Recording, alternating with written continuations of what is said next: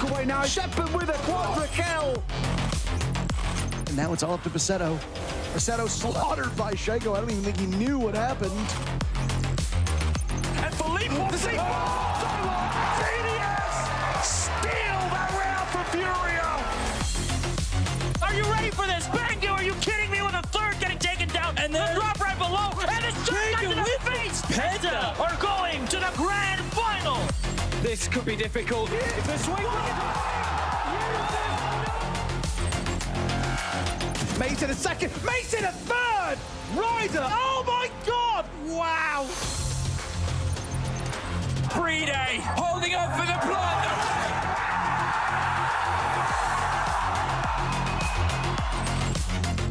It's a 1v5. Attacker. They had everything going. 1v5. For a second though, just didn't fully commit. Waiting to pop the last available second. Was hoping he baited them out. Soliton's down. Free-Day's up. He's also down.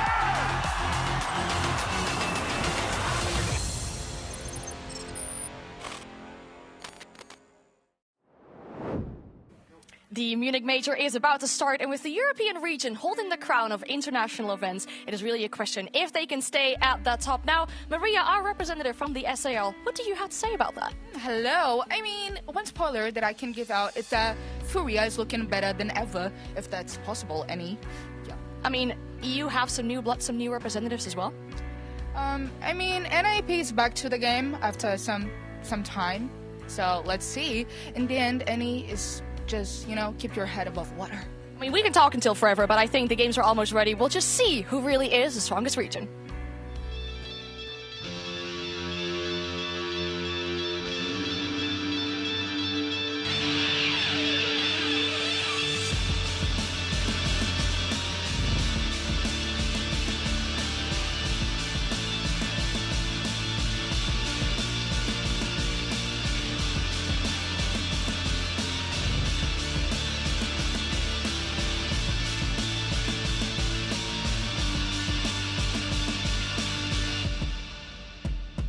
Hello and welcome to the Munich Major, where our 16 teams from all over the world will battle it out with a direct invite to the 6th Invitational on the line. My name is Anne, I'll be your host for today, and joining me in the studio, we have Lexing and Alfama. Guys, how excited are we for this event? Did we polish up our German a little bit as well? Guten Morgen. Nice, nice. Yeah. Guten Tag, guten Tag. No, I'm super excited to be here in Munich. Obviously, I'm also glad we're here with the players. We were in a box and reload, so that wasn't too exciting, so I'm glad to be here. And obviously, I like being in this little EU sandwich guys going on. Yeah, I'm just a little bit disappointed, you know. I was coming here, I was expecting a little bit of rain, a little bit of water, and, you know, all I see is just all different kinds of gray. That's it. That's just fog everywhere.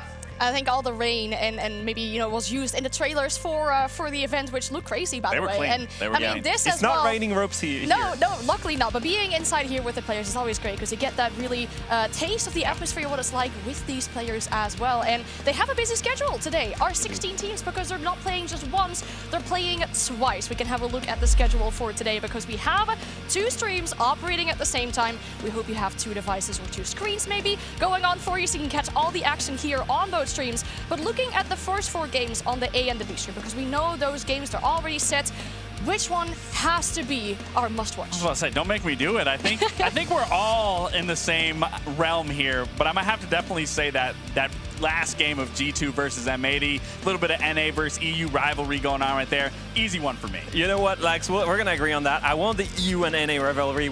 For me, it's going to be Falcons and Shopify. That's a fair one. You know, looking at the 2 best teams in Europe face the 2 best teams in NA, I think that's a good start of the major.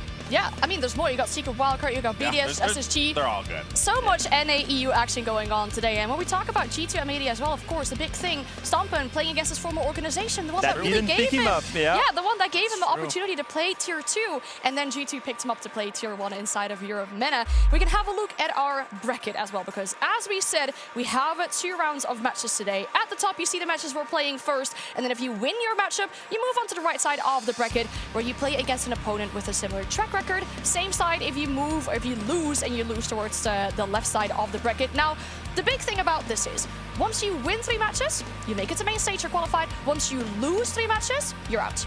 That's basically it. 3 is the big number. You win 3, you're good. You lose 3, you're not good. And that's basically it. Every single victory brings you closer to gaining more SI points. And that's also it. It's not about main stage only. It's also about gaining SI points, with this stage 2 being extremely important. I mean, also the beauty of Swiss as well, especially with those big 3 games, whether you lose them, whether you win them, you're always playing against a new opponent. So you always have to be ready to adapt on the fly. Whether you're playing against your same region or you're playing against another region, you always have to be prepared here. That is the beauty of Swiss. And then also, like I said, the best of ones, you're getting multiple best of ones back to back, so you can't hang up on it too much. I've missed being in this booth. Oh, absolutely, 100%. I've missed the Brazilians. You didn't like the corner and reload? Yeah, exactly. And I mean, despite them having a busy schedule, the energy is definitely here. As you can hear, with our players getting ready for the first 4 games. But this is what we'll have today. Round 1 and round 2 of this bracket, where you already played that game where you've lost or whether you've won. So that means after today, we'll have teams that are 1 match away from qualifying or 1 match away from being eliminated from the tournament. So things go really fast here, especially with that SI qualification on the line. And that's something we got to talk about as well, because our teams are battling it out here to make it to SI, either by the direct invite that you get by winning the tournament or based off gathering enough points over the regional circuits and this event. Now, what are we looking here? The chances of making it, 99.9% chance to SI, so basically almost confirmed. The big thing we have to say is D+ is the only team that's here, but not actually going to regional finals. So this is their last chance if they want to make it based off of points. Yeah, it's definitely going to be a big uphill battle for them to be able to come in here, let alone getting a top 4 finish. Definitely backs against the wall throughout this entire event up until they get to that point. Everyone wants to make SI. That's the biggest event of the year, most prestigious. And even when I'm looking at teams like Wildcard and BDS, even having to get top 2 in these situations, regardless of being in regional finals, it's still a big task at hand to accumulate as many points as you possibly can. Yeah, there's a lot of pressures on those teams. BDS, Wildcard, they have been struggling during their regionals, and this is why the major is so important for them. On the other hand, you look at Weibo, Furia, rewarded for the dominance of their regions. They only need to get out and not be first rounded, and it's almost guaranteed they will make it to SI. Yeah, that brings a bit of pressure as well, I guess, to these players to really have to make it, do well here to make it to SI based on points. So speaking of that pressure, we're going to go check in with Maria, who's doing some of the arrival interviews for us. First match of the day to start off this Munich major, Weibo against Enterprise. So, guys, are you excited? You do not look like that excited. I'm excited. I'm here to play. Yeah, that's your job. That's why take a free holiday. We want to play, we want to win. Yeah. Job. Yeah. Ooh, serious guy. Whoa. Why are you laughing? Before he never talked with another community interview stuff, so You never did interview? That's the first time? Oh, that's why. No, be fine. Be fine.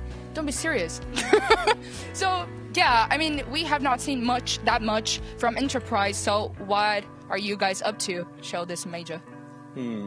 interesting question, because we are best team in Australia.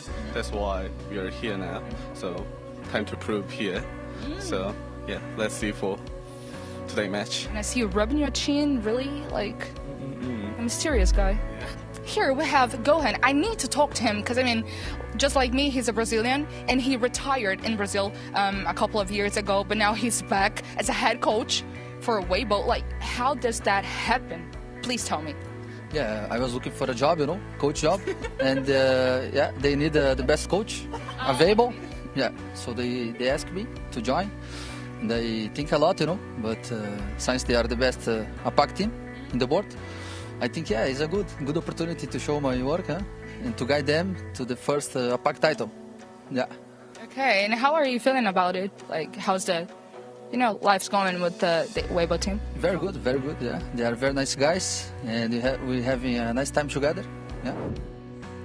I like how both teams were saying they're the strongest in their own region, but I guess that first matchup here will really show us who is the strongest from that. But when we talk about our schedule for today and we say there's 4 games on the A stream first before we find out what the next games are going to be, that also means a bit of a difference for us, right? We're going to do the pre-show for this very first game, and then we're going to sit back, relax, watch those games, and then we'll be back after the fourth game with some more analysis. But still, because it's the first day, because we have 16 teams, we want to make sure that we talk about all of them just a little bit, and also to keep our viewers in mind who've been spending a little bit too much time on TikTok. Their attention span's been going down the drain a little bit. We'll try and talk about all these 16 teams by just using one word. Oh, you weren't kidding about it a little only, bit. And if I don't say Lex, anything, one you don't word. get the chance to talk about it anymore either. So just one word, unless I tell you to explain on it a little bit better. And we'll be starting with one of the teams from the European MENA region, Falcons. Capable. Confiance.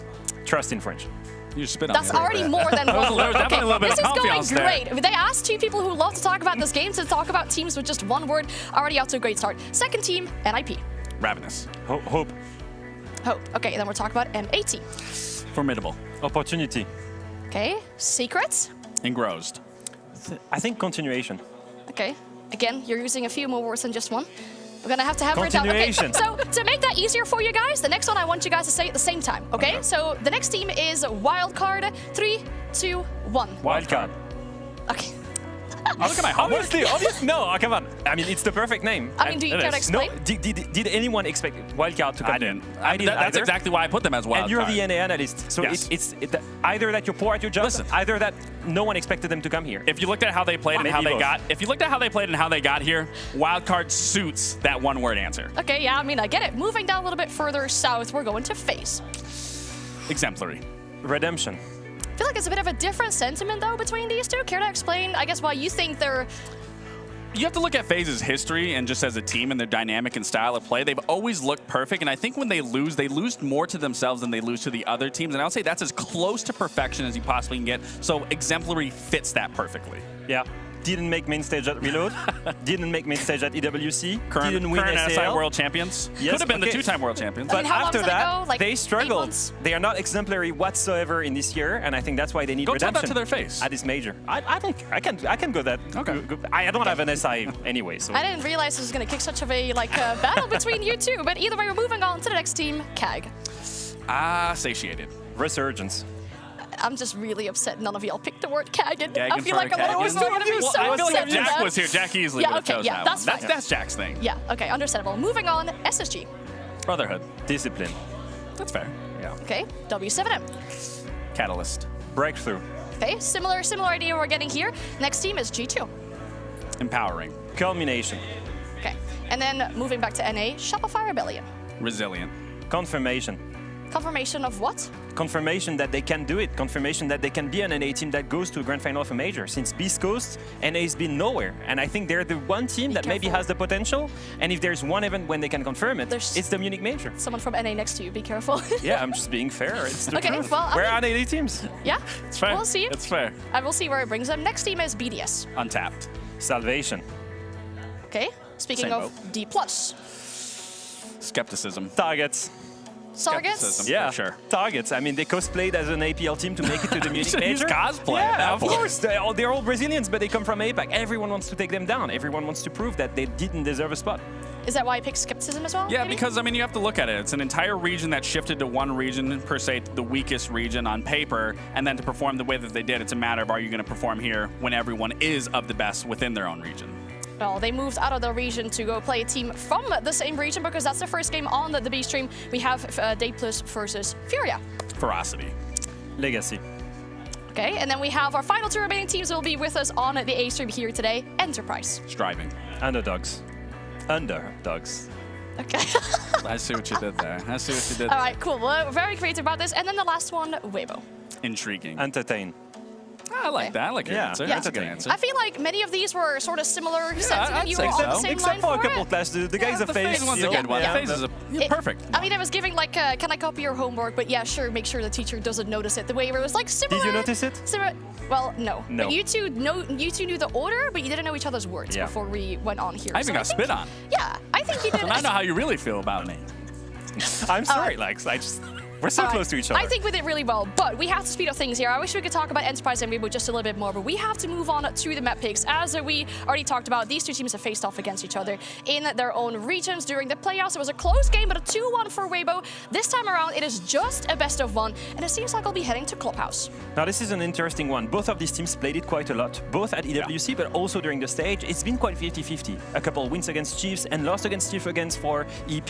Same thing on the side of Weibo, but also losing it to CAG. One big difference maker for me, these two teams playing it at EWC at the biggest international level.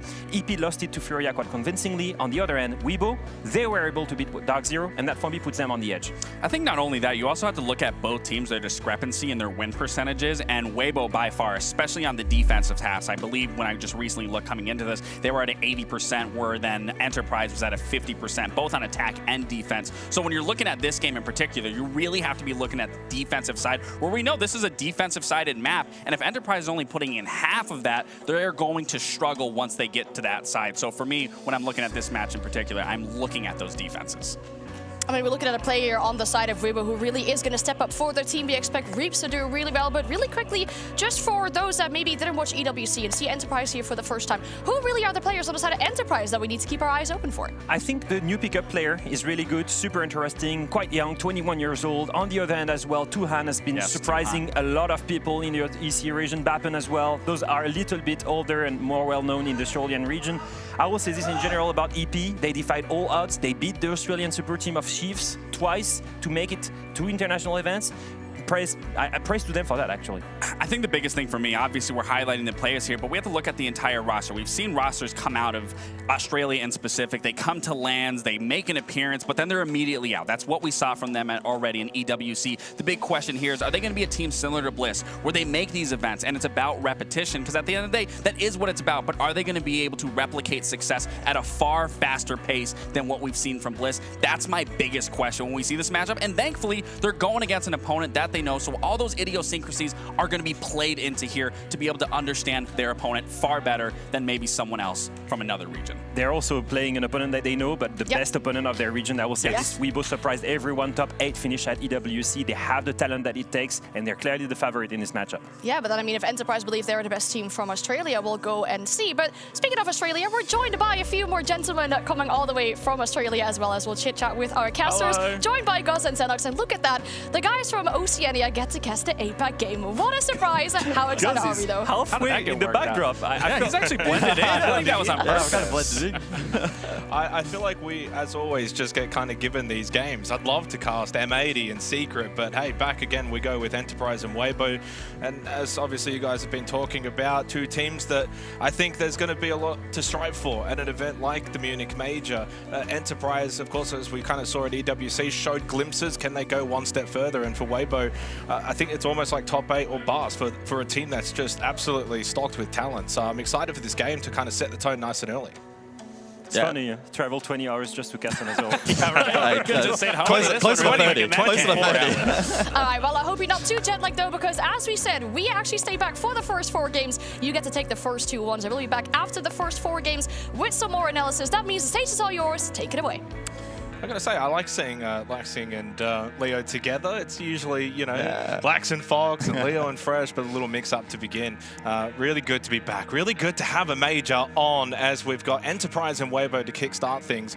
2 teams, I think, again, at probably different points in their careers, where for Enterprise, yes, they made their international debut at the Esports World Cup, and for Weibo, well, they're household names, really. They should be at the international level. Can they keep going that step further, at least when it comes to the APAC region and being a strong representation? 81% favorites.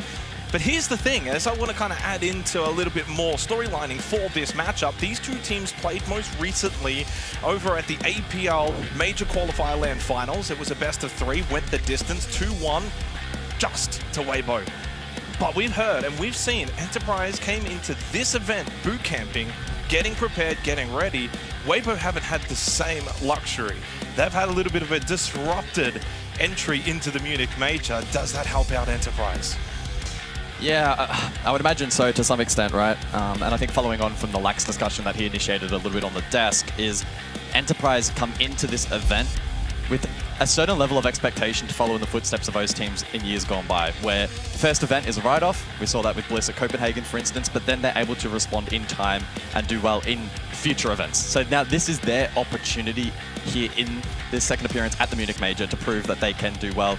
Of course, there are implications in terms of SI. It's only day 1, so probably not worthy of going too deep into that now, but there is that world in which if EP are able to go deep, they'll be rewarded. Same for Weibo to an extent, but Weibo with a little bit more expectation, naturally, with their experience to do well at this event anyway. I think with Weibo as well, they've been able to show the international audience how strong they can be. Reaps is, of course, now a global star when it comes from the APAC region, but the likes of Turd, who has really upped his game back home locally, is again going to be a strong contender for Weibo. I think the biggest thing for me, though, is back at the Major Qualifier LAN Finals, they ultimately did not have the greatest run. They dropped down to the lower bracket really early on. And so for them, they had to do it the hard way. And I wasn't quite sure, is Weibo the sort of team that can do it from the trenches, do it and claw their way back through a gauntlet run? And in the end, to their credit, they did. They made the grand final, ultimately losing out to CAG. But it surprised me about the strength of that roster mentally. For Enterprise, they come into this having now gotten international experience. They've had a boot camp. They had another amazing run throughout Major Qualifier LAN and getting to play top teams. They should be at their strongest point that we've seen them at, and that has to now be shown in the side of the server. Now, we should probably put an asterisk on this cast at the moment. We actually cannot see game feed, so hopefully we get that adjusted in a moment's time. Oh, we're back. Okay, good. You guys at home could see it the entire time, like, but we're in now. You could hear them in the prep phase. We could have just kept on going blind. It would have been fine. But yeah, I mean, it's a best of one. We need to obviously preface. It's day one, best of one. It's the opening game, though, for a major, and therefore it is exciting for two teams that want to begin their journey, and it's Bappin that gets the opening kill onto Speak Easy, the old and the young. Hoven, though, with a response, leaves it at a 4 versus 4. Tuhan early goes. Weibo bringing the pressure early, and that's not too much of a surprise coming out of the APAC region. Bappin with a second to follow. EP have, unfortunately, lost a little bit of this site control, but they've still got the vert. They've still got the pressure that they can continue to apply, and Bappin with a third. Bappin's the kind of player that at his best is one of the top frikers within the Oceanic region. It's the crawl over to the hatch to find the angle, potentially onto Hoven. Turd still up, 2v2, post-plant. What a way to kickstart the major. Fast-paced blue hit here from Weibo, bringing the intensity that we've come to expect from them. Clean opening round, EP struggling to respond. Yeah, a strange one. Fast start Weibo, they'll bring the aggression early. One of the intriguing notes about Enterprise on this map of Clubhouse is that they're not the strongest defensively. Back in the group stage, stage 2, Chiefs absolutely obliterated Enterprise, and it was a bit of a wake-up call for them. They got 5-1'd on this defensive half of Clubhouse. For Weibo to come in aggressive, take site control towards Church Arsenal straight away from the get-go, well, says it all. You got to lock in if you're Enterprise. You cannot allow them to get that kind of site control. Credit to Bappin with a 3K, kept it alive, 2v2, and certainly still winnable. But Weibo, they bring the firepower straight away. We missed the prep phase at least on our end, so again, quickly touching on those operator bans, double hard breach and then double denial. Very, very typical combination here on Clubhouse that has developed with the new CGX ban phase. Clubhouse culminates alongside a couple of other maps where hard breach play is critical, and so we often see teams really double, if not triple down in that regard when the additional layer of bans are to come through. Site choice for the second round over towards Gym and Bedroom, and EP will be looking to slow down tempo in this matchup. Weibo can thrive in that kind of environment if they're able to set that up. And Reap's already chatty early on in this game. We know Weibo to be one of the more chatty teams in the old chat. They absolutely love it, and that's what makes them exciting. I mean, they're not afraid to show their colors. They're not a robotic team. They will be chippy inside of the server. It's a mental game when you play Weibo. Enterprise can be known for it as well a little bit at times, but I mean, I'd say within the APAC region, Weibo are the kings of it, and I'll keep an eye on them here at the major when it comes to their trash talk. But I think for what Enterprise need to do, okay, second round in, fast start from Weibo. It's the opening game, opening round of the major. You can get a little bit hot-headed, you can get that blood rushing. Try and slow things down. You're on defense, Clubhouse. Don't have to try to play to the pace of Weibo, which you know will be brought, and hence they bring the clash. Relays over towards Cash, now into Con. 2 minutes on the clock. Ideally, you probably don't want to fall back this early, but maybe forced by the pressure of Weibo. And that's where Weibo are at their best, when they're bringing this kind of pressure, forcing teams back. They are an absolutely difficult team to deal with. Yeah, generally speaking, you'd consider that quite an early peel. They do still have Azami that can refortify Con here, so that will be a win con for the defense, and EP can lay that defense, the defensive utility in that particular position. And so the cash control's not as easy to convert over towards site here for Weibo. Pressure on the balcony from Reaps, and he'll persist. DMR in hand, as we've become accustomed to. Midpoint of the round, and it's rather even. That being said, Relay's taking a hit. Fisho as well. Nitro expended, holding on for his life over towards Jim, trying to sustain this pressure. Clodge drone from Reaps now in play, seeking util on side, keeping in mind that Maestro is in play, BPC2. But Turd finds the first. DMR also in hand. A mainstay for this Weibo roster. Yeah, I mean, Fisher's not going to be a fragger. Fisher, guy, is the IGL for Enterprise. He is the mastermind, really, of the entire region. Arguably the greatest IGL the region's ever seen. So he can still do quite a bit of his best work from the grave. Tuhan ended up finding the kill onto Turd, so a trade was there, even if it wasn't in a timely fashion. 50 seconds. Reaps and Tuhan both low on health, leaves this round up in the air for anyone's taking. Pressure coming out from the balcony for Weibo. And Speakeasy now, the Capital, wants to get these bolts in deep, try and force these Enterprise defenders out of position, but it's Relays. Puts the shield down, gets the SMG up and finds a big kill, and then Bappin as well continues the fragging power. Strong round from the Aussies. Enterprise on the board of the Munich Major. Yeah, good response there from the Aussies, sustaining that pressure nicely. 1-1 the scoreline. This really should be a close matchup. Of course, opening match here at Munich is best of one, and so with that can introduce an element of unpredictability, but hoping that it's a close duel between the two. Good stall out pressure again from EP. Played into the util nicely. Ensured that they didn't give away free picks as well to the balcony pressure as well, which can be a weakness of that defensive side. And in terms of the next objective, over to Cash and CCTV for round number 3. Well, I think it's also a site where for Enterprise it's a little bit easier to control the flow, control the action. You know, you've got that peel back defense, you'll show presence towards Cash, top red, you can then fall back, you bring the clash. And if that clash does continue to be utilized throughout all of the sites, it's an easy ban, so you can't really bring it every single time if you really want to hold it out for a particular site or two.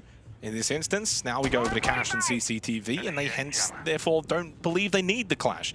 In fact, they go player on the Scopos. So an intriguing selection. Relays on the Solus, and so it's a big change up now for Enterprise in this round. But, I mean, as I said before, guys, if you're Enterprise Defense Clubhouse against Weibo, you've just got to try and control the pacing as much as possible. You saw it in the first round. If you allow Weibo to basically just storm site and go for the frag-heavy playstyle that they are accustomed to, you're going to have a rough time. I'm not angry. But the good news for Enterprise is they're going to be quite familiar with the game of Weibo, and as has been the ecosystem within APAC this calendar year, there's been more opportunities for these kind of teams now to play each other. And the added LAN experience too. The major qualifier LAN, which was held back at PAX Melbourne, Australia a couple of weeks ago, I think it was. Yeah, it's a really, really good opportunity for these APAC teams who are going to be attending now the Munich Major to have had some of that travel experience, been able to play on LAN, now bring that experience over to the Major. The expectation is the APAC teams should rise. So a couple of key stakeholders in the round. Hard breach from Turd on the Habana will allow the wall to be tricked, and then in terms of garage control, likely to be contested here by Weibo with the Monty and the Cap combo. Rafter's position, though, also can play from defense. In the meantime, Fisher actually did find Deimos. Mute utility was deployed to support this hold, but in the meantime, Speakeasy actually has marched forward. The garage vacated and site now already under pressure, but Weibo will play it down, and that may compromise them in terms of setting up for plant. Hoven will drone below, likely wanting to aid. Still has that utility in hand. Again, not needed for the garage Rafters hold, and that adds another layer that will be useful here for the attack. Equally though for EP, so much plant and our potential with the Solus in play, expecting a little bit more playtime from Solus at this event. And then as well the Yokais from Echo. Well, look at the stall out though. So the pacing, if you look at the first round, then the second, now the third, it's like Weibo are just slow, slow, slow. So they'll know that, they'll be aware of that. Minute 15, still plenty of time. But at some point they're going to want to hit that go button. But caught, Reaps early, good counter-aggression. Enterprise realizing at this point in the round, this is when Weibo want to set themselves up to go for the plant. Turd does do that, but they're losing far too many members. Turd will not be able to get that down successfully either. He was pushed off it by Tuhan on the Echo with the Yokai. Turd then flushed out by said player. Tuhan with 4 to begin with. Speakeasy now forced with the pistol out. And he is he's just absolutely surrounded in a 3v1. Enterprise make it 2 rounds straight against the SEA Titans. Enterprise on top so far here in Clubhouse. There's always going to be a tricky composition for the attack to play into in terms of that plant denial potential, both the Solus and the Echo as mentioned, and Tachenka as well for the area control. Additional ban phase now for the introduction to round 4.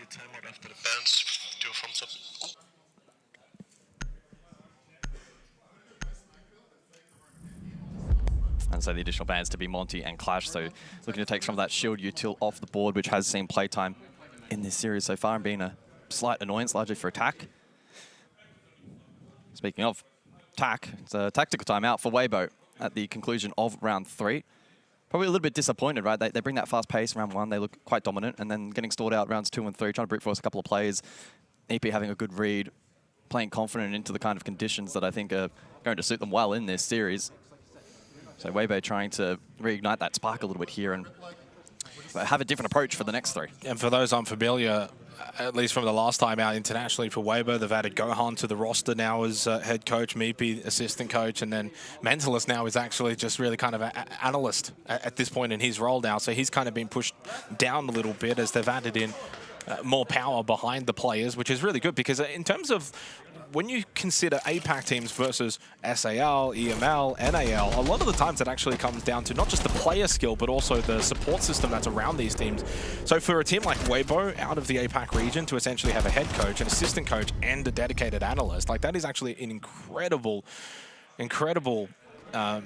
resource that they've got that really a lot of the APAC teams don't necessarily have themselves. Which is going to be so powerful at an event of this format, right? They've had an opportunity to prepare for this specific matchup, but then you think about the manpower that they have between games.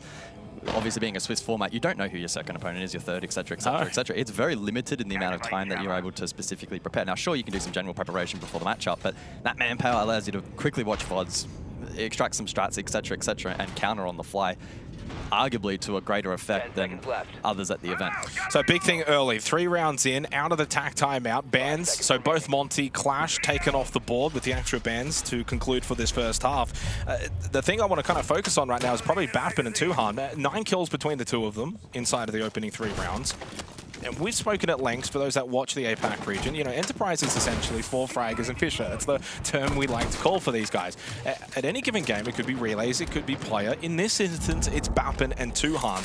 But I think to be the best version of this Enterprise roster, it probably needs to be those two specifically.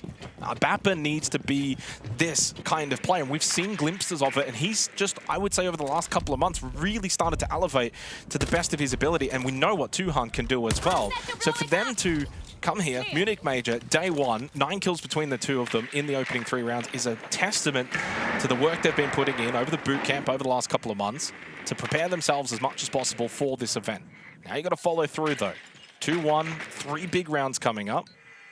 It may only be game 1 of day 1, but every win is huge for APAC teams, even if it is against another APAC team. Drone's ready. I'm reloading. Yeah, you never want to draw too many conclusions from first match, opening day, Swiss format, best of 1, etc. But it's just a tone setter. Bit of a feel for both of these teams as to where they may be at. Speak easy already towards main. So again, finding an advanced position again for this basement attack. We saw that over towards blue last time out. This time it's bot main. Because he has a couple of out options down long or short. Can contact through Moto. Ashwell as well, a potential opportunity. If they can layer util from the kitchen hatch. Weibo is certainly fond of the down main through Ashwell play, typically facilitated by an Osler in stages gone by. But they have the util that they can flood deep over towards Armory this time out and play a similar pace style. It means that Tuhan's really, really critical in this round. On the Warden, can counter the Ying. Big playmaking opportunity for him in this round.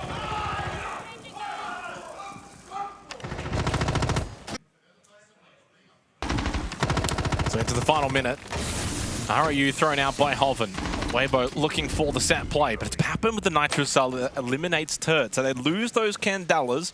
The Ying no longer available for Weibo hinders their ability for the eventual push into site, as Reaps now finds himself bot main to try and find a peek, and it's only 1 tap needed by Reaps. Gets and shuts down Tuhan, but losing teammates. Ape on the Grim, no longer available. Speakeasy rushes in towards Arsenal to get the plant down. Player can't find him. He's just enveloped by smoke. He goes for the immediate counter defuse. Is Speakeasy aware of this inside of the smoke? Player, he is the smoke criminal! Wow.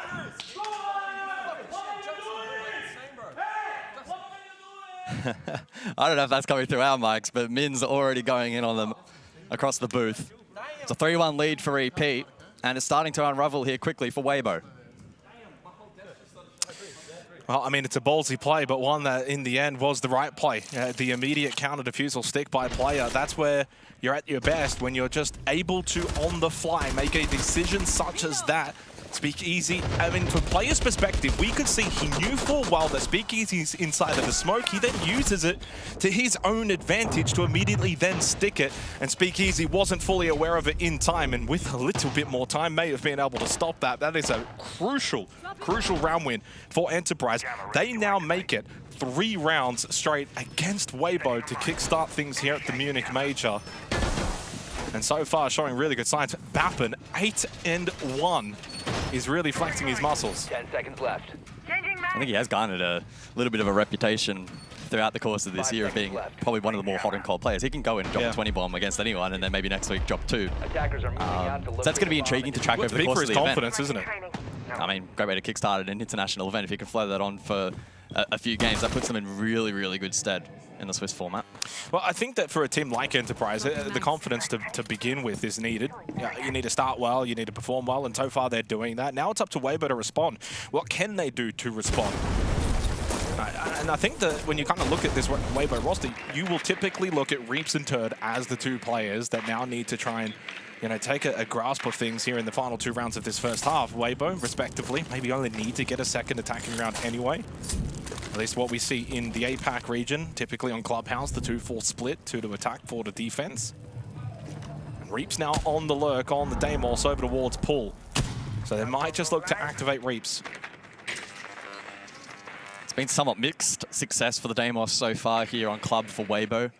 We've seen the mute counterplay from EP and then just opportunistic kills, bleeding Deimos early and not having impact in the late round where you can apply that pressure and garner information for the remainder of the push. Fisher aggressing in Jim here, again the mute to facilitate this and hopefully mask his position. Perfectly poised against that Jacuzzi Breach play, typical here on Club. It's also, from the 4 rounds played, 3 opening kills for Enterprise, so I know they're on defense, but it just means for Weibo they haven't really been able to get their flow going nice and early into these rounds, find an opening pick, start to then spread that defense out and find gaps in it. So Weibo have really been stalled out. The opening round, night and day from what we've seen. Speaking of opening kills though, Holton does get one, and it is on Bappen. So it's a big opening kill now for Weibo to kickstart this 5th round. They've got the player advantage. They've still got lots of time. Fisher close still. Fisher up close, as you mentioned, with the SMG-11. Shuts down the push from Speakeasy. Turd will fall as well. 2v3 in favor of Weibo. They still maintain the early advantage based on that first kill. Lots of time remaining.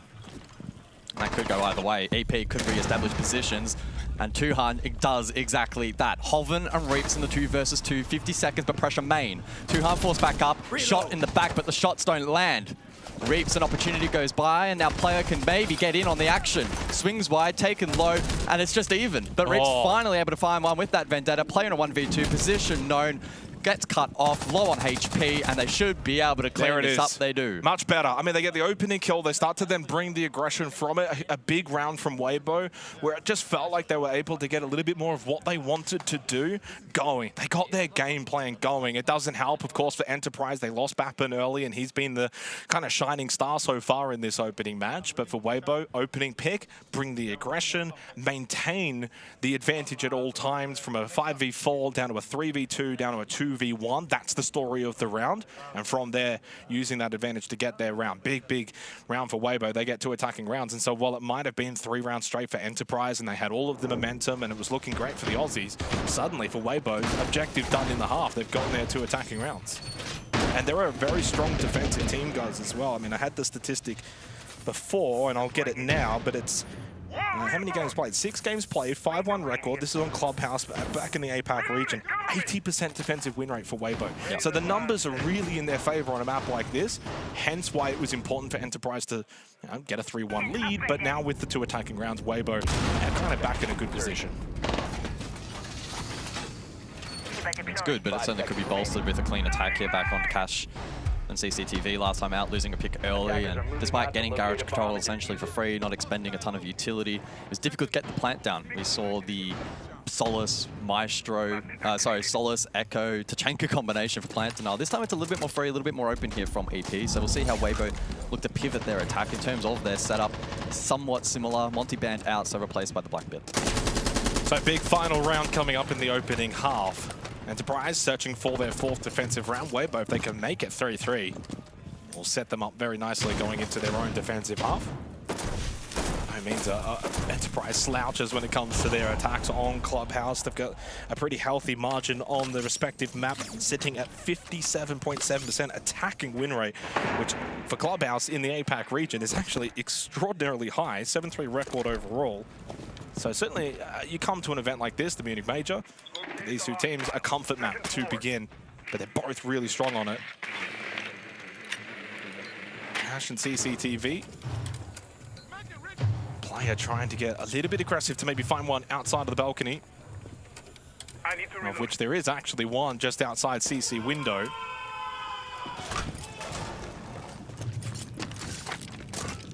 Take notes. That's how you make a hole. Well, they've signposted the con site here. EP on defense will be well aware of that at this point in time, and it's about adjusting their setup in accordance to that. Conwall likely to be next to follow up in terms of opening up breach, and RPay to achieve that with secondaries. In the meantime, finds a kill though. Fisho falls. Already deployed that catch, elsewhere Reaps untraded. Well, that would have been Player that almost got that kill onto Reaps. That could have been very crucial into the round for Enterprise. Reaps very fortunate to still be alive. Gas Babe's thrown out by a 2-hunt.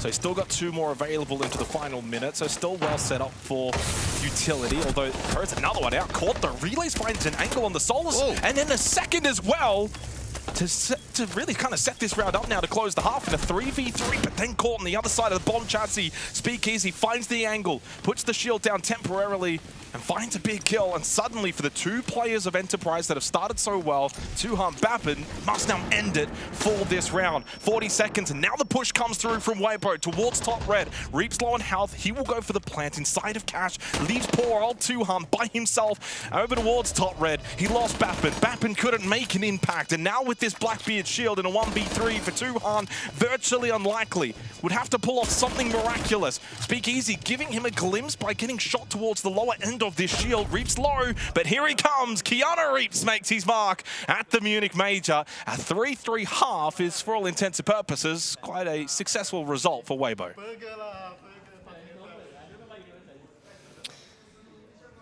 Yeah, I think they'll be pretty pleased with that recovery effort. It started to slip a little bit out of their control, but I think a well-timed tack timeout and a good response there from Weibo, well deserving of a 3-3 half. Another good example there in terms of the survivability for Reaps staying alive against the play from player. Bot Garage proved critical. It meant that Diffuser did not hit the deck. He was able to provide fragging power late in the round. They centered around the Blackbeard nicely, and once the Smoky tool had dissipated, and with the additional pick they already found on the fish, it was rather easy to flood sight, lock off red. It looked really clean from about this point onwards. Fisher, unfortunately, just gets caught. And whilst Relays put up a good play here, it meant again that they didn't have the Souls pressure down below. And 2-hunt eventually able to be isolated nicely by that attack, and there's nothing he can really do from that position in the face of the Blackbeard.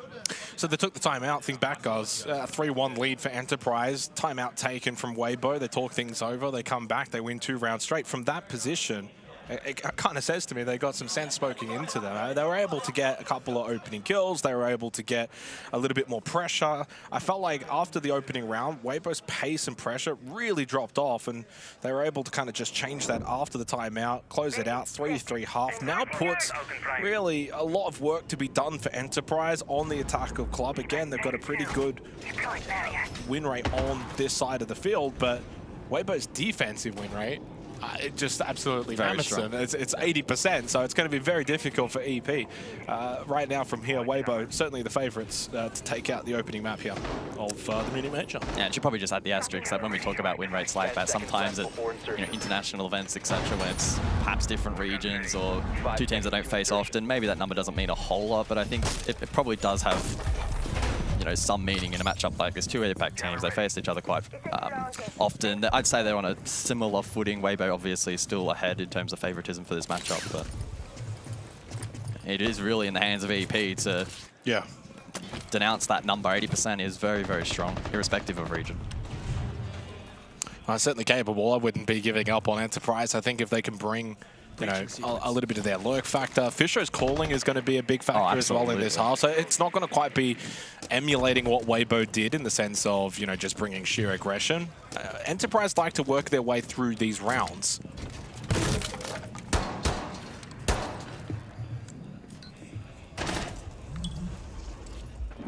Yeah, certainly as an IGL, especially in the modern meta, you can have big influence on defense with mid-round adaptation, but on attack, that's where you can often really ignite your team by making the right calls at the right times in terms of rotation and hits and relaying the correct information and micromanaging the team correctly. Can have big impact, and Fisho is pretty much without a doubt the most accomplished in the region at this point. So many international appearances, but unfortunately, he does fall first in this round. Nitro Sal finished off. Classic cast, a curse. Weibo with the advantage. And typically, yes, Fisher's an IGL, so they don't necessarily need his fragging power, but they do want that blitz shield. Bappen's going to fall as well. Really strong start right now from Weibo, trying to get into the face of Enterprise. And while there's a bit of a fight back now from Tuhan, Reaps is low. Certainly, this is where, over the next 30 seconds or so, EP are going to desperately need to find that next kill. Tuhan, pistol out, but still unable to find the kill that he's seeking as Arpe with a drive-by. Player falls down, and this might be one of the more comfortable rounds that we've actually had so far in this match. Now, Weibo in a 4v1. Relays does at least confirm one. Now, Reaps is very low, and there is still just over a minute remaining. The round is never over until it is, well, fundamentally over. Relays will give himself every opportunity to still close this one out. Yeah, the plant not the win condition. It's to frag out from here. No logic bomb, one flash. It's a challenge for Relays, but not an impossibility. Weibo have to play tight and ensure that they have tradable options available here. They cannot be isolated. Speakeasy taken low. Chip damage. Relays doesn't win that initial fight though. He'll now be enclosed. Swing successful, and it's a Weibo round. Yeah, I mean, well, Reaps is laughing. He's pretty content. Like an evil Joker laugh. Sees the funny side of it. Well, Weibo themselves have now won 3 rounds straight, the way that we saw from Enterprise earlier. And now Enterprise themselves, similar to what Weibo did, have called a timeout.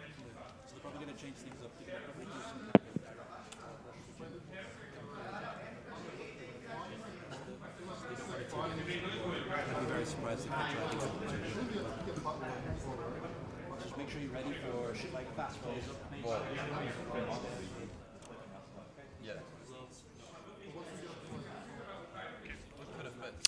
Well, we were supposed to get a listen in there with the Enterprise boys, but they're a little bit quiet. Then we had a word to the producers and said, "Can we stop leaking the strats for the Aussies?" that would be pretty mean. Well, it's interesting, right? I mean, what we do get to see from the vision such as this, and also the talking power, is a lot of it is still Fish. Yeah. Like, it's really just like, hey, Fish just needs a minute to just kind of talk things over, rather than thinking about the next round prep and the setup and all of that focus that goes in with being an IGL. Now he almost gets to kind of step into the coaching role a little bit during that sort of prep phase. During that timeout, now can go into the prep phase and actually go back into his IGL role and focus on the next round. 3-4, Weibo currently leading. Best of 1, by the way, so, you know, you don't really get your second chances. You got to fire your shot nice and early. Weibo 3 rounds away from getting their first win at the Munich Major against their APAC rivals, which, funnily enough, these two will play again at the regional finals. Very true. They are set to play. They just played at the Major Qualifier LAN. They play now here at Munich Major, and then they will be playing at the regional finals in December. And by the time regional finals rolls around, both of these teams probably should be locked for SI on points, but it's certainly not a guarantee. It'll be, yeah, I mean, I don't think you can really guarantee it, but you're right, it'll be pretty high. We saw, I think, one of the statistics. And there's been a couple of simulations being run at the moment. Sprabuni for this event. I saw another one online as well. The percentage goat. Yeah. And they're both above 50, like strongly above 50. Yeah, right I mean, now, even if they bomb out of this event. Was it like make top 8 for these two? And it's like basically. Yeah, top 4 for EP is a 99%, and for Weibo, it's a top 8, I think. Triple check that. I think it might have been top 8 for EP. Top 14 for Weibo and top 8 for EP. Sorry. Top 14 for Weibo really needs to happen. And they should be getting top 14 at this event. Yeah. I think they have ambitions to go well beyond that. So out of the timeout now, Enterprise facing the Weibo Resurgence. 3 rounds consecutive now. The top team out of Southeast Asia.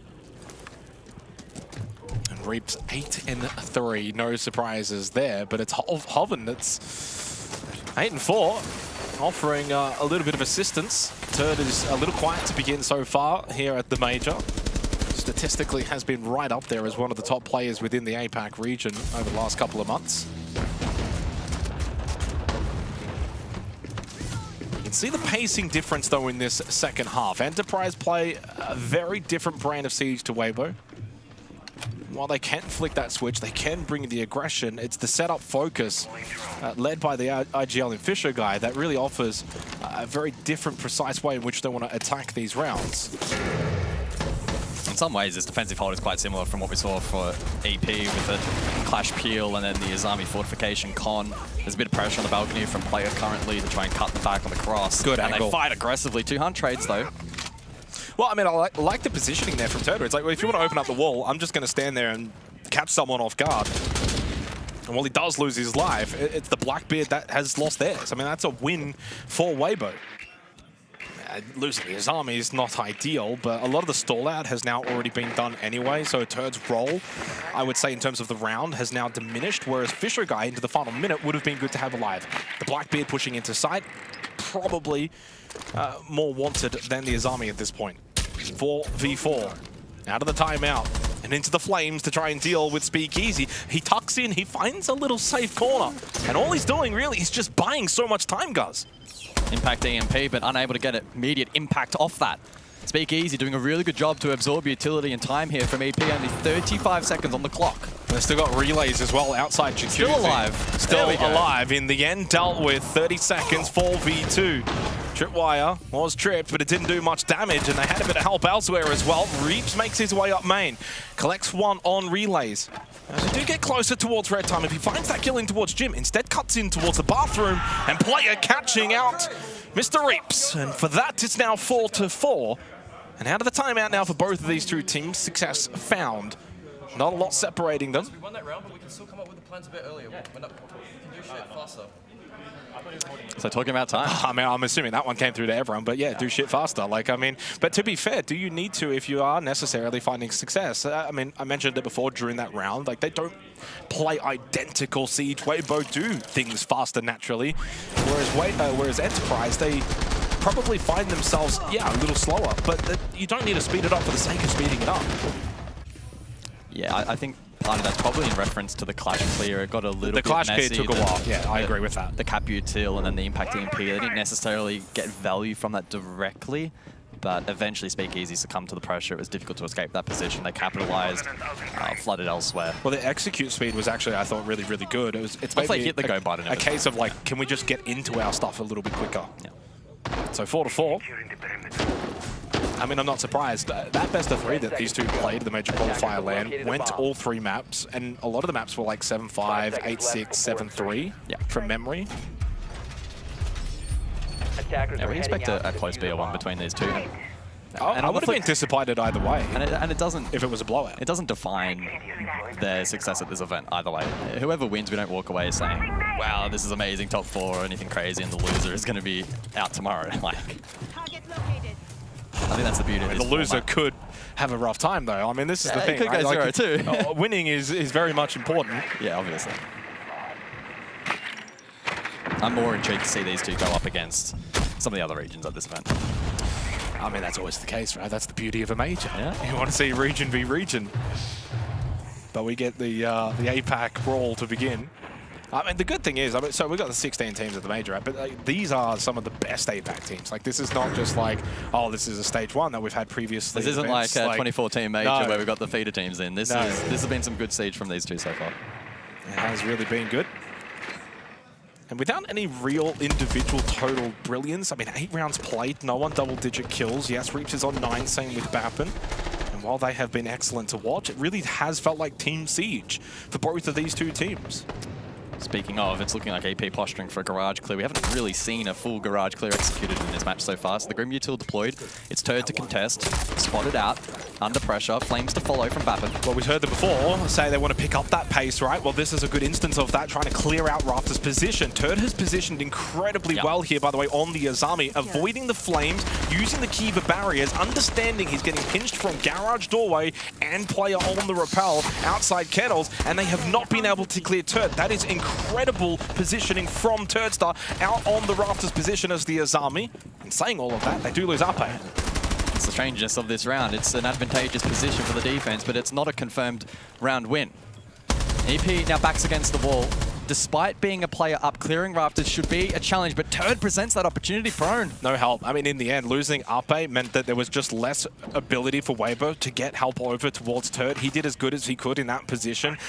All the Capital bolts. He absolutely did his job. Really, really good effort from Turd. Really good clear in the end by Enterprise, where they didn't panic though. They didn't overinvest. They just kind of held their position. They knew they had a lot of time on the clock. Now they can get Fisher Guy in towards CCTV, stuck in the corner. Yokai does deny temporarily, but there's only now the one player left in Speakeasy, and with still 30 seconds remaining, you can't just sit the Yokais. This may end up being a flawless round if Speakeasy cannot find at least one kill. The most dominant round that we've seen potentially by Enterprise so far may in fact give them the lead. Speakeasy in a lot of trouble.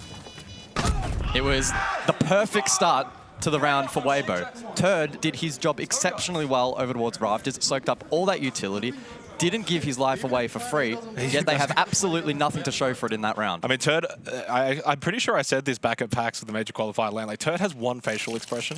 It doesn't matter if he's like 20-0 or 0-20, if they're winning or if they're losing. He's just sitting there chewing that gum. He looks the exact same. But I think internally, from a round like that, would be frustrating. He would be frustrated. You do all the hard work. Ape dies in the meantime. Then you're forced as a player down to make a low percentage play with the prone peak, and you die, understandably so. Yeah, EP look like they're in their groove now. They took that timeout, 2 attacking rounds, 1. They're up 5-4.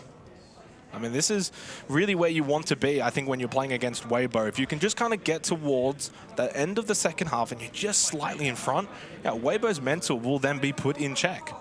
And that was kind of one of the storylines at the major qualifier land, where for Weibo, they dropped lower bracket really early as one of the dead set favorites. And I was a little concerned for them. They weren't playing great Siege. But to their credit, mentally, they switched on and they were able to focus, and they made a really good lower bracket run. And showed a side of themselves that I wasn't quite sure if they had mastered, but they certainly did. And I walked away from that event actually really high on Weibo. Can they show glimpses of that here? Now down 5-4 in this best of 1. Again, I know you touched on it a little bit pre-match, but maybe for those that are only just tuning in now, in terms of the lead into this event, EP by far have the advantage. They had, I don't know how long their I think it was like two weeks. Had a pretty lengthy boot camp. Weibo, a couple of their players quite literally arriving this morning, right, due to visa complications. So in terms of lead-in and preparation, EP certainly having an advantage in that regard. Maybe some of that translating inside of the server today. It's a little bit more settled overall. But far from over is this matchup. It's basement for the following round. Prime opportunity for a team of Weibo's caliber, an 80% win rate throughout the stage, to lock this side out, even that scoreline back once more. For the international viewers that haven't maybe seen Fisher Guy and how he works, 3 and 8, that's actually probably a good KD game for him. Throwing the 3 assists and you got yourself a bonus. The IGL lives up to the true nature of that role. Yeah, across 103 rounds, he's going 39-76. 50% cost. A quieter start here to the 10th round. In terms of the opening kills, I mean, they've been relatively converted. Only the 3 rounds from the 9 played that have not been converted. 2 of those have been from Weibo. Drone spinning up.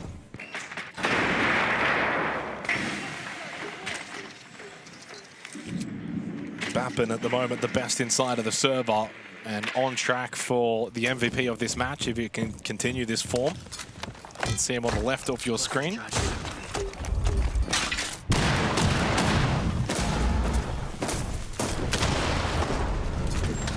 2han's the one that finds the opening kill, though, onto Speakeasy. I mean, he just dropped straight into Moto and found the pick. That's a big solo effort there. Heads-up play from 2han. And he holds a deep angle now, so cross it means for Weibo being able to shuffle around defensively. It's a little bit more difficult. Arbe's down long trying to find a play back, though. 2han gets rid of Turd. He just pushes forward into Church. The aggression coming out of Enterprise. They sense and smell blood in the water. They have obliterated Weibo on Basement Clubhouse. And it gets 2han, and the boys fired up as they make it 3 rounds straight and giving themselves now 2 match points against one of the top teams from Southeast Asia in Weibo Gaming. Yeah, loving the energy. The energy's up for the EP boys. And I think a round like that really showcases maybe where some of the new strengths might be coming for this roster. The 2han drop down Moto, holds the position, then pushes forward with the team following in behind. That's not something you always see from EP. Basement Club is traditionally a very challenging site to make a solo heads-up play like that. I don't know if that was facilitated off information. It may have been the case, but either way, to still commit to the play, find an opener, hold the cross, dismiss the RP aggress down long, etc. Just really clean work there from EP across the board. A 2-round lead, 2 match points at that, and an opportunity to go 1-0 up here at Munich. Well, 2 opportunities for Enterprise, as mentioned, to close this map out, therefore the match, and find themselves a successful win at the Munich Major to begin here on day 1. 5 seconds remaining. Weibo, well, I mean, to be fair, it's been a very intriguing game, right? Let's cut out the first round, which we didn't even really get to see a lot of it. So half of it. 3 rounds then to Enterprise, 3 rounds then to Weibo, now 3 rounds to Enterprise. So it's been a tricky one to kind of gauge in terms of the flow of the effect, because now suddenly you feel like EP are on top, and they, well, rightfully are, 2 match points. But we were in this position back in the first half, and then Weibo responded. So now we see, with 2 match points, can Weibo find the response to get this one to overtime? It's a question of map conversion, which historically for some teams in APAC has been a real struggle. I wouldn't label EP to be in that band, certainly not yet. But they don't want to find themselves in that position with a really good opportunity here to go 1-0 up. But Weibo's strength on defense club, though, cannot be understated. And that's why we still hold hope that they may be able to push this game to overtime. First minute down, bit of groundwork from EP. Looking posture for CC side across hit. Wall opened up and some initial drone work. This half of the map is in fact clear, no hold top red. It will once again be Turd and Con to be first contact for the defense. Turd did his job well last time out in taking down Fisher. Guy was traded, but probably still a positive trade for Weibo. Speakeasy actually lurking down below, so failed to spot that. Being tracked by the Deimos. Speakeasy going for the pick, swing down secret. Oh. Doesn't get caught. It's too hard to fall. But the trade from Relays is clean. Yeah, big trade, but honestly, decent job done from Speakeasy. You get rid of 2han and you force Relays low on health. So it might be a 4 versus 4. It's that primary hard. I mean, to be fair, Harpe is low as well. So actually, it's as bad as even as it can be, I think, across the board.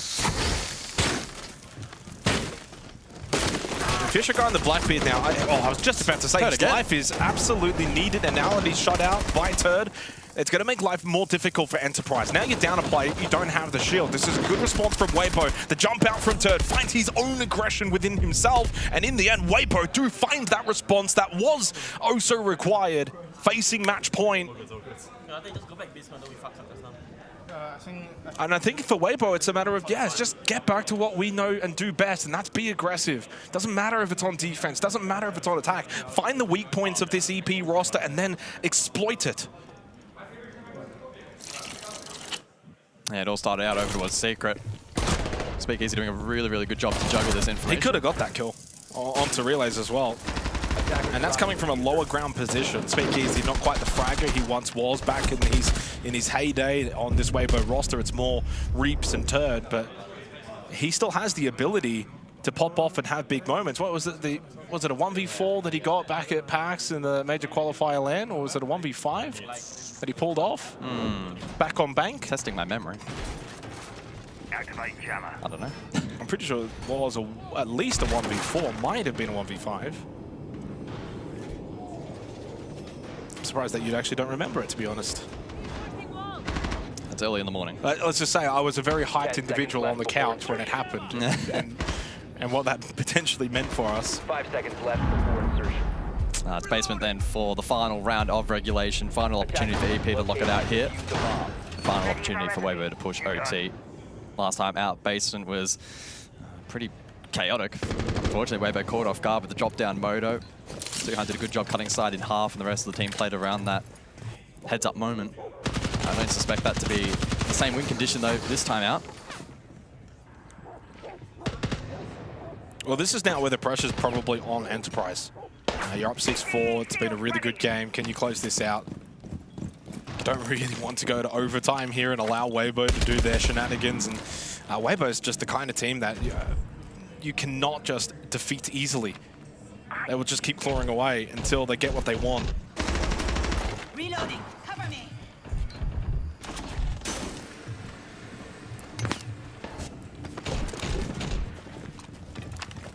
Up to 11 kills now. Leads all comers inside of the server. Backman just behind him on 10. Hoven as well with 10.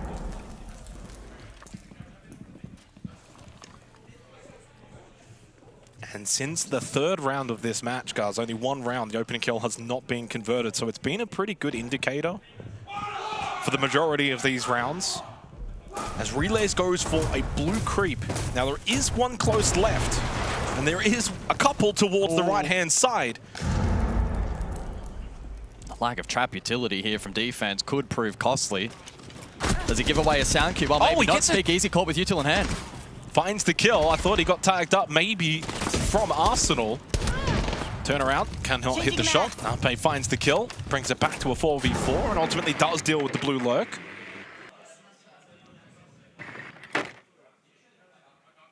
Oh, lovely view of the boys, locked in. Looking pretty. Still a minute in this round to close out. And Weibo will just play defense bunker now. Like, they don't have to bring the aggression here. They can say to Enterprise, you've got to come clear us. You've got to deal with this clash. You've got to clear out these positions. You've still got the Warden available.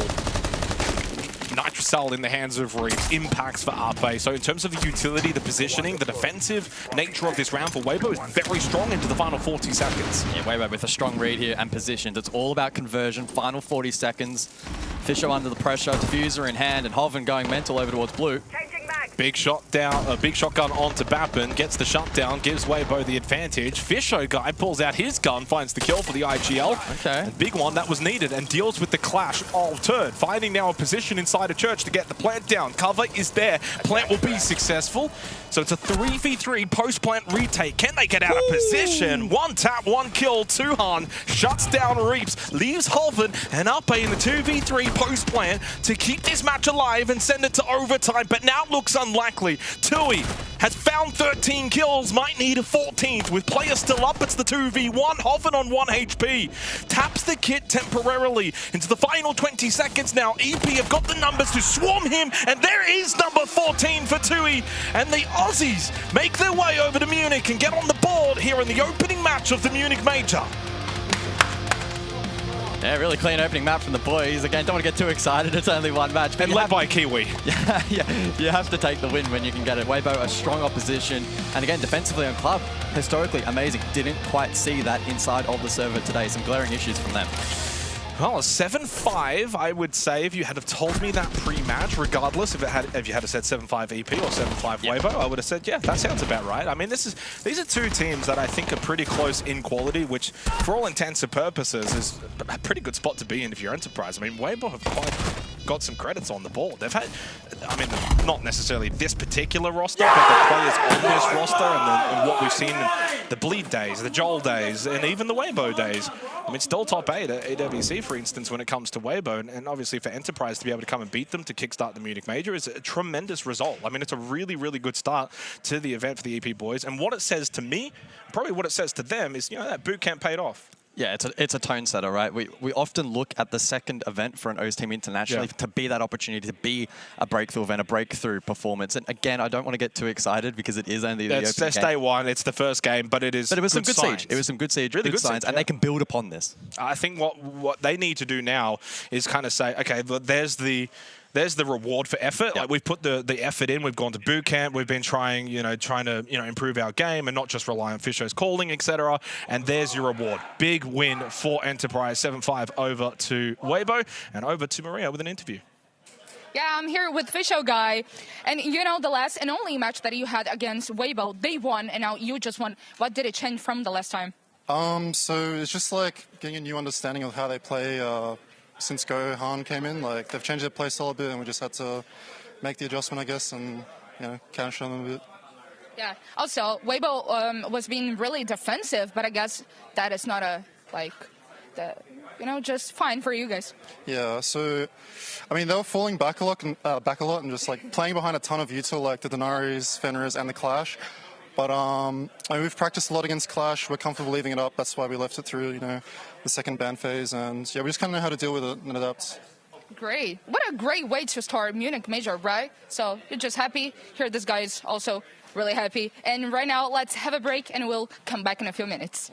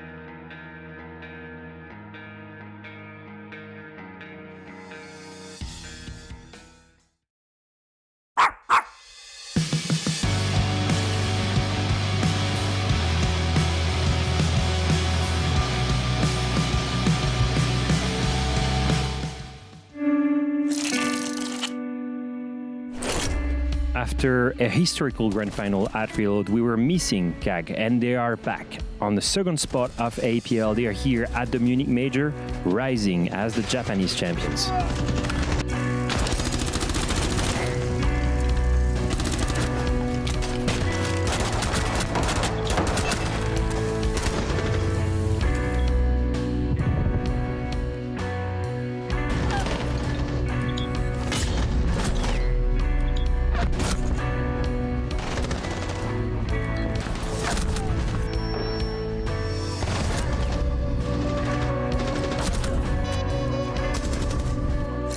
Players to watch: Aniton,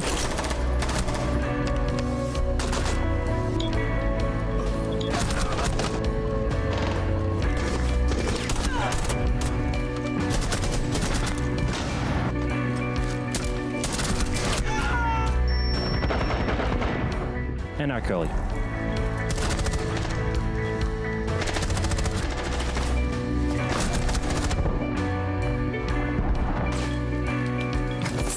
Attackers activated. Defenders have.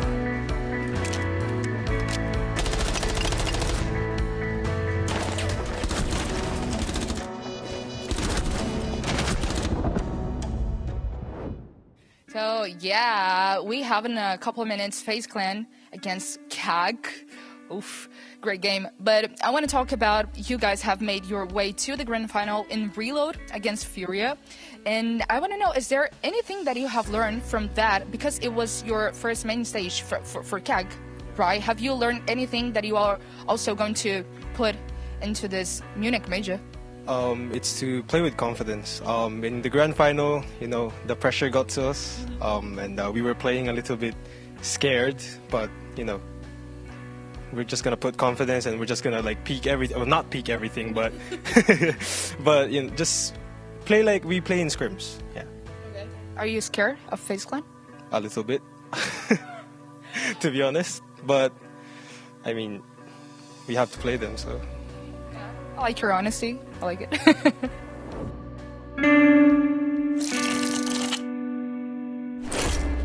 Next up here at the Munich Major, we have our current world champions, FaZe Clan. No clear advantage. It's one of the best players in Brazil's. The DS missing the opportunity, confirming the third. Maybe, no, he's on for 4. Just has to knife that one. Brought Liquid back into the race. Gunfights like that 2 years on. They can hang with almost anyone, but this group stage, they showed their problems against the top teams. Shut in the site, I think for good reason. A clash, a shotgun priority is Fleapox is dead. Herds is gone too. More player to find, and KDS is barricaded inside of this site. He's not expecting Fleapox to charge down the stairs. Shanker, KDS get folded again though in the Blackbeards. Somehow. You have nothing else. And have won. And there's at least a follow through. That's 7 seconds. Does some damage to the mirror. Can't quite get the rest. There it is.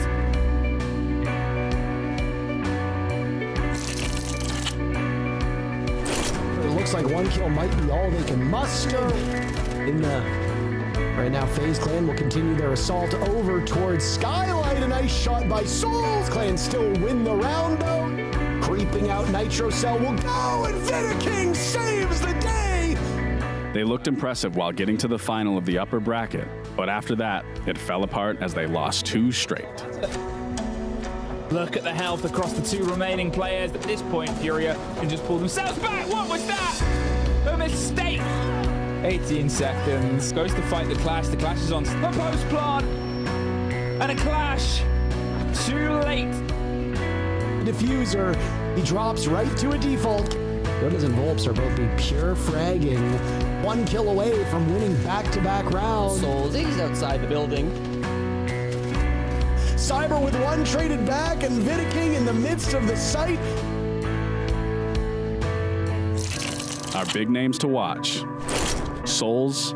So far back, as the Warden wraps around, he's going to get that angle. Right now, FaZe Clan will continue their assault over towards Skylight. A nice shot by some pick for Ninjas in Pajamas. Vidaking bails off. There's 1. KDS. Look at the health across the 2 remaining players. You said Furia have lost it before, and that's 2 quick kills for FaZe. And Handy. Rocket bracket with the M59 away from Maya. With a shotgun around the corner. Ground, there's one. There's the pre-fire with the player here that's pre-firing for one. There's the Monty. Well, looks like they've got constant information. And he is there with the ace. Heads up and at least challenge the second guy. Gone, JV92 alone. That we are tied up. KZ down as well. Now it's just Nade alone. I said they were looking for an opportunity. Here we are in Munich, and I am with Cyber. And what are your thoughts about Munich? It's really cold, very different from Brazil, right? Yeah, very good. Good place, Germany. I stay for Berlin, very hot. Right now it's very cold. Yeah. Also, Cyber, you have been part of every major, like 10 majors. Your life, it's Rainbow Six Siege X at this point. So what does it mean for you to be back in another major? For me, very excited. I like play too much. I played this game for 10 years. That's exciting. That's good major. That's, yeah, of course. And out of the 10 majors, what's your favorite one? For me, it's my first major, the Paris. It's my first tournament in world. That's my first major. I like Okay, yeah, Paris is cool. Paris, we go probably in February. Who knows? Yeah. So Kag, you have either seed. You can choose heads or tails. Heads. Heads. You want to be team A or team B, or you want to decide of the final map? Team A. Okay. First ban. Bank. Kag ban bank. FaZe ban. Border. Kag. Layer. Layer. FaZe ban. Café. Café. Kag ban. Labo. Night Heaven Labs. Yeah. FaZe ban. Clubhouse. Clubhouse. Kag ban. Chalet. Chalet. FaZe ban. Consulate. Consulate. Map is skyscraper. Okay. FaZe side. Defense. Defense. Kag overtime. Defense. Defense. Thank you guys. You want to double check? Okay.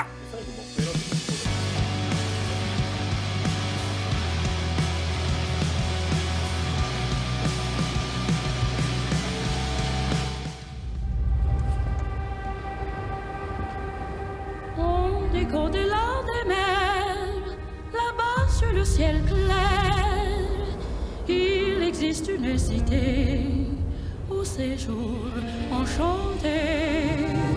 Et sur les grands arbres noirs, chaque soir, vers elle s'en va tout mon espoir. J'ai deux amours, mon pays et Paris.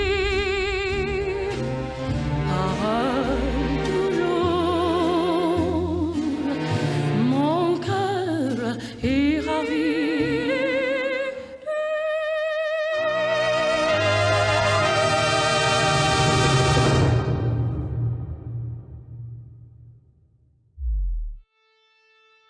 I can see what's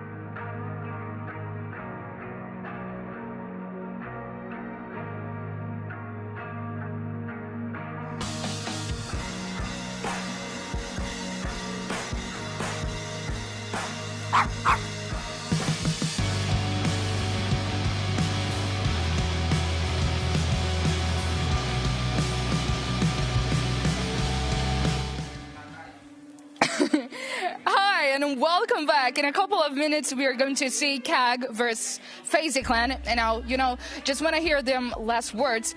But first, I want to talk about the veto. What do you think? O veto entre Consulado e Sky são dois mapas muito de conforto nossos. Então a gente preferiu jogar Sky porque a gente achou que era um desconforto maior deles. E gostamos. Defendendo ainda. Okay, so Hafadal just told me that also Skyscraper is very comfortable for them, and Skyscraper is not too comfortable map for CAG, so that's why they choose. And also in defense, it's even better. That's what he just told me. And now I want to hear about you also. マップ版どう思いますか？そうですね。まず高層ビルやりたかったマップなんで、逆に嬉しいですね。結果的に良くない流れになったんですけど、全然高層ビル嬉しいなって感じですね。So yeah, we wanted to play Skyscraper, so I was pretty happy about the whole map ban. Even if it doesn't go too well, I mean, we're still happy that we could actually, you know, play on this one. Okay, now I want to hear your last words. Be really like, you know? Últimas palavras. Queria aí pedir a torcida aí pra gente. Vamos ganhar desses caras aí, tá tranquilo. Tá isso. Okay, very chill guy. He just wants the people to root for FaZe Clan and he wants to win over CAG. Really chill. What about you? 試合の前のコメント一言お願いします。そうですね。やっぱ強いチームなので勝てたら嬉しいんで頑張って勝ちたいと思います。We'll do our best. They're strong teams. We'll be super happy to win with them. Okay, that's fine. Thank you so much. Have a great game. You can shake hands or throw a fist. I don't know. No, just kidding. Let's go to the casters. Good job, Maria. Obviously, for these two teams, one is the reigning APAC Major Qualifier LAN champions. The other's the reigning SI champs. Yeah, I don't know which one you would back in, but obviously for this one, FaZe Clan will be the favourites for CHE. Well, it's been an interesting ride for them over the last couple of months. DD coming into the roster, and it's reinvigorated this team to the point where, as I literally just said, they ended up taking out the Major Qualifier LAN. They are the reigning kings of APAC, and it feels like they're back to their very best that we've seen. CHE have always been a little turbulent. They sometimes dominate locally, then they go internationally and they struggle. And earlier in the year, they made a Reload Grand Final, so like it's hard to always get a bit of a read on CHE. FaZe is a pretty easy read, but I mean, as we saw on the B stream, D+ took out Furia. Could CHE take out FaZe and keep a 3-0 record for APAC to kickstart the Munich Major? Yeah, potentially, right? Obviously a bit of a drop-off in stage one. They had their own internal issues, and we didn't really foresee them to make any sort of comeback in stage two, but not only did they come back, but they came back arguably stronger, and they go into this event, I think, with the opportunity to potentially be the strongest from APAC. Quick look at the map, Veto. Skyscraper to make it through, as we saw earlier. This is such a dog of a map at times. The most challenging map in the pool to attack into, and it's quite rare we actually see it in best of ones because of that. But yeah, we'll see it play out here. FaZe to start out on defense as well. So the onus here on Cyclops to try and scrap rounds early.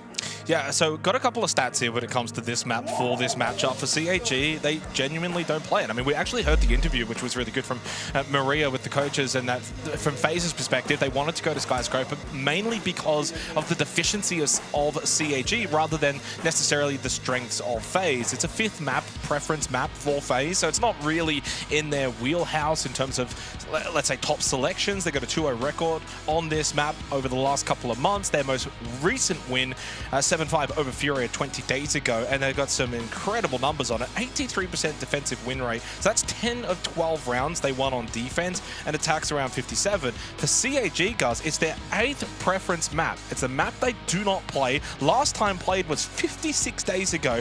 They lost it to PSG Talon, and they had a 14% defensive win rate on that map against them. They won 1 round of 7 on their defensive Skyscraper. But funnily enough, they won 5 of 7 attacking rounds. So I don't know what to get out of CAG. Well, one of these teams most recently lost to PSG. The other most recently beat Furia. So you put 2 and 2 together, and it's quite intriguing that Veto shaped up this way. To be fair, it wasn't recent, I guess, for CAG. It was like 2 months ago. And, exactly. And I would say probably since then, their form has really risen up. But there's DD on our screens. For those unfamiliar, former pro player, then turned coach, now back playing again. And it's a really good player to have on our screens right now because it's akin to like Fisher guy that we just had on Enterprise. He's not going to frag out. He's not going to go and drop 20. He's probably going to go like 2 and 8. But what he brings to this roster, IGL, leadership, and the quality that he can then enable the rest of the team, the likes like Chibisu, Sharif, Akali, etc., to then go on and play to their best of their ability. So he's an enabler for this CAG roster, and that's why they have been able to recapture some of their form over the last couple of months. And as I said, I mean, like, if you win the major qualifier LAN, if you beat out Weibo, you beat out D+, you beat out all these other teams over at PAX Melbourne on LAN a couple of weeks ago, you are absolutely labeled the best team from APAC coming into this event. We just saw EP Weibo, we saw D+ get their win. Now for CAG, it's a tough, tall task against FaZe Clan. They don't have to win this game, guys, but they can't get smashed.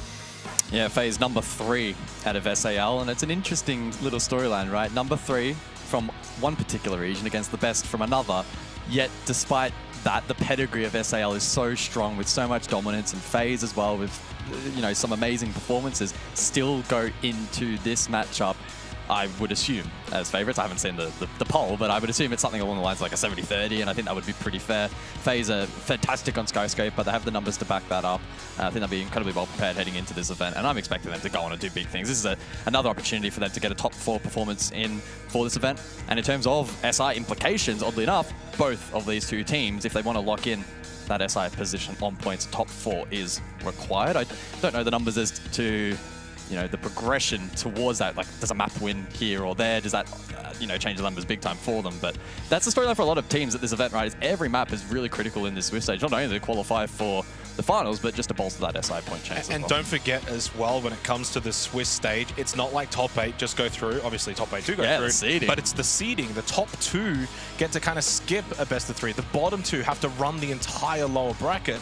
So unless you're like, you know, what is that, 3rd to 6th, where you'll play conventionally, top 2 and bottom 2 have the negatives and the positives. So for FaZe, I think they've been slept on a little bit coming into the Munich Major based on their SAL performance, but they're the kind of team, like a lot of the Brazilian teams, you're playing in arguably the toughest region, so you're going to get losses, you're going to have some tough results. You come to these international events, and then guess what? Now you get to play against CAG. You probably then can re-find and recapture that form yourself, and that's probably the expectation, I think, for FaZe in a matchup like this against CAG, but they cannot take their opponents lightly. No. This CAG roster has been performing so well. My, I guess, concern and reservations for CAG is that naturally, and a lot of CAG fans would know this, they can do really well locally, and then they go international and things don't quite go their way. But I do wonder, guys, on that particular conversation, having for this CAG roster flown all the way to Melbourne, Australia, played in a LAN, played in front of a crowd, played, you know, and you add in reload, like the amount of experience they've had this year internationally means there's no excuse now. You can't just come to this event and be like, okay, well, you know, we haven't had too many LANs, or we haven't had too many international events. They've had a lot of that this year. Yeah, they head into Munich with the weight of expectation. They are expected, maybe not to 100% lock in their spot at SI, but to put themselves at like a 70-80% chance of qualifying, and regional finals shouldn't be too impactful for them. But it starts off here. Map number 1 of their run at Munich over at Skyscraper. Right. And I was pretty bang on, 7:30, but I didn't expect it to be that way around. I'm assuming that has maybe been flipped. I don't know. Unless it's maybe the CAG fans are up and maybe SAL's just, you know, rolling out of bed. But that's, yeah, interesting. I think it would be like midnight or close to midnight maybe over in Japan. As we head into Skyscraper, I can't quite agree with that graphic. I would very much err on the side that FaZe are the favorites here, and they begin on defense too, which is where the comfortability will lie when it comes to Skyscraper. Already, you know, kind of read the stats earlier as well. I mean, everything is indicating that for FaZe, this is must-win territory. This would be a huge result if CAG were to win, for a lot of reasons, and the ramifications that would then follow would not be great for FaZe. So they need to lock in, they need to get the job done. They cannot underestimate their opponent. For CAG, it's a bit of a free hit. Less expectations in this particular best of 1, but as you said, there are expectations here, I think, for them at the Munich and Major as we head into the bands. It is Mira and it is Monty, the first 2, and 2 more to then follow as we get underway for what will be our second game here on the A stream. For those just tuning in, earlier, of course, we had Enterprise and Weibo, and it was a 7-5 on Clubhouse. Went the way of the Aussies plus Kiwi, and for Weibo, back to the drawing board. And on the B stream, D+, the APAC Brazilians beating out the Brazilians? Inferior. Yeah. So it's a clean record for APAC so far.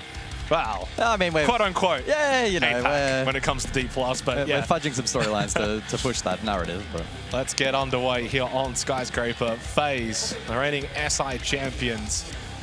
Could they go back to back? in a couple of months' time, form here at the Munich Major will be a telling factor if that's going to be a possibility. And for CAG, the expectations to perform internationally there, as always, for the #1 APAC team.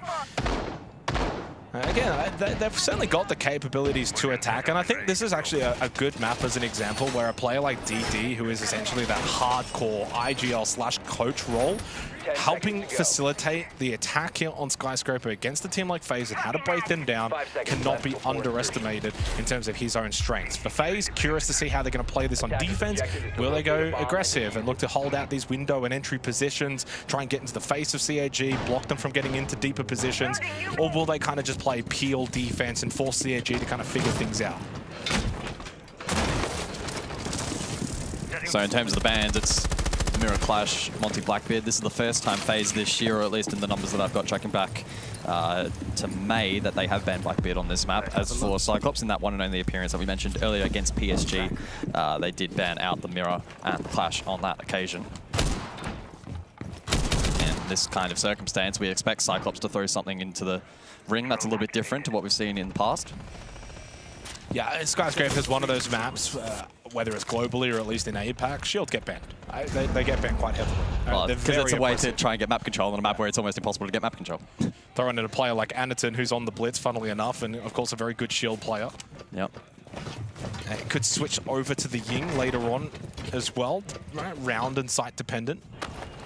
Creeping over towards VIP, so clear across for CAG. Kali is going to take a little bit of damage there by the Vulcan canister. Naturally, Skyscraper doesn't always have the fastest pacing, neither at times to FaZe and CAG, and so I wouldn't be too surprised if we end up on the slower side of the scale when it comes to pacing here in this match. 90 seconds left, and the clear across is, well, kind of actually now turned into a bottom-down take.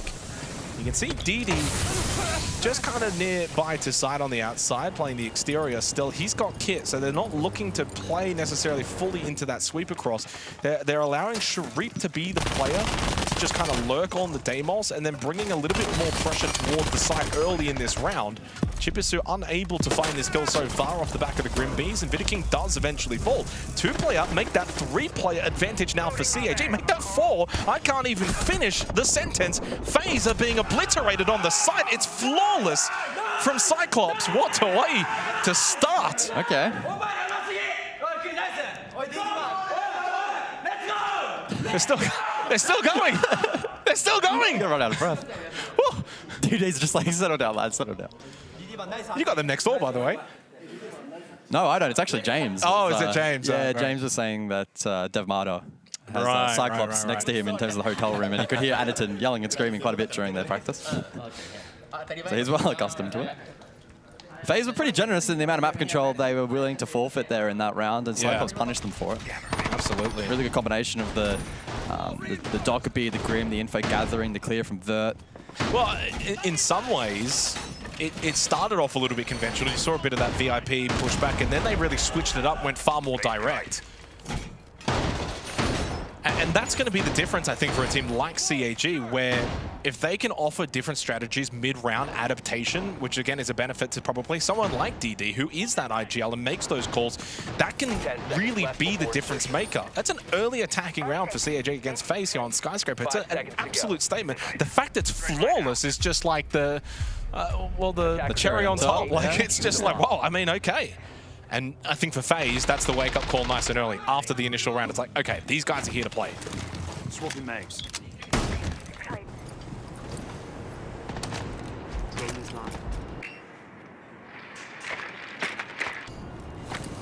So we maneuver now to the opposing side of the map with much more of an emphasis on map extension from FaZe, with the tools the bandit in play and cyber below, etc.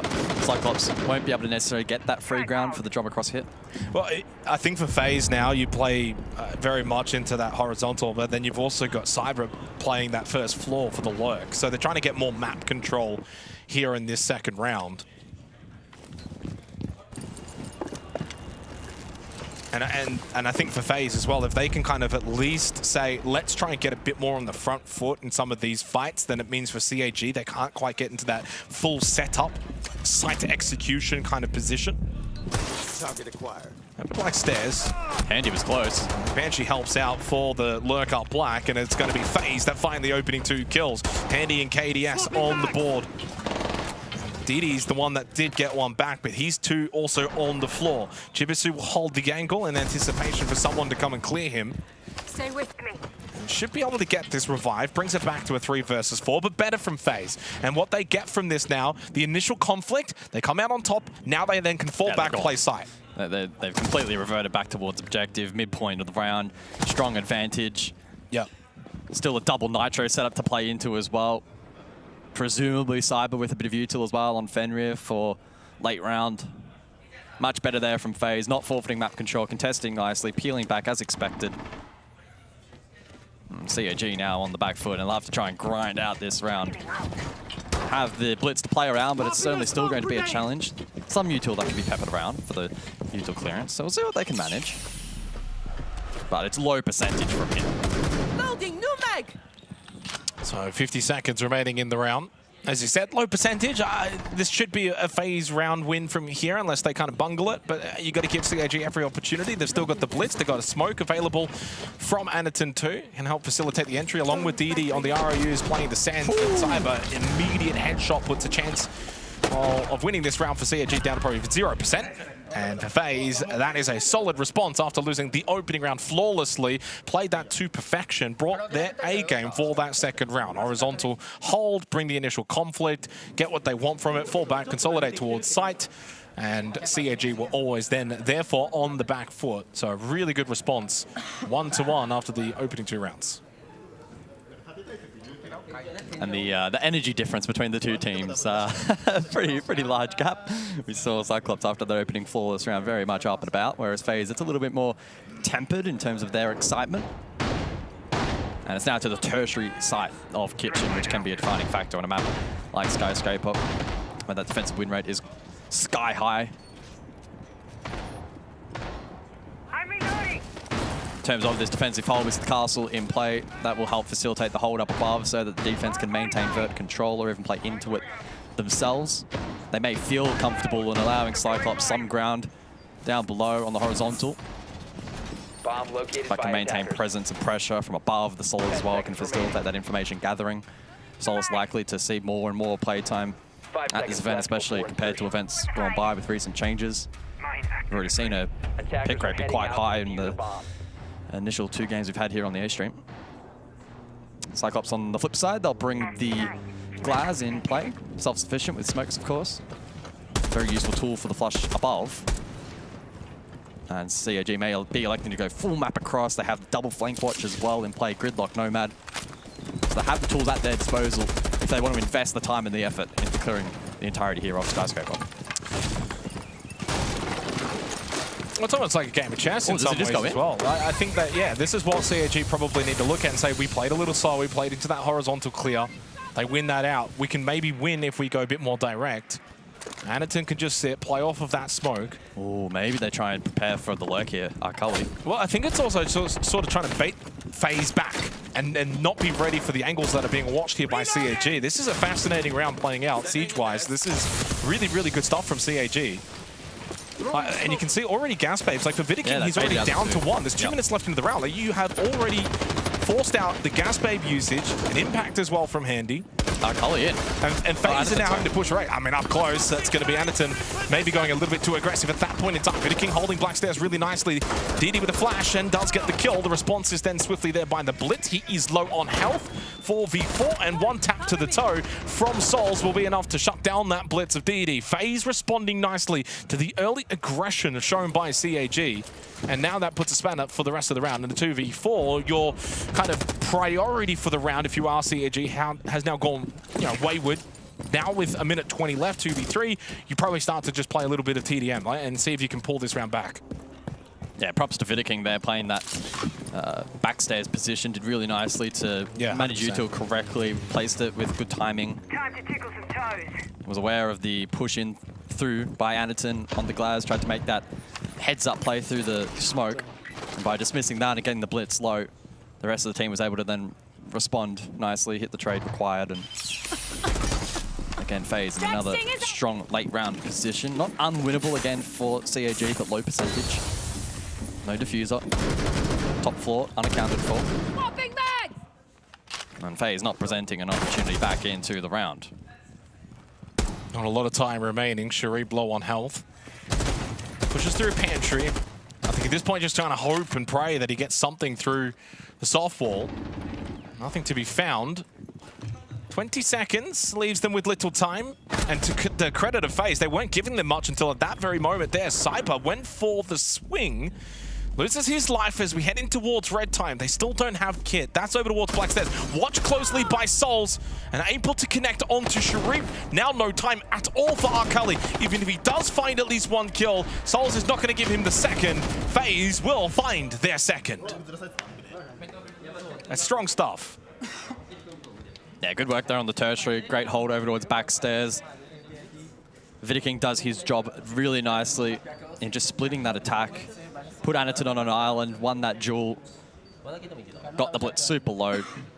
The retake potential was there, one tap to the foot. Dismantled the entire attack, and CAG on the back foot. Now, CAG finding out pretty quickly, though, when FaZe bring their absolute best, it's going to be hard to crack that. And so far, FaZe, I think, have really adapted pretty quickly after losing that initial round, where for CAG, I thought they played it tremendously. I mean, make them work for map control. You have to make them really grind for map control. I know it's pretty simple and classic to say on a map like Skyscraper, but it's fundamentally where APAC teams naturally struggle. It was probably at around this position that for CAG, if they were going to win the round, they needed to probably win that battle towards Black Stairs and then go on from there. So credit to FaZe for shutting that down. Souls in the end played this position really, really well. And FaZe on top now, 2-1. And they're the kind of team that's just not going to panic. No. Like, okay, CAG flawless us in the opening round. We don't have to now suddenly start panicking. No. They just lock in and they go back to work. And now for CAG, can they respond now to what looks like FaZe dominance here on Skyscraper? 5 seconds to go. But I think they've shown glimpses. Like, I mean, even in the 2-round losses, I guess more so in the most previous one, it still comes to 2 players alive. FaZe got the opening kill, but they still kind of kept the round alive. They tried to win that battle towards Black Stairs. Yes, it didn't work, but they gave themselves an opportunity. They didn't play scared. The playmaking ideas, I think, have been pretty good. It's just falling a little bit flat in execution, and you only need to be a percentage point or 2 off against a team like FaZe with the firepower and just the consistency that they have. You can expose yourself, and we've seen that in the last couple of rounds now. So back over towards T-Room and Karaoke, which was the site won by CAG in the opening round. They did so flawlessly and did so with pretty much like a minute left on the clock as well. FaZe will be a little bit more prepared for a bit more of a direct hit. In fact, so much so, they're not really looking for that overextension. Bans, by the way, the Azami and the Blitz. Aniton then therefore falls onto the Ying. And the beauty of Aniton, yeah, he's a little bit of a 2-trick player, shields and Ying, but you kind of pick your poison. Impact M, ineffective. And that's util gone astray for CAG. No more impact EMPs remain. Still a shock drone available though. So now it's just some fundamentals falling short for Cyclops, which doesn't bode well, because in terms of fundamental gameplay, it hasn't been too bad up until this point. See how much that compromises the clear as Aniton falls. Oh, double for Cyber. And again, catches at the right time here. If you're FaZe Clan, this is exactly what you want. As CAG go for their setup, you interrupt it, you disrupt it, and you completely dismantle it. CAG now finding it very difficult to attack into FaZe. Leaves it all down to the IGL in DD. He got the run-out player, but as soon as he made his entry in through Geisha, he was shut down immediately. 3 in a row for FaZe Clan, right on top here for Skyscraper. Yeah, there was no secondary point of pressure there onto Cyber, so whilst we didn't quite see the POV from his particular perspective, I think it was a pretty easy 2K for him to clean up. I don't know if that terrace play was necessarily in response to the Geisha wall failing to open up immediately, and then they quickly tried to pivot to a low percentage play. They may have been better off trying to posture for something and set up for a play or a clear or a map sweep or a pivot rotation, etc., as opposed to going for that quick snappy response. But again, they're trying to make plays. That one, probably one of the weaker and lower percentage we've seen so far, but can't fault CAG for trying. It's a difficult map to brute force. Unfortunately for them, though, only one round to show for it thus far as we go over for the 5th. Last time out, FaZe with an extension across. Drum was reinforced. Peppered utility around to make the clear quite challenging for CAG. We'll see what the attack tries to throw at them this time. Out, repicking onto the Maverick may facilitate something a little bit more direct, but again, it's quite an open and aggressive hold here from FaZe, as we so typically see now on this side. Opening up walls is a challenge. Maverick will still be useful in combating the bandit that is still in play here on the defense. I'd like to see maybe a little bit more value from the Ying as well from attack. It was expected that FaZe would eventually ban out that blitz to counter Anaton, and then in response the pivot onto the Ying. Unfortunately, thus far, though, it hasn't been as impactful as they probably would have liked in creating space and playmaking opportunities.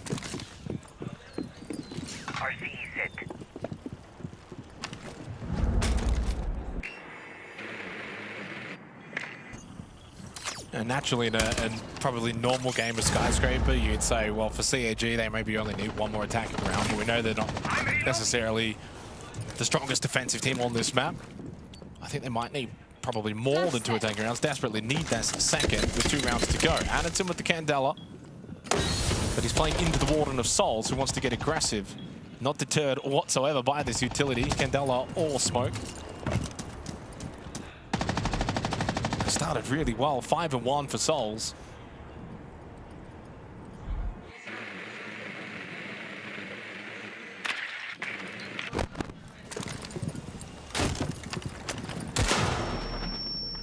DD has been very lively though, which is, I mean, I don't know if that's a concern for CAG, because he's not supposed to really be at the forefront of the attacking part of their game. Yeah, he's not typically a frontline player. Need others to stand up for CAG if they are to get more rounds here against FaZe. Push up Restaurant. Anaton off the back of the Candela. It is going to be Arcully that opens it up against Cyber. Desperately needed opening kill for CAG. Just their second in the half. Anaton up close. Shotgun strong against Vidiking. Souls will fall. Well, so far, this is much better from CAG. When they win on this map, apparently they win close to flawlessly. KDS on the return, but got only the 1. Thought he could go for 2 and really open this round up, but he got immediately shut down. Handy in the 1v4. Always a capable player. Has the yellow ping, but not close by on the stairs. And he got spotted, he got tagged up. They know of his position. This, for all intents and purposes, should be a second round now for CAG. And to their credit, Gus, in the 1v4, they're putting a lot of respect into Handy. They're not just rushing this to close the round out. And then you can see the flashbang, the push from Chipisu. That is actually, it's very minute, but it's a really well coordinated way to close the round out. In a 4v1, they take it as seriously as they can. They get the reward, 2-3. Yeah, initial map clear was cleaner. Good value over towards Geige. They had a cut-off terrorist. Cyber got caught. He's been quite powerful in that particular position throughout this map so far. As they dismiss that, then they double up Drum FaZe, but unable to find the kill onto the Ying. Anaton, despite being a little bit sloppy with a shotgun in hand, was still able to find value. KDS with a hero play attempt, but at that point it was futile. And it's 2 rounds for CAG. You take that on this map against this 100%. Team, that's fine. Well, they've put themselves in the position now where if they can get a 3rd attacking round, this game's up for grabs. A tertiary attack win here is massive. Yeah, this is game on. Like, this is what you want in a matchup like this. You don't want it to just be a bit of a rollover. This is as good as it probably could be right now for CAG. attacking into Skyscraper, 2 attacking rounds, now with an opportunity to get the third, and just adds that tiny amount of pressure there for FaZe to kind of close this half out in the 4-2 fashion. And if they do not, it really means that, yeah, they're a little vulnerable going into the second half. Attackers are heading out to defuse a bomb. Doorway barricading. So Barbecue Kitchen, final round of the half. And so far, with 5 rounds played, 5 opening kills, all converted, so full conversion success rate for the team that does get the opening pick. Chibitsu, also the first player in this half to get a multi-kill. He got the 3 kills in that previous round, so it's been a pretty good spread when you kind of look at the player cards on the bottom. You know, there's not one individual that's got, you know, 6, 7, 8 kills. The highest is Souls and Sharik with 5 each. 100% cost for Sharif and Didi, by the way. 80% for KDS, the highest for FaZe. And of the 5 rounds played, we've probably only had 1 that's actually been close, which was the round 3 Barbecue Kitchen. Yeah. Now, speaking of Chibitsu, first appearance of the Brava in this half. We've seen Fenrir in all but 1 round. That was the prior. And so right on cue perfectly. Chibitsu able to hack this utility, prep across, open some more playmaking opportunities for the attack, and will subtract information gathering for the defense. Well, it's a completely different roster of operator selection. If you're CAG here on Barbecue Kitchen, all 5 across the board have been swapped from what they utilized earlier in the first half. So it's a different setup for them. If you cast your mind back, it was all around the glass pocket play onto the backstairs position. This time, though, it seems like more horizontal emphasis prep. Anderton may be able to solo brute something himself late. And Noah Zami this time for FaZe, of course, banned out, so they bring the Kayi. So, but largely the same for FaZe in the way they're going to set up for this round. Minute 20 remaining on the clock. We saw this Fenrir F-Not pinged out prior, and Chibitsu able to find that as well. So they've gotten good value from the Brava selection here. Again, the only time we've seen it this half. Got to swing through the gas, babe, off the Candela. Anderton makes the entry known with the opening kill onto Vidiking. But Cyber found the immediate trade onto Sharif. Shots down that Dockerby. Light set! Changing map! And Candela again to try and retake up above. Still has 2 more available. Angled though through the doorway. KDS shuts down the rampaging Anderton, who thought he could do as he pleased on the top floor. Cleared though from Chibitsu. Gets rid of Handy in the corner. Clears out that angle. 3v3. CAG do get a lot of this top floor control. Still KDS above. CAG seem mindful of that potential. And they cannot worry about the time. 30 seconds though, and if that is going to be a factor for CAG, this is when they start to panic and start to run around. For FaZe, I think they're still sitting in a really good position. As you said, with KDS still up above, they've got decent map control here heading into the final 20 seconds. And CAG now turning their attention towards the side without having fully cleared KDS. You can maintain pressure, but Arkali finds that kill with the route opened earlier in the round. This fight's the crucial one, and it's won successfully by Chibitsu. KDS needed to win that to potentially deny from above, leaving only souls remaining. The plant will go down successfully for CAG. The Cyclopses are here at the Munich Major. 3-3 in this half on Skyscraper. Attack against FaZe. You add all that up, and what a half for the APAC Kings. Yeah.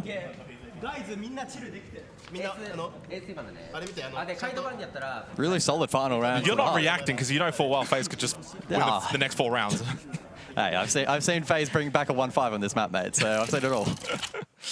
Well, it's not over till it's over. Some of the highlights from the round. It actually was, by the way, the slowest round played in this half in terms of when we saw the opening kill, but when we got it, boy, did things explode pretty quickly. And it wasn't because they weren't being active, right? They got a lot of value from the Brava. It countered the Fenrir nicely. It opened up routes for that clear above, and then Arkali as well facilitated prep late for the work. Like, it was really well executed by Cyclops.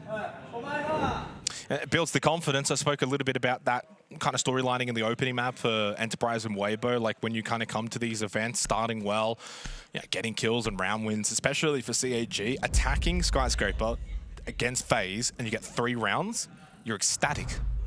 And you get the confidence from that. Bring that now into your defensive half, 4 rounds away, but you also can't get overwhelmed by being in this position. You're going to find then a way to be self-contained. For FaZe, again, as I said earlier, like, they're not going to panic. They're going to back in their system.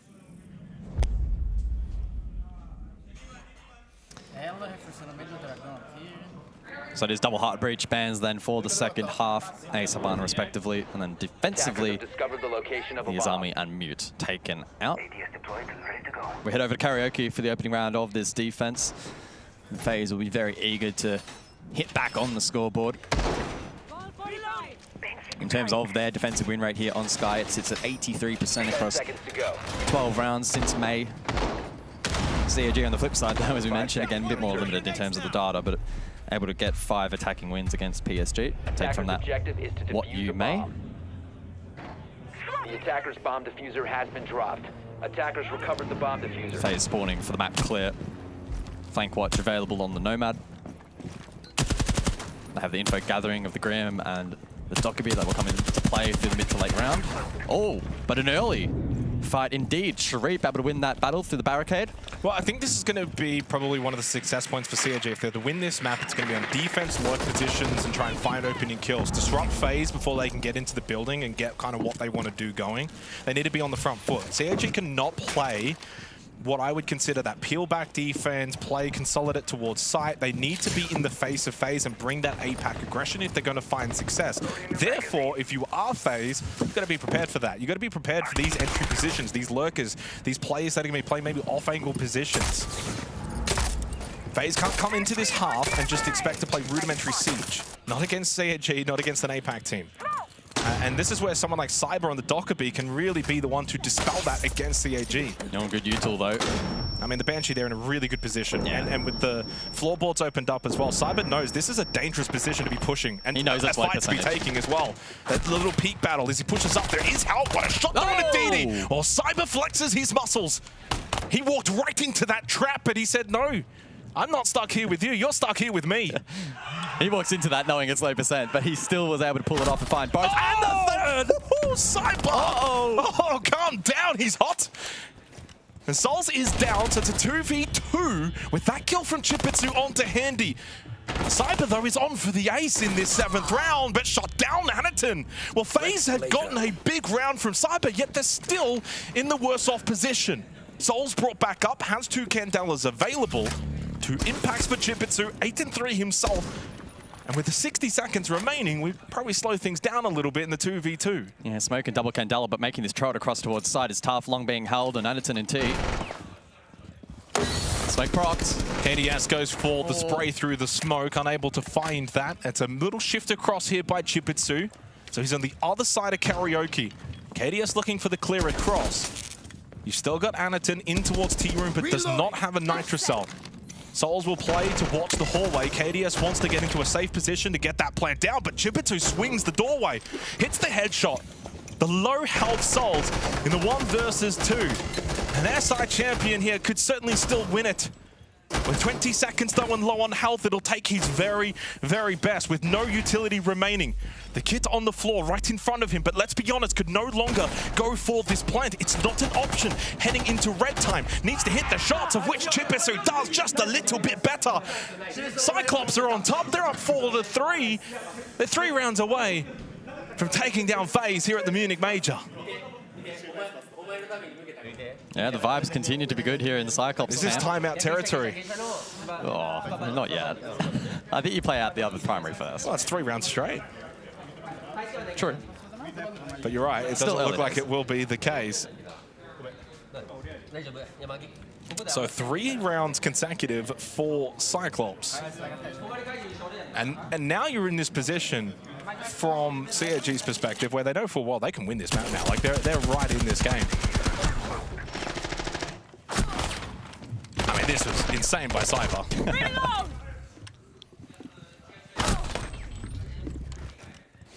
A lot of this round, of course, centered around and pivoted around that opening kill was Sharif on the Vitter King at the 241 mark. That's well before any of the opening kills in that first half. The earliest coming through at 156. And of course, spawn peeking is not the most reliable way to get kills, and I don't think Cyclops are going to lean too heavily into it, but certainly something to be aware of as the match progresses, and FaZe will need to be mindful of it. So Chibitsu, by the way, I want to highlight him very quickly. 10-3. What a game he is having, performing exceptionally well. But he's not necessarily, at least in recent events, been the top dog when it comes to CAG. That's usually resigned for Arkali and Sharif. So if you go back to the major qualifier land, the top 3 players, number 1 was Reaps, no surprise from Weibo. But number 2 and 3 was actually Arkali and Sharif, both tied on a 121 EPS performance. You then go to 8th EPS for the tournament was Chibitsu on 108. So a little bit of a discrepancy there. Still top 10 for Chibitsu, but nevertheless, he's the one that's overperforming right now for CAG. And a big reason why they're in this position when you consider Arkali, number 2 rated player from the most recent APAC LAN, is only 3-3 right now. So it shows that CAG have the weapons on this roster, that they're not over-reliant on 1 or 2 individuals. FaZe Clan not with a single player in the top 10 from SAL. Yeah. It was Cyber leading the charge, 11th. To be fair to FaZe, though, it is a very they're also never really that reliant on 1 or 2 players either. And their top performing player is the top performer at the moment. Another opening kill goes the way of CAG. That's 4 straight now. And a second kill immediately then followed up by Chibitsu. He is on a heater right now, 11-3. Making a statement here in this best of 1. Well, if FaZe didn't call the timeout in the previous round, I can say we're definitely going to get one after this round, because they are getting absolutely torched here by the defense of CAG. 100%. Are you willing to put your career on the line? Yeah, 100%. I'm backing it in. Look, you're taking the next flight home if you're wrong. You know full well, like if there's one thing I'm good at, it's guessing these timeouts. They need one right now. They better call it. Yeah. They cannot even get into the building with Handy and KDS. The last 2 remaining now for FaZe, staring down this barrel of 3 to 5. They have been flawless once already, back in the opening round. It will not happen here in the 8th, courtesy of that kill from KDS. On to DD. Would need the 1v5 ace in the final minute of this round. Getting teased by Sharif. Quite literally teased. The SI champions are being teased by CAG. And while KDS does shut him down for being the nuisance, he's still got a long way to go to win this round. 35 seconds. 3-man crossfire to break KDS in a world of hurt. Shot in the back, round over. Timeout, come on, this has got to be 5-3. I've seen this one in the playbook too many times. It cannot be left for much longer for FaZe. That's now 4 rounds consecutive to CAG. They are right on top in this match. And it is timeout, FaZe Clan, and I am safe, guys. Lá com o shield. That's that time I think I got nervous. Os caras devem fazer aquele cruzado do chá. Lembra de reforçar as outras do chá ali e impedir um pouco a gente progredir. Você se lembra da adaptação, de girar lá pra queixa. O Belmongol, tirar a queixa e finaliza. Só que no bomb do chá, o splitado, beleza, tá funcionando, só que o opening que o queixa vai ser melhor por causa do green open. Ela tem que só desabilitar os SC dela. Aí, tipo, no caso, o cadeiro seria o green. Eu desabilito com um gridlock lá. O Sai pode pegar o green nessa parte. E no do azul, a gente pode tentar fazer praticamente a mesma play, só que com o Cyber de Maveco e o Souls de Blackbeard, porque eu consigo tirar esse cara de trás do pilar, um rapel pra marcar ele lá, ele correndo ali do pilar, e a gente continua a play, fechou? Tá. Oh, mas Blackbeard. Well, my Portuguese is not great. In fact, it's non-existent outside of obrigado. But I like the tone there for FaZe. They're clearly not panicking. But they also know full well, day 1, game 1, best of 1. And well, I didn't hear a Vamos, so it mustn't have been super positive. Well, I can't imagine you'd walk with too many positives, but it's also only 5-3 right now. If FaZe know if they can get their game going, they can easily get right back into this. I mean, CAG, APAC, they've come back from bigger margins. Is known for giving up these kind of leads and looking great and then ultimately crumbling. So it's 2 sides of it right now at this position at 5-3. For CAG, it's lock in, get this done. Let's not go back to old bygone errors where we throw these advantages away. That's FaZe, it's, you know, lock in and chill out. It's not that bad. We know we can get back into this. 10 seconds. Yeah, that was going to be my talking point if we didn't get the tactical timeout. I guess I can make it now. Is this the kind of Cyclops we're seeing in this match thus far is a team that's playing confident, but they're not exceeding that limit, where they're limit testing enough to be disruptive and finding that, you know, straggling the line of aggression nicely, catching FaZe off guard, but they're not overstepping the mark and being silly and throwing and leading to those opportunities. Yeah, it's been good to watch. Like, again, he's going again. Oh, that's probably got one more. In contrast to my point. He point. won't expect it a 3rd time. If you hadn't have died there, you could have thrown my point out the window. But again, we haven't seen a ton of that come. play so far. That would have been quite ironic, though, if he did go a third time, died, he would have just completely invalidated your point. Yeah, exactly. But again, that's Cyclops way. So, 5-3, FaZe out of their timeout. So far, have not really been able to fire too much of a shot here on their attacking half. You know, yes, historically, Skyscraper is not the easiest when it comes to attack into.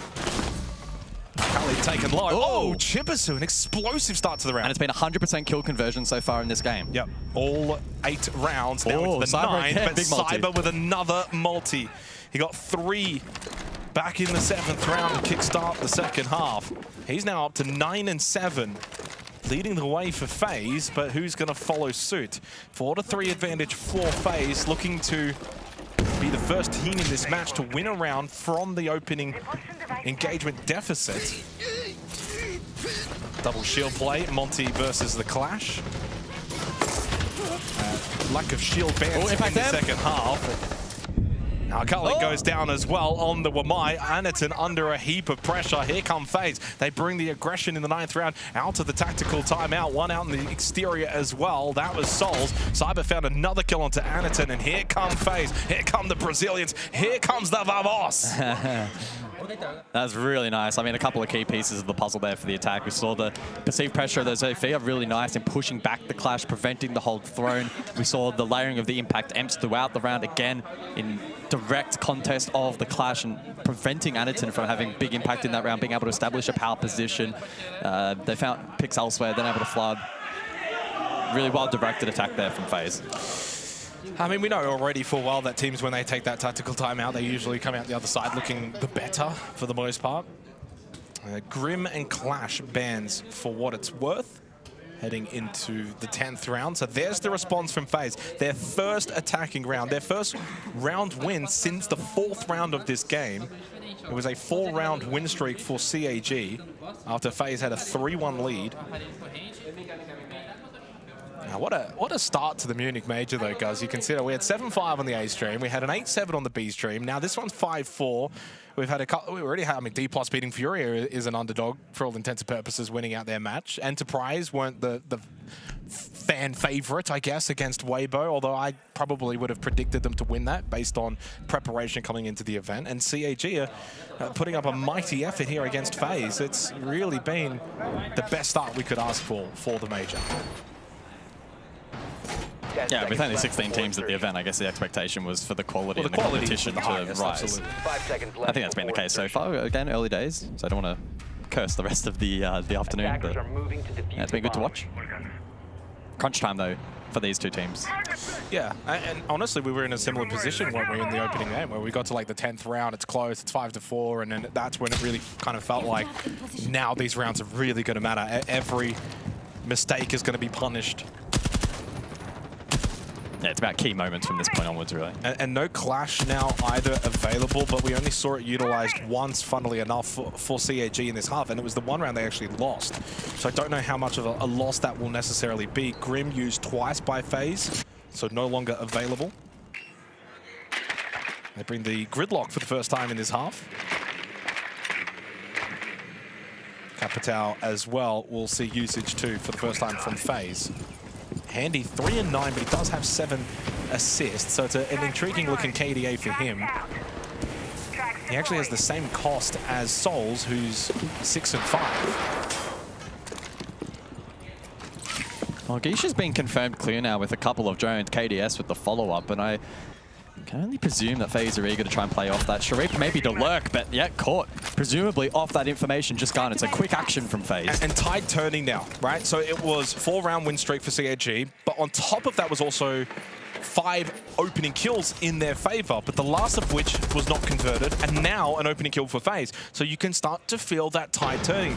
The Brazilian onslaught is starting to make its way into this match. CAG must find a way to just kind of reset things a little bit, regain control, because FaZe are now bringing their utmost best. They're bringing that aggression here on the attack, slicing through the defense. Chibitsu, who's been the best for CAG, now loses his life.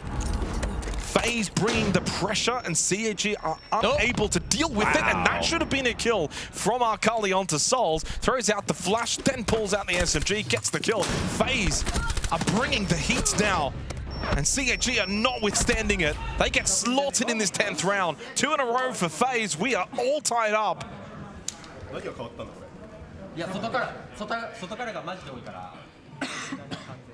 Yeah, it's quite remarkable how they've just been able to flick that switch so quickly. And well, since the timeout, basically. Going bang, bang. And speaking of timeouts, now CAG will utilize theirs at 5-5.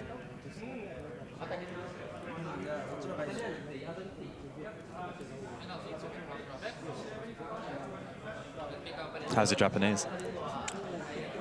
Konnichiwa. That's about it.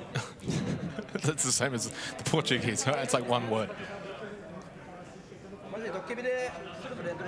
I think for CAG, though, this is when it gets that realization of we've kind of been in these positions historically where we maybe do well in matches we're maybe not expected to do as well, and then we kind of crumble towards the end. And I do wonder, we don't know obviously what they're talking about. It's probably game related, but in the back of their minds, you have to think as well.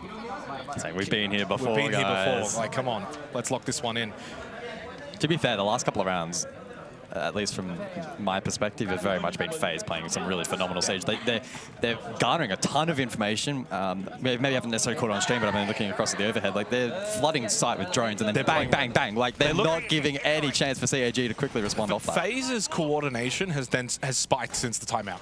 They look more in sync. I wonder if they're like 3-2-1 calling and the way that they're set up has improved off the back of that. Maybe it's something that they spoke about. But the quality of siege that we've had, I mean, even in the first game, the first match that we had earlier, now into this one, has been really, really good. Can't say we've seen a ton of throwing or anything like that. No, Genuinely, it's been really clean. Genuinely have not really seen a lot of like, oh my god, mistakes or throwing or anything along those lines. 10 seconds to insertion. At a 5-5 scoreline, it's also still somewhat difficult to predict. I mean, I think the natural thought is probably FaZe, but I mean, CAG is still on defense and coming out of their timeout. I'm curious to see how they're going to maybe adapt and change things. The biggest thing, if I'm CAG, is the noticing of FaZe's aggression has amped up.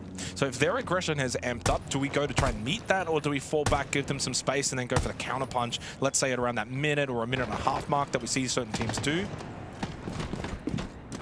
It's like a chess battle at the moment between these two teams. Yeah. That time of opening kill has definitely been a lot faster in this second half on average. Close towards that 2-minute mark, whereas previously it was about 130. 150, 154, so nothing, below the 150 mark. And as you mentioned in the first half, 150 was like the longest. But that's also a case of in a couple of rounds, CAG have actually gone for some run-outs and some spawn peaks and holding aggressive positions. It's not just necessarily FaZe. Very early logic bomb by KDS. So Doc could be lurk for this round. Combination with Deimos. And he will be able to pose a threat from below. I like the 3-2 split, though, for CAG. So they keep bodies next to each other. So 3 over towards site, and then you've kind of got was Arkali and Sharif close by Dragon side. Sharif has actually just now lingered over towards Drum, so he's now by himself. So now it's a 3-1-1 split for CAG on the defense. FaZe just working out on the exterior balcony. And Sharif got caught. So Sharif got caught because he went wandering towards Drum, cut back towards Mezzanine, got caught from below. So that's where it's like, okay, well, that's a good pick-off for FaZe, but CAG were trying to maybe cut off FaZe from the horizontal, get punished. This is just really good map control from FaZe, and they punish CAG. They're playing really, really good siege right now. They've locked in. KDS falls, though, 3v4. They've got numbers, though, and that's the beauty for FaZe. They know full well, we get the numbers, now we can hit site. We hit site, we've got the firepower. FaZe are at their best right now, and CAG are just unable to match it. 6-5, all of a sudden, FaZe have now got match point. Beautiful siege from FaZe. This is one of the most impressive characteristics of this team, is their ability to switch it on. Off that tactical timeout, they have looked really renewed. That was probably the weaker effort from CAG we've seen thus far, which is concerning off the back of attack. Well, you could say that, but it's the clinical nature of FaZe to know full well that, okay, if there is 1 or 2 players playing extensive horizontal, so around Drum, around Mezzanine, we cut one of those off. We now have numbers. We can now hit site. I think... And they did that, and they did that so quickly. Yes, I agree. But the counterpoint to that is Cyclops, they weren't even engagements, the first 2 fights. They were just clean kills in favor of FaZe. So that goes down in the negative column for Cyclops for not even being able to contest or be in a position to contest. No, I get that, but if you're Sharif in his position, right, so he's around that Mezzanine position, it's not the position that's the issue. It's the fact he never really even got to shoot back. Like, he never even was in the engagement. But that's not necessarily his entire fault. It's just good positioning from FaZe. Yeah. So 6-5, match bedroom. point, and yeah, we're going bedroom. But it's the fact that it's been so topsy-turvy. It was, you know, 3 in a row to FaZe, then 4 in a row to CAG, then now 3 in a row to FaZe. There's actually kind of a lot of similarities to the EP Weibo game, which was similar in nature in terms of the 3-round streaks. It wasn't necessarily back and forth. Did we go OT though? Oh, do we go OT? Question. I mean, yeah, that's going to be interesting. No one knows. And I wonder though for CAG, if they want to get this to overtime, do they just throw everything at an early aggression in the round? Yeah, Chibitsu on the Oryx. Does he go for a run out? Will be a potential useful tool later in the round though against that Blackbeard. And also for FaZe here, I'm sure that they'll be wary of the fact that for CAG now down, facing match point, that CAG might want to do something sneaky early on. So FaZe might actually slow things down in the first 30-40 seconds. Like, this is the thing with beating these top Brazilian teams. You're not just having to beat them in sheer gunplay, but you got to beat them in the brain game as well. Like, they're just so smart. Yeah, and their game it's knowledge. tactically, and that's double-laid in the sense of versatility and adaptability. The best in the world at it. Good drone, they start to get information. Okay, CAG are maybe wanting to spread around the map. So yes, it's bedroom, bathroom, but CAG are playing full map control. So FaZe are now changing the way that they probably want to adapt into this round. Slowed the pace right down. Yeah, handy with some drone work Guiche side. In the meantime, terrace across now for Vidiking. So trying to account for these defenders on the top floor as Hardbreach gets to work. Minute 40.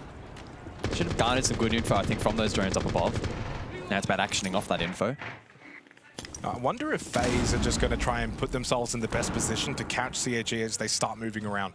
As the time starts to dwindle and CAG want to make their way back towards Psy or get close to it. And yeah, that's exactly what's happened. Souls is just sitting in walk-in. He's just basically saying if someone walks, funnily enough, in, he's already in the best position to get that free kill. And that's exactly what's happened. Addison had no idea that that was a dangerous position. Opening kill, FaZe. FaZe have absolutely played this round perfectly so far. Minute on the clock, Sharif falls as well. It's looking good here for FaZe. The champions, for a reason, they have played some phenomenal Siege in the back half of this match. CAG will lose no admirers, but it's the same old story that we see. At a 5-4 lead, CAG cannot win any more rounds. FaZe have been able to claw this one back. A dominant start, 3-1 lead for FaZe. CAG went on a run. They were rampant. They were strong. FaZe took a timeout, and then ever since then, they were the better. 7-5 for the Brazilians, and really showed their adaptability, their strength, their gunplay. They can play the quick rounds, the slow rounds. They can do what they want. When they dictate the game, they're one of the best teams in the world. I think some may unfairly frame that as a CAG choke. I think that would be unjust and unworthy of the performance that FaZe put inside of the server. After that tactical timeout, they ramped up, they found another gear, they played flawlessly. Info gathering was amazing. They gave so little breathing room and playmaking opportunity to their opposition. It was clinical. If they continue to play like that through this stage, 3-0 could be very much on the cards. Yeah, and I think I said 5-4. It was actually 5-3 lead in favor of CAG. Like, they got out to such a strong start. They forced that timeout, in control of the game, and you can't take away a lot of the strengths of what we saw from CAG.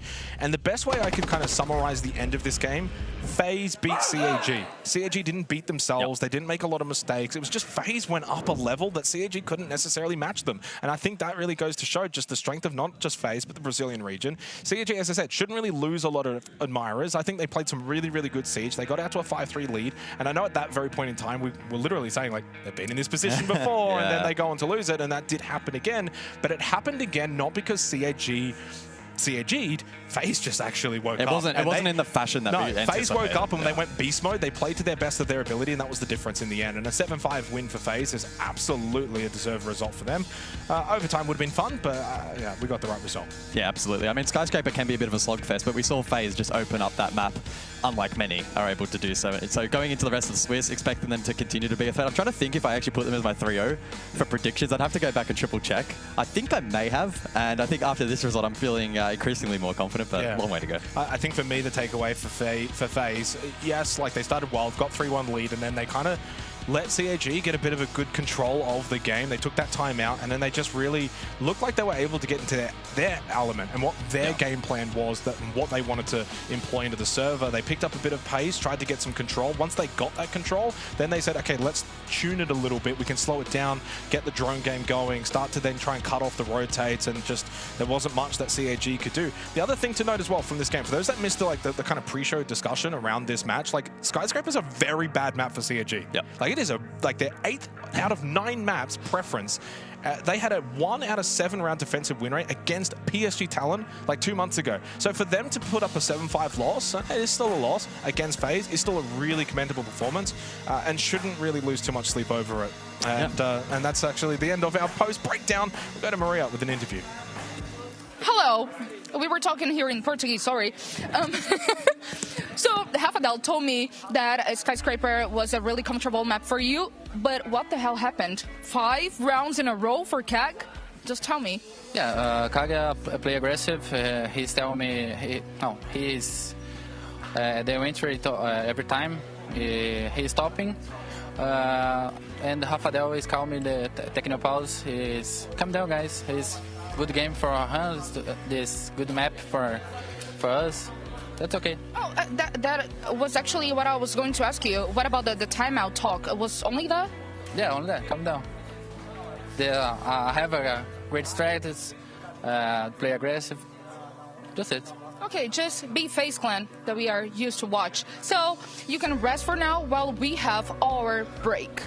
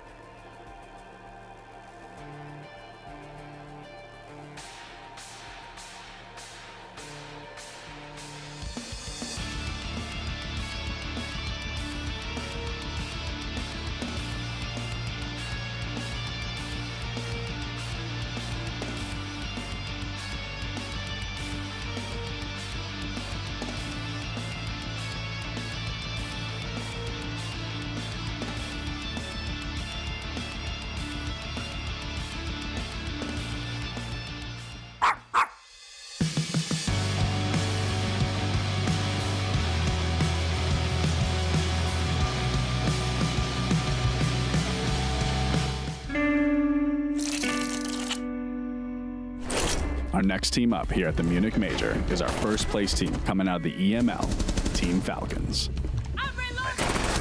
They finished first in their group. They were the only team with no regular losses.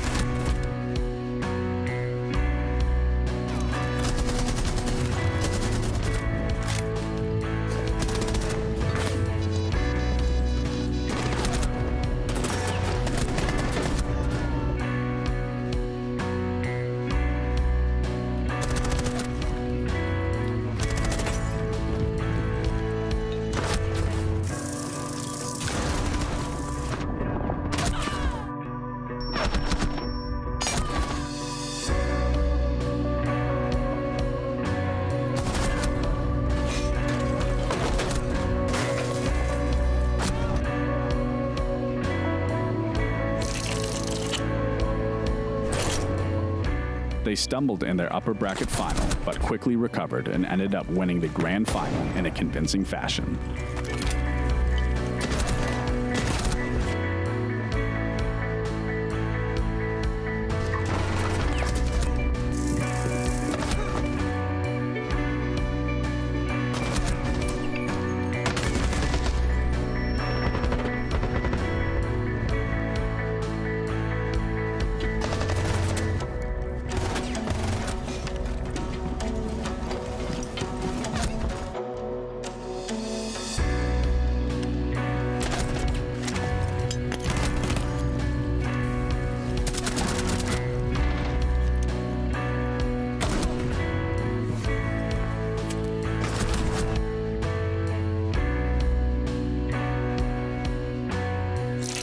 Our big names to watch: Shaiko,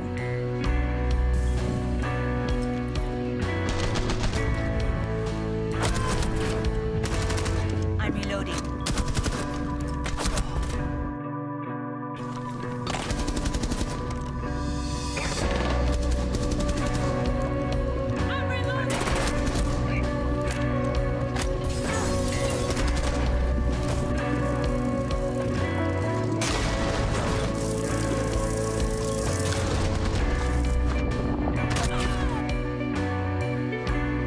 and Leaky Vac.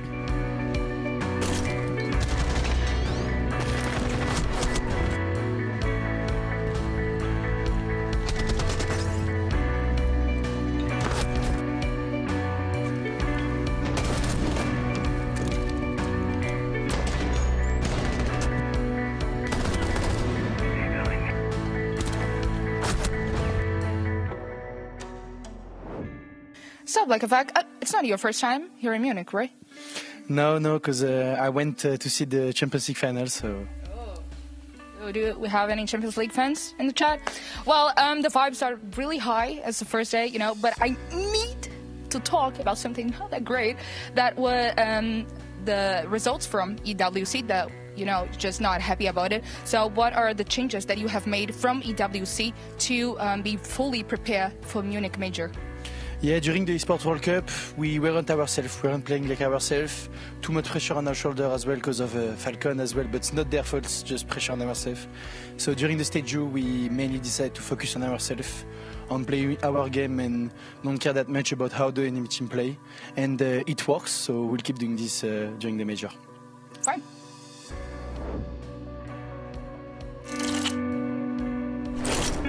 Our next team here at the Munich Major, we have Shopify Rebellion. They got battle tested from the start with 2 close overtime wins against tough opponents.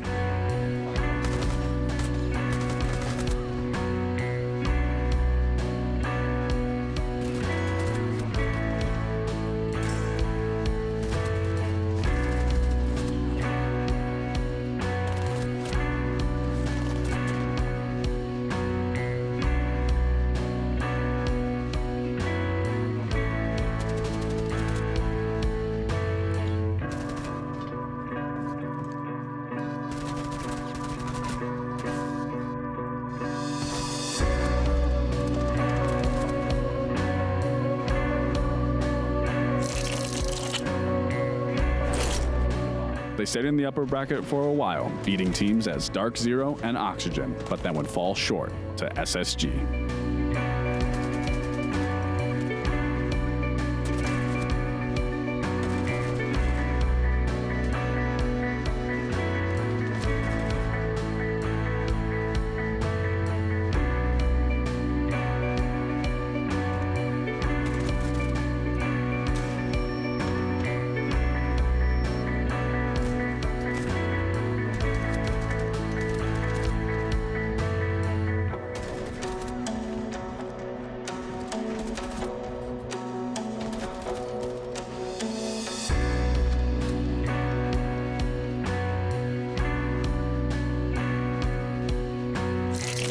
players to watch.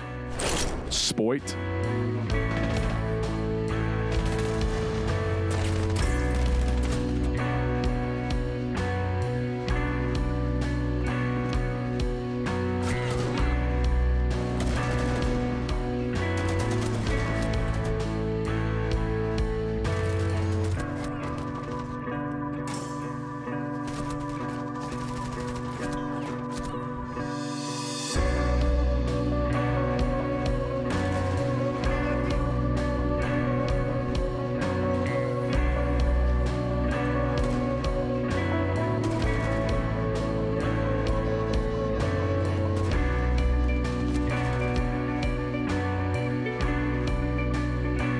And surf.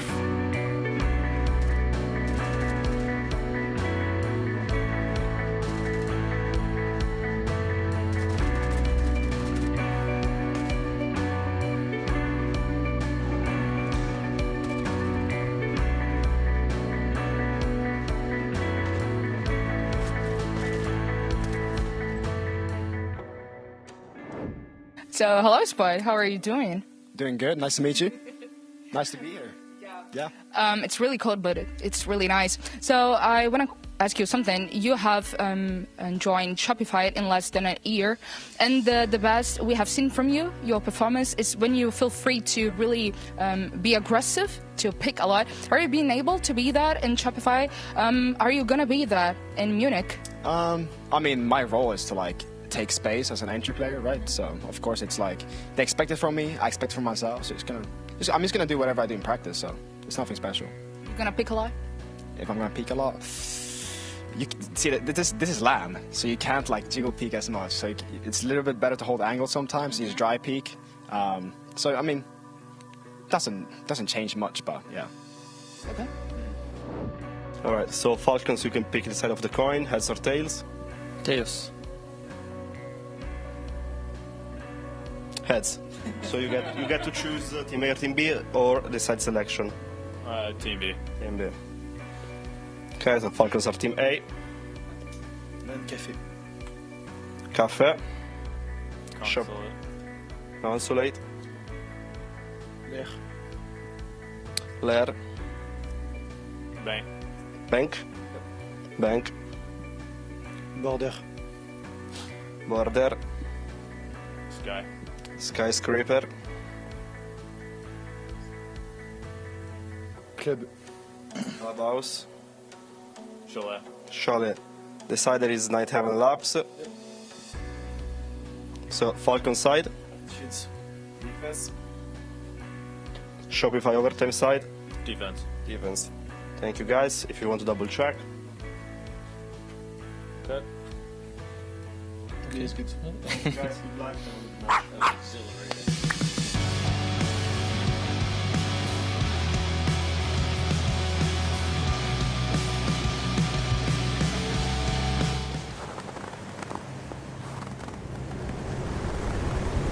Keep an eye out for contact.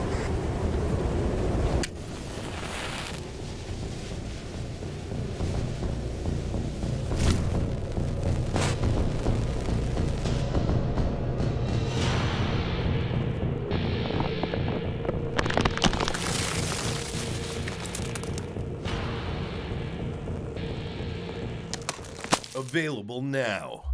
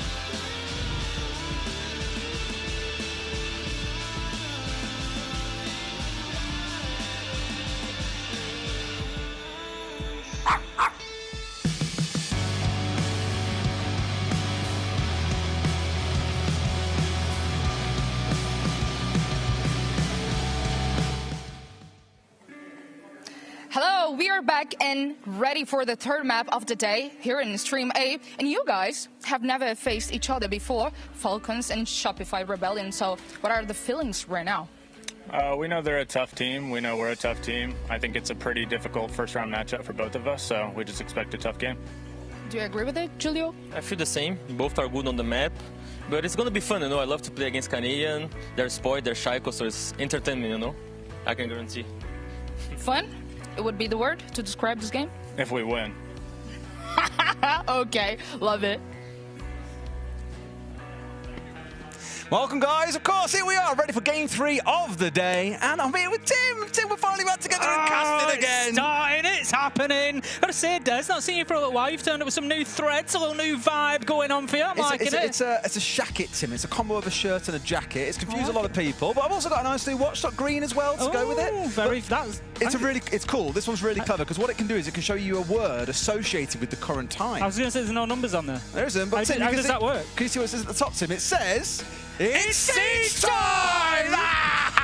It was going to come in here at some point, wasn't it? But Tim, it's a great game to get us started here as well. And of course, Game 3 of the day. NA versus EU, Falcons versus Shopify Rebellion. What more can you ask for? I don't think they come bigger than this, and we've got it right out of the gates on day one. You know, we've got a huge 2 games back-to-back now here on the A stream. Of course, we can have a look at our map bans for this one, see where it's going to throw down between these two. It's going to be Night Haven. I don't think it comes better than this. You've got 2 great teams, differing styles. You've got Falcons who are throwing the diffuser down. Breeder, he's going in there for them plants. It's not, you know, sort of the Shopify aren't hitting those same sorts of numbers, but they're getting in there and they're winning their games anyway. They're playing a different kind of game, and we're going to see it play out on one of our strategic maps, Night Haven Labs. This is going to be, I think, a really great setup for what is going to be some phenomenal siege through this major. Rip there on the left. Look at him. Whoa. You've been back in the gym recently, haven't you? A little bit, yeah. I think I've got more work to do looking at Liga. Thanks, Liga Bank. Showing us all up, getting the gains.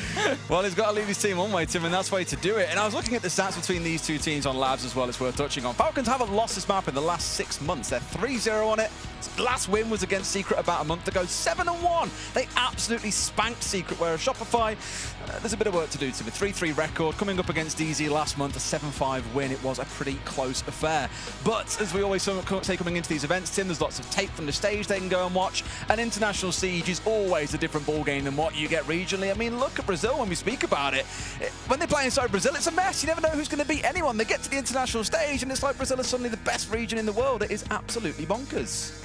There's so many different stats that you can look, you know, we look at obviously the map stats, and it is important, we should take that flavour from it, but I could hit you with another one. Shopify Rebellion, unbeaten against the EU opposition. They've beaten Team Secret, they've beaten G2. They've only played twice, of course, it's not a huge sample size, not a huge number, but they have done well against the EU opposition. This is like boxing though, you've kind of got to beat your way through the amateurs and those that are on the up-and-comers before you get to face now you get into the big boys. Because Falcons are that team that, we tend to say it every single event, but Falcons are the team that right now, top of Europe, this is the team to beat. They are sort of the pride and joy of the region. As we've seen a lot last year, they tend to struggle when it comes to these finals. They can't quite make it over that final hurdle, but maybe, Tim, just maybe, things are a little different here on home soil. I can tell you something else interesting as well, actually, you know, talking about home the fact machine today. Talking about home soil. No, this isn't so much a fact. This is, well, it is a fact because it did happen, but talking about home soil, talking about being back in Germany. I saw Spike this morning at breakfast, and he said good morning, and we were chatting, and he said, I said, oh, I'm casting your game today, and he said, you cast a few of my games last time I was in Germany as well. And it's just, Yeah, obviously he went on and won it with Rogue, and it's like, it's just an interesting little thing, you know, that's in his mind. He knows that he's done well here before, and, you know, all these things play into it. It's obviously the start of the campaign for both teams. Falcons, can they overcome their demons? Spoik, can he have a repeat on home soil of what he saw last time he was here and bring his NA friends along with him? Well, we're about to find out, Tim, as we are into our operator bans. First to be taken away with Falcons on the defense. We're going to see them taking away Ace from the other side, a very common ban these days, and Kaid, no surprise at all. Yeah, I think, you know, nothing too wild there, no curveballs to kick things off. We'll have our second bans coming through as well. Wouldn't surprise me to see Bandit go along with Kaid. And attacker wide, oh no, we've gone for a Mirror and Hibana. Again, makes sense, Hibana. You're going to keep those hatches safe, particularly for your basement defences. Less impactful, I think, up on that top floor. You've still got Thermite available, you've still got Maverick. You should be able to get the breaching done that you need to do, but I would also argue sometimes Hibana, for that IT wall, can just be a little bit safer. Keep that range. You don't have to go near that electrical window. You can kind of do it a little bit more distance. Also, the key thing to think about with these bans, Tim, is the fact that the only hard breachers left are ones that have to get nice and snug against that wall, which is inviting a C4 from Breedy. It's going to be an absolute demon with those C4s historically. And so if you're inviting the opponents in to come and get close, whether it's Thermite, whether it's Maverick, whether it's the hard breach charges, either way, you're setting yourself up for a world of hurt. We've got Surf jumping on towards the Maverick here, of course, trying to overcome the Bandit. But as mentioned, that does invite some cheeky C4, so we'll see just how good Shopify are at overcoming that first hurdle before we even start thinking about the site itself. I was wondering if we were going to see the clash up on the top floor. We've seen it used quite a lot to hold connector. So the reason that I mentioned that is the absence of it, because I'm now wondering, right, how are you dealing with connector, Falcons? What are you going to do there? You know, Canadian had brought along the Capitao anyway, so that would have been reasonably easily dealt with, but they've got to think about that area. They've got to think about how they control it. As it is, Breedy is going to start out there in the Bandit, so he's going to be looking to Bandit trick that wall and just prevent that external access coming in, that pressure, that angle that can be found through to electrical. There's going to be a little battle goes on there, and that really could determine the outcome of this round, because a lot of the attention, I think, from Shopify is initially going to be towards that side. Yeah, for now, of course, it's focusing on getting this wall opened up. Of course, you can see it is electrified away. The classic spot. Come on, Surf. With the I'm back. C4 There we go. Has got it done, but almost loses life in the process. Down to 40 HP. Right idea from Leaky Fat, but has done the hard part, Tim. The wall is now soft. It's now opened up. They can find their way in towards IT, and that's all done inside 60 seconds. We always judge a Maverick on their ability to... Oh, he's going for 2 in a row here, Des. He's just showboating at this point. Well, where's Breedy? Because Breedy's the one now with the C4 remaining in the back pocket. Does he try and finish off the damage that was done to Surf earlier on? It looks like they aren't even going to bother here to step it away and get this wall opened up. Once the reinforcement falls away with this bottom top removal, look who's there. It's a Buck, and we're ready to get it fully opened up. And here in rapid time, 75 seconds, both walls have opened up. And now, as I mentioned, that first hurdle is overcome. They can start focusing on what's happening in the site itself. A Maverick masterclass coming in from Surf. I know it seems like a simple thing. You know, we talk about it all the time. How are they going to do with that Maverick trick? But if you're going to bring the operator, you've got to be able to do it quickly and concisely, just like he's done there. And it's not always that we see that happening. I like this pressure up onto Catwalk as well. Using Canadian, using that Capitao utility to create the space. They've recognised the real danger position is the Azami on that Catwalk. They can just dictate the entire round, but Solotov has been forced back away. They've taken the ground, but they are going to lose the first body as Leakerfact takes down Ambi. It's been so formulaic so far, Tim. The cover coming in from the Catwalk doorway, for example. They know they've got IT control. No one can swing out onto them when there's Capitao fire in front of the rotate itself, which is let them get up, get the wall opened up a little bit further in towards site now. And we can see on our top down, you guys can see it, of course, through the outlines across your screen. All of these Falcons players have been pushed further back. They're all stuck towards this north side like a line in a sense, which means they acknowledge they have lost control of what's going on here in towards Garage, in towards IT. But we're down to the last 30 seconds, Tim. We're starting to run out of that time when you can make mistakes as Shopify. The real problem for Shopify is that they've given up Garage at this point. They've dipped away and they've now moved over to the connector side, trying to push through electrical. It's not necessarily a bad idea, but what it means is all their eggs are in this basket. They've got to go and find kills, and they're not doing it. And it's difficult because they haven't softened up this side of the map at the beginning of the game. This isn't where the utility has been spent. Spike manages to get one, but it's likely a consolation as he gets a second, surely taken down in a matter of seconds. There it is. Users picks him up, and a little bit of indecision, I think, for Shopify there. Well, they came in at 45 seconds, have said, we've got to back out of this. We've got to back out and go elsewhere. And like I say, that foundation hadn't been laid for an attack from that side. In a way, like, I actually think that was a really beautiful round of Siege. Like, the way that Shopify have approached it was absolutely excellent. You know, both walls made soft inside 75 seconds or so. Hey, what's going on? We do like classic strat. I'm going to put music trap on top. And turns out we can, so we'll be listening in towards that round ends in future. But for me, nothing else. Again, I think the way they approached it was great. Both walls open inside of 75 seconds. A really good 3 or 4 man set piece push to get full control of Catwalk. Just the one they missed out on was what they opened up early on, which was actually in towards jungle, in towards connector. They left it in those last 30 seconds to a point where if you lose a player, you can't easily get someone to step back over their tombstone and carry on the push from that direction. So in a way, sort of gave themselves a little bit too much to do. Would a backstab from Aqua would have been easier because they had control of that very early in the round as well. So I like what they've done with the approach, but Falcons, they didn't really look bothered, Tim. You know, you love your comparison of how bothered were the defenders?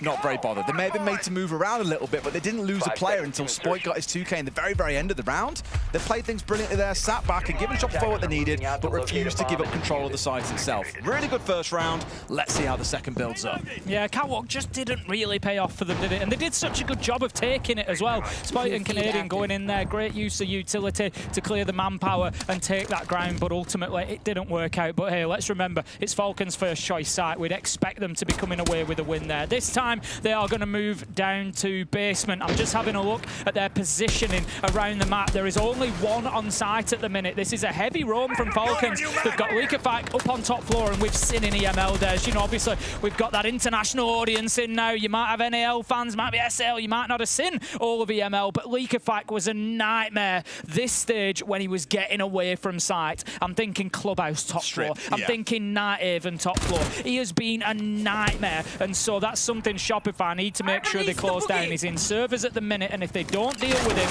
they will be in trouble. It's more the fact that it's Mutant Mozzie on side that's going to make this a bit of a headache, I think. Shopify can't rely on the drones, and I guess you can't always rely on the count in the top right corner of your screen, but a lot of those drones are gone is my main point of concern. They've got to still figure out their way through against both the anti-intel, but also their own intel that Falcons have brought along. And this is Shaka from downstairs. Tim on site has got a couple of kills upstairs. Well, a kill upstairs, sorry, up through a couple of floors is what I meant to say. Beautiful stuff. And now again, Shopify at that halfway point where it's like, okay, there's no one we can really close down on here. They've already dropped away. They're dropping us, they're blocking us out from using the intel that we've got. It's got to be so frustrating to try and play into.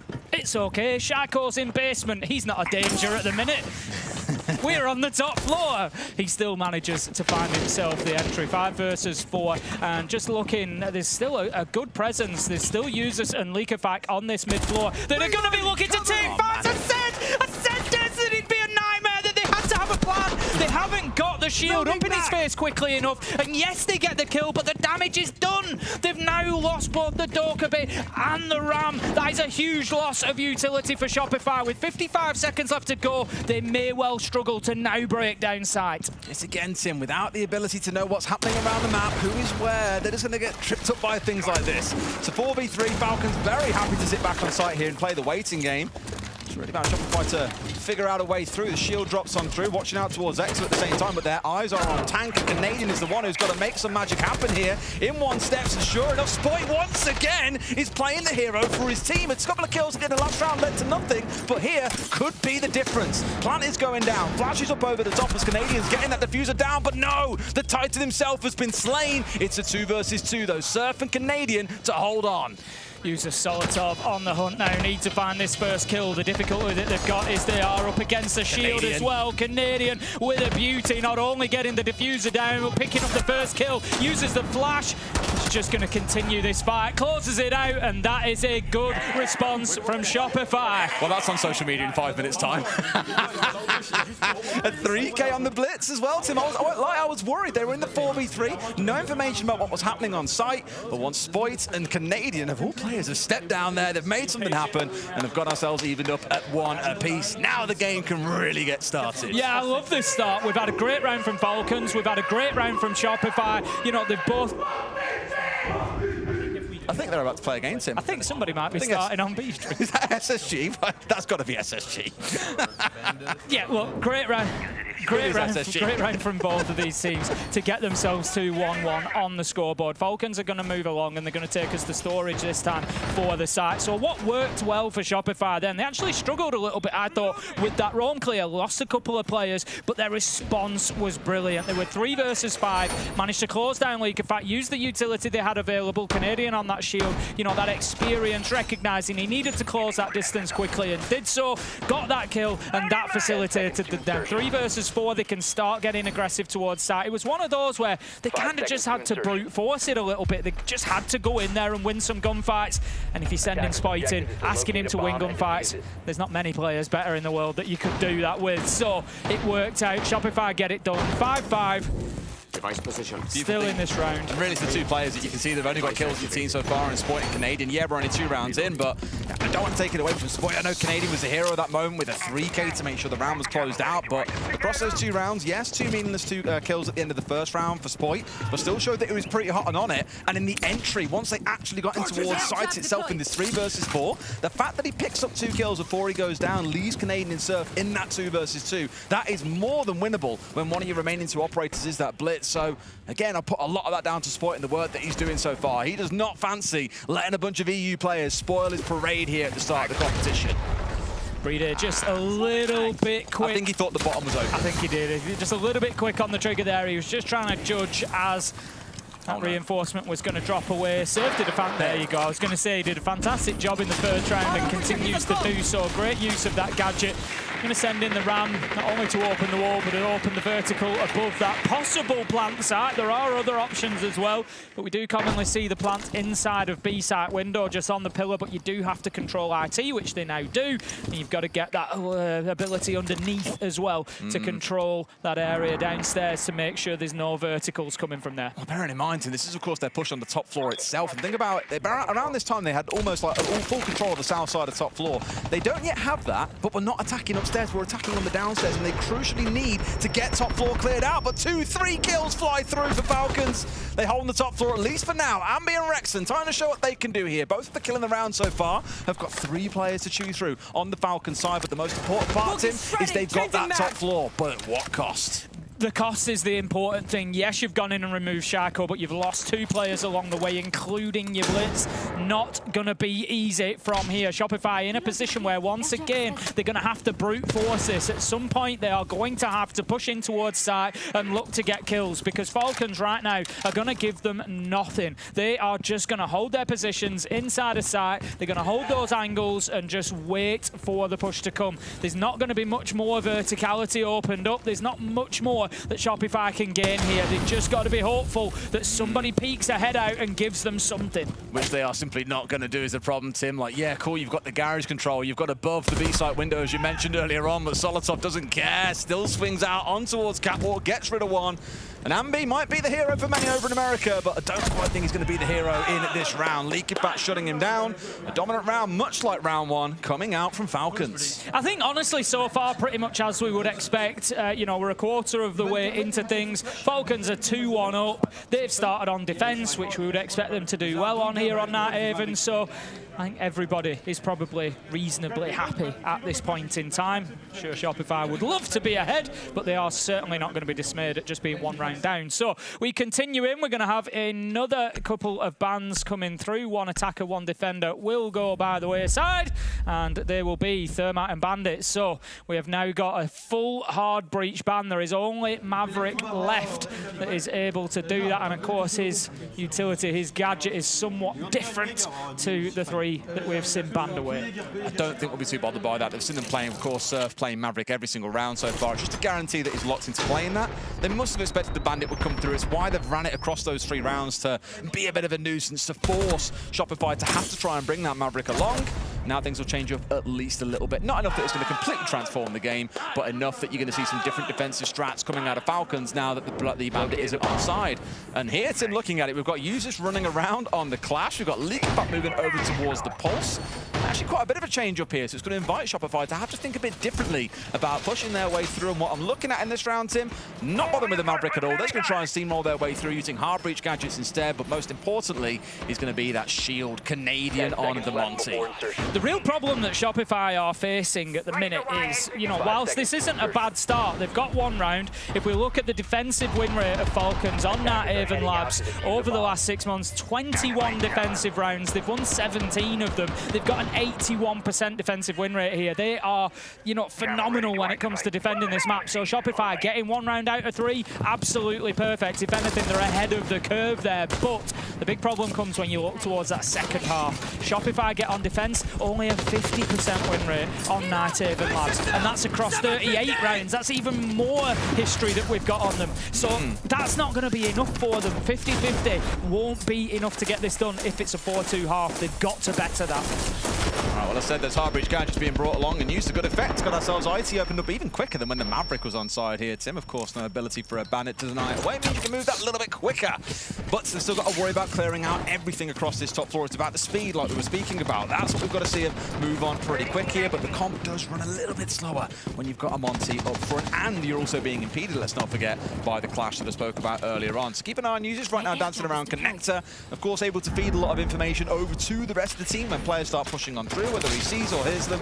It's kind of beside the point. It's the fact that he gets that knowledge at all is what's really going to help his team get set up and ready and prepared for wherever Shopify choose to push from. I think there is going to be some attention towards the garage and the catwalk again. Ambi has moved in there off screen, and Shopify last time, you know, dedicated utility to getting that control. They got it, and then it didn't really pay off for them. It didn't really give them too much. As it stands, Ambi's going to be actually moving around underneath a little bit. I don't know if he's going to look to challenge the bottom of blue stairs, possibly. Canadian has pushed forward onto catwalk, is going to get that hard breach at some point. I think he's just being stopped by the mute jammer at the minute, but the big question is, what are Shopify going to do with that control? Because last time, they couldn't get it done.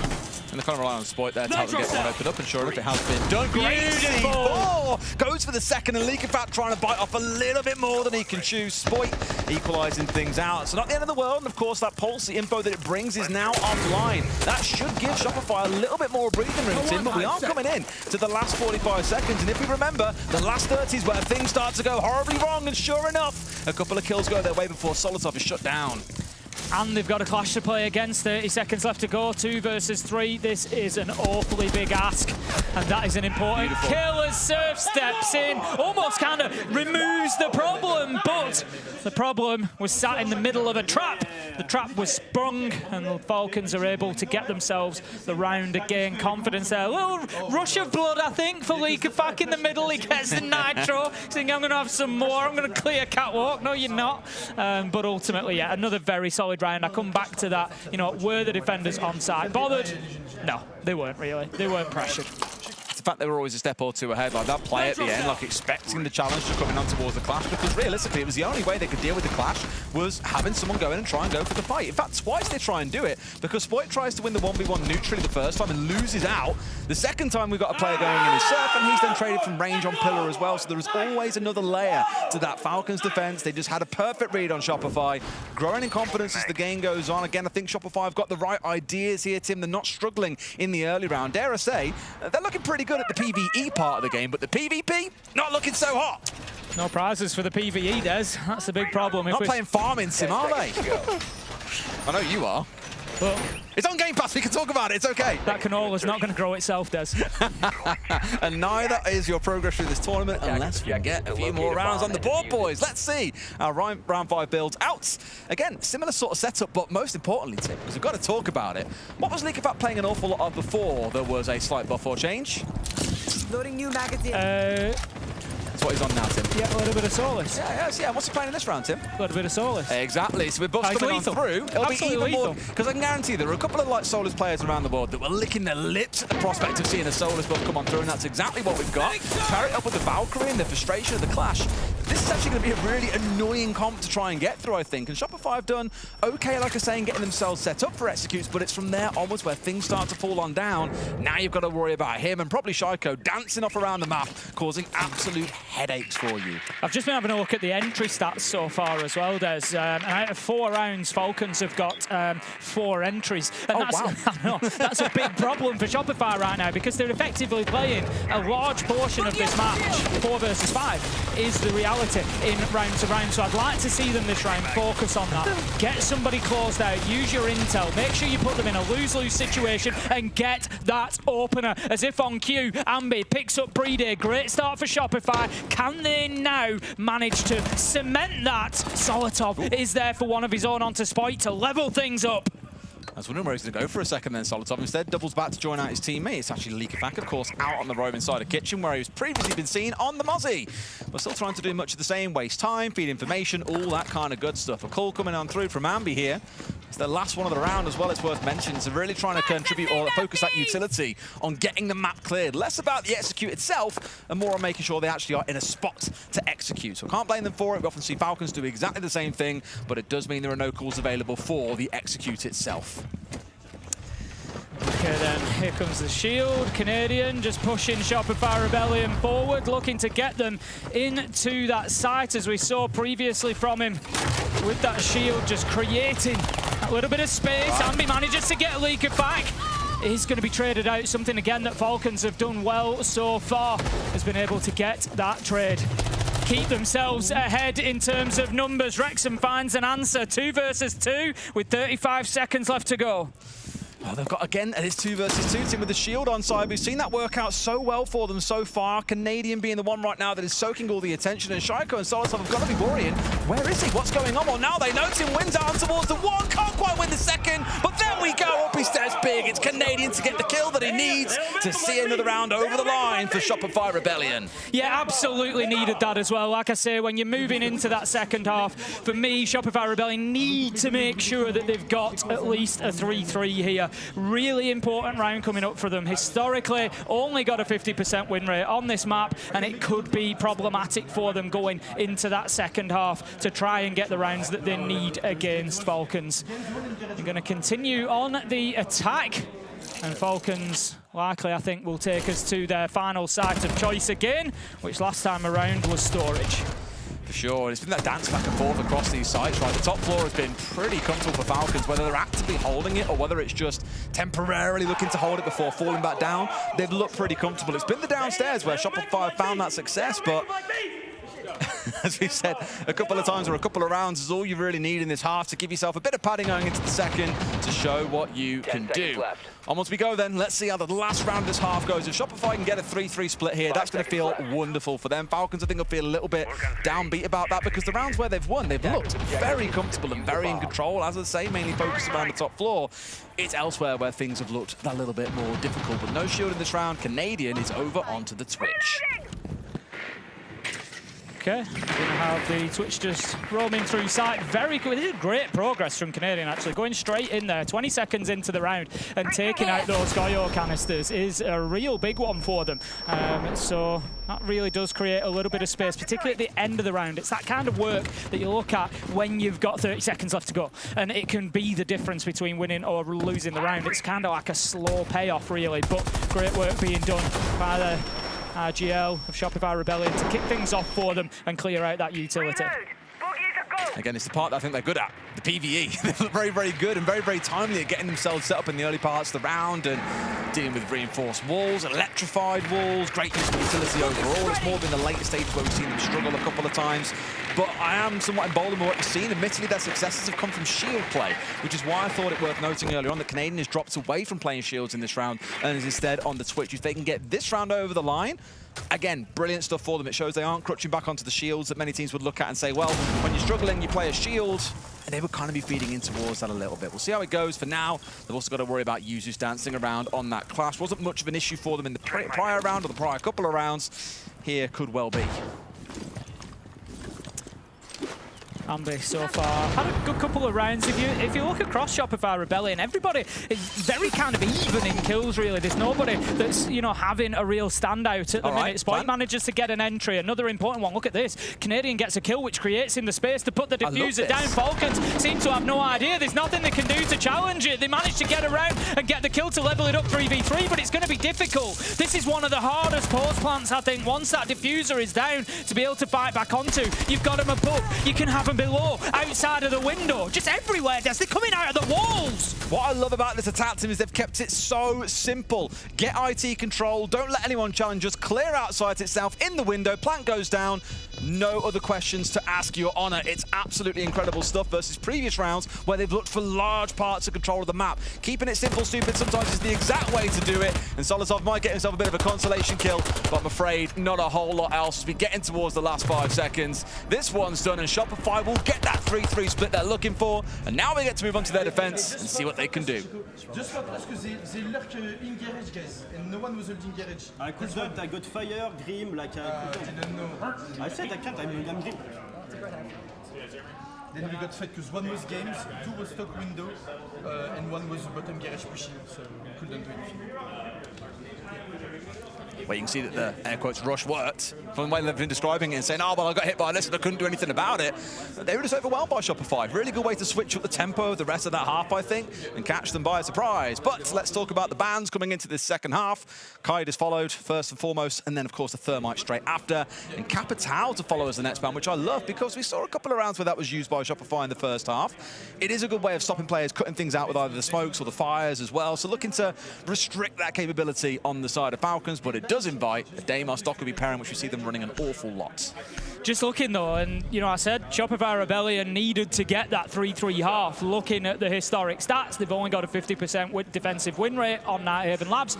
That now at least kind of gets them to overtime if they can repeat that. But there's a real opportunity for them to actually take this and win, because now I feel like Falcons go on to the back foot. If we look at them historically, attacker win rate, 37% for them on Nighthaven Labs. They are nowhere near as good on the attack. Their wins on Nighthaven tend to come from those big defensive performances. They struggle on this side of the coin. So Shopify Rebellion, they can dig themselves in, I think, for these first 2 rounds. Get your first 2 sites locked down. They take a massive step towards getting this first win against Falcons in the Swiss stage. You speak about Falcons and their attacking, prowess. We look in our region as our 2 best attacking teams are Secret and G2, and for a period of time throughout stage 2, both of those 2 teams had a better attacking round win rate than they did defensive. Now, that could either say their defense is frankly awful and their attacks are actually okay and mediocre, or their attacks are brilliant, and it tends to be more towards the latter. They've got a lot of pace of them. What I think can sting Falcons sometimes is they are quite slow on the attack. They can be quite formulaic, and they have been working on it over the last year to inject a little bit of unpredictability into their game plan. But I just worry that while they might be great at executing, very much the inverse of Shopify in a way, they can struggle in the early round when they're getting tripped up by other teams. Big damage coming into Sharko on the Nomad to kick things off there. So again, another better start on the entry. I picked up on that. It was somewhere that Falcons were dominating things, but over the last couple of rounds, they've started to struggle. They haven't got those first kills. They've taken that early damage. Canadian has a little bit of chip damage on the Clash, but that's not going to worry him too much. Should be absolutely fine. We've seen this so many, out of all of the breaching tricks, this is the one that often fails. I think even more so than the Maverick. Impact nade goes out unsuccessfully, and the wall has been opened. Well played from the attackers of Falcons. Oh, if Canadian had got that as well, it would have just been another 10-15 seconds to shave off the clock, because we were speaking earlier about how fast Shopify in round 1 managed to get both walls opened up inside a connector and, of course, the IT one. They did it inside 75 seconds. It's taken Falcons that long to just get IT itself opened up, and there's nothing like a bandit on the other side. They've been kind of very, very carefully and very, very tepidly stepping through the map, trying to put that vertical pressure from below onto Canadian to force them away, but have ignored that after about 5 seconds of trying and backed off entirely. And this is what I mean. Falcons are a little bit slower, a bit more composed about the way they like to attack, and that gives Shopify a lot of opportunity to try and trip them up, and they've come close twice so far. He's going to be looking to work up that hatch, see if he can get himself. It's always an interesting. Sometimes you'll just catch that bit of movement inside a site and be able to pick up a cheap kill. It's not an angle that people ever presume is going to be a thing, getting hit from underneath on the hatch. They don't get any joy with it this time, but Falcons Still, I think, struggling to get as much ground as they need here. They're being held at bay. This is a really nice defense from Shopify Rebellions. They still have control of IT. They still are making it difficult for Falcons to remain present inside of Connector, inside of Electrical. They're being challenged. They're being hit underneath. Great stuff. Opening kill. Wrexham picks up Leakerpack. All right, then how much more can move forward from here? Because as said, Tim, they're just wasting a hell of a lot of time here. They can even afford to drop the hatch, step back. No C4s left to work with, but the time is ticking down here. They've still got a clash to worry about as well. The Rebellion have just got them locked down. It feels like, Tim, they know everything that's going on here. Here comes Rexon, in for a couple, Surf for another. Looking absolutely beautiful. Just one left, and Ambi, well, he'll definitely save an embarrassing shotgun challenge at the end of the round from one of his teammates, but the Rebellion get themselves on the board in a very convincing first defense. And this is where I start to worry a bit for Falcons, Tim. Like, all right, let's wait till we see the offsides. That'll really start to give us a shape of this game, but that wasn't a very convincing first attack. I honestly, I think Shopify Rebellion have done the hard yards, Des. That first half was where that was the make or break. You know, like I said, Falcons 80% defensive win rate. They just dominate teams on defense of this map, and that's how they win so many matches here. But getting through and fighting for that 3-3 half was absolutely massive. So picking up round 6 has really given them some momentum, and I'm pretty sure that Shopify Rebellion know that. They know if they get into that second half even, they can start locking things down on the defense. And like I said, round 7, round 8 were going to be particularly important for them. They've won round 7, they now move on to round 8. If they get themselves basement locked down and just on the board, they take a massive step towards getting this win. Yes. I mean, again, I'll wait until I've seen the offsides, because things like this downstairs is where things can mix up a little bit here. And, okay, we don't normally talk about hovers. I'm going to do it, Tim, and pray things don't change. The way that we've often seen Falcons... Okay, never mind. Forget about it. I was going to say the way I've often seen Falcons overcome their slowness in an early round is through going for a Dockerby and Deimos pairing. Like, it's their wheelhouse, right? Teams know to expect that. You have to ban away one of the two, otherwise they'll run you over with them either way. Here, they've completely moved away from that, but have got a different kind of speed. We've got the Lion inside, but Brede on the Blitz is the #1 to look at here, and then uses that final kind of like protect the president package they want to deliver at the very end with those Candelas raining on through and looking to overwhelm Shopify in the execute. But keep your eye on the early round, because that is where things could go wrong yet again. Straight away, look at this, the speed that Leakerpack is moving into sight with, but it is gonna be for nothing. He comes unstuck as he moves in, Spotty gets a beautiful 2-level kill, proving Shaiko is not the only one. From Catwalk all the way down, Spotty manages to find another onto Solotov. Shaiko picks one up to level it up, 3 versus 3, but Brede has been taken down. He's been closed out by Surf as he was being picked up. Shaiko takes a ton of damage as well. The wheels look like they have truly come off for Falcons on Labs. It wouldn't have been so bad if they managed to get a save on towards Brede. They then had control of the sights in, but they've done the classic thing we see some teams try and do, and they can't, but they don't want to play into like a full map roam. They'll hit the site hard and say, right, forget about the vertical, we'll rely on smokes, we'll rely on utility, we'll find our way through. The problem is, those Candelas came on through and the players upstairs completely unbothered by them. Only one smoke came out and got used. Brede went down as well. That just ground this whole thing to a halt. Otherwise, he could have got a plant down somewhere, safe and cover from above, and tried to walk away with the round end. Instead, uses left in a 1 versus 3. Shopify will probably find themselves going up here to 5 and 3 unless users can pull out something special. He cannot. Surf manages to pick up an easy shotgun kill from above. And again, we're starting to see, you know, Solotov, like you said, not Solotov, Solis has had, Solotov's had plenty of buffs. So, you know, with the way you've seen play, but it's Solis that's had the buff there, that's just brought her really back into things. And the game is like, they're bold, you know? They're doing exactly the same thing we saw on the prep. And for me, we don't even have to play fast, you know? You just need mid-round problem solving, you know? Like the first round, Chaiko has Nomad, he could even dajep the guy on IT. We are just like, everyone's focused on themselves, we're not focused on making sim plays, you know? Yeah. So focus on this, like for real, on this map. Like, next step, guys, okay, Clash on the deck, how are we gonna clear him? Okay, let's clear him, boom. Next step, okay, we have to clear pillar, you know? We are just like talking, oh, one guy here, one guy there, one guy here, so we are not playing together, you know? Yeah. So just focus on this, we don't even play fast as fuck, you know? Just like the prep, you know, just towards stuff, they give yours like a lot of ground as well, no? Yeah, space. Feel free, guys. Just don't be tilted and just focus on the next round. The last round was good. It was service free. Yeah. Or should be service free. It's unlucky, guys. I'll give a shout out to Parker for this actually as well. On the 6on6 podcast recently, they had a chat about this. In fact, there was I think 7 of them in total on camera. It was a lot of people on there, but it was really interesting because they had to talk about different kinds of coaches. You know, some of the players were offering up their thoughts on, you know, here's the kind of coach that I like. Here's what I think a good coach should be able to do. Is someone a vibes coach? They're more involved on the tactics side. Is their strength behind the scenes and bringing together prep and analysis and counter strategy and all that kind of good stuff.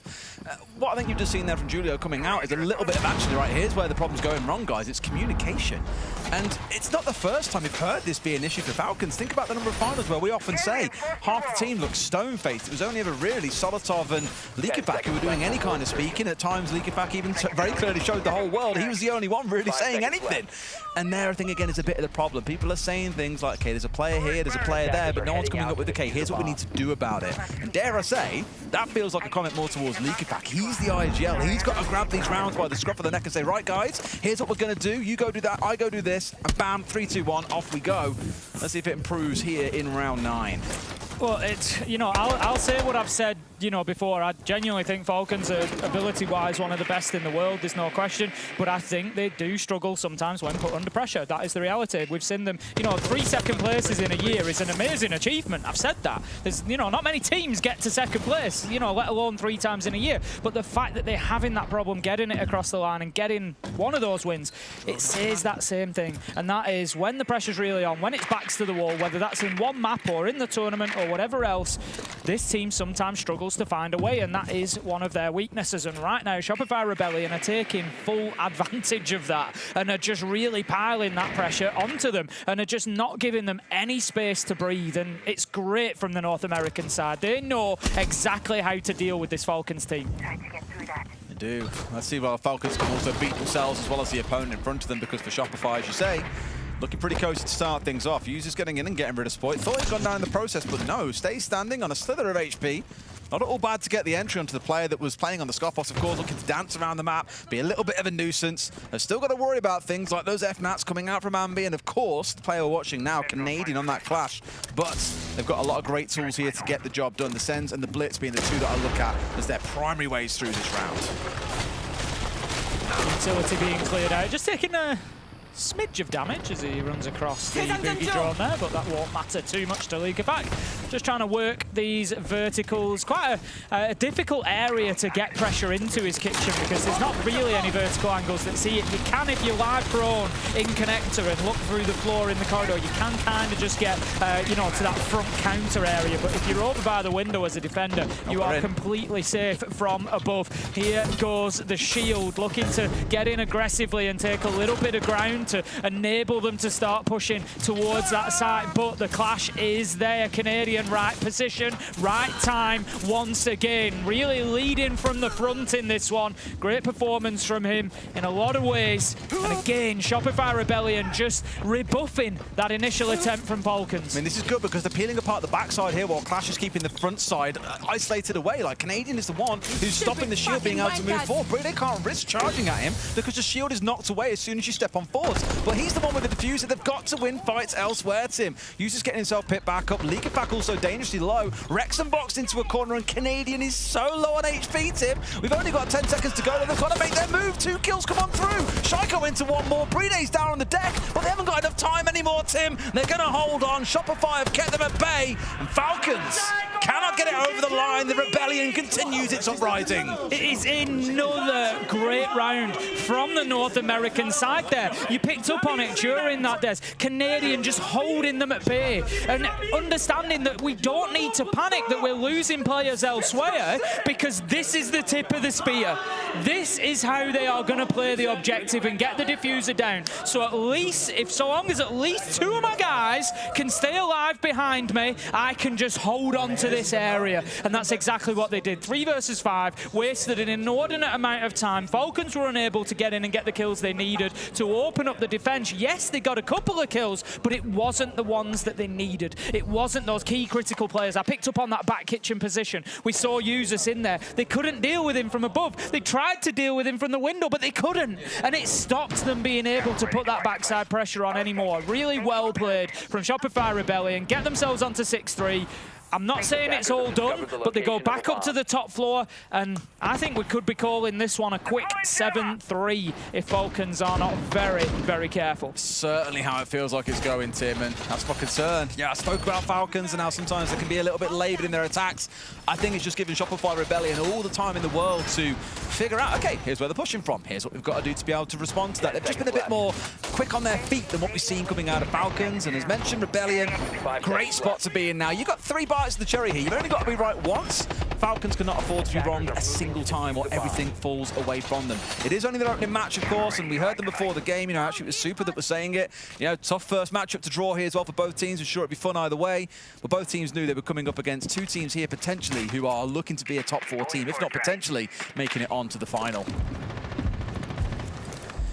Entry kill is going to be just as important once again. Currently it's 5-4 on the entry to Falcons, so barely winning that battle, but it doesn't tell the whole picture, does it, the numbers, because all 4 out of their 5 entries came round 1 to 4, so it has been a big period of supremacy for Shopify Rebellion. Falcons were able to get the entry in the last round. Can they do it again here? They're going to have to on the attack. The drones are in there. They're getting the intel. To be honest, I don't think they really need it that much. We kind of know what to expect from this side. You know where the pressure's going to be, where the players are going to be. You know that the Azami is going to be hiding in catwalk somewhere. As it is, they played quite aggressively there at the NA side, getting themselves right down to the bottom of stairs, and they've been punished. Spoit taken out. Shako finds Ambi, and it feels like Shopify Rebellion might have just come out a little bit strong here. There's a little bit aggressive on the defense, and they're losing bodies for it. Well, don't cry chickens just yet, Tim. They've still got Surf able to rain these folks on down and get a couple of kills maybe himself, but no, Leaky Fat from below takes out into the 1v1 and comes out on top. It's still looking pretty good for them though on the side of Falcons. 4v2 and still half the round to work with, Tim. Yeah, plenty of time for Falcons here. They don't need to be rushing anything. The important thing is that they don't give themselves away to these 2 remaining players, because if Rexon or Surf are able to pick up a cheap, easy kill here and it goes to 2v3, it becomes a lot more winnable. Good use of utility to prevent that track coming through from the Deimos. Don't give Shako his advantage that he's craving. He's going to just have to maintain his position outside of IT for the time being. Falcons need to start thinking about how they get in and how they start pressuring these remaining defenders. At this point, they're trying their very best to try and win back any kind of control. They get at least 1, win a second as well. This could be on for the ace here. Tim Rexon has really got to do it all in dramatic fashion. This could be a great way to crown that first game here in Munich. Just going to hold his position, knowing that that wall is open, and they might just give him the opportunity here. We can see the movement. He steps away just as Leakafat was going to peek his head in. Being on low health, it won't take much. Rexon holds them at bay, but no! Leakafat is able to pre-fire the spot, and he keeps Falcons fighting for another round. Just calm the music, guys. It's not over yet. I know it looked like his name was going up in lights there, because Rexon, again, an ace to close out the game would have been beautiful. The Falcons do hold on, managed to win out the 1 versus 1. And I will touch back on it as well. The craziness that happened inside the garage itself was a matter of pixels there between whether or not it worked out for Falcons or whether it completely crumbled before them. Yeah, we had players pushing in underneath. We had players on catwalk shooting on down. We had players on garage door. We had this strange 1v1 that broke out as well. Just overall a little bit of calamity at the start. The Falcons came out on top of. So whilst, yes, they've got the round on the board, I wouldn't quite say it was in the fashion or with the cleanliness that maybe they would have hoped for. We'll see how they're on the downstairs, because last time around things did not look quite so pretty. We see the problem with banning against Shako. Of course, a couple of rounds ago, Nomad was taken out, so we've seen him move on to the Deimos consistently since. Going to be using that operator again, and we know how lethal he can be, so keep an eye on him there. Certainly one that can turn the tide here for him and get Falcons back into this. It is going to take 2 more rounds though, and Shopify Rebellion take us back down to that top floor. Back down to the top floor, back down to the basement, and it's one of them art pieces where it's like it doesn't make sense when you try and perceive it. I'm just operating on a higher level, Des. What level's that, Tim? It's back down on the top floor. Oh, God. You serve them up, I'll just keep knocking them out of the park. It'll be a long week. It could be. Right, I'm just looking at the positions of Shopify Rebellion here. We've got Spoit up on the top floor, and then Surf and Ambit on that mid floor, being joined by Rexon as well. So much like we saw from Falcons, there is a whole map presence here from the North American side. They're wanting to burn time from Falcons, force them to chase them around. However, got to be careful with that. When you've got Shaco playing on a Deimos, giving him something to go and chase, it's not always the best idea. Let's see how that works out. Sure. Again, it's the fact that we've got both of those in combo though, right? I spoke about it a bit throughout the half. The Dokkaebi and the Demos has been a staple of Falcons. It's often why we've seen, and I'm sure it's not the only reason why, of course. It's also because he's really damn good with the operator, but often why a Deimos is target banned away against Shaco. Now, they've got it available. They've also got a shield that they can use to push forward and take ground based on what they find with those Dokkaebi calls coming on through. 3 of those immediately turned off, 2 turned off very, very quickly. The others are still ringing out here, which should give Falcons a little bit of space to step on forward. But Rebellion, well, for most part, Tim, they have hung on. They've still got a couple of players up on this first floor, still looking to waste time as we hit that halfway mark of the round. Shaco doing some work from the hatch up above, just taking out those Animus doors, maybe clearing a path for future use. Leak of Fact manages to pick up Ambi. Falcons find themselves in the middle of a resurgence here. Can they continue? Ooh, no. Spoit manages to put the stoppers on, hits a little bit of the brakes, oh, no. Takes out Leak of Fact and gets himself back up to the top floor. But there comes that Deimos track that I was expecting. Shaco's on the hunt. He wants him and he's chasing him like no tomorrow. He sees the shadow as well, which is certainly not going to help, but he's got to get up nice and close here. A nade over the top to force him out wide. Sure enough, beautiful from Shaco. Get back in the ones tournaments, I'm afraid, for it, because Shaco has had your number there.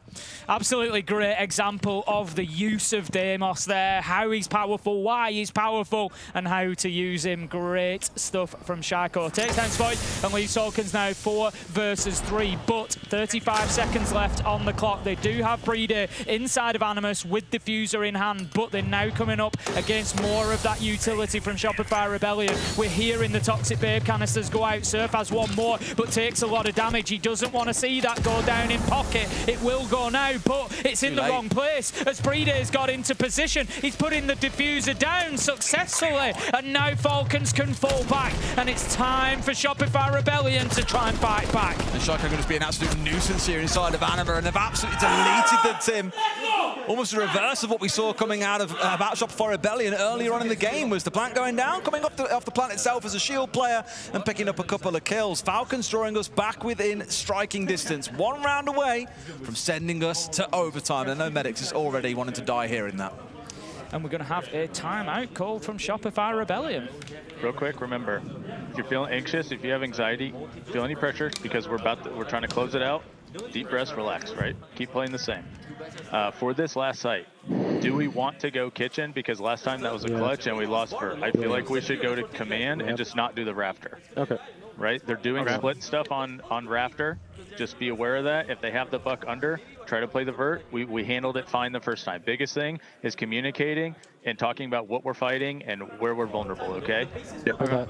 Remember, guys, the score is irrelevant here. It's on us to just relax and play how we've been playing most of this match, okay? For that, let's go, guys. Ready? Let's do it. I'm actually going to do Valk. I can throw a cam. I can throw Which command? What I love is that both coaches have said the same thing. Really interesting, though, to hear that element addressed of, you know, let's not worry too much about the strategy side of things. There's a little bit of that in there, but actually, you know, coaches addressing that element of getting this over the line. It's something that we talk about a lot as commentators, obviously, and, you know, we talk about teams' ability to clinch games. I've mentioned it for Falcons here, that when the pressure's on and they've got to get that last, you know, little bit, whether it's games or tournaments, sometimes they don't do it fantastically well, and to hear coaches addressing that's really interesting.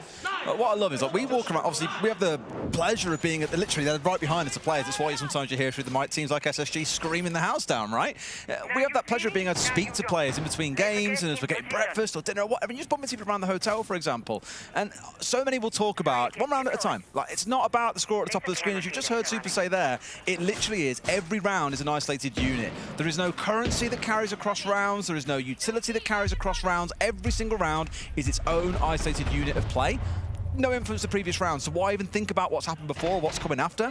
1 round at a time. It's such a, you know, the mentality side of it, of esports, of any sport, is so fascinating, because you're absolutely, you know, Super's absolutely right in what he's saying. You know, this round is no different to any of the other rounds you've won, but the ability to actually find that place in your mind as a player is what separates good from great. Spoit was searching for it. Yeah, I respect it. He was sat there, eyes absolutely, closed, that's taking what you've that got deep to do. breath as well, because as we mentioned at the very start of this game, he was dragging his team through those first 2 or 3 rounds. A couple of kills apiece in each one, looking really, really good. Been a bit quieter as the game has worn on, and that's certainly not a way to get any inspiration going, I'm afraid. Canadian falling offline here as Shaiko gets the entry. He has warmed up. I will try and find a positive for Shopify Rebellion. If you're going to lose anybody, losing Canadian on Valkyrie is probably not the end of the world. Your IGL now, I always say Valkyrie deaths, it kind of feels like half a death because they know exactly where their cams are. They know exactly what the intention of those cams is, and they straight on them looking, you know, so already you've got a player with intimate knowledge of that intel game, getting straight onto them and feeding that into their team. On top of that, it's now your IGL as well. He can be watching everything going on and just now commanding and just trying to push his team forward, trying to, you know, shape the performance through this round. So not the end of the world, but still a good start for Falcons. Still got the IQ on side, of course, the respect being shown to be able to go and pick those out, but you can see Canadian still flicking through it. All 3 cameras are actually still up here as well. One in warehouse, one in storage, one off towards server, so they've got all the information they need for him to be able to do, like you say, the job that he needs to. Uses up nice and close. Him, not Pre-Day here, but I'm running around the shield instead. Right up nice and close, but of course that reinforcement has now gone off. Will mean they'll be able to get this wall opened up. There's no mute jammer on the wall, for example, to slow them down. So they can start getting themselves set up, but we're coming towards the last 60 seconds or so, Tim. And let's not forget how Shopify Rebellion got stuck in this exact same spot back in round 1. This is a little bit one-sided from Falcons here. It's all Catwalk and IT. They don't have any pressure blue. They don't have any pressure connector. They do have Leak Effect now moving underneath on the book to try and get something else for Shopify Rebellion to think about, but it could be problematic. Users is actually having to relocate on the Monty as well to pressure blue, but he's low health. This is not going to be easy. Falcons might have just left it too little too late, Des. He's on 1 HP. It's him a single bullet. You can literally whisper at him and he'll fall over at this point. It's not looking good. Ambi getting a very late trade back onto Shaiko, but it brings us into a 4v4. Pre-Day starting to equalize things out. That backstab is going to do nothing. Well read on towards Leaky Pack. It's a 3v3, but the clock waits for no one. Usus is desperately trying to find some way in here, but somebody has to carve a path for him because he has to be careful on such low health. It's going to take very little. Solotov is the one to do it. He picks up the kill onto Ambi Breeder, onto Rexon. I think they might just do this. Usus gets in to extend the clock. We're going to overtime, Dallas. And that is how a Munich Major needs to get underway. Tack timeout is normally a positive thing for top teams. They'll turn it around in the next round, and then it's the battle back and forth of wills. But you can already see here, Rebellion looking like their spirits have been crushed. The pitchforks have been lowered. And Falcons, those fangs are starting to look mighty sharp, Tim. Overtime, they start on the attack. Shopify Rebellion are on the defense. Do we see more of the same? Well, I've just had to take my cardigan back off, Des, because... You know, some warm? Foolish me thought, yeah, I really like my big... You've had that on since about round 9. Heavy knit, you know, I really like the look of that. I'm going to wear that on Well, broadcast. now the photographer's walked in, so you've got to put it back on again. Didn't think about the fact that I was under studio lights, so I was getting kind of hot, took it off, and I was like, no, that's good. And then, yeah, popped it back on. This is going to be done pretty soon, right? Right? It's and here we are in overtime. I've had to peel it off again because it will surprise nobody that I'm quite an energetic caster. And yeah, it's getting pretty warm in here. No, what? It's getting pretty warm. I'd like to dispute that claim. Tim, an energetic caster. My ears hurt. I've had to turn the mic down twice so far. 10 seconds. It might have to be a third I time don't believe as well. I think I deafened you a long time ago. So you're still hearing me? You're just guessing what I'm going to say? Is the synergy that high? You know what I'm going to comment on? It truly is. Like then. All right then, we're kicking things off by the looks of it on the downstairs, which is just where we've generally seen more success with defenders rather than the attackers overall. A lot of shield success down there admittedly, Tim, and guess what Usus is running yet again in this round? It's going to be that shield, but the Dokkaebi and the Deimos are back on side again. It's a limited success last time, but we of course got to see that wonderful 1v1 pursuit of Shaiko on towards Spoit. Maybe we get to see it yet again. the big turnaround on the entry continued as well. First 4 rounds, Falcons. Next 4 rounds were Shopify Rebellion. The last 4 rounds were Falcons. It has bounced back and forward, and they were able to use that to their advantage to get those last 3 rounds and take us now into the extras. I feel like Falcons come in here with a little bit of an advantage, just having that momentum, but they start on the attack, which they did have that wobble with, that struggle to get rounds to begin with. Shopify Rebellion able to change up the site. They've gone down to the basement, and right now they haven't lost anybody, so far so good. I'm loving how many times I've seen you take that jacket on and off. So hard. So, as you guys might well see on social media, we have breaking the fourth wall a bit. Photographers do come around and take photos of all stuff, and obviously as casters, you like to have your full jacket on or whatever. Tim's actually taken it off, put it back on 10 seconds later as the photographer walked in, and as he started casting a second ago, started unzipping himself again. I was like, you poor sod. Your head's nice and shiny at least. Maybe I can read my future in that. It's my own fault for wearing a heavy knit. I mean, it is really cold in Munich, to be fair. I didn't bring a coat. I made that mistake yesterday, traveling in t-shirt and joggers, and got off the plane. It was like 3 degrees outside. I was like, I've made a terrible decision. Dread mine on. Vile. Okay, then we've got Usus is again going to be the push here on the Monty. He's getting himself down in towards Exo, I think, at the moment, and looking to move on in, but they haven't dealt with the defenders up above, and Shopify Rebellion were able to use Solus fantastically well. They used the shotgun and just, able to blast through that floor and create that, difficulty for that diffuser to go down, but Usus has now moved in, is starting to get aggressive. Beautiful kill onto Rex, and great start for Falcons. I love how they've tried to impede them a little bit as well, making use of the castle walls. They've just kind of ignored it and gone round it. Tim, what's the bomber? Plant going down here with the feet that no Usus comes off. Doesn't want to stick it there, knows that more than likely than not he's going to go down, so instead gets back up, puts the shield up, reconfigures himself a little bit, and now they're looking to go for the plant going down again. Shopify Rebellion have only got Ambi left as Leakyfac hits his second in the round, a 5 versus 1. Falcons, the turnaround is looking spectacular, because I don't see this round going the way of Shopify Rebellion, which means match point to Falcons. Yeah, and the big problem for the North American side now is that they face Falcons on the defense. I've spoken at length about Falcons on the defense of Nighthaven Labs during this matchup. Historically, 80% win rate for them. I'm not doing it, medics, I'm sorry. So I joked before that if it was 6-7, I'd stand here going 6-7, 6-7, 6-7, 6-7. Well, you've done it now. Exactly. But I was explaining the joke, and therefore I haven't done it, and therefore it's okay. It's like meta-explaining what would have happened. The thing is, I actually had no idea what that was until about 7 days ago.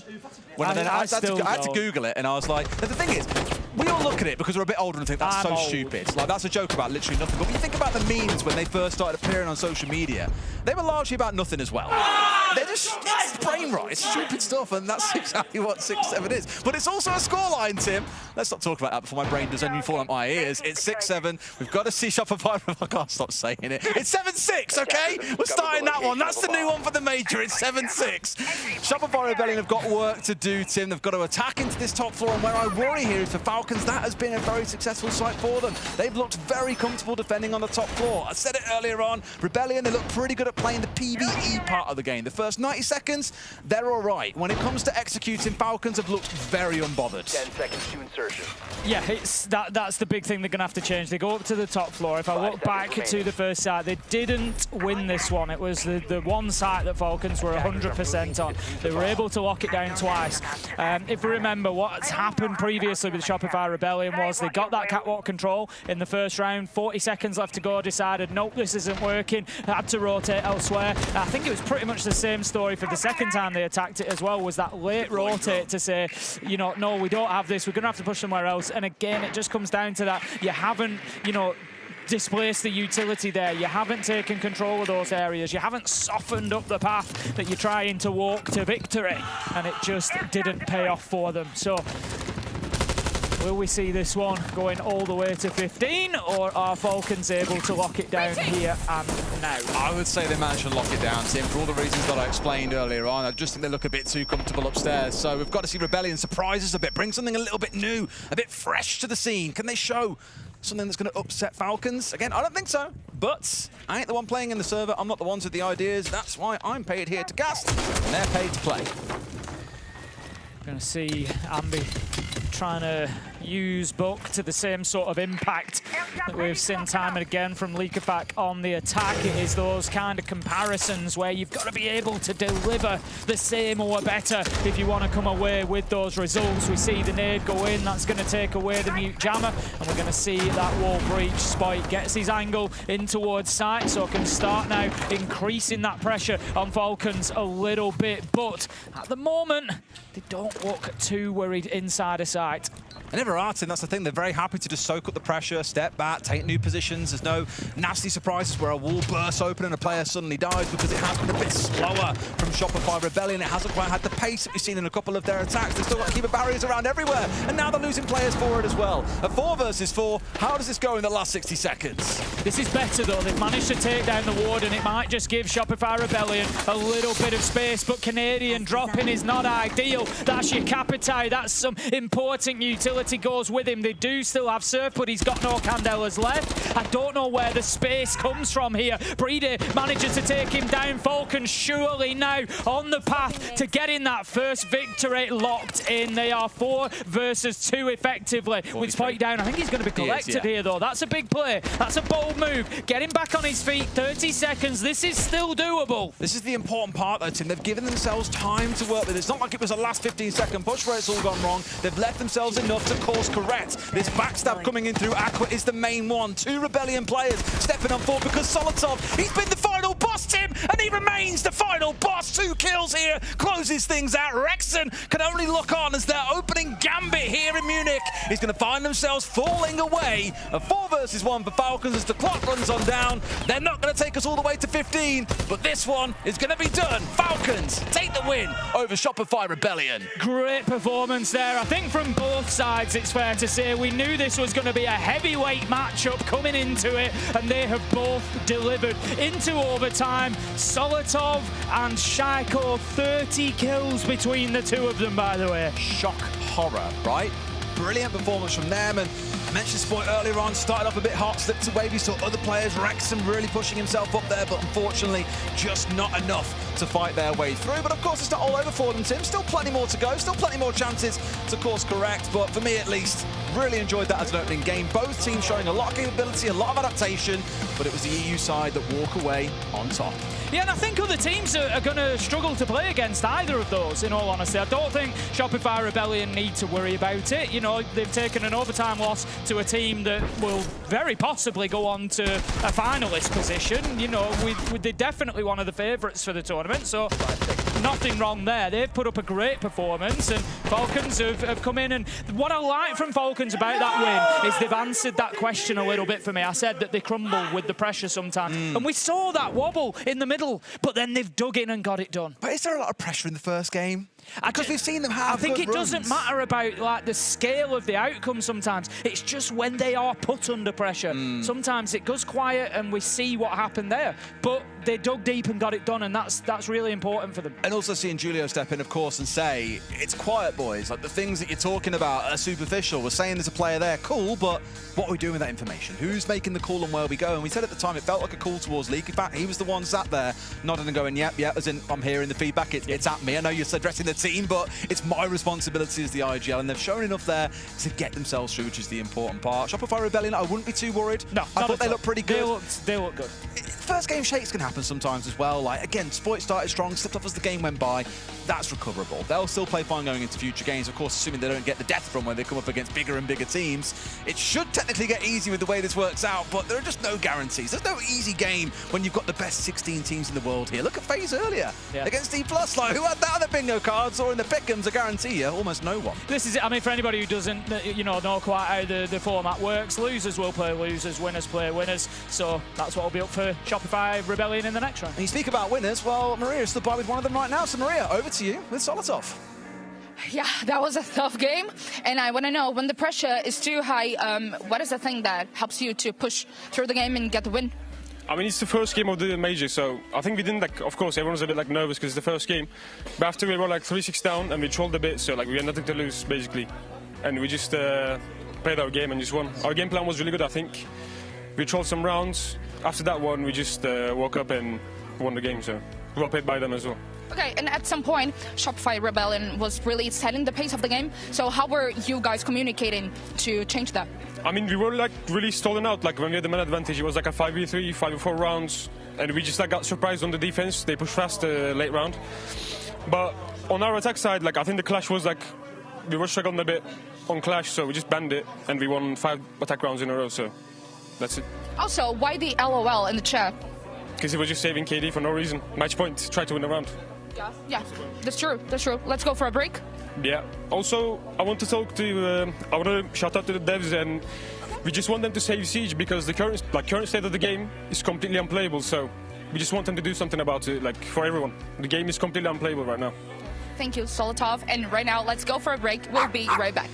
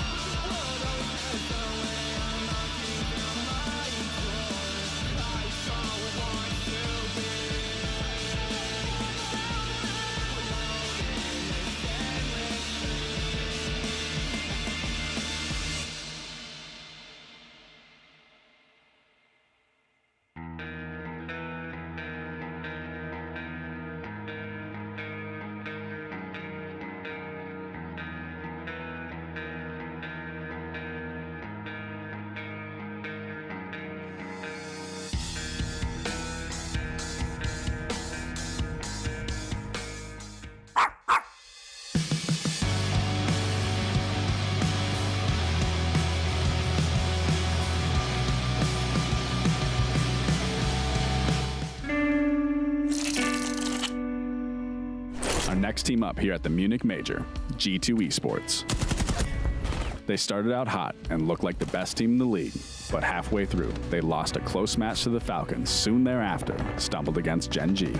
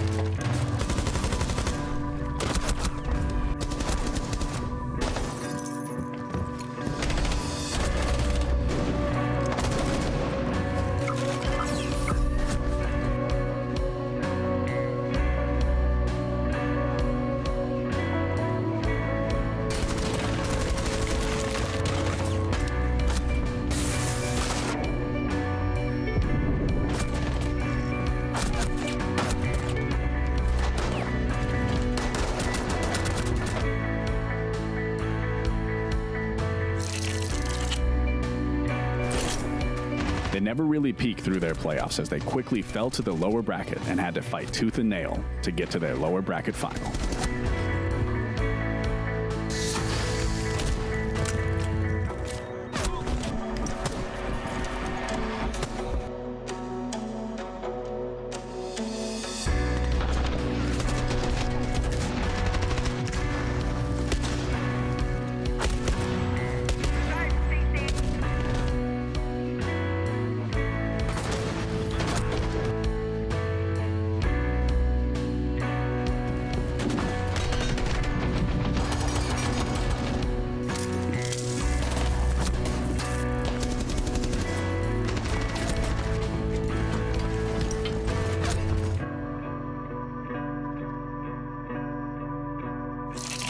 Our big names to watch. Stompin'.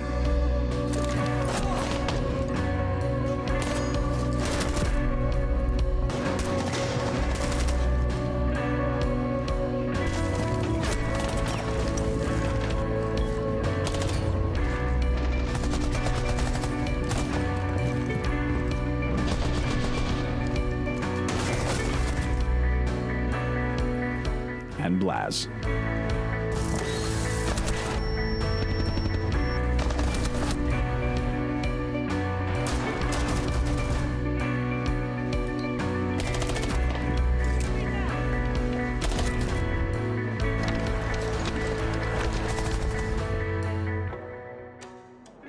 So I'm gonna talk with the GOAT, or stopping. Well, I mean, you have 18 years old. You are 18 years old, such a young age, and you have been playing for G2 for 5 months, and you are already the best player of all of the regions. So it must be pretty exciting for you, right? Yeah, it's really exciting. Like, I'm glad to be the #1 rated, but my main focus is going to be winning this event. So we'll see how that goes. Hopefully we win. How do you feel in G2? 5 months have passed by, so why are you feeling right now? I feel amazing. It's the best org, so I'm glad to be on G2. There was a lot of other options, but G2 is where I was. Wait. Are you nervous? A little bit. Not for the game. Just are you nervous? Like for what? Right now, for the interview. A little bit. Just a little bit.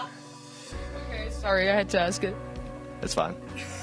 I'm not a talkative person, so it's fine. You just keep moving and moving, Yeah. moving. I'm kind of nervous too, that's fine. Yeah, yeah. Yeah.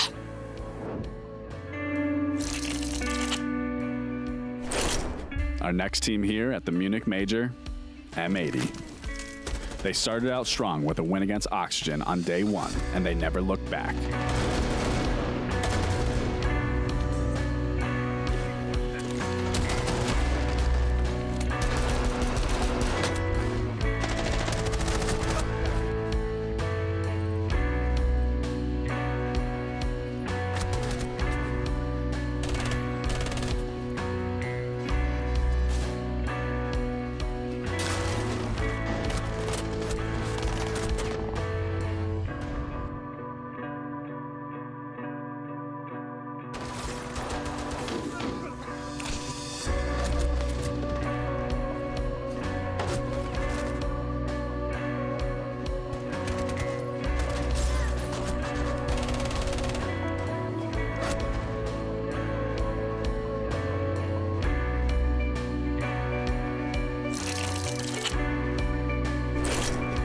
They shocked many as they fell to the lower bracket, but they themselves weren't shocked at all, as they would then right their wrongs and make a clean sweep to their grand final.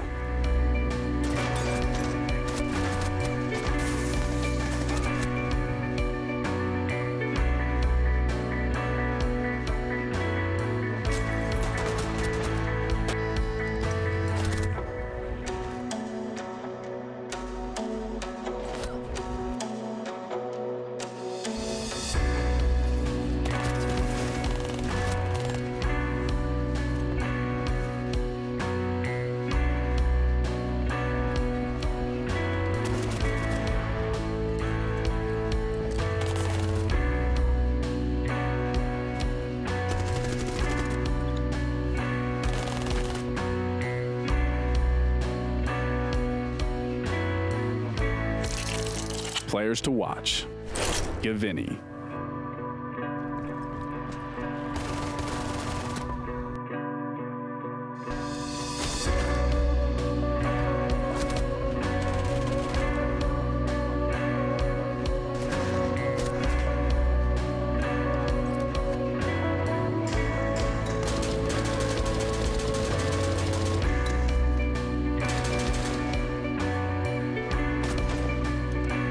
and Diffuser.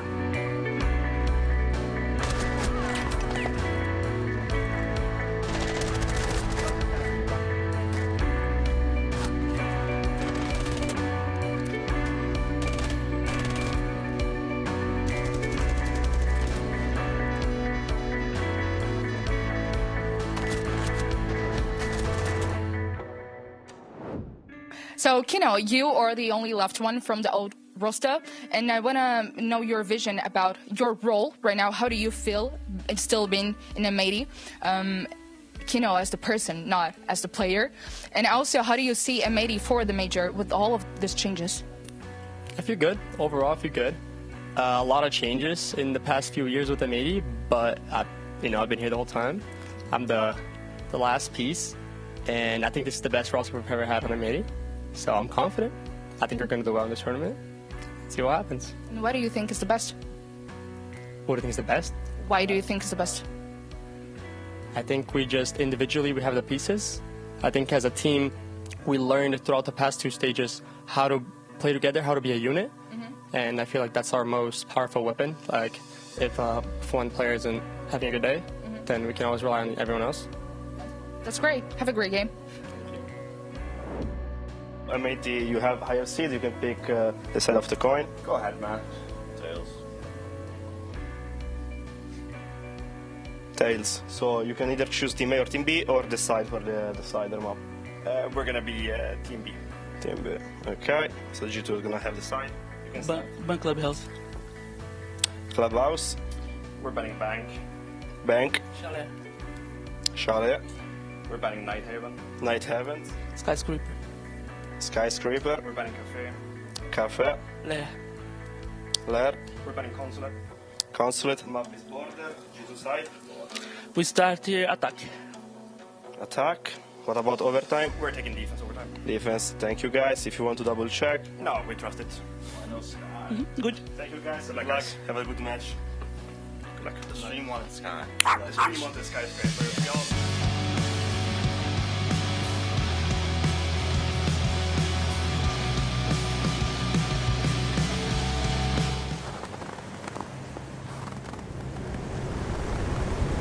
Keep an eye out for contact.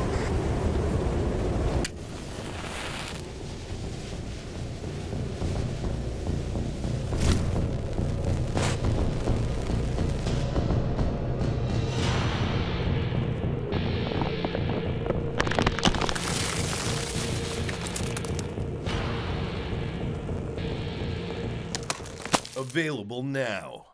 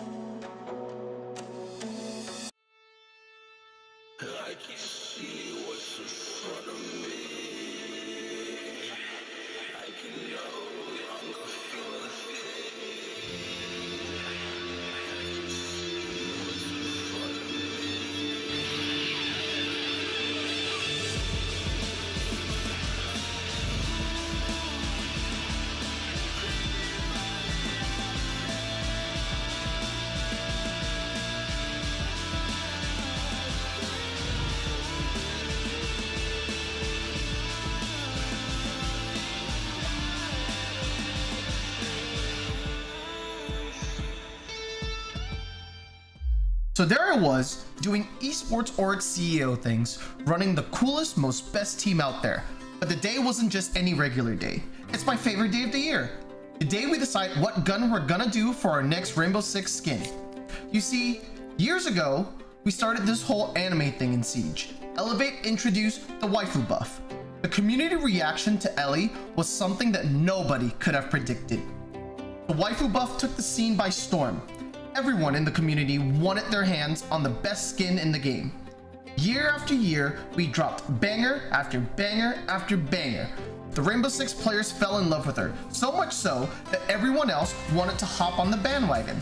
Some people have said that they're even tired of so many orgs doing anime.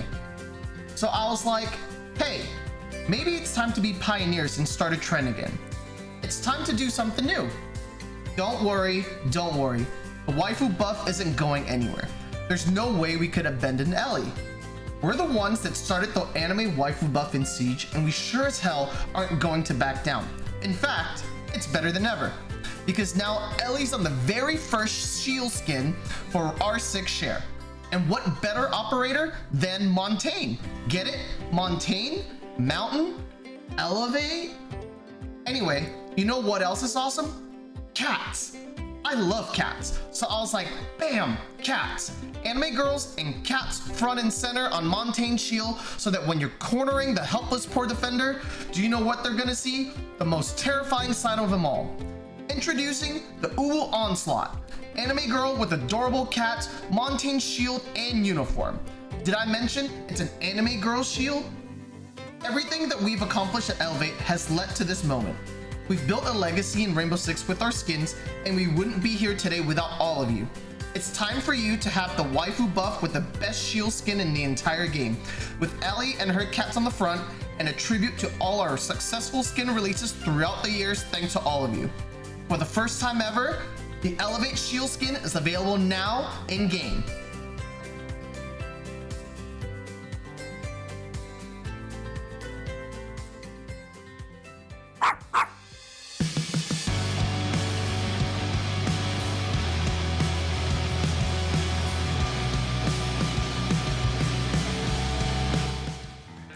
You know what really tickles me, Tim?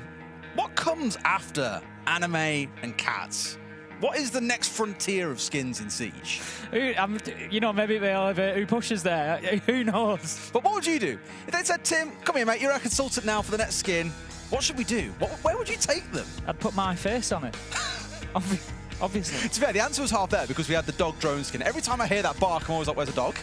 It's got me like 3 times so far today, and I'm sure it will carry on. But let's talk about this game coming up, Tim, because not all biased, but we are EU casters. EU are trouncing NA right now, Tim. It's 3-0, and we've got the last one to come up. It's been a day of the first round today has all been EU versus NA. All those four. Then there's been a couple of Brazil, and Brazil APAC, and APAC. But the EU and NA teams have all played against each other. And as you quite rightly say, look, you know, some of them been close, some of them not so close. But it is 3-0 in terms of that. And so does that add, you know, even a little bit more pressure to M80? I don't think it does. I don't think they'll really care. I know Fabian pretty well, and he'll just want to come in and beat G2. It's as simple as that. He wants to get a win on the board. You know, that's the kind of person he is. He's there for the competition. But, you know, it's not going to look pretty for North America if they don't win this one. It isn't, no. But I always say it's that first day, and a lot can change as people start to move on through tournaments. We've seen, like, for example, Brazil have an awful start to a competition, then they just wake up on day 2 and 3, and it's like, that's the dominance that we all know and love, and maybe that's tomorrow. But, of course, we've got to see how today concludes first and foremost. As you said, it is that classic coach versus his old team kind of vibe, which is always great fun to see. We'll talk about G2 first and foremost as well, because they are a team that, like Falcons, I guess you could say, have their moments of brilliance and their moments of inconsistency where they don't look like themselves. And it's always that coin flip on which G2 are you going to see turn up to an event. I think I'd like me as Pulse. Yeah? I mean, that's the only I've just been thinking about it. Forget the match, Tim. It's about Pulse. You could put him in like a nice suit jacket with glasses. I feel like that could work. Do you wear? Okay, yeah, suit jacket. That's what I said. You wear suit jacket. Yeah, fancy, like, you know, yeah, a fancy suit jacket. And what do you think of any cool voice lines that you'd have in the game for him if you were the Pulse? We go into overtime, surely. Well, is that a good thing? Like, if you're in a winning position and then he goes, "Oh, go into overtime," you just you can't have that. That was a bad Pulse. What did you try and do? What did you just try and do, Tim? I need to know what that was. That was my best American Pulse voice. my voice didn't go quite as deep as I liked. Hey team. No, it didn't work. Nah, okay, I think it's short. Hey team, we're going to overtime. There will be a game to start soon, we promise, guys. We do know that there's a small delay as well before we get ourselves started. We will come to it in about 5 minutes or so. As you can see, Fabian's he's still an inmate. He's playing. He's in the player chair, Tim. That's what they're normally allowed to be, are they? There's a lot of people, I'm sure, who'd be very excited at the prospect. I'm pretty sure that won't be the case. I saw Fabian this morning coming out of the lift this morning. He seemed in pretty good spirits, pretty confident. So, as you would expect everybody to be, of course, at this point. We never say to any of the teams before day one, "You ready? You good to go?" And they go, "Oh no, we're not too sure." That's a problem if they do. They not always sleeping well. You know, Scrims have been terrible. Like no one starts out on that negative mindset. It's always, you know, yeah, we're feeling great. We're ready. The work's been done. The prep's been done. But when Fabian says that, you know that it's true. You know, when he says the work has been there, when the prep has been done, you know that that's the case. So I'm expecting a real close one between these two. You know, they both, know each other very well. Of course, Stompen had some involvement with M80 prior to being on G2. He played that tournament with M80X and did a bit of content creation. So then you got Fabian on the other side. You know, his links with G2 just don't need explaining, really, do they? Yeah, a lot of excitement for this one. I think it could be the matchup of the day. Matchup of the day. Could be. You don't know what the matchups are later, so you can't say I think that last one is going to, when it all shakes down and we've seen everything, I think you're going to be looking at Falcons, Shopify Rebellion saying, this is like probably game of the day. Very close, if not. It was a really good game earlier, so I really enjoyed it. And although, of course, we're saying use on this 3-0 scoreline so far, that game, admittedly, the games on the other stream maybe a bit less so. Yeah. We didn't get a chance to see it, but BDS was 7-1 over SSG. Didn't expect that. Not at all. But one thing I'll always say about SSG, because if you look back over the last 4 or so years, obviously they've changed their roster over that time, but every single year when we come to an SI, their finishing position improves. It is normally down the lower bracket, but they always get one step further, so I'm very excited to see how things go. But, in the build-up to this game, of course, we've got one more video to show you. Here it is, G2's share skin video.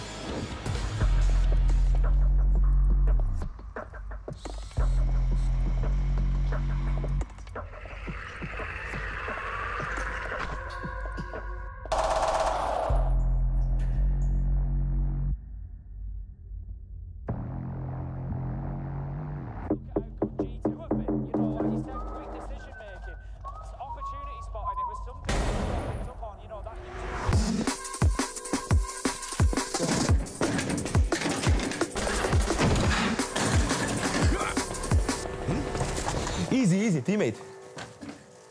Oh, Jesus. Nice. All right, listen. There's a few guys left. I'm going to entry. You're with me. I need you to stay on cams and support us if we need. Got it. All right, with me.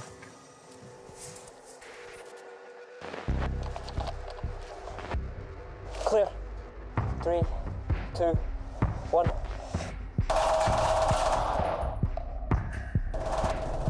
Cover me. Jack. One on the right. Oh, shit. No, call!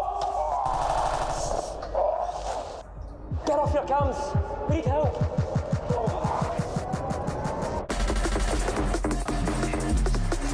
Fucking Alamo. Take the case. Go on without me. Shut the fuck up, Jack.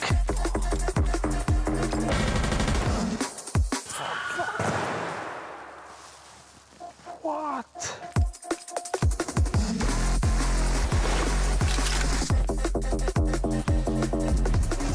Is he okay? I've been worse.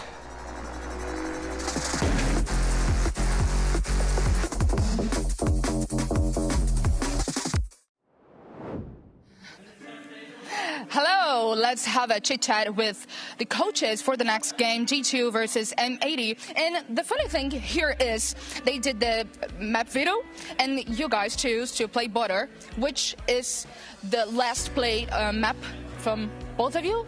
So you keep always banning the map. Why to play right now, the first day? I honestly don't know what I'm doing. I just look at the map, or like a list of the maps, and I pick, oh, that one is gone. Oh, they banned that, so I can't ban it. So now I'm going to ban a third map. I have no idea what I'm doing. I'm simply just here because I look good. Okay, yeah, okay. This is Fabian, you know? And what about you? I think it's to see who has the biggest balls. Okay, the biggest balls. Okay, what can we expect from this butter? A good game or the worst game ever? I don't know. Yeah, I think the worst game. I mean, you don't actually play that a lot, so let's see. Casters, what do you think? I think Fabian is a massive tit, is what I think. It's unbelievable, the kind of crap that he speaks in an interview, but it makes it entertaining at least, right? That's what we're here for. That's what we're here for. Do you believe it? Do you believe that it's a throwdown of who's got the biggest balls coming into border, Tim? I mean, it's the throwdown of who's got the most gun skill a lot of the time. You know, it's going to come into that kind of matchup. Who's willing to kind of throw it all at the wall? Yeah, fair. Oh, man.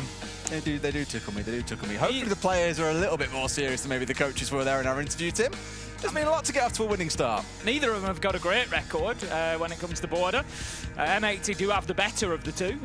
They're sort of 2-2 recently, whereas G2 0-2. So, you know, you got a little bit of an edge there, you know, maybe, but it's very low preference for both of them. It's not something they normally play. So, but I think this is, I honestly think a map pick like border for these two is kind of a, let's just not really give too much away. This is going to be a tough game. Let's just go in and see if we can beat them on gun skill. We win or lose, whatever. Doesn't matter. We move on to the next stage of Swiss anyway. And let's just kind of get a little bit of a freebie in terms of not giving away anything on the maps. Obviously, both teams getting themselves ready here. That pre-game huddle that we've been very, very used to hearing all morning. I think definitely fair to say SSG has been the most impressive so far, but the most impressive pre-game huddle, but also argue the worst result. So maybe it's the teams that don't do a lot are the ones that do well in game. On the B stream, we've got two of the Brazilian teams playing. NIP versus W7M, and there was a very loud shout from them before we started. We were on break here. But one of, I don't know who it was. I don't know if it's NIP or whether it was W7M, but one of them had a very, very loud like pre-game chant. So really, I kind of need to find out who that was, and then we can see if it develops into a result. Or you have to go back and tie it to like times of when games were starting and all the rest. There's a whole like forensic analysis to happen on the VOD of this stream later to know exactly what boiled down. But obviously right now it's about these two teams. You can see, I love how we have like obviously two games to play at the same time as well, and we're always across from each other like this. So yeah, G2 are over the other side, they can't see each other off towards the other. Meanwhile, there's a game across the other side going on. And I love sometimes at past events, you've seen teams walk through and they're like, come on, you can do this. And like, yeah, go, left side, we got it. It's brilliant. Yeah, you do see them like shouting across sometimes to the team opposite. Like, you know, like, you were the round, we were the round, let's go, yeah! Like, hyping each other up. It's very, very funny. It's always quite good. Right, so M80, of course, coming out of NAL in the top spot. They got knocked down to the bottom side, the lower bracket in their playoffs, but then went on a 4-game win streak to go straight through a big lower bracket run and get it won and take that top spot. This is a team, of course, that since Fabian has joined as well, we've seen them on the up and up. They are looking at the minute like the best that NA have to offer. There's plenty of other talent coming out of NA as well, but M80 seem to sit top of the pile at the minute. They're going up against a G2 side that are in a real patch of form at the minute. They have looked, on the whole, very, very good at times during stage 2. They look like the best team in the world without a question. At other times, maybe not so much. It's been, I won't call it a roller coaster because I don't think the downs have been particularly down, but if we look at their playoffs, for example, they didn't make it through to the grand final. That was Falcons and Secret, you know, so there have been a couple of losses thrown in there where the performances haven't been quite to that same level. And we're kind of at that point now where we say to a lot of teams when they reform or make changes, okay, give them 6 months, let them bed in a little bit, go to an event, figure things out, what's going right, make changes, maybe a role change or two here or there as well. We're at that point now with Stomping where he's had a lot of time with this team now, and it's not really on Stomping individually, but as a team, they've had a good amount of time together. They've had a cameraman in the back room for a while as well. This is where you've really got to show that there's proof in the pudding in terms of your results. Have a good show at Munich, of course. SI is coming up as well. I feel like both of these teams have kind of got a point to prove here. Yes, it's only that first game. Yes, it's on border. Best of ones don't always show the best of either team, I find, because it is that sort of middle map that you're both kind of going to settle with, but it's not one of your better maps. So you're not going to see everything today, but there's still, as I've said, a good start to a tournament here on the line where you want to come out of this with a 1-0 record, get yourself into that air quotes upper bracket, the 1-0 bracket, and send your opponent down to the 0 and 1s where things then start to look very, very dangerous if you lose your game later. One bad day and you can be at death's door for the rest of the tournament. I'm a bit distracted. I think it's coming from the player area. I can hear somebody singing. But it's literally on your screen right there, Tim. It's Gunner. Was it? Yeah. I looked at you as the camera cut to Gunner. That's what I see. I see. And it's if I cut to you, it's on my left. So that is true. I can't see the screen. I've actually done there, Tim. What people have done to you, I always thought I'd never do. I was like, yeah, Tim, it's literally right there. Yeah, it's literally right there, Tim. What are you blind? What you should have done is been just like, Des, I'm blind. I'd have been like, I'm so sorry. I'm actually partially sighted. I'm really sorry, Tim. Oh, dearie me. Well, Tim, we're in. Here we go. Border for the 4th game of the day here on the A stream. And do not worry, this is not the end of the day after this game. We still have 4 more games coming up for you on the A stream and 4 more coming up on the B stream. It is a real slalom today. 16 best of ones taking place. Every team plays twice. There's 16 teams here. You can do the math and figure out exactly how that all lines up, and we'll find out what those games look like after this one has closed things out. We're going to have Smoke being the first band coming out from G2 to start things off, and Deimos coming out from MAT. To give you a little bit of a broader picture of the setup as well, of the format, if you're not sure, maybe it's your first ever esports tournament, maybe it's your first Siege one, maybe you've been watching thousands of hours with us and you're just not sure. Well, I'm going to get you covered. So we're in a Swiss format, and what will happen is that when teams will play a best of 3 on their sort of 3rd match, whether that be 3rd loss or 3rd win, and that would result in qualifying or being eliminated. So up to that point, it would be best of 1. So for example, teams at the end of today who have lost both matches would be 0 and 2. So their match tomorrow and every match after that until there's a result one way or another would be a best of 3, because it would be their 3rd loss if they were to lose. So it would be an elimination match for them. So they will play best of 3s. They can win that, and then they would be 2 and 1. They would play another best of 3. They would be 2 and 2, and then they play another best of 3, and they could even get themselves through and qualify still. And that's the same. That works the same way for the winners as well. They'll be 2 and 0. They'll have to win a best of 3 to get themselves through. And arguably, they could lose all of them and still go home. And that's what I love about this format, is a team can have a bad start, can have a good start, and it can still turn around. That's kind of why I think you're seeing this map coming out, because Border for G2 is a map that they just don't like playing it, Tim. They ban it away nearly all the time. Occasionally it gets through as a decider, but they've never actually picked to play the map themselves. It has always been a decider or picked away by their opponent. And so I think because it's that first day where you can afford to go 0 and 1 and know that you've still got plenty of time to fight your way through, why show too much in this first game? Because equally in the second game later on today, you might find yourself getting an air quotes easy opponent, a team that has been battered in round 1, and still find yourself 1-on-1 come the end of the day. That's really good Rotero play there. You saw him get the mute jammer taken out. Normally that's going to catch you, Rotero drone, but he's just got it on the edge of that radius where it can detonate, and it's close enough to the blast to take the utility out, but not to prevent it working. Really, really nice start from G2 and Doki on the Flores particularly. As a starting point, Tim, but of course East Airs, as we so often get used to seeing on this map, is one of those power positions that you need to clear away. Facing off against Kino, who's hanging around here. Here we go, the step on forward, and he's already dipped. You can see another laser sight heading in that direction. You've got the shield, you've got the drop coming on through. That's so unfortunate. They don't convert the kill, but it was the right idea. Finally managed to collect it. Great little set piece play by G2. Inside 75 seconds, cleared out East Airs, got that power position.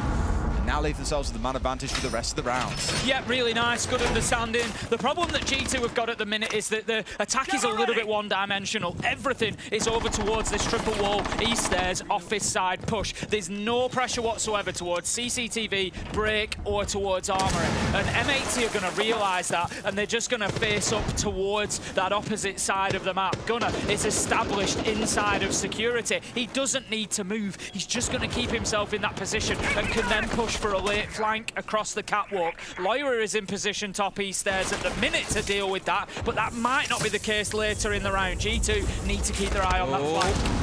Alley-oop, but not quite finding the window. If it goes to the window there, very good chance it does actually finish stomping up, but finds the window frame instead. Hot and Cold not quite placing it in the right position, and you can feel the walls quite lit. Well, they're not really caving into him. They're opening up around them, but either way, it's the same impact. They're starting to feel the pressure. Blast getting rid of Diffuser. G2 into this 5 versus 3. Far too easy for Alamau there, knowing that Hot and Cold was out of ammo. They're cruising through to him. A 5 versus 1. Gunnar with it all to do, but against the shield, I don't think he walks away with anything here. Diffuser is down, and G2 cruising to a very comfortable first round win. Alamau's had a great round on the Monty there. Definitely needs the shout out. He's gone in, given the intel on east stairs, and created a situation that is a lose-lose situation for Kino. So they've got that opening kill. It was Loira who found it, but then Alamau continues in, takes ground, moves into office, forces players out of there, manages to get himself onto office wall, gets the plant down as well after getting a kill. Really, really good Monty play from Alamau. I think Alamau might have watched the Shopify Rebellion game earlier, Tim. Possibly. I think he's taking a few notes there. Is that how you do the whole IGL thing? Okay, then. Nah. Go on, show us again. Show us again. One more time. No, okay. Attackers have discovered the location. Maybe they win another one, Tim. Every time he wins on the shield, that's the golden rule now. He's got to get it done. Now, very interesting, Tim. When things haven't worked out for you so well in round 1, what do? You jump on the vigil. Why not? And then he's going to go off and try and cause a spot of bother alongside Hot and Cold and Soulless. So I imagine it's a classic thing on this map that you need to be willing to try and contest the entries into the building here. Slow G2 down, pick off 1 or 2 players, because if you let them inside the map, proximity to site on this map, no matter where you're coming from, generally tends to be very, very tight. So if you're letting players on the attacking team get themselves established inside the map with no real contest, it's not all that hard for them to get themselves set up for the execute. So I like at least how you got a couple of players here looking to waste a bit of time, looking to bother G2 before they even start looking inside the map itself. It's really the only way to play Border, and I think it's probably the reason why you have so many pros complaining about the map and saying, oh, we need something else in the pool now. Border's just the same. It's a classic guns up kind of map. It's a bit boring. You know, Coastline was often very much the same, extremely aggressive as well, but Border definitely has become team deathmatch central. The fight, realistically, for Border, as we often say, is over getting into the map. That is the fight, as we saw there. Once G2 were established inside of the map, Alamau had taken that ground. The rest of the round should be kind of step by step for you. And so that's why we get so many of these battles at the boundaries, up at those barricades, as we're seeing now. Alamau just looking to get a little advantage for them in towards Archives here, using that DMR, but M80, they're not having any of it. They don't want to back down from that. They don't want to give any ground at all to G2. That's a lot of info being fed on where these drones are. That collection of 3 outside the break door going to give a good indication towards M80. The G2 are very focused on taking control of this part of the map, and that can then lead to those upstairs to be able to relocate themselves and look to get in a spot where they can start trying to do a little bit of damage. Again, the reminder though, we aren't on this top 4 as a defense overall, but they know this is where the majority of players are. Loira is good for 1. Does he wear about the second off towards his right? Yes, he is, but Gunner's that little bit better in the moment. Doki there for a trade, down to half HP himself, but yet again, it's G2 on a bit of a tear. Yeah, that's absolutely fine from G2 there. Loira moves around, he gets taken out, Doki's there for the trade. Great team play. Stompen will be put down, but not out. Alamau manages to pick up Kino, probably an opportunity to revive the Brava should they want to.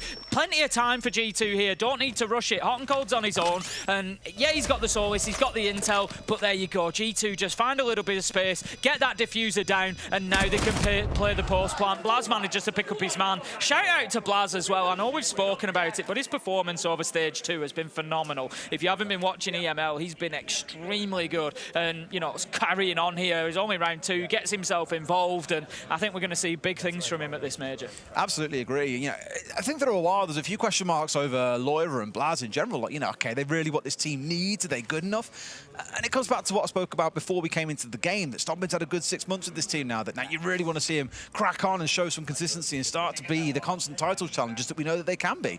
but that only happens when all 5 players are firing off, and I think as we've seen from Lawyer and Blaz, especially over the last few months, both of them are looking nigh on unstoppable, and when this whole team is on fire, it's hard to think of a team around the world that'll be able to put serious challenge to them, if not at least give them a chance to have a fight in the final, for example. Of course, we'll see if this is that event for them. For now, it's starting out pretty well, though. 2-0, M80, not really offering any fight back just yet.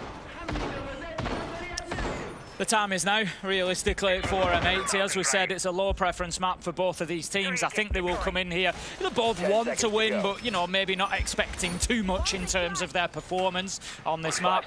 And really, I think, you know, if anything, it just gives them a bit of an advantage moving into those next rounds, having not shown other maps that they may rely on when they need more important wins. But right now, M80 need a round. Simple as that. They don't want to let G2 start running away with this on the attack. Defense isn't always the easiest on board. We do tend to see the attackers being the favoured side because, as I say, once you get established inside of the map, it's very difficult for the defenders to hold you off. But M80, for me, they need at least 2-3 rounds ideally so that they've got that sort of foundation, that weight moving into the second half. And right now, G2 just look like they're kind of a cut above on this one at the minute. Yeah, I mean, it is the attacking side, of course. We'll see how the second goes. 2 halves to a game of Siege, all that good stuff. You may well see M80 absolutely fly out the gates on attack, and G2 struggle to deal with the pressure. But obviously, you can only comment on what you see so far, and that has been G2 looking very proficient, and M80 having one kill per round across the first 2 rounds we've seen so far. Right idea, and Blaz ripped off the rappel there by Gunnar, playing in exactly the same spot that he was in the prior round.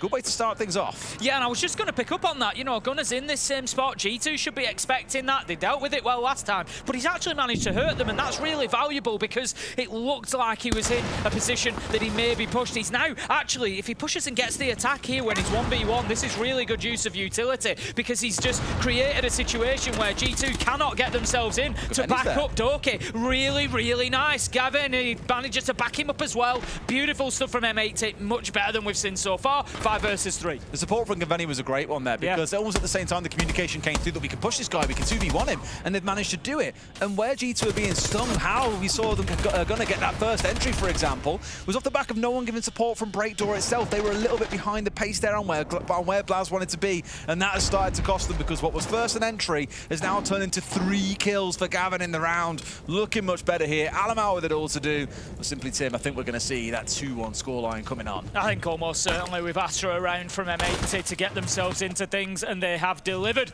without too much of a problem. Flawless round. It's going to be Hot and Cold who picks up that final kill. But yeah, that early team play that we saw from M80 there, Gunner's position inside of CCTV looked like a difficult one because it was rinse and repeat, because G2 should have been expecting it. First of all, he takes down Blaz on an upside down rappel, which is not an easy challenge to make. But then, as I said at the time, that heads up play, he sees Doki run in, so he hits the Goyo canister early in the round, but he knows that what he's done is he's just divide and conquer, and he's shouted to his teammate, the support comes in, Doki gets taken out. Really nice.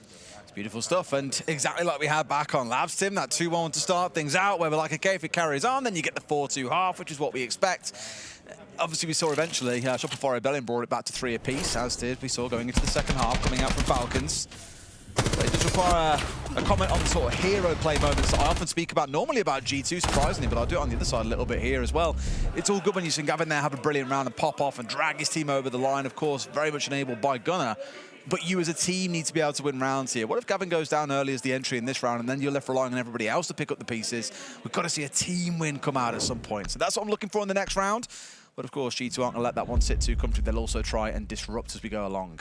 Not surprised to see the Monty band away. As I commented, Alamau, great job in round 1 on that Monty to create space to get the defuse there and get kills. He kind of did it all, really. But this is often what we see when we speak about the site rotations and how we see them kind of locked in now. Round 1, 2, 3 will just be a site rotation. It's not like, oh, we've lost Armory, it's a good site, we'll go back there again. Because what teams do now with that new ban coming in is they lose it in round 1 and they say, we lost that because of the Monty, so we don't play it again. We'll play it in round 4 when we ban the Monty. And so now G2 have to find another way. The answer to that looks to be Alamau on the Blitz instead, bringing another one of those shields, but we do have some other changes in there as well. Blaz on the glass.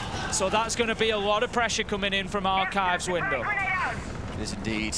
I mean, Blaz is the one I was about to say, I'm watching out for Blaz here and what he's going to do, but already he's down dangerously low. This is not looking the best for them. Smoke's being dumped out everywhere, and Blaz in position. He's the one who's got the diffuser. It's a weird thing, Tim. Like, he's not the one who's been able to hold through Smoke, but he was a diversion all along, where they thought that was where the push would come from, and the Glaz was the main pitch point. No, it's the other two players. Alamau charging forward. Doki finds another two. There's a couple of kills coming back, but not enough, I don't think, to slow down G2 here. They have completely rushed the pants off M80 in round 4. Yep, you take away the Monte, and Alamau manages to find just as much juice, just as much positivity out of that blitz. Great stuff from him.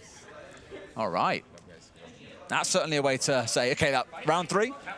In fact, let's listen to the timeout, Tim. We always love hearing these from Fabian. We were talked about in the prep work. They're doing different things every round. I mean, we can clearly see that. But we are doing too much. Like this round, we're stressing out our comms, Leo, and then we're exposing ourselves and allowing them to kill us for free. The round that we want this time has been just of our team play, right? And then we have good communication. Every other round than that one has just been solo that, solo that, solo that, solo that. Play the fuck together, and then go up together and fight them hard at the beginning. Don't let them come into the building. Because right now, what we've been doing is sitting back, being little bitches. Yeah, it's like I said, I mean, fight together, go together, and fucking do some work together. I think we could also switch it up and do the Castle East lock, too. You can try that, but fucking wake up, guys. Let's Come do on that, now. okay? Let's do that. Bloody hell, Fabian. It's only been 4 rounds of the tournament. We're already out there calling the players. What's going on? But it's kind of coming back to what we said, and you've seen it in the result yourself. The one round there for one is when they've tried to do something, right? When we had Gunnar and Gaveni getting aggressive around Breakdoor, and we said it ourselves back at the start of the game, Tim. Border's that kind of map where you can't afford to sit back. You've got to fight them from getting inside the building in the first place. Well, you see, we saw a good example of it there. We're watching the kills on the replays there. Alamau barges in, gets the kill on one, but he has his back to armor in, then he has time to reset himself, to turn around before he's challenged by a diffuser on the Fenrir from the rotate. And, really what needs to happen there is more like in the round that we saw them win in round 3. That challenge would have been at the same time. That would have been, I've got the blitz on me. Peek him, right, okay, we've got one either side, you take him down. So I think, it's not a major issue. I think, as Fabian said there, it's about just making sure that they're working together, that the timing is there. That I think he mentioned the comms as well, that the comms are clear, what you need from who needs support, and just, work together a little bit more. But they need to get themselves another couple of rounds, at least 1, ideally 2 here, because if G2 can get, for argument's sake, say even up to 5-1, that gives them a real chance, even on a weaker defensive side, to hold on and get this done. Well, let's see if that game plan comes into effect that Fabian was demanding of his team. More aggression, play together, go at them before they get in the building. It's not quite saying let's go for spawn piece continuously, but we're willing to go a little bit more aggressive, I think is the main call more than anything else. G2, though, after rushing in the last round and knowing attack timeout came on through, probably are expecting attempts at tripping them up to come on through here, and Gunner's doing more of the same here. Sees a player at the other side of the gate, of course can't quite take the shot, knows that this must lead to some aggression coming out from Breakdoor. It didn't appear last time round he was in this spot, so it's good adaptation from G2 to put a bit of pressure down there, but for now, Gunner is still unmoved. Yeah, they've got to deal with him. They can't allow him to stay in that position. We know how important CCTV is to the defense on this side. On this map, it is just such a pivotal sort of linchpin area, and they've got to get him moved and get control. As it is, for now, G2 have moved themselves over, and rather than fight for that side of the map, they're going to ignore it, and they're going to try to take from east, as they have done previously. It looked like they were slightly off time there, but if you have the Rotera going off at the same time the Ash Charge goes in through the barricade, you might catch someone stood on 90 or using that brief moment there to rotate back through towards site. I think Laura was just a little bit ahead of the pace there, and here we go. Blaz is in, trying to find one. He's on the deck there in the middle of smoke at the same time. So G2 almost kind of giving a bit of an assist there and being able to cover away one of the retreating defenders. Not the best for them, but at least for now, we still see M80 looking to challenge and be aggressive. And G2 are the ones who've got to dodge around C4s and every other manner of utility that gets sent their way. Hot and Cold's in a real key position, but he is under some serious pressure at the minute. He's deep in Archives. You can see him just on the opposite side of that reinforcement. He's got Alamau on Archives window. He's got them trying to breach the wall behind him. His Nitro was unsuccessful, but it did clear off the Selma charge, and he remains in position. And whilst he is, it prevents the push forward. Diffuser gets one, Gaveni another, and that is that cover that we're talking about. As they try to move in to dislodge Hot and Cold, the cover is there from Fountain. Really well played from M80, and they are supporting each other much better. I mean, this dare I say, G2 has seen this a million times. You know this kind of hole when there's a player at top metal, one in fountain and one inside of sight, but so far, they've been unable to make him move. They've relied on the flashes heavily and have been punished and paying the price for it. Almost finding himself a second there. One-on-one between the two, for Doki getting rid of, for Stomping getting rid of Gunner. But with no HP to their name here, Tim, it's a hard ask for Stompin and Alamal to bring this round back on their side. Yeah, very unlikely. Kino manages to pick up one. Right. Stompin finds the second. It's going to be an ace clutch if he does do it. 20 seconds to find 3 kills. Can't find one. Diffuser takes him down. M80 managed to come back after that tactical timeout. After the talk from Fabian, they put those words into action. The cover on each other was much better. You could see the way G2 was stalling out. They're stalling because they can't move forward, because they can't dislodge players. In elbow, can't move him. He's on the mirror and he's making their life a nightmare. They can't move hot and cold inside of that wall. They can't get it breached. So now they can't play in through Archive's door. They can't play in through Archive's window. It's a struggle because they'll be challenged by him. They can't play the person in fountain because Gavini's there for the support. Gunner's there on a long angle. Really, you know, big improvement from M80. There's no backstab or control coming in towards CC was a big problem as well, right? They knew that Gunner was there in the early round, didn't make him would have moved Gavini as well. Yeah, he was being a little bit of a nuisance, so they could very freely play on 90 and look to challenge and support those players. No one was coming on metal, for example. There was no push on break door. G2 made it a bit too predictable there, and I think it kind of got in their own heads a little bit and trying to keep things too simple, whereas M80 had pushed that aggressive front line forward a little bit and met G2 in the map, which is the crucial thing that Fabian was asking them to do. Good stuff then, second round of the half on the board. If they get 3-3 here, it'll feel more than worth it, that attack timeout, because it could get them going by the looks of it. We'll have a little rehost coming in first and foremost there before we get ourselves underway, so we'll take a pause here, Tim. G2 at 3-2. Yeah, we've got the request. The admins will need to approve and sort all of that. There we go. It's approved. I think that's what that message might be saying does. So we'll get everybody back out, we'll get everybody back in, and then we will get underway with this one. But 3-2 at the minute, I think it seems like a fairly, you know, fair score. It feels fairly just. I disagree. At the minute. I think that G2 have had their moments. I think they've had some big rounds, but the 2 rounds that M80 have won, they definitely deserve them. They've played well and they've supported each other. Could G2 have beaten them those rounds? Probably, if they'd done things a little bit differently, but you know, we get into M80 might have done things differently then, and they'd have responded. And, you know, but I think M80 are worth the 2 rounds, and I think the fact this one is close is fair. It's just very different ways that the teams are winning the rounds. I wouldn't feel beat up by a 4-2 scoreline for G2. That would feel deserved given how it's gone, but I would expect to see M80 coming out swinging in the second half as well, right? Yeah. If nothing else, because as I spoke about earlier on, and I've often said this about G2 in stage play or at previous events, if you have rounds where you're relying on players to clutch up big or individuals to perform well, that says danger when that player is then removed, and that's why the earlier round when it came down to big Gavin 3K, that's on G2 for letting him clutch up like that. And most players will say this. These days it's hard to see big massive 1vx's being pulled off because teams have got so much better at not enabling that. You look back through history at the many famous clutches that we've had. I always think back to Nello's coming through on the coastline hallway, for example, as he marched down and picked off 4 players by himself. That just simply doesn't really happen anymore these days. It often does get shut down by teams. So if you're letting a player get away with a massive 3K or a massive 4K, that's more on you than it is so much on them, if you get me. Yeah, absolutely. We'll get through this technical time out. Of course, the players and coaches not allowed to speak during this time, just have to remain silent. It's not a tactical timeout, so no opportunity to go over what has happened or what is going to happen. Just need to wait for the problem to be resolved. I think it was on the M80 side, as Hot and Cold called for the rehost, and they'll get that sorted and get everybody back in just as soon as we can. But yeah, I think, like I said, I think at this point, I feel like M80 have kind of reached their threshold more than G2 have reached what they need. G2 need to win this last round. I think if M80 don't win this last round, it's kind of a difficult one. In general terms, it's not the end of the world. We look at Border, attackers should be getting rounds. If we look at specifically M80 on Border, their attacking win rate is not great. Their defensive win rate is better, just short of 40% on the attack. So G2's defensive win rate is atrocious. But exactly that. So there is an opportunity for M80 in this second half. So I think getting their 2 rounds is great. 3 would be ideal, and it'd actually be a bit of a bonus for them.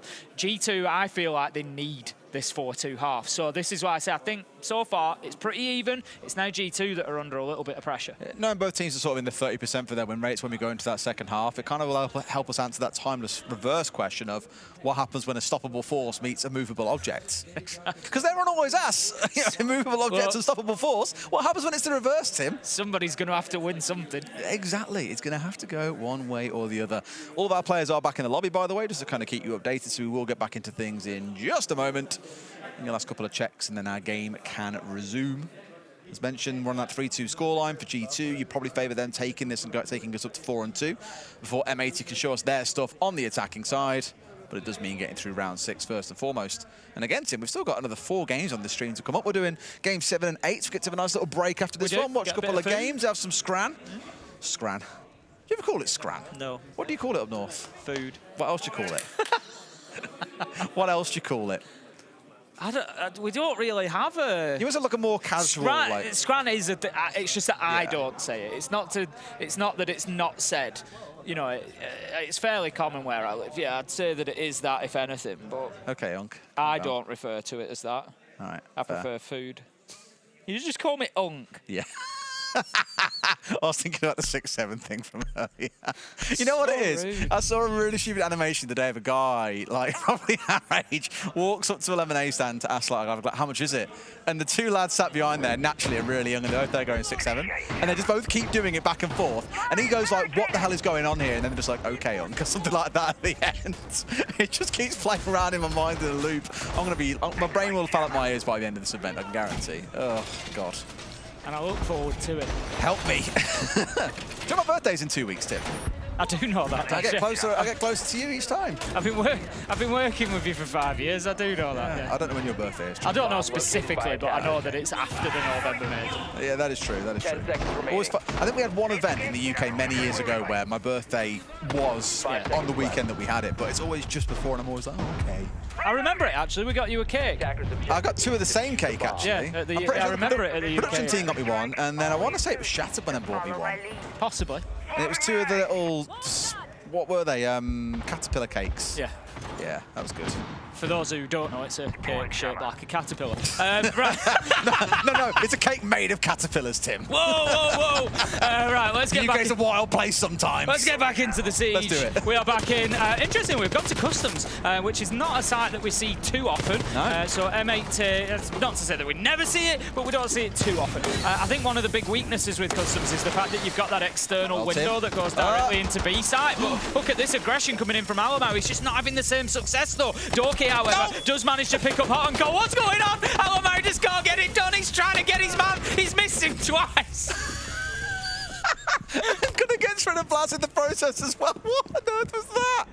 Oh, it's again when they did it in a previous round as well. They saved a castle because they tossed the smoke in towards Fountain. Here they've tossed one in towards Top Metal and saved the Aruni. So Diffuser has got out on full HP and what really should have been a guaranteed kill. Just a little bit of chaos up there. Nice C4 attempt. Okay, not going to find anything, I'm afraid. It's a 3 versus 2. M80 in a great spot then to get the round over the line, Tim. That's madness. I've got to say, I think G2 are going to say that should have gone differently. That was not what they were hoping for. And right now, well, it's difficult. Like I said, this site does have an inherent weakness that it's got that external window straight into storage. There's not much. You can cover it vertically. You know, you can do it in CCTV, but it's quite an easy area to force you out. Obviously, you can get in there and get a bit of space. Stomping's going to get ripped down in a late trade. Diffuser manages to make it 2 and close out the rounds. Yeah, G2 didn't really focus on that weakness of the site. Instead, they were rushing into like archives and armory, and I'm thinking, play CCTV and just play for storage. You know, keep it simple. Don't, you know, overdo this. And I think maybe just overworked that a little bit and got caught in the wrong areas. Across stage 2 in this major now, that site has a 100% defensive win rate. There you go. That's the fact. How many times has it been played, Tim? Once. Twice. Okay. So we weren't working with a whole lot before, and a bit of a mental rush has now only compounded that fact a bit more. Because you were right, versus the other sites that have all been played about 30 times each, Bathroom Teller's a little bit less. It only been played once before now, Tim, so that tells you enough. Glass going to get taken away here. It's the second ban alongside the Ying, and on the other side it's the Azami and the Mirror to go. So G2 just trying to cut out any funny business here too early on. I don't know if Fresh has done his bingo card this year or not. Oh, that's a good point. I haven't seen it, actually. I haven't seen it, but the reason I say that is because one of his he changes some of the boxes, but one of the boxes is always every site in the game has been played. Yeah. And the reason that I mention it is because, of course, that is one of our far less common sites. So the fact that it's been played on day one, that and Skyscraper Bedroom are usually the two that determine whether that box gets ticked off or not on Fresh's bingo card. So it will be, if he's done it, it'll be a good start for him. If not, you know, some of us can just look back and remember. I mean, Sky often struggles to get played full stop. And when it does get played, it feels like no one wants to go anywhere near that site. You're absolutely spot on. Though we have had a Skyscraper already played here today. I believe it was Kag and FaZe that went there, I want to say. They were on Sky, weren't they? We were travelling at the time. I didn't see all of the game. See, Tim, I don't know if you know about this at your age. This is a magical thing called the internet. I know, but we can't watch. I can't watch this two thing called games internet is highly accessible from these devices that we call mobile phones. I can't watch 2 games at once. And so what you can do is actually, you're on YouTube. There's an app that you can watch videos on. It right? was it's really, really cool. If you go on there, what you can do is close down the video that you're watching and go to the other one and see it at the same time. I really do. I'll show you all the details later, mate, and I'll also change the battery of your TV remote as well. Yeah, don't worry about it. I strongly dislike you. Absolutely sick of you.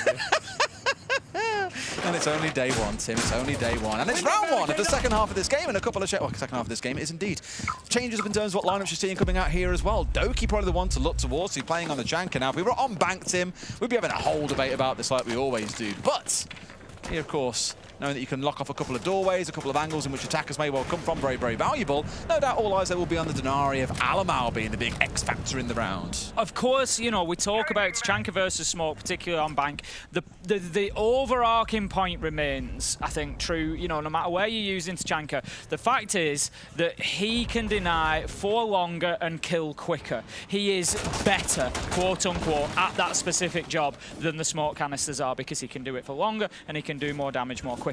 However, the circumstances to allow him to do that need to be more controlled and more specific, and so it is more difficult to gain that maximum input from him. And those are the two big differences between Tachanka and Smoke. It's not to say that either is correct, either is wrong. They just have their different places in different lineups. Let's see whether Doki and G2 can squeeze the most out of the Tachanka on this one. If they can, Tim, then of course it would be a great way to get the half started, but slowly does it. Phone call going to force every single player back. I spoke a lot about the Dockerby already today, how it forces teams back, gives you a bit more ground control. And Kino, hello! In for a 3 to kick things off.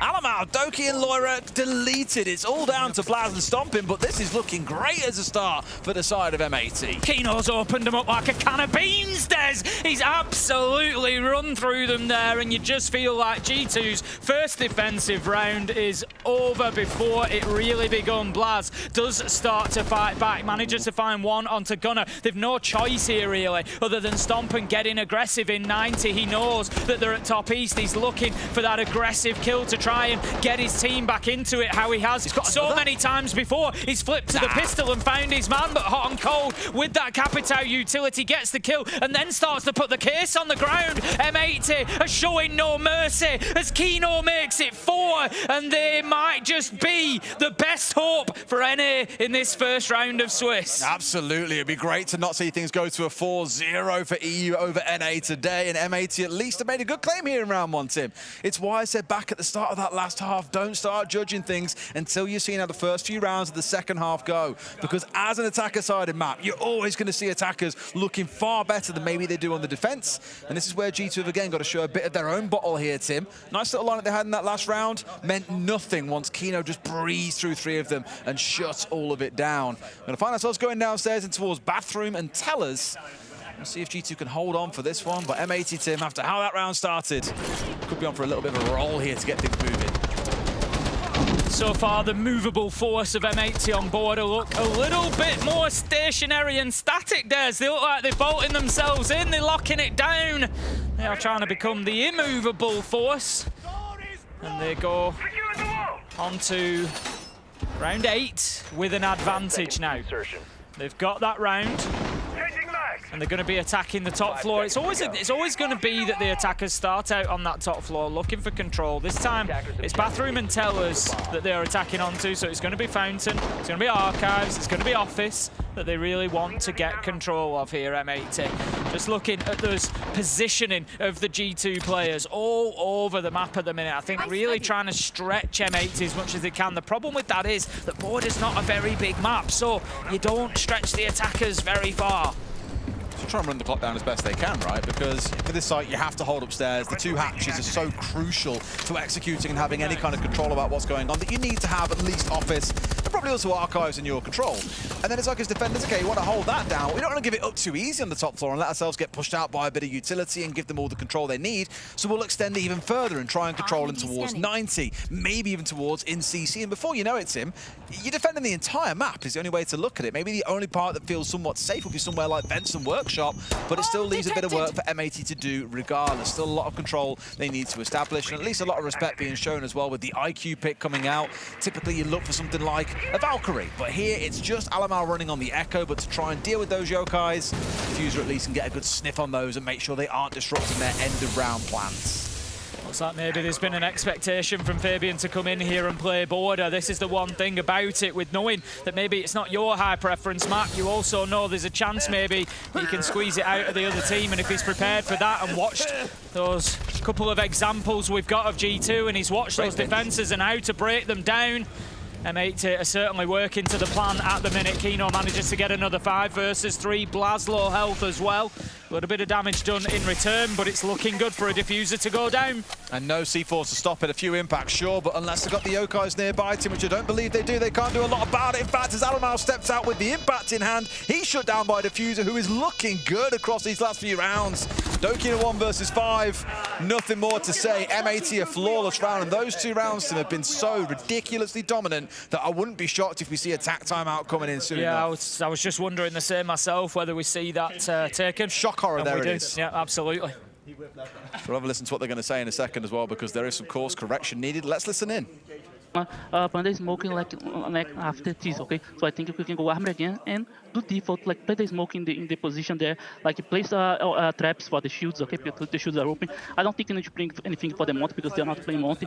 Like just like if you want to play the multi also for Loracal for putting in his wall is also good. Okay, so like you already counted the demos, you already counted the Lora thing, okay? And I think guys after this, like look, listen, I think after this we can still do tellers because we know they're not gonna repeat the attack, and if they repeat the attack, we're gonna fuck them, play the cage tube strat, okay guys? Yeah, okay. So I think like go armory now, win, then go like cage before tellers, and then you can go vents, like and you choose if you go keep the page or to go default, but you use the cap in the vents, okay? Default. Okay. I'm playing the guy instead of the Melissa, okay, Larry, you can do the rotates.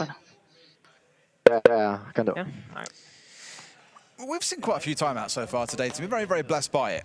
And I hate to be a bit of a cynic there, but I don't know, saying, oh, yeah, put traps where they place the smoke is really the kind of stuff you want to hear during that time, because that might solve a small individual issue in a given round for a given strat at a given point in time. But there are probably larger issues across those 2 rounds than, oh, we didn't have a trap on that wall, or we didn't have this response to that one thing. And I just worry that, like we've seen from a lot of other coaches today, the issues are more systemic for G2 that need to be addressed to. And I just wonder that for M80, does this now invite them to be able to carry on rolling forward? I think it very possibly does. I think we already know that this is a low preference map for G2. They don't play it a lot. They don't win on it at all. So I don't think they're going to be too sort of heartbroken by the position they find themselves in. And like you say, small corrections like that I don't think are going to be the solution on a map that you don't generally like playing. I think it's going to be more about confidence in the players and somebody coming out and just grabbing around with a 3K or a 4K, going in and getting that big multi-kill round to really propel them back into it. The problem that G2 face is that I feel like that needs to be now. If they go down 6-3, I'm not really sure there's a way back for them. Well, of course, not forgetting, you may have heard G2's tack timeout, but M80 also have the chance to have a chat themselves here about they can upend G2. You can almost anticipate, okay, here's what they think are going to be the issues, here's what they'll talk about, here's what they'll do to try and fix it. Here's what we should try and do. And often teams will say the best time to rush or do something a little bit quirky is after attack timeout, because probably what they've spoken about is all the things they've seen across previous rounds where things maybe aren't quite that crazy. I'm looking, of course, at the Amaru team. My eyes fall towards that, and of course, towards the Sens here. The Monty's the question mark for me because it's that little bit slower, but you might just find that M80 here have got a real nice game plan, and G2 are about to get punched in the face by it. Yeah, they better be ready because we're going to see Diffuser going in very, very shortly, I would imagine. There's nobody really there to stop him. It's going to fall on Doki and Blaz. They're the two players, one in Archives, one at half wall. They're going to be the ones that have to take that fight, but here goes Diffuser straight in. He knows exactly where he's looking, but he can't win the fight. Blaz manages to pick him up. The answer is there from Hot and Cold, but this is a tide that is all washing in G2's direction at the minute. 3 versus 2, but here we go. M80 fighting their way back in, finding a way, Des. And Kino getting sprayed down a bit, should force one away. I think in fact Gaveni got caught by that a little bit. He's going aggressive. Gavin's gone absolutely nuclear, Tim. We saw another mega round back in the first half, and here he's in a 3K despite his team being down in numbers. Diffuser being placed, Alamau with it all to do, and it feels like it might be a little bit too much for the IGL of G2. Kino collects another, and M80 break the backs of G2. Up to 6-3 they go. What a turnaround from M80 in that round. They were bullied a little bit at the beginning. They lost that manpower, but found their way back in and had control and recognized as soon as the opportunity was there, we can get this Diffuser down. The plan was obviously for the Amaru to go in, get a couple of kills, create that space. It was unfortunate for Diffuser that Doki got the entry just as he went in through that window. Blaz was then ready, able to turn and face, gets the kill. But M80 don't take their foot off the gas. They still go in. The answer is there. Hot and Cold picks up the kill. The trade onto Blaz. That's the one that creates the space. And then Gaveni does Gaveni things, goes in. That kill on the bomb chassis, he should never be getting that. That one there was a big one. This one here, he should never be getting away with that. I mean, you look back to, I think it was when Gunnar went in earlier on, I think it was Diffuser went in on the Amaru. Lost out to a player that was crouched down more than anything, and it's exactly the same thing that's happened there. The Goyo was crouched, but it's just a snap reaction from Gavin. He's looking brilliant. I remember actually back, of course, when he was on Dark Zero, moved on from there. People were asking, oh, you know, actually, the players that played with him were like, actually, he's a really, really good player, just needs the right environment for it, you know, the right team structure behind him to support him, and maybe this isn't quite the place for him.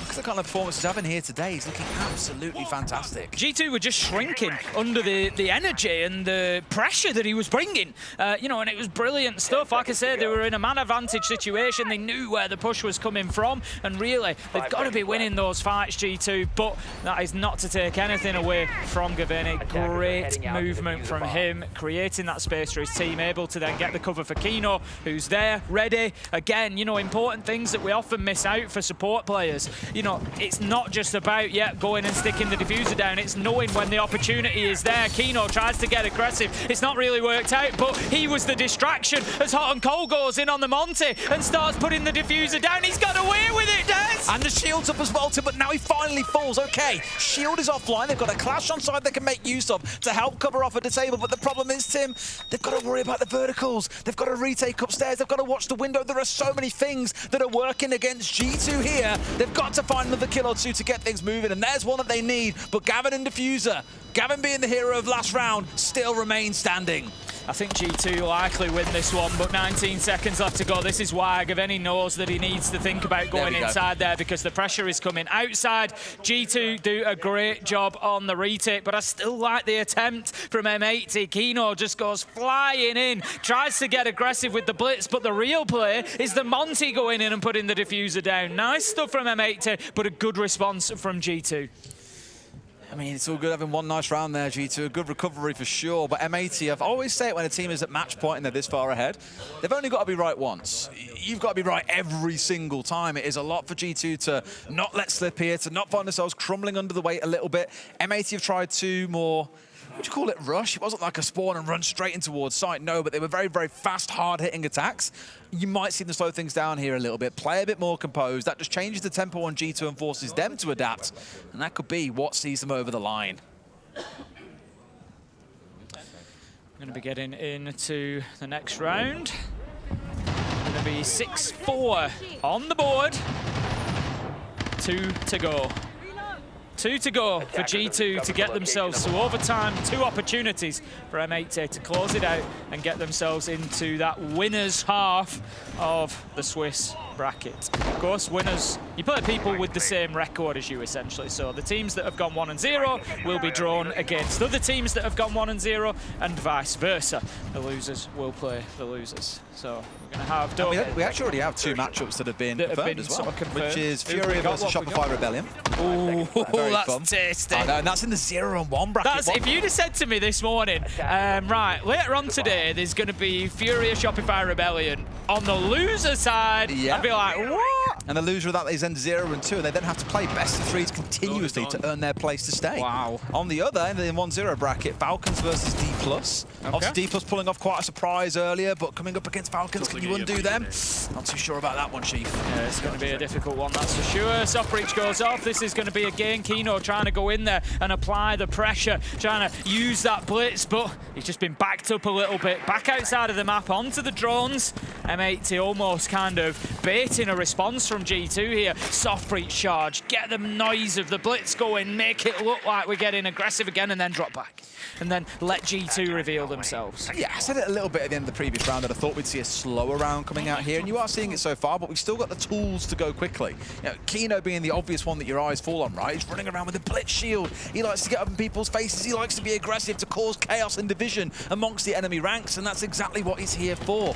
But I think otherwise, for the most part, you're going to see a bit of a slower start. I say that, Tim. They've done a lot of their prep work, it feels like, actually, and softened up what they need, got the intel they feel they had to get, and now Kino is charging his way through the map. At first was looking in towards sight, but now they're hunting roamers, Tim, and there is one off towards his left, but he's gone back in towards sight. Now he's knocking on the site door itself. This is where things start to get interesting. Kino has done so much running there without seeing anybody. He's definitely got his steps for the day. Manages to take down Vlad, but then Loira's going to find him with the Nitro. G2, however, do again find themselves on the wrong end of a trade. 3 versus 3 as Alamai manages to get hot and cold. They are holding on to the site. They also have the verticals. 2 players still above, Stompin and Doki upstairs, and they're fighting because M80 know they need to take that vertical away, but Stompin, having none of it, takes his man down. G2 3-2, and they could be taking us to 12 rounds. You can get away with the plant under their noses here, Tim, but it's really hard to do, especially when you've got a Solus on side as well. Alamau will see everything from above, and that is why they probably feel we've got to do something, we've got to fight this one. But can you really afford as a 2 to go chasing through the map for 3 players upstairs when you have 0 intel on where they are? I don't think that you can. Which is why, at least for now, they might be trying to look for kills instead on the same floor, inside of the site itself, which is exactly where Alamau is positioned. The way they're working together at the minute is that Gavini was drawn in for Diffuser. They were just trying to find a kill, trying to get anything going, but they need to make sure now that they're in positions where they can, you know, make sure the impact on any deaths. Gavini manages to go in and get Alamau. How many times has he done this for M80 today? Having an absolutely unreal day so far, and he's looking for it to continue. Is he going to be able to create a little bit of space? He's just taken that vertical away from them. I love that play on the Nomad, but Doki manages to get him. It's all up to Diffuser 1v2. He's managed to get himself back outside the building here. They missed that chance to stop it to get him, but Doki hits the shots that he need. Instant headshot, and once again we'll get the disable off here. That's M80 coming close twice, Tim, but both times G2 have dealt with it well. And they take us forward now up to round 12. We'll get to see all rounds of regulation at the very least to close this out, but why not a second overtime in a row, Tim? It's not looking good for NA closing out games at the minute today. Shopify Rebellion, of course, were in the same position against Falcons. They had plenty of opportunities to close that match out. 6-3 they were at one point, exactly the same as M80 here. They've been reeled back in. The comeback is on for G2 to take them to overtime. One more round needed, one more opportunity for M80. What is the site? It's going to be top floor that G2 look to hold on to. Okay. That's almost like just inviting a really aggressive and fast-paced hit, isn't it? Yep. We saw it through the window previously, like surely they wouldn't do it again, you'd expect, but they can always try and hit the actual archives doorway in through the window there. There are options available to them. But instead, maybe we see that excellent focus on towards East Stairs, because that was where Kino walked through and picked up a 3K. Barely any questions being asked of him. Made it look easy, in fact, so maybe they're very happy playing the more slow play style as well. Options is the key thing to note there, though. G2 are the ones who have set their stall out. Of course, you can't change your operator as the defenders, but as the attackers, you do get attacker repick, and at least until a few seconds before the round starts, you can change things around, as Diffuser has demonstrated, offered the IQ, and moving instead onto the buck. I'll take it under consideration. Where is the push going to come from M80 then? That is the question. Did they go CCTV? Do we see it all east stairs and office? The minute G2 heavily defending out towards east stairs and office, so there's maybe more of an opportunity for M80 if they want to put pressure onto Stompin, who's all alone in CCTV at the minute. But we know the abilities of this player, and we know that he's quite capable of defending himself against 2, maybe 3 at the same time. So it's something M80 needs to be aware of. He's also got Alamau in support as well, just using the Solis gadget to try and provide any intel that he can, catch anybody outside that's drawn in. Where is the weight of numbers? Where is the push going to come from? Notice that air jab set up on break door, of course, as well, so no crazy runouts coming off that door anytime soon, I'd expect. M80 again just setting out their stall here, figuring out what the attack needs to look like for them to deal with this G2 setup. And it's Alamau causing a little bit of bother. Last time around here was when Kino vaulted in behind him and took him down for 3, immediately spun towards east stairs and collected a second. G2 with a bit of a thinner present out towards this part of the map, at least this time around. It's mainly Alamau, the one that's looking to cause bother. Entry going the way of M80, though, as Doki falls. Not a good start for G2, Tim. No, Stompin's had to relocate now. That leaves CCTV pretty much empty. Alamau is out in break, but again, pressure can really mount on him here. If M80 realises that he's on his own, he's going to lock himself into position, look to play his life here and keep hold of this spot. I think, are M80 aware? That's the big question. I don't think they'd just be running across the doorway like that if they knew that he was in this position. That could be a problem for them. Slowly does it though, still half a round to play. Don't need to rush in just yet, and one by one, Tim, they are picking off these G2 players. Vlad's going to fall as well. Into Loira for another. It's a 5v2 for M80. Surely, Tim, they don't give a round away like this from a winning position. They collect one more. Gaveni's done it again, Tim. Another 3K to mark. An excellent game for him and a victory over G2. Just exactly what NA wanted. Their #1 team comes in and gets the job done to prevent the whitewash against the EU in the first round. They managed to lock it down, and it was a good result from them on a map that they don't favour playing. They've shown an ability there to adapt and to respond. Good stuff from M80. One thing's for sure, Tim. Fabian, 1, is not an idiot, and 2, he is inevitable. Always going to be G2's Achilles heel, it feels like, at the best of times. May have won a lot with them, but has also handed them a defeat here in their first game of the day. It's not the last time you'll see G2 or M80 today. We'll find out what their games are going to be in the 1-0 and 0-1 brackets in a short amount of time. Yeah, well, I don't think it's the end of the world for G2 either. A loss here, you know, you move on. Furia, Shopify, Rebellion, all in the same area as you. All right, well, I hear the studio ready, Tim, so let's throw down to them now. We're back with you a little bit later on.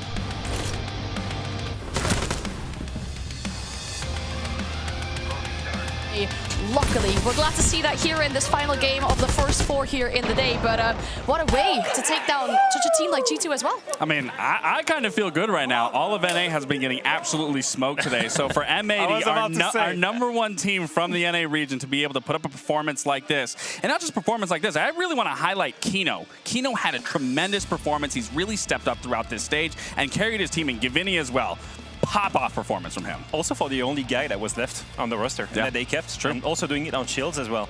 But yeah, I mean, you needed that, right? Yeah, I needed something in this EU territory.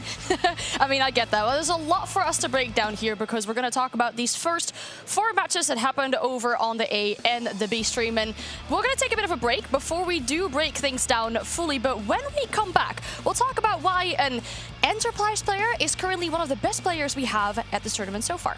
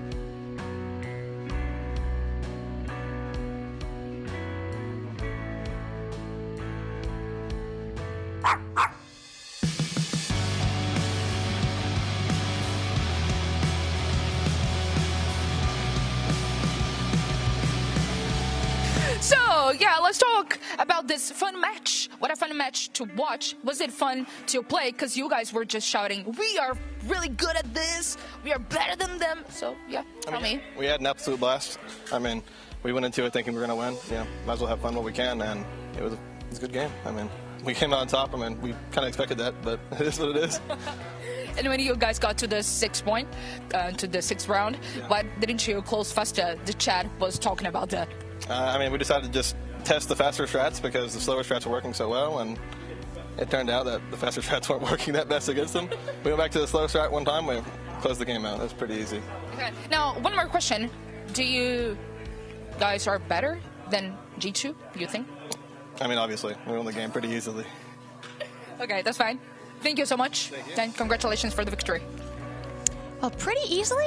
I mean, it was still a close game in my opinion, though, but I guess, you know, the victory NA can take, I guess they will do here, given how the day has been going up so far. Looking at this match result here, but in general, looking at the 4 first matches that we've had here, we're going to do that by using a few categories, right? To make things easier, we're going to look at things in the first 4 games, and I want to know, the first thing is, who has really been the biggest monster of these first 4 games? Who has been a player that really showed up, really stepped, maybe even someone we didn't really expect? Yeah, we were kind of talking about this, and it could have been Shaiko. Shaiko went crazy. It could have been other players that went crazy. There were several factors. Rexon, Ambi, for example, others. But we decided to pick a player that maybe is a little bit unknown, and that is Tuhan. Tuhan for Enterprise went crazy in that game against Weibo. He was one of the standard players of that Australian roster, and to me, I think a staple example of the talent that APAC can bring to our international events. You know, something that I was really acknowledging and praising him for, I mean, that was a beautiful shot. Yeah. But his tenacity in so many of these rounds and his confidence just to walk into so many of these crossfires,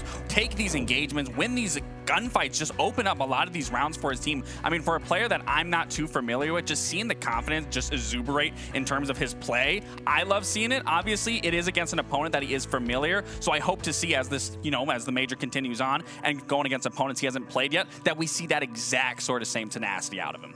All right, well, he has one more game today, so he can definitely show that again for us here today. Now, the second category I want to have a look at is the moment, and that means the most clip-worthy thing, the thing that had us all dropping our jaws, the craziest thing that happened so far. Yeah, I mean, I think it was a fun one. I think me and Leo both had a good time with this one. I mean, you don't really see Ninja Diffuses happen too often. It just so happened to be in the same game, Enterprise versus Weibo, where, again, you don't see Ninja Diffuses happen too often in Siege, where, one, you have the player being ready to counter it, and then it just completely fall through. So a very good heads-up play to go for that diffuse inside the smoke. Good heads-up. The whole thing was so chaotic. Speakeasy planting, first of all, I did not think he was going to go through with that. Did I. In the end, I think everything was so chaotic in his head. He's just standing there in the smoke. Someone is diffusing in front of him, and he just doesn't notice. It makes me question, because you obviously can hear the diffuse continue to happen. So if the comms are super loud, you can't hear it. I don't know what just happened. But then when the smoke dissipates and you just see the zombie right there clutching out the round, I mean, that's definitely a tough one. And there were so many things that happened, right? Because we picked 2 instead of just 1, no? No, not for this one. I think it's important to look at something that was probably the one thing that I'll say a little more unorthodox. Yeah, something that you didn't want to miss. Maybe one game that was probably the best one to watch, and I think for me, Shopify Rebellion against Falcons. That one went crazy. Shopify Rebellion were leading all the way, 6-3. And they were on match point. It was a crazy game, and we expected this, and we say this like some of the best of NA facing some of the best in Europe.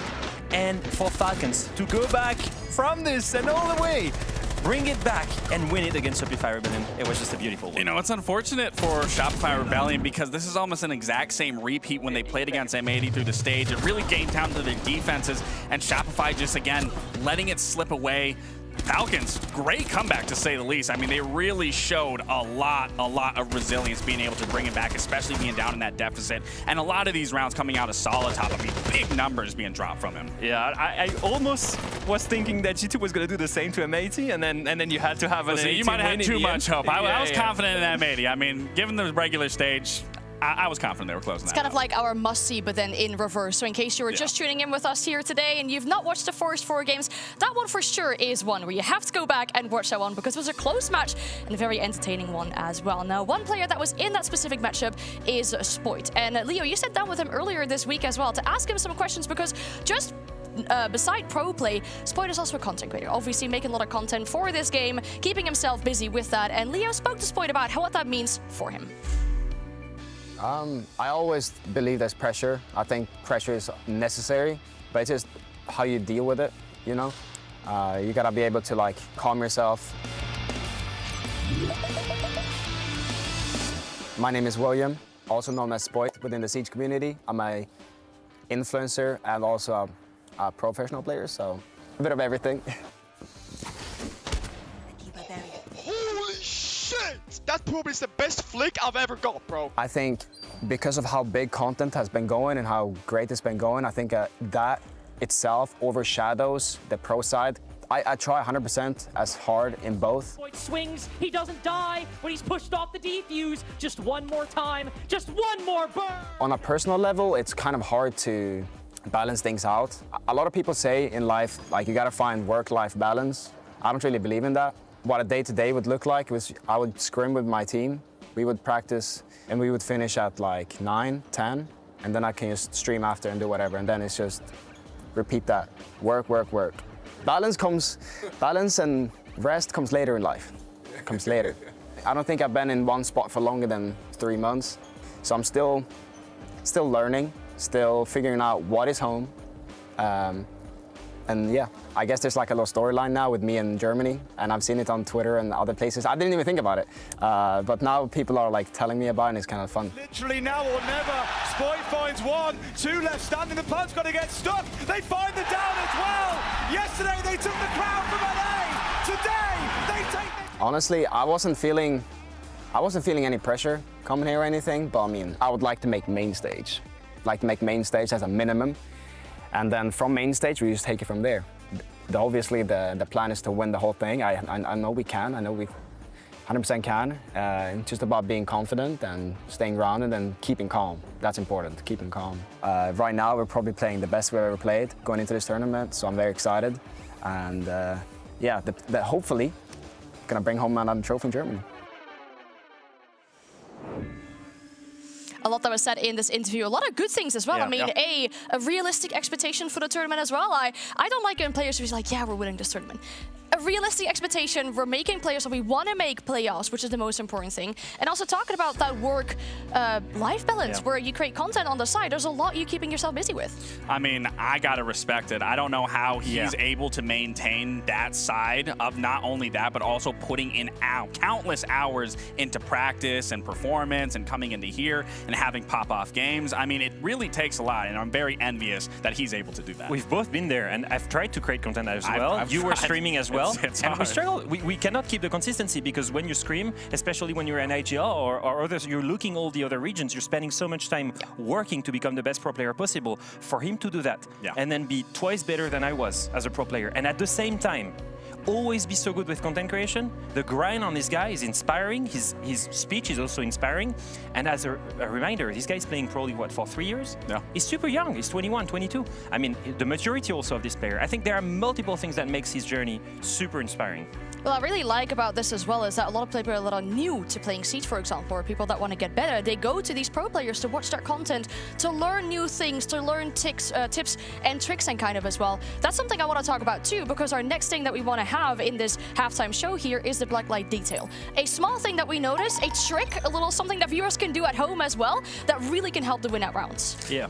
Yeah, absolutely. I mean, you know, there's so many things that you can take away from watching professional play, implement it into your ranked games, and we have a couple for the detail in terms of what you can do. I mean, we've seen Tubrau deny, you know, bombs being on walls, deny movement. Right here, denies the Claymores to be able to jump out, go for those 2 pieces. A beautiful display of how you can use Tubrau. And now watch this double display, the Clash and the Smoke playing together, boxing out. 3 Falcons player in the same room. You abuse that, the gas grenade on the right side of the door on electrical, and then the Clash to try and slow down all the rest of the players that were crunched here, and the hammer and the nail, and basically the 2 together to take a crossfire and annihilate the rest of the Falcons roster. Beautiful play here. Yeah, amazing what we saw from that there. Now, one more thing I want to do is look back at the matches that happened earlier today once more. We're going to pull up the schedule, or the results rather, of all the games that were behind us. You can see what team won out the matchups that happened earlier today. Now, looking at this, I mean, there were a few matches we really hyped up, but in regards of surprises, is there anyone that really stands out to you as maybe the biggest surprise, the biggest upset that happened today? I think looking at this, there were multiple ones. I would say that BDS beating SSG, especially the way they did it. That was an insane one. 7-1 was completely crazy. I think one that maybe surprised me the most, especially seeing how Furia was dominating SAL. D plus Kia coming up from APL, coming there, and I said this before, they were targets. They were not expected to perform well, and they come in and they beat Furia in an impressive manner. That was crazy. Yeah, I mean, you know, some could argue they beat another Brazilian team, but these guys haven't been playing against Furia through this stage in quite some time. So to be able to go up against them the way they did and shut them out in a convincing way, well, not shut them out, but go toe-to-toe with them was truly impressive. And as we're watching here, you're looking at the opening engagements, 3 in a row. And in fact, they won 12. D plus Kia, they won 12 on opening engagements out of 15 in that match. Furia used to be the best gunners in the world. What happened? Well, they were shaky. And D plus Kia, they really abused that. I mean, that's the insane thing, because we covered the SAL throughout this stage, and that is where Furia thrives time and time again. They like to get in your face. They like to take these engagements, but the fact that they were losing 12 out of 15 opening engagements clearly shows Furia is a little bit shaky coming into this event. Granted, there's still a lot left, but it's not looking too hot. And despite that, you wonder, right? Losing so many opening engagements, and it goes all the way to overtime, 8-7. What happened? Well, JV happened. JV was so good, so strong, 15 kills again and again, except for the entry department. This guy was carrying them hard. And this has been a player that we have talked about many times throughout this stage. He's been one of the top 5 rated players throughout the SAL, and clearly a big proprietor as to why they were even able to keep a foot in the door, a fight left in them through this matchup, unfortunately losing it. But again, a lot of that really came down to JV92 having a pop-off performance and keeping them alive. And he even saved them one entire round. JV in a 1v3 as D+ sit back, relax, knowing that they've got the diffuser. Good one tap from the man himself. About to hit double digits for JV. It would be a clutch to remember. But he's got to deal with that Clash who is staring him down, tasing him out. Both Nias and Levy on low HP. His flashbangs go out. Nice shots onto Levy. He's got time. JV in the 1v1, and he can certainly make it happen. It's a monstrous clutch for JV. What?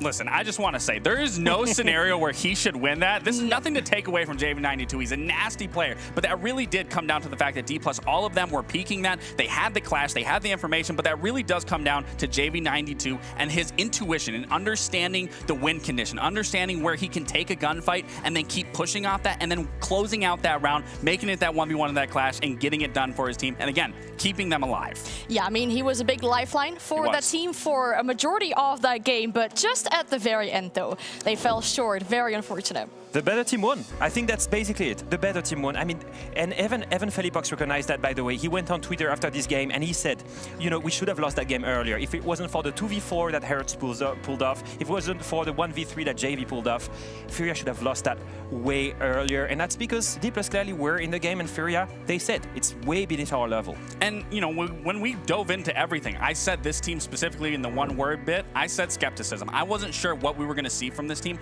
but to have 2 significant clutches not go in your favor, you could have closed out that series a lot faster, and to still keep that momentum, keep that maintaining the mental fortitude and the consistency. I mean, it clearly shows that they're coming here ready and want to prove themselves, regardless of transitioning over to the APAC region. Yeah, and speaking of D+, they're really making themselves a target like this. If they can take big teams like Furia down, and that puts a lot of pressure on the shoulders of Furia, but not just on the shoulders of Furia, because there are more teams who have now lost that first matchup and will have to go up against an opponent with a similar track record. One of those teams, for example, Shopify Rebellion as well, together with some other NA teams. Now, we'll take a bit of a break before we come back, because the schedule needs to be finalized. So the question, of course, on everybody's lips is who plays who next? We'll talk about what teams are under pressure and the games are coming up after this.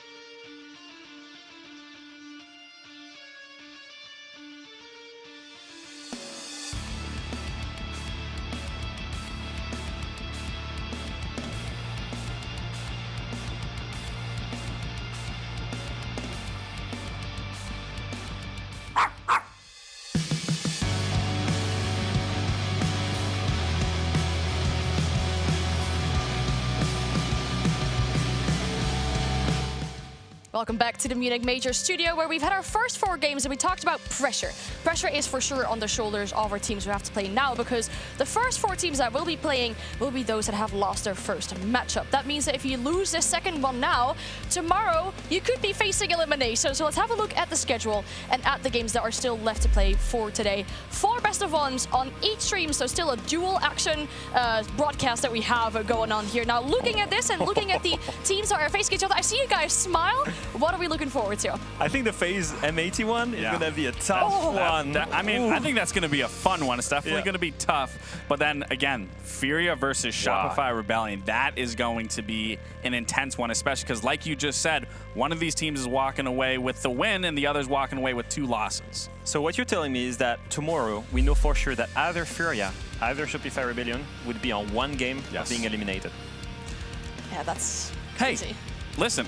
Sometimes having your back against the wall isn't the worst thing in the world because it almost makes you play perfect, but do you want to find yourself there? I found myself there. I hate it. I hated every single second of it. So, again, it does apply some sort of positive pressure to be perfect, but at that same time, there is that added pressure where if you're not perfect, you're going home. Yeah, to further illustrate this, let's pull up the bracket as well to really show how things are going to work if you end up losing that game or winning that game today, as we have it filled in with the top 2 rows. Now, of course, the winner game and the loser game. Once again, a reminder, the loser games will be those that are played out first. 2 on the A stream, 2 on the B stream, and then we get to the winner territory after that. But there is so much pressure. As we say, these are our matchups, and then we could find a matchup between, theoretically, Furia and G2 tomorrow for elimination of the tournament. That's insane. Yeah, and you have other big surprises. I will say this, NIP was one of the best Brazilian teams out of the whole stage. They were actually from the regular group stage, the best team out of Brazil, and they're here in 0-1. Same thing for G2. G2, who were crowned European champions in stage 1, that went to the grand finals of AWC. They're already in losers with CAG. We will be, for sure, CAG will be a streaky opponent as well. In a BO1, I wouldn't like to face them. I mean, same thing for Space Station. I mean, they first stage, they had to battle all the way through a lower bracket just to be the first in NAL, and then to go to EWC, place top 8, have a tremendous performance, one of the best that I think I've seen from this roster, then to have a stellar performance even this stage, and to maintain that, get second. But then you're looking at, they're already in a losing situation. But if there's going, if there's gonna be one team when you're looking here, it's a the buff. mentality, It's a buff for us. I think it might be a little bit of a buff. I mean, I know you said you enjoyed this EU sandwich that you have going on. I don't mean to be a party pooper, but there's quite some NA teams down there in that 0-1 bracket. Pressure is on their shoulders. From all angles. Hold on, listen. It's a Swiss. Anything can change. We can see some EML teams there. Everything can, shape differently based off what happens tonight. Maybe one ANA team's going to be there a little quicker than the other. Copium is always there. Always there. All right, now, Lexi, I'm going to ask you to move down further in the hallway. Take this as your one way, because we have Super standing by with Maria as well to have a bit of a chat about how much pressure really is on their shoulders. All right. Yeah, a lot of pressure, I guess. But, that's just your second game. You lost the first one, and now you're going to play against Furia. How does it feel for you? Because if you lose this game, and tomorrow's game, you're eliminated. But also, if you lose this game, you have a lot more pressure tomorrow. Yeah, I mean, obviously, we've had a really tough day with playing I think the 2 top seeds from their regions. But I think we showed in the last game we're on par with the best EU team. I think we're on par with the best Brazil team. And yeah, like you mentioned, a bit of it does come down to pressure. But we've also been in a situation at the last major in Montreal where we actually started 0-2 on the first day, and then we won all 3 of our best of 3s. So we're not really thinking about, oh, what if we lose this or that? We're here to win, and we're going to do our best to win. Okay, so it's actually not the worst scenario for you guys. And, whoa, hello, we have Lexan here with us. Do you have any questions? Yeah, Super, I do have a question for you. Obviously, I've talked to you many times throughout the stage, and even throughout this stage, you got compared to being the NA Furia, and we were looking at your stats, and your stats would actually argue that you would be the better version of Furia. So going into this matchup, I mean, how do you feel overall, given, the statistics that you've pulled out, that you technically are on paper better than Furia? I think people have a tendency to want to compare everybody to say, oh, Furia are the best team of all time. So this team kind of plays like them. There's a lot of emulating in Siege. we're not here to emulate. I think we're just here to prove that the style of Siege that we play can contend with the Falcons, with the Furias, with anybody else in the tournament. So no, I wouldn't call us the Furia of NA. I don't think I'd put us historically on par with, in my opinion, the best, the best set of players of all time in Siege. But I think this is a good opportunity to show that right now we are on par with them. What do you expect from Furia, like the play style? And do you see you guys getting into an overtime, maybe? Well, I expect us to win. If we're shooting for overtime, I don't know that that's a good sign. But obviously, I expect aggression and layering from them. They've actually improved a lot on attack this last stage with kind of bringing more cheese stuff. So we're going to do our best to be ready. I think we are, and we'll see how it goes. Okay, you good? Any more questions? I'm good. Best of luck in your match. Yeah. Have luck, and you go back to the studio, right? So bye-bye, and let's watch the game. It's going to be a tough one, but a very fun to watch. All right, thank you so much, Maria. And we have Lexington coming back to us as well now.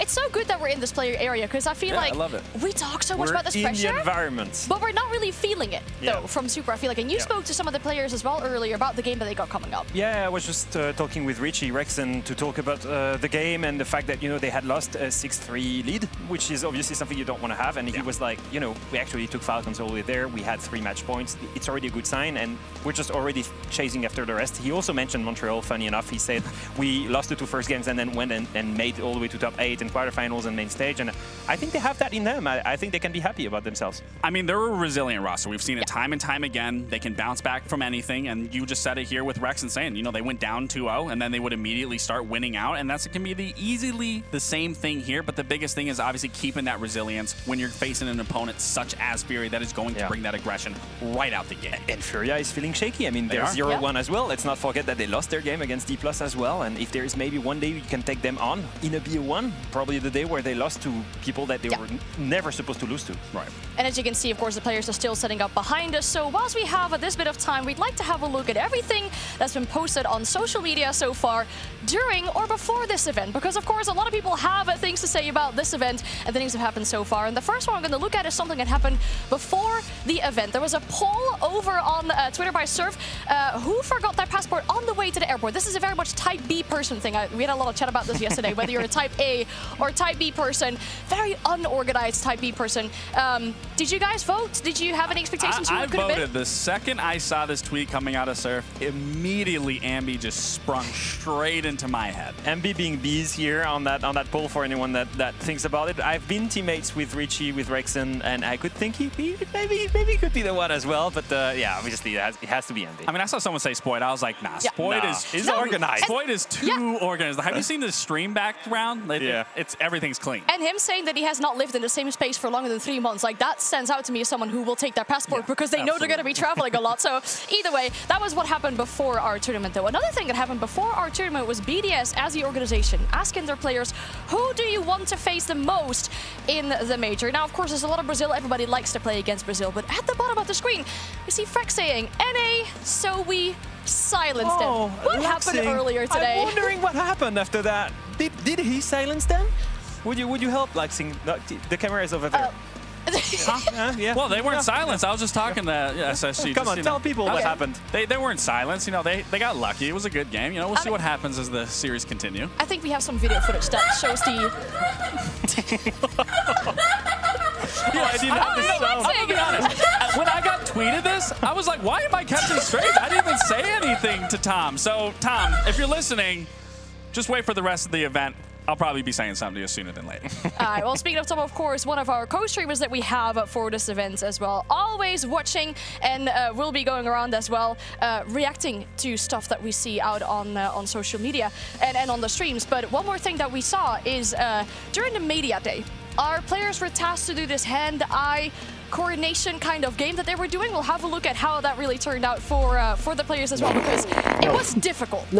Now, you guys want to make fun of NA really quick. No, bro. Let's look at this hand-eye coordination from EML. What are you going to say about this? Do you think you could do better than that? I can set all the score. I can take you on a 1v1 at this. I'm pretty sure. Oh my god, Alima was just not having I feel like such aggressive, grabbing though. No, he has ping in real life. He's got latency. Oh my god. Why is he wearing sunglasses also? That doesn't help. No. We need to settle this. I need a 1v1 relaxing. EU versus the NA. king might not be God. maybe the king's not the king anymore. Oh, this is. got one. This is. I think it's Maybe the the age king's that's not helping him, farming, right? It's the age potentially. Maybe it's the age. Is Younger this than Doki's second attempt? Yeah. I don't like how you guys are making fun of these players. No, I think it's we do alright. actually have a match. However, a little side note, this thing has died on us a few times. So it's going to be a really big surprise if it actually will work. Who would like to go first and test their own? Up to you. I'll go first. 2 retired All right. pro players, by the way. So let's see how good the hand-eye coordination is still. Let's play. Okay.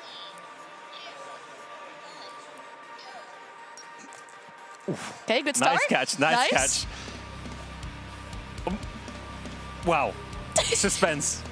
Is it dead? No, come on. That's cheating. This is exactly what I thought would happen. No, he just died It after has died one. on us a few times. I count We're gonna one. improvise on the spot. Can you really? Oh, wow. Okay. I'm not even looking at it. Are you a 2? I'm not even looking at it. I'm not even my looking. God, I'm he's just looking. What is that I'm just position? All right, now you do it with He's Leo. like this. He's under the thing. Yeah, like but this. He's I'm squatting. looking straight ahead. All I'm right, looking straight ahead. That's 5. Now I'm not you do even it with following Leo. Oh, am I supposed to? Okay, well, that's fine. Just for out of I just fairness. have 5, Same because the last size, one's same there. height.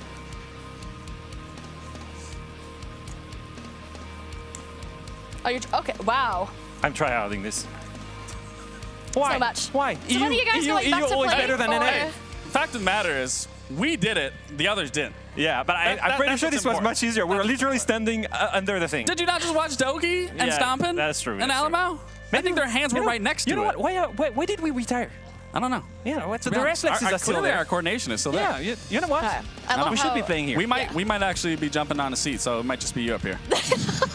Well, I do hope that you guys are staying with me here, though, for the pre-match of our next game. But because, of course, on the A stream, we've got a match coming up, as we mentioned, between 2 losers, those who have lost their first game. We're going to talk about Space Station going up against Wildcard. And looking at that matchup, though, an NA matchup, what do we have to say about that one? I mean, this is a matchup that I've seen time and time again. It is close. I would say Wildcard has the best understanding of being able to kind of deal with the aggression from Space Station, but both teams are looking a lot shakier than we typically used to seeing them.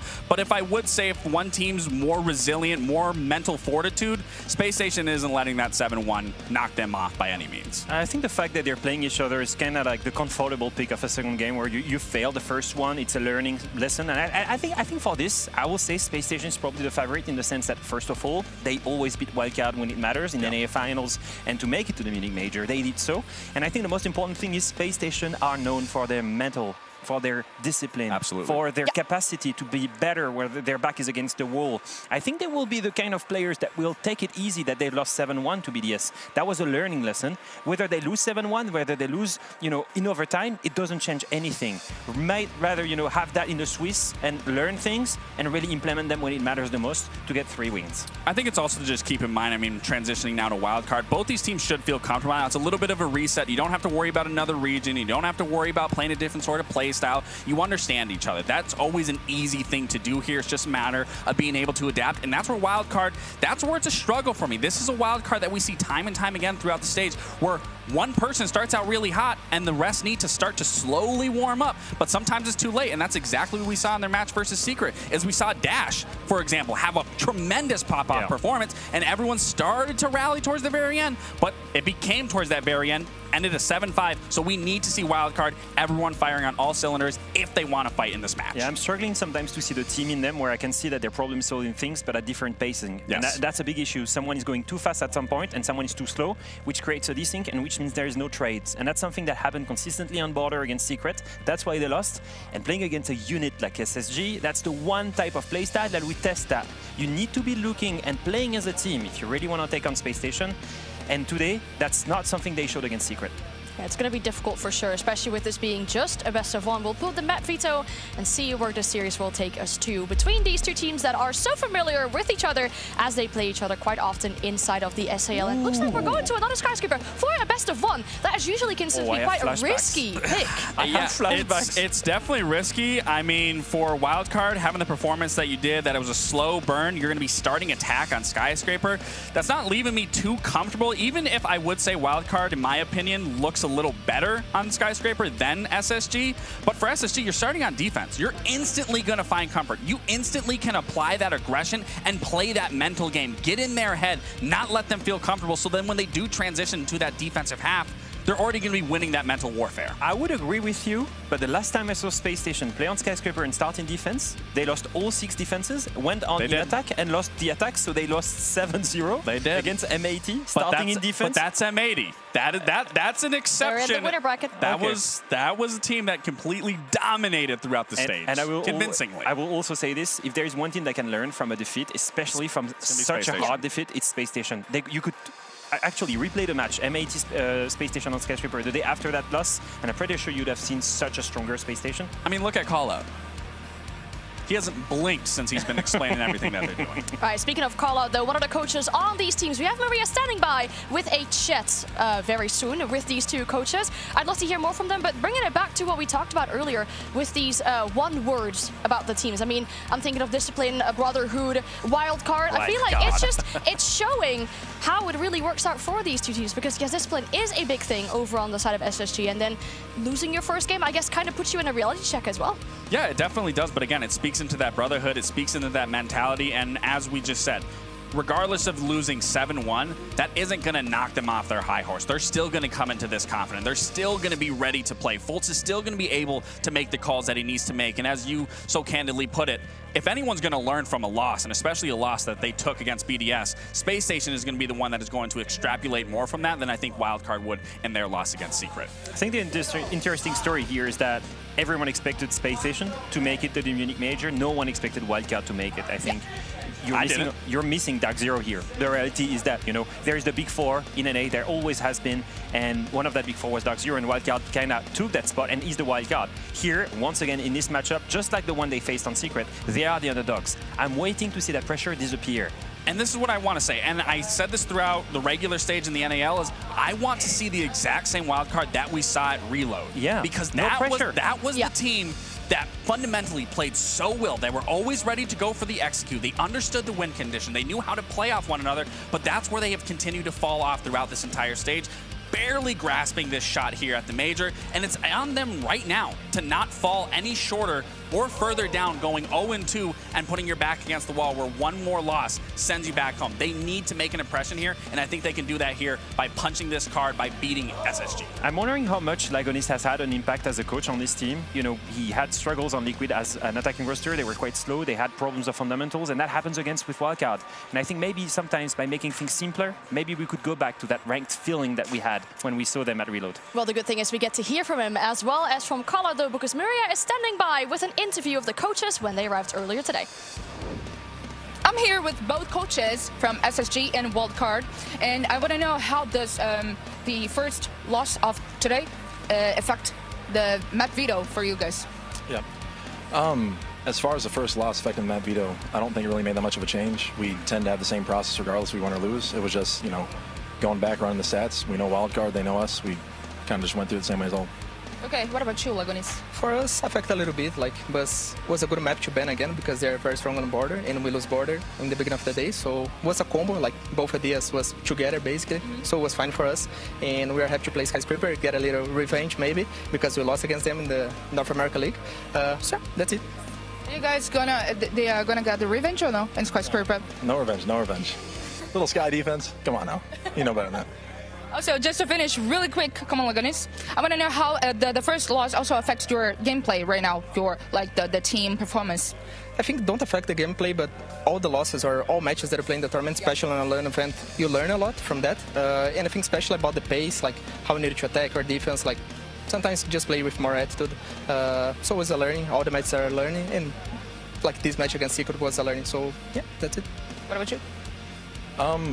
I think it was just the same thing that he said, kind of, we identified we made a few mistakes and we were giving them too much credit. I think it was the biggest thing. So we talked a lot about, not giving the other team as much respect and kind of just coming in and playing our game.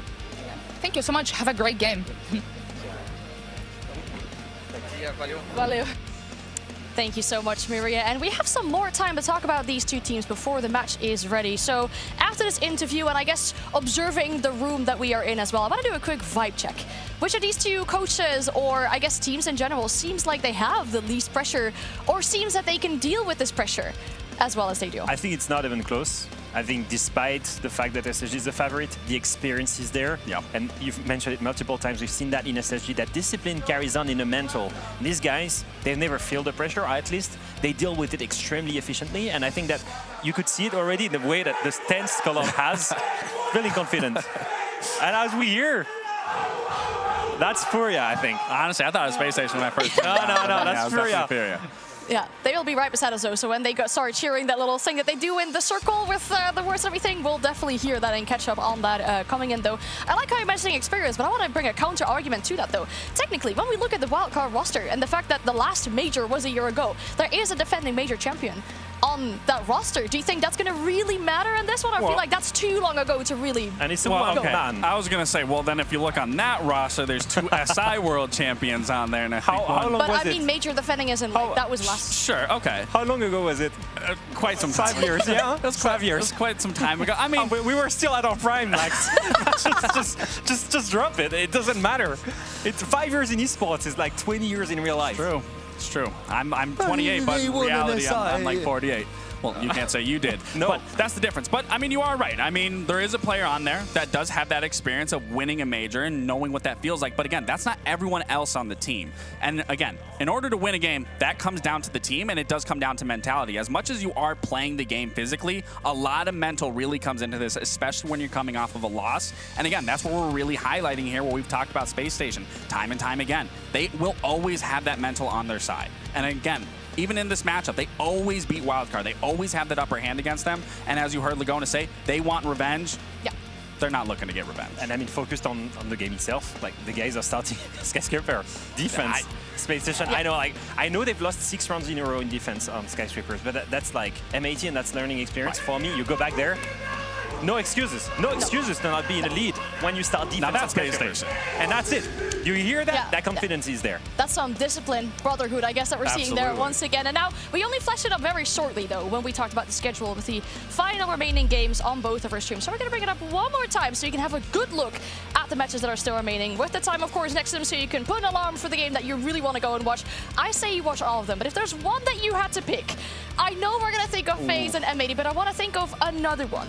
That is going to be, maybe next to the Fury or Shopify one, because those are the default standout ones. Which other one would you pick? Maybe it's because I come from EML, but seeing G2 drop into the losers is for me a big surprise. And the fact that they're going to play against a tricky opponent of Cyclops. For me, Cyclops, they could have beaten FaZe. They were up 5-3 on Skyscraper in defense. You called they were going to win. I thought they were going to win, and then I jinxed them like I always do. But facing G2 in a BO1, really, really tight.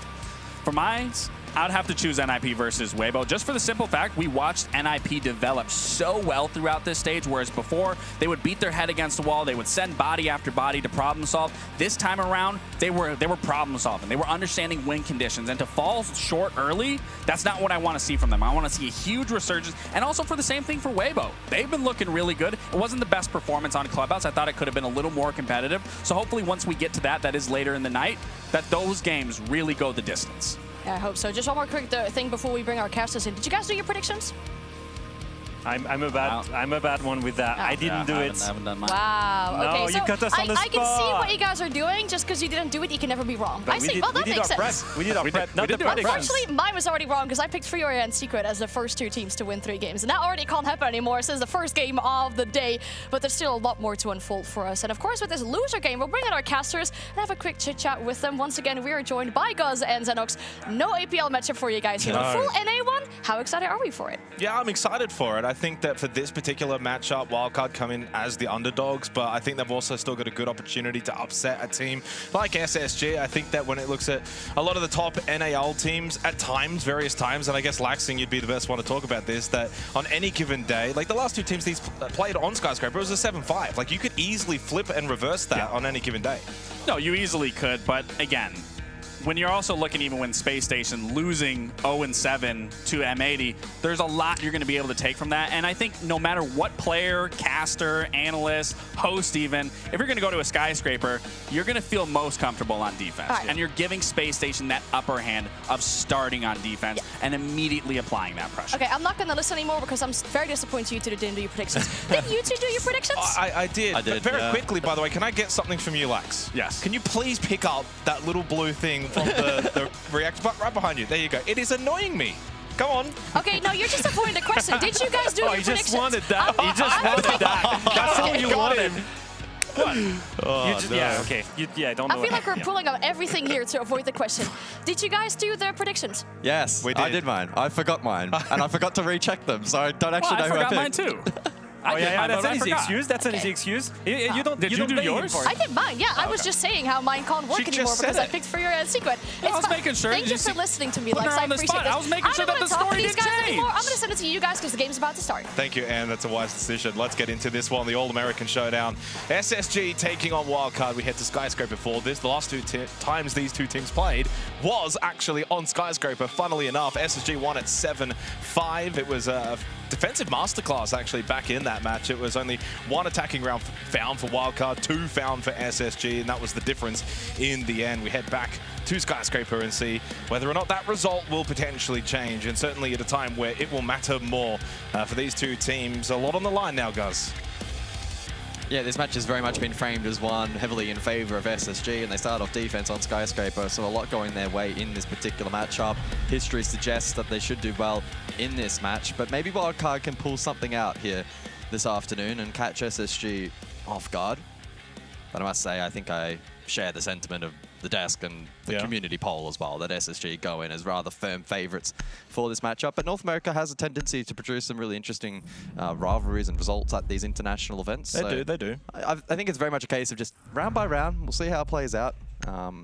But expecting SSG to get off to a strong start. And expecting it because they're on defense. Exactly. Right? Like, that's the big takeaway. The caveat for me, right? So coming into this game, having a look at some of the stats, and once we kind of obviously knew what games we were going to be casting and we got this matchup, one of the stats that really stood out to me was the fact that for Wildcard, they're actually the best entry team in North America, which probably doesn't maybe strike you straight off the bat that that's the case, but they've had some rather intriguing numbers when you look at the fact that it's Spiker, the IGL, second for entries over the course of the NAL Stage 2, and then Bay's actually in third as well. So that's been one of their strengths. Now, coming into this first half, because they are on the attack, that's going to be their win con. That's going to be the win condition for Wildcard. Now, they're the underdog. There's less expectations for them. But if they are to do well and to get this win against SSG, they're going to have to find opening kills. So the last time these two teams played, went back, had a look. Guess what? 90% of the opening kills in that match came from defense for both of the two teams. So that's going to be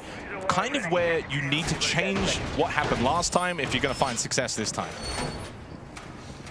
5 seconds left before insertion. It's the Ace Nomad Kaid clash out. Nomad previously banned against Wildcard on one of their previous appearances here on Skyscraper, so potentially suggesting that SSG looking to lean into that. The Amaru repick here for the opening round, so maybe a suggestion that tempo will be a focus for Wildcard in this round, and the Amaru can no doubt facilitate fast entry into the map. Could be for this backstairs hit, potentially, shotgun in hand. Only a 37% attacker win rate for Wildcard, by the way. NAL Stage 2 puts them 7th. So when you combine that with the fact that they're a really good entry team, maybe you just got to try and play to your strength. Play a little bit more faster, go for these opening kills, then play off the advantages that you get from that. And we saw a little bit of that, actually, because we had Skyscraper earlier today in the CAG FaZe game, for instance. And FaZe are actually at their best on the attack side when they got that opening pick, stretched the defense, and then used the numbers to hit the site. Amaru in for Baby Shark. They tried to put pressure onto J9O. He was able to at least get the opening kill. And there was the trade. Dash came in with pressure, top black stairs. ROU to block the line of sight from that hallway, allowing Dash to make the cross on the black bid. Did so successfully. He's taken it a little bit low, 4 for 4, but at the least for Wildcard, they've got themselves into a good spot. But Ashen gets aggressive, goes for the swing, shuts down the Blackbeard, says goodbye to that good positioning for Wildcard. A good fight back there from Ashen now gives SSG the advantage. Yeah, great little drive-by, just found that pocket space in time to execute the play, and trade potential not there. News falls elsewhere, so effectively a 3 versus 3 at the midpoint of the round, and so the tempo, the pace here from Wildcard has been quite good, and they're still in decent stead for the remainder of the round. Kane's in with pressure top stairs. Spiker in a position to lurk below with the DMR. Down should be confirmed in a moment's time. And is. And the good part of this as well for Wildcard is still time left in the round because they went for the aggression early over towards Blackstairs. Leaves them in a 3v3 with a minute left. So a lot of times to still navigate this. Mentioned it very quickly before this game started though. Attacking rounds are going to be hard to come by. But if Wildcard can get off the board opening round, find an early attack, that would just fill them with confidence. Kansan holding the line over towards the hallway. Spiker still on the exterior. Yeah, likely to posture here for the karaoke plant, so can be cut in half on the rappel, and then Kansan can hold long as well. That's a ROUs good to gap. Facilitate that. Good gap from the ROU. They need plant pressure though, they need plant pressure. Yeah. They need to force them to actually walk into that gap and try and go for the hallway retake. FaZe now slipped in towards default karaoke.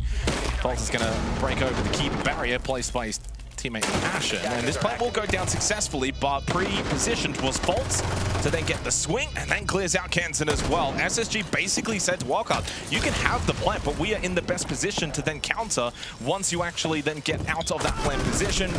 Vault in from Spiker in the 1v3 post plant. Fultz will reposition, was on it initially. Good angle found though by Benja, and it is SSG to take the opening round. But they had to work for it. Yeah, I mean, that's a really good demonstration where the optimal win condition was actually to let the plant go down and then quickly be in the position to find quick kills that can't be traded. And now that is actually kind of a rarity in Siege. Typically, in many cases, you're going to want to flat out deny plant. But given the game state there and the positions that they had defensively, it was the right. You can say it. If it was APAC, they would have just started running the hallway and trying to sprint in and stop the plant. That was you were the implication of my comment is we wouldn't typically see this when we're casting. The patience actually pays off massively here from SSG, and that's, yeah, absolutely big takeaway. I mean, not a single one of those kills can be immediately traded. I mean, sure, the exterior backstairs position can aggress, but it's challenging. And then obviously, Spiker on Repel is trying to cut that in half and, you know, prevent a retake. T, top main. He then gets left on an island. There's nothing you can do from that position, effectively. It's a really good little mental battle, too, because Wildcard didn't necessarily do anything wrong. It's just the way that they're set up there was essentially for SSG to either panic or go for the rush and to deny the plant attempt. SSG don't do that, and then because they don't do that, they're better positioned to then get the easy kill on the planter and then swing top black. SSG have just played that really, really well. And again, these attacking rounds will be hard to come by. Honestly, for both teams, based on the last time these two teams met on this map, only 30-odd days ago. Dash now onto the Blitz. Only the one shield ban for the first half through the opening 3 rounds. It's just the Clash, not available for SSG. The Amaru, though, to persist, though, into round number 2. And I do wonder whether Grapple Hook will be employed in this round. In some fringe cases, you'll see it in terms of the site itself, a direct hit through up the hatch. It's a potential possibility, but I'd say unlikely here for Wildcard. We'll be relying on a lot of disruption and util layering on the site itself to mask that entry if it is to be executed. Now, Benja was lurking, Vigil, Geisha. And there's a large contingency of Wildcard players on the exterior. Benja's going to have to think about, does he want to risk this? If they're going for the horizontal clear across and you're playing that Vigil, you have to then understand there's going to be a lot of bodies coming in towards your direction. If you don't find that opening kill, you're likely dead. Then it's a 5v4. So this is an aggressive position for Benja early on. A normal position, of course, when you're playing the Vigil. But I wonder how aggressive that Wildcard want to be in trying to clear him out. Now, he has fallen back. And no longer close by to Geisha as Dash has made his way in, clears it out on the Blitz. Benja still top black now, making his way down. The beauty, I think, there for Benja is he got a lot of information from the audio cues about what Wildcard are doing in the round. So SSG have got a lot of intel.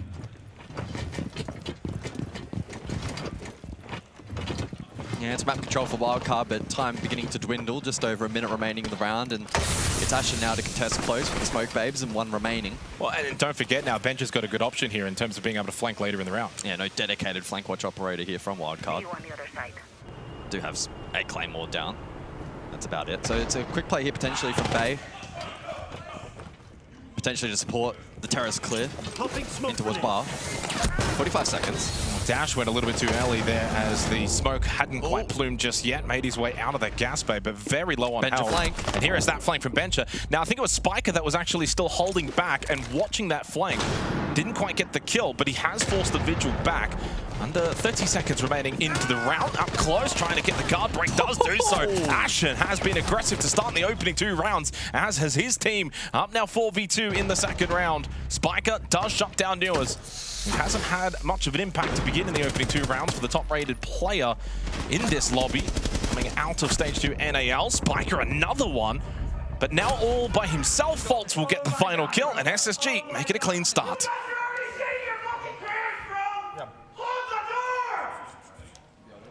Now, by the way, a little fun fact here, and it's not so fun for me, but SSG's prac room is quite literally next to my hotel room. Have you been able to sleep? I have been able to sleep,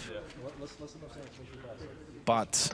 One thing, guys, just for the purple one side that we can do, you guys can have in mind, probably something more about clears, guys. We can use more shields through clears. I don't know if they're gonna ban a shield or no, but we can have like or Mount or Blitz or Blackbird. One of the two we're gonna have, right? So the other Sky... Boom. The other, purple bomb side you guys can do probably like here. Don't take too much on that clears. Like, I think the pace is very good. You guys are doing good pace. Like, the adaptation, the flip right now was beautiful in my opinion. That's the right option, the right decision. But it's just about the clear. I think we can do that. In black, the rights don't gonna be that much strong because they do holos on purple, so it's difficult. Like, after plan, the plants are not that good. One thing, they didn't play Warden on the Cage's bomb side, on the purple bomb side, so have that in mind. I don't know if you're gonna ban it or no, but have that in mind. If they don't push Warden, maybe Dash can play the Ink on the direct. Okay. Well, as we just saw and heard, Shield play to maybe potentially deal with, getting a little bit better entry. But yeah, to finish my story, I can't recall what time it was last night, but certainly lots of noise coming. Who was it yelling? Was it Ashen? It was definitely Ashen. Yeah, I think he has the unofficial world record of loudest player measured in decibels. And I think he had every right to be pretty vocal after that round. Great play over towards that terrace position, run out, started well. Double kill. Good stall out with util. And they really had to work for it in the opening round. And the second round, I think they played a lot off of what they were able to get information-wise through Benja. And then from there, they were pretty much able to just say, well, they're going for a horizontal clear across. We know where they're coming from. We'll just set up, bunker down. And then Ashen, at one point, then just kind of hit the go button and swung out, got a double kill, offered that kind of point of difference. And that was really the difference in the round. So timeout expires for Wildcard into the third round, final round before we do get the extra bans. Will they be able to make the most of it? We actually heard in the timeout, they're not too sure whether or not SSG will go for the shield bans.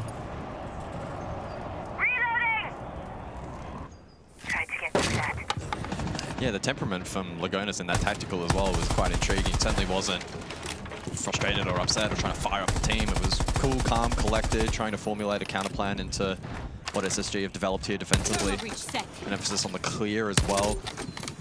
But he seems satisfied with the fundamentals from the team so far. And last time out on this very map, by the way, for these two teams, there were no shield bans at all. So Wildcard already changed that up with the clash ban, and hence why we heard in the timeout, they're not quite sure whether or not SSG will opt to ban shields. So initially Wildcard thought about the Blackbeard. They will go the Blitz once again. Played by Baby Shark over towards Lounge.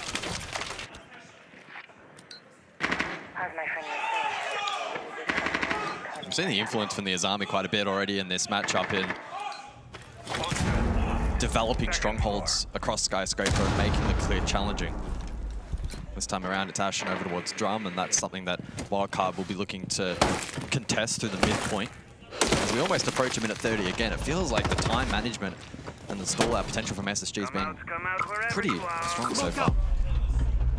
Well, I think a big factor of that is just the way the bench has been playing. Even again here, playing first floor, he's got J90 as well. I mean, they're split up really nicely, so they're controlling the parts of the map that they know they want to control. Yeah, not afraid to peel in positions they know they're willing to fall. It's forcing Wildcard to think their way through a lot of these clears. Faults gets the opening pick onto Dash. He's unable to have an impact in the round. That's a third straight opening kill for SSG. So far, this is very much following the same path that we saw last time out for these two teams on this map. Defense prevailing, getting the opening kills, making it difficult for the attacking team. Baby Shark almost had the opportunity to catch Ashen going back down Black Stairs, who in the end was actually caught by Spiker. Back to another 3v3, similar position to the opening round. And again, winnable now for Wildcard. There's the final 40 seconds. Still got Newers, by the way, playing in Tea Room, so they've still got the vert. It is Barbecue Kitchen, which Benja inside a kitchen right now. But getting this plant down without clearing out Nua's top floor might still be an issue, despite the fact that Spike has got yet another kill. This time on to J90. Well, they have double smoke on the Capitao, but it may not even matter. And there goes Benja. Well, it's all down to Nuas now. Can Nuas find an angle here from the vert? Otherwise, Wildcard will get their first attacking round. Tries to plant. Baby Shark will get it inside Barbecue. Nuas never even had an option, had a chance. Does get the kill onto Baby Shark, but shut down immediately by Bay. Wildcard on the board. An attacking round found. I just one-tapped the guy whiskey. Holy shit. I don't think we caught that one. I'm sure it was good. Well, that's one done for Wildcard on the attack. A second would be absolutely crucial.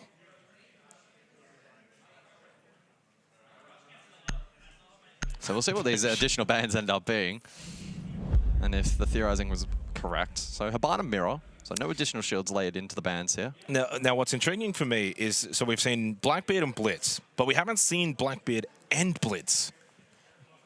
So now if they really want to, they could double down shields. We saw Baby Shark actually just play the Blitz, and as he just mentioned in the chat, he's apparently now a Blitz player. Previously it was Dash, of course, playing the shields. Do you envision that you could see Baby Shark on Blitz and then go Dash on Blackbeard and double down and go for a double shield play to help facilitate some of the entry positions? It's a possibility. I think, again, it reverts back to the discussion on how confident they are in these clears. We'll get a better answer on that when we return to the primary.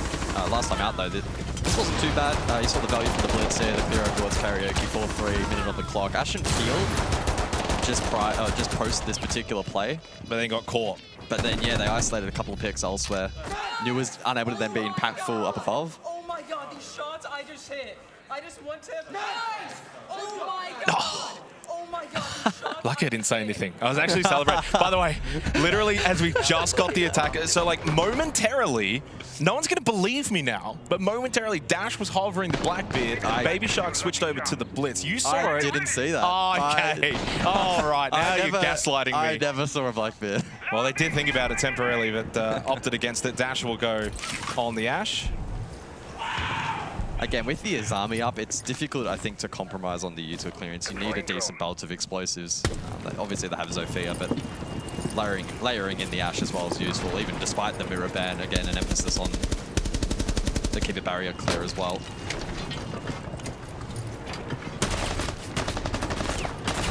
Suddenly, because of Wildcard getting this attacking round, it gets spicy, it gets interesting. But Benja finds the opening kill onto Spiker, who's one of the top entry players in NAL, so that's a rare loss for Spiker.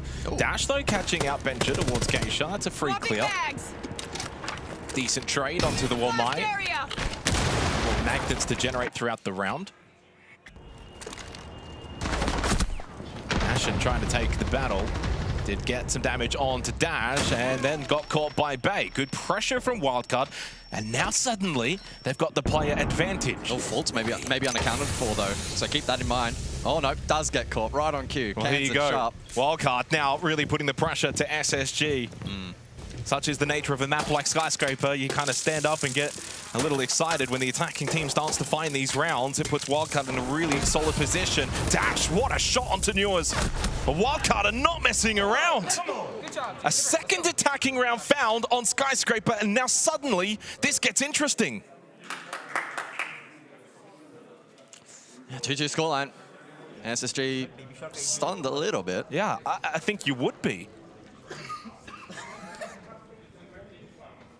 It's never a good feeling, losing defense guy. Going back to the last time these two teams played on this map, and in the opening half, it was only one attacking round found for Wildcard. In the second half, only 2 found for SSG. That was the difference. And the concerning thing as well for SSG is it's now back-to-back rounds not converted. Yeah. And I think, was there a 90% number you threw around last time? Yeah, so firstly, out of the 12 rounds played last time, it was only one round that was the opening kill not converted. And when you actually go and break it down in the halves, in terms of the attacking opening kill, there was only one for Wildcard in the first half. Yeah, I mean, and in the second half, only 1 for SSG when they were attacking. And when you break down that last round, Shortbencher gets the pick, but then it's a relatively free trade. Very quick trade, yes. From Guiche. Ashen then pivots after pressuring from jump. Court, you then just a couple of players, a couple of key stakeholders in that round holding good, strong positions, getting caught by space being taken, and then False unable to have impact on the opposing side of the map. And that's the concern now for SSG, right? Like 4 straight opening kills, yet they've given up 2 of those rounds now. One of those actually a 5v3, back of course on Barbecue Kitchen. So Exhibition and Office into the 5th round. And now SSG have got some work to do. Must get to that 4-2 scoreline. Otherwise they're up against it, and that's the aggression needed. J9O, a nice little spawn pick onto Baby Shark. He wasn't ready for it, losing his life very early. Probably been the best course of action for SSG at times. In fact, Ashen probably in the first couple of rounds when he got aggressive. That's been a difference maker for SSG. Wildcard have looked at their best when they've kind of gotten their flow going on the attack, where they're getting into the face of SSG. Yeah, that'll be penciled in as one of the earlier engagements in this match. It will in fact be the earliest at around that 240 mark. Wildcard now needing to grind out the remainder of the round. Losing the Flores will be a challenge again with his army up. Just limits that util clearance. They still have the Zofia, but it's limited. J9O also finds Dash, second of the round. Well, this looks like a classical response round, doesn't it? Yeah. Put the foot back down. Yeah. A little wake-up call. And just a friendly reminder, this is skyscraper defense. So 3v5. J9O on a heater in this 5th round. And this is where you get so easily stalled out on a map like Skyscraper. It's a 3v5. You haven't really got any kind of position inside of the map. Just drum. That's it for Wildcard. Well, they've got all the space to work with, but a 2-man disadvantage. The amount of crossfires. The space is irrelevant, though. They've got to go over to Exhibition and Office, and all you've got is drum. You've got to push through. There's nowhere to maneuver that's safe. You don't have the numbers. You don't have the ability to go for the first floor upstairs or try and get numbers over towards VIP. Anyway, the Wildcard are going to win this round as if the 3 alive can all each find a pick, and SSG play a little out of position. That's what Kansan's trying to do over towards Shrine. He's got the red pink intel, trying to find a headshot. You can't just quite barge into the site. You have to hope that SSG give one up, and there's one clear onto Benja. Tucked in corner, Newers though holds his angle, holds his position, then swings out, finds the kill onto Spiker. SSG will convert the round. They will retake the lead. But so far, damage done by Wildcard in this opening half keeps the pressure on SSG coming into the final round of this first half. Yeah, clean work there from J9O. Early round aggression rewarded. Lands clean shots, doesn't allow Wildcard to set themselves up for the playmaking that we've seen them find success with in the prior rounds. Freebie to begin with. I thought here for a second, by the way, Kenton had an idea, of course, of Newers' position. He'd been kind of battling him. I thought maybe there was a chance if he had gotten that kill, suddenly it's a 3 versus 3, a little bit more winnable. Yeah. So credit to Newers. Of course, didn't quite start all that well. He's been a bit quiet, but in the big rounds, he is a big moments player. I don't know, actually quietly up to 7-3 now. Leads the entire lobby. Device positioned. Jammer ready. For all intents and purposes, a 2-4 half, I think typically is that, par for the course. It almost indicates that something like an overtime is probably likely. Place device. But if you're Wildcard, you're very happy with the 2 attacking rounds, so even if you can't convert here in the 6th. So we head to bedroom and bathroom to close out this opening half. And just a reminder, only the best of 1 for this matchup. Both of these 2 teams losing their first best of 1s. Wildcard losing out to Secret. SSG got stomped 7-1 by BDS. Oh, that was bad timing. Oh, that was a nice shot. By a little tap and gets the head of Ashen successfully. Opening kill for Wildcard, guys. In the final round of the half, it's their first. Yeah, the lock potential now of that knock really can't be understated here over towards that kitchen prep portion of the map. Will maybe then open up an opportunity for Buck to get to work above. and stretch this defense thin. That's smart fail. Little 1-for-1 trade, keeps it at the one-player advantage. On the Deimos, though, it's Baby Shark that pushes through with the Vendetta, gets the down onto Newers. Into Bathroom goes Dash, though, with the plant. A minute 50 on the clock, no longer. Now it's 45 seconds as we enter the post-plant, and only Benja remains. Wildcard are going to find a third attacking round. It has set them up perfectly going into the second half. You could not ask for a better half if you are a Wildcard fan.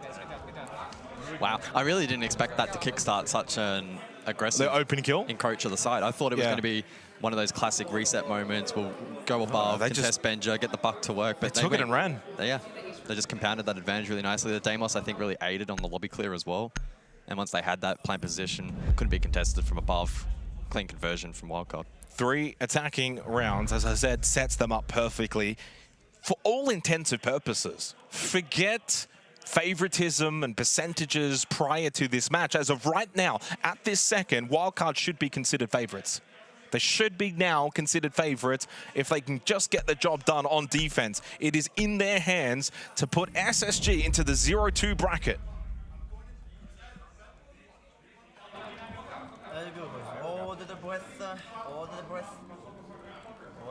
It would be very intriguing to see SSG 0-2 after day one.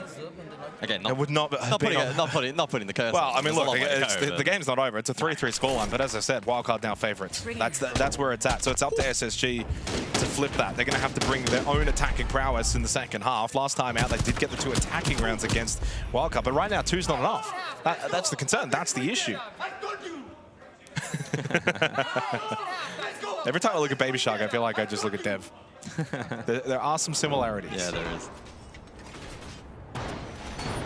He started 1-5, by the way, now 4-5, so he's got it going. It's been a solid team effort by Wildcard. I think they've played really good conventional team siege. Calibrating air compression. Straight right now. 10 seconds left before insertion. It's been a very impressive. The fact that they've gotten 3 rounds, attack Skyscraper with only 1 opening kill, where getting the opening kills as the attacking team on Skyscraper really just opens up your possibilities. It's a phenomenal half by Wildcard. Bans for the second half, double denial, double hard breach. Perhaps a little bit more conventional here for Skyscraper. We'll see how the teams adjust. It's the Thermite for primary here, SSG in the opening round. Yeah, similar bans, pretty much identical to last time out. In the last matchup of this, so kind of back to normality. The Clash ban was the difference there by Wildcard in the first half. Well, with the ROU using play from Faults here on the Sense, I anticipate a similar style of play to what we sort of saw from Wildcard in terms of getting this control and then translating that across late round. But of course, on the opposing side of the map this time out, can cut off a lot of those crosses that can be established into ward site. Doing work primarily the call of action here for SSG, and Ash and Garner's good info. May be able to now enable Benja below. Lurking currently, waiting for that yellow ping, and it is on offer now. A tasty opportunity here for SSG. A little to the left, though, unfortunately for Benja, and therefore is unable to maybe net an early kill. Spiker on the Vigil over towards Geisha, sensing the pressure. Doesn't have too much help close by, but he's got Kansan over towards the mezzanine. Wow. Up close, though. Ashen went for the push clear, and he just cops a shotgun to the face. They do lose Bay, though, so a response elsewhere on the map, 1-for-1, but still haven't dealt with Spiker towards Geisha. May well just play for his life and force the clear here from SSG. Gets caught. Yeah, they do get the clear. I want to say, by the way, it is Exhibition Office. No one is on site. There is no one on the site, attack or defense. Newers and Baby Shark both finding a kill at the same time. The final minute, it is SSG that have got the numbers advantage. This would be huge for them to start the second half with an attacking round. It would somewhat reset the momentum a little bit. So suddenly a lot of pressure here on Baby Shark and Kansan. The swing across from Kansan is punished and leaves Baby Shark in the 1v3. Well, if SSG didn't quite have the first half they would have liked, this is a great way to start the second. Should be from this position a relatively straightforward trade. They might not know that Baby Shark is holding this angle. And all playing close by. Never mind, they are switched on. Headshot kill from Benja.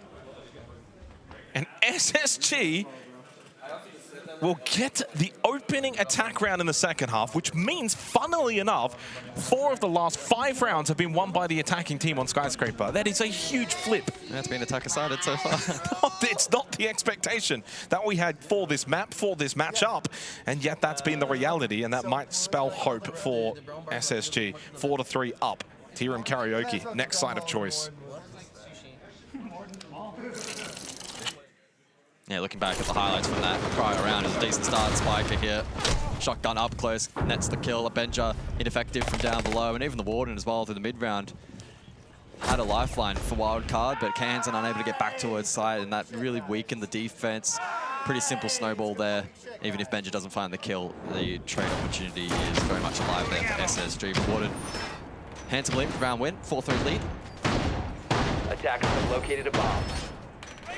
I've got no read on this anymore. I've got no idea what to expect in the second half, and that makes it so exciting. I mean, 5 seconds remaining. I was sitting next to the old Jesse, and we were talking about this matchup, and Wildcard definitely can't win this game. Yeah, well, that was literally the first thing he said. Like, quite literally the first thing Jesse said was like, well, Wildcard's not winning this. And I said, Jesse, it's not about whether you think Wildcard's going to win this. I said, what do Wildcard need to do to win this? And he didn't really offer much.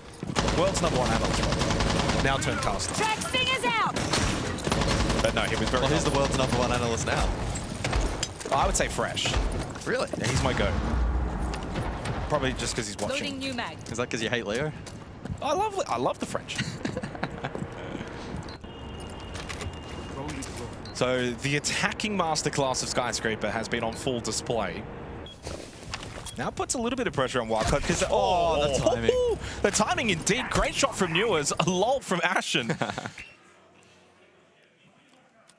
Well, attack has been the way to go so far in this match. And maybe Wildcard's first half onslaught isn't going to tell the full story. Only part of it. Nitrocell thrown out by Spiker, and it does connect onto Newers. That was better. That's a really good patience throw. Thought about first time, then fell back, and then hit the Nitrocell kill. Yeah, I do wonder what kind of pivot that's now going to prompt from the attack. Position replaced. Diffuser still in the hands of Faults. Maybe looking to execute play Geesh side. Can flame out Spiker. Oh, but Bay aggresses and Jane I know gets caught. I was going to say, actually, that's one thing that SSG did well in the first half, and Wildcard maybe in the first few rounds haven't really done that much, and now they start to bring the aggression. Ashen losing out to Spiker. How did he hit that? Don't know. He wasn't even on Ashen's screen. Well, Ashen hasn't made a comment about it, so maybe he didn't think it was too bad. Baby Shark clears out Benja, and the round will get away from SSG. Wildcard, despite having the opening death, have then gone on to clear out the rest of SSG pretty comfortably. And Faults by himself may just opt to take the impromptu timeout. Oh, are you calling it? The Oracle over here is called the... Well, the impromptu timeout is when it's a 1v4 with 45 seconds remaining. Okay. You are the exterior position. You kind of just sit back and wait things out. Or you don't get to wait because Baby Shark just takes one step to the right. That's insane! There's some amazing shots hit that round. Wildcard. I just saw the end of game replay on our left screen, and like it is just literally one step, tap, dead. Like, it's just that quick. So 4-4. Well, we're getting an official. Yeah, I hear you. Timeout from SSG. You hear me? Yeah. Yep. Okay, listen, let's ban the mirror third here. Like, that's the first thing I'm going to say, because that shit's being aids for the exterior walls. Outside of that, like, on these, like, you did a really good job on the first round with the base, like, milk, and they were just playing the picks here like that. If we're going to do utility play like that, it's overly telegraphed. We can, like, we baited for the picks initially. We just have to fucking move on it, though, because we're waiting too long off that. So if you're going to do some kind of utility play like an ISO like that, and we're not getting picks off playing for the bait, then we should tug nuts and go, or we got to flip off it, basically, is what I'm saying. You can't just sit there forever on a window, just waiting. We're not going to hit. So if the bait's not panning out, and we identify that, then we just need to fucking go for it or flip out. We can still bait and go, like, we did a good job of that, but all I'm saying is, like, if it's futile, then just fucking do something else. Heard. Bases are good, though. We did a great job on that first one. Just fucking hammer them. Let's fucking go. Come on. Vamos. Very quickly, I want you to kind of talk about it, but I like the fact that they've all just like said "heard" at the end. Like it's the acknowledgement to the coaches, like we've heard you. Like sometimes the coach finishes speaking and then but no one says anything. I actually really like that. It's a really good system. It's a really good system. What are your thoughts on that? In terms of the messaging or just the end? Well, all of it. I mean, I think that the beauty of us listening to the timeouts live at this event so far is it really does demonstrate just how skilled the likes of SSG are in their systems that they've got in place, and it really does translate into the server and the impact that it may have. The messaging seemed cool, calm, and collected, but also the frustrations that were being exerted were, it wasn't blame, it was more so just encouraging the team to look for alternate win conditions, right? Don't brute force something if it's not working, be willing to pivot, go for something else, fully having confidence in the roster to be able to do that, and I think the messaging was good, and clearly the team, copying it on the chin and acknowledging that, all right, let's implement the plan. Let's lock in. Yeah. Alrighty, so we also heard the fact that the mirror's going to get banned out after this, so we get a little bit of preview information. So fortunately for Wildcard, they get one more round with it, as Dash is going to bring it. Exhibition and Office,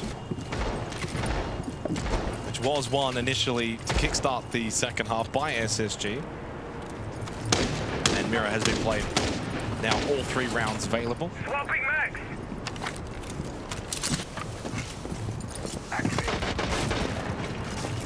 This has turned into a real fun one, though, because sometimes you go into Skyscraper and you're just kind of expecting this defensive sweepstakes. It's really arduous. Who can just defend better over the course of 12 rounds, but this has been really opened up. We've had good attacking rounds. Opening kill conversion has been really almost like 50-50. In fact, it is genuinely 50-50. It's kept it really lively and interesting to watch because, again, it's even. I've got no idea who's going to take it out from here. But the fact that Wildcard are on defense, naturally they're in the better position. So posturing at SSG are at the moment. Benja has been teasing Vert throughout this round, trying to contest the likes of those mirror positions and make it challenging to play into for the execute. Dash returns fire, but doesn't find the kill. In the meantime, the Flora is getting to work, and util clearance. F-Not Mine's the main target here for the attack. So it's been low risk from SSG, and they've been able to clear utility.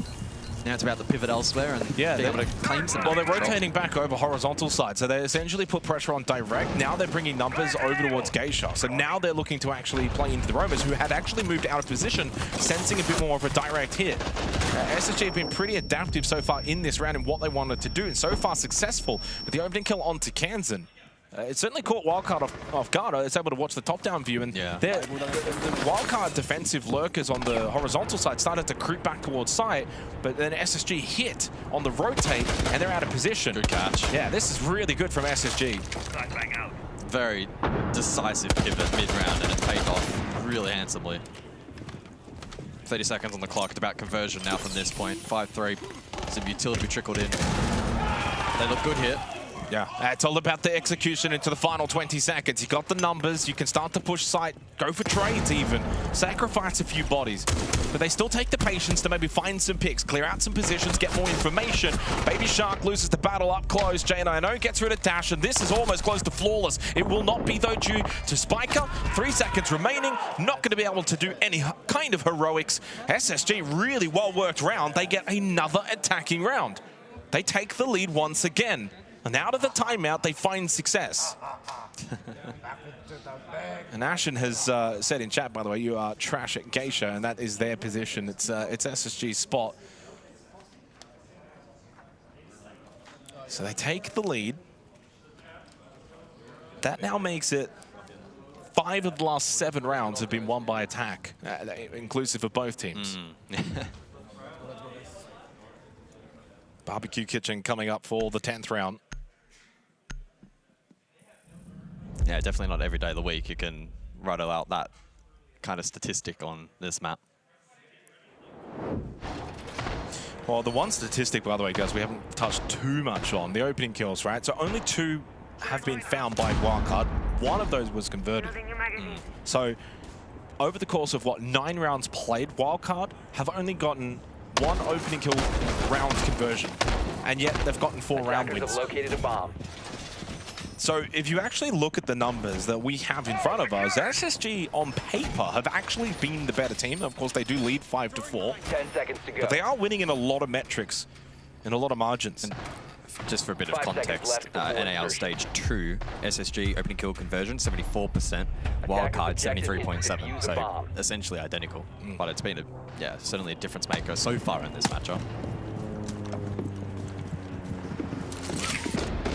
SSG's adaptability and willingness to pivot mid-round has been quite strong at times last round. Really good demonstration of that with the fall off everyone's gauge side, catching the roam. Good work of the cross, and then once again, just really good tradability late round. And of course, Wildcard, you mentioned those conversions. They are the #1 opening kill team, but as you said, not the #1 at converting. M80, in fact, is the #1, and as you touched on, SSG #2.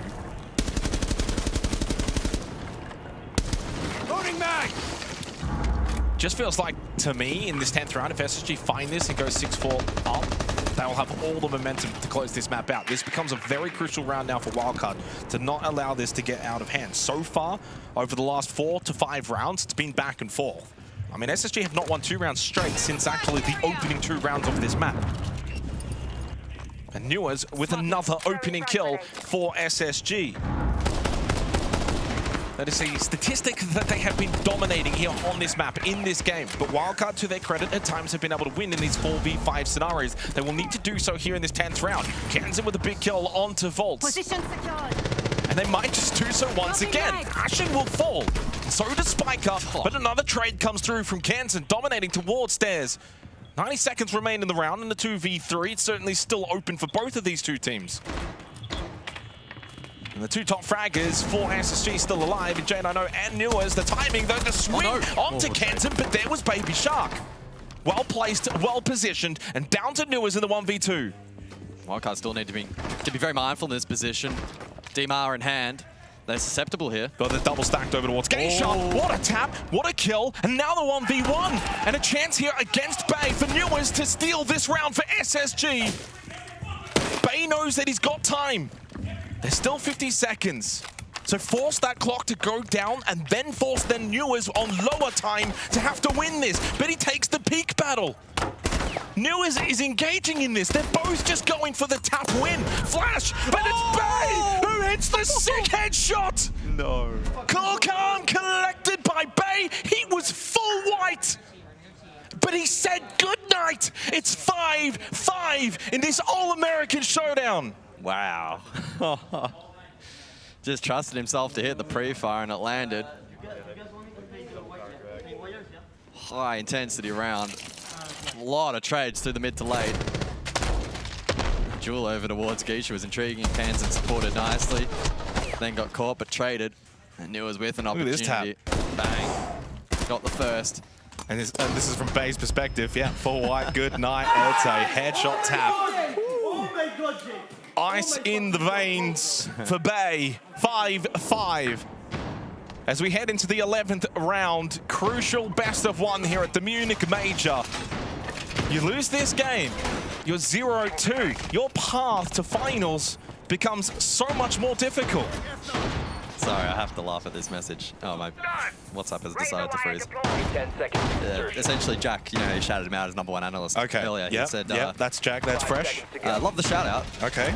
But if you think I'm watching an NAL game over Furious Shopify, you're mistaken. Oh, okay. Well, I do wonder how that game is going over on the B stream.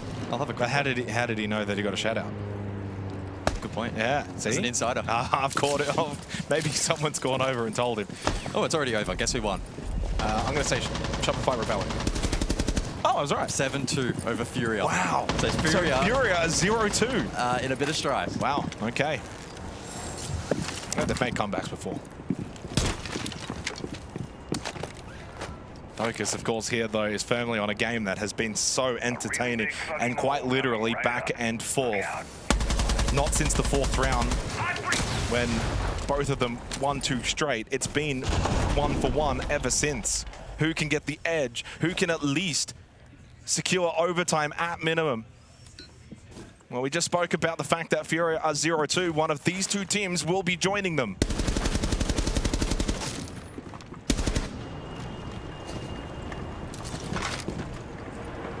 Right now, it doesn't feel like either of them deserve to be in that position, but that is the case.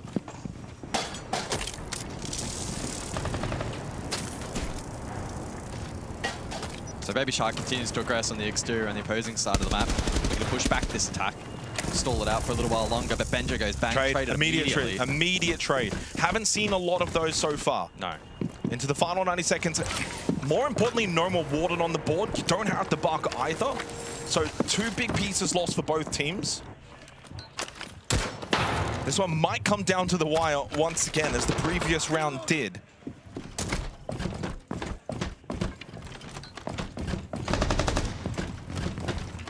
Sweep across in progress now for SSG. JNO outside Geisha. Oh, Nitrous Elf and Dash will connect onto Nuers. But J90 has been able to find a pick onto Bay, and he will now get himself into that Geisha position. A deeper position now established for SSG. I thought Baby Shark maybe wanted to contest, but playing the clash will now fall back and opt to play the site instead.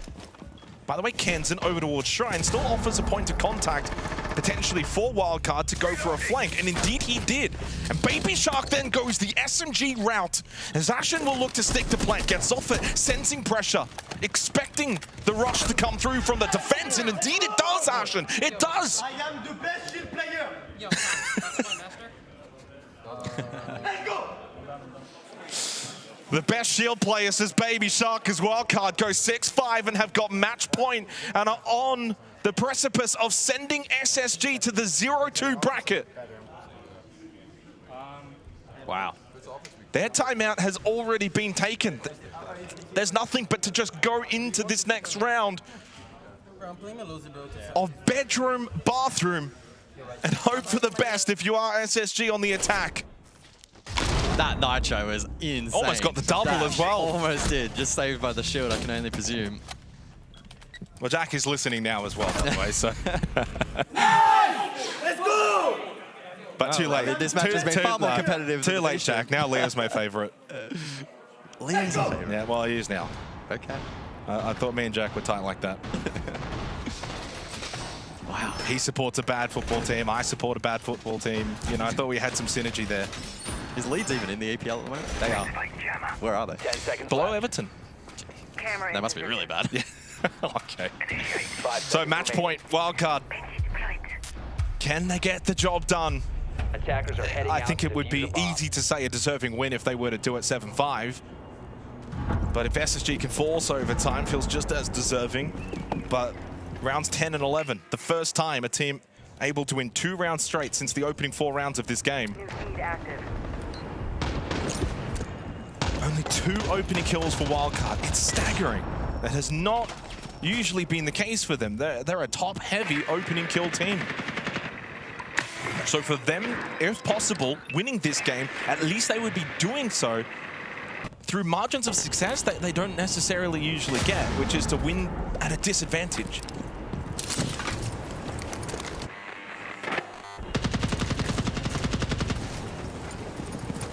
The mute counter in the clutches here from Benja.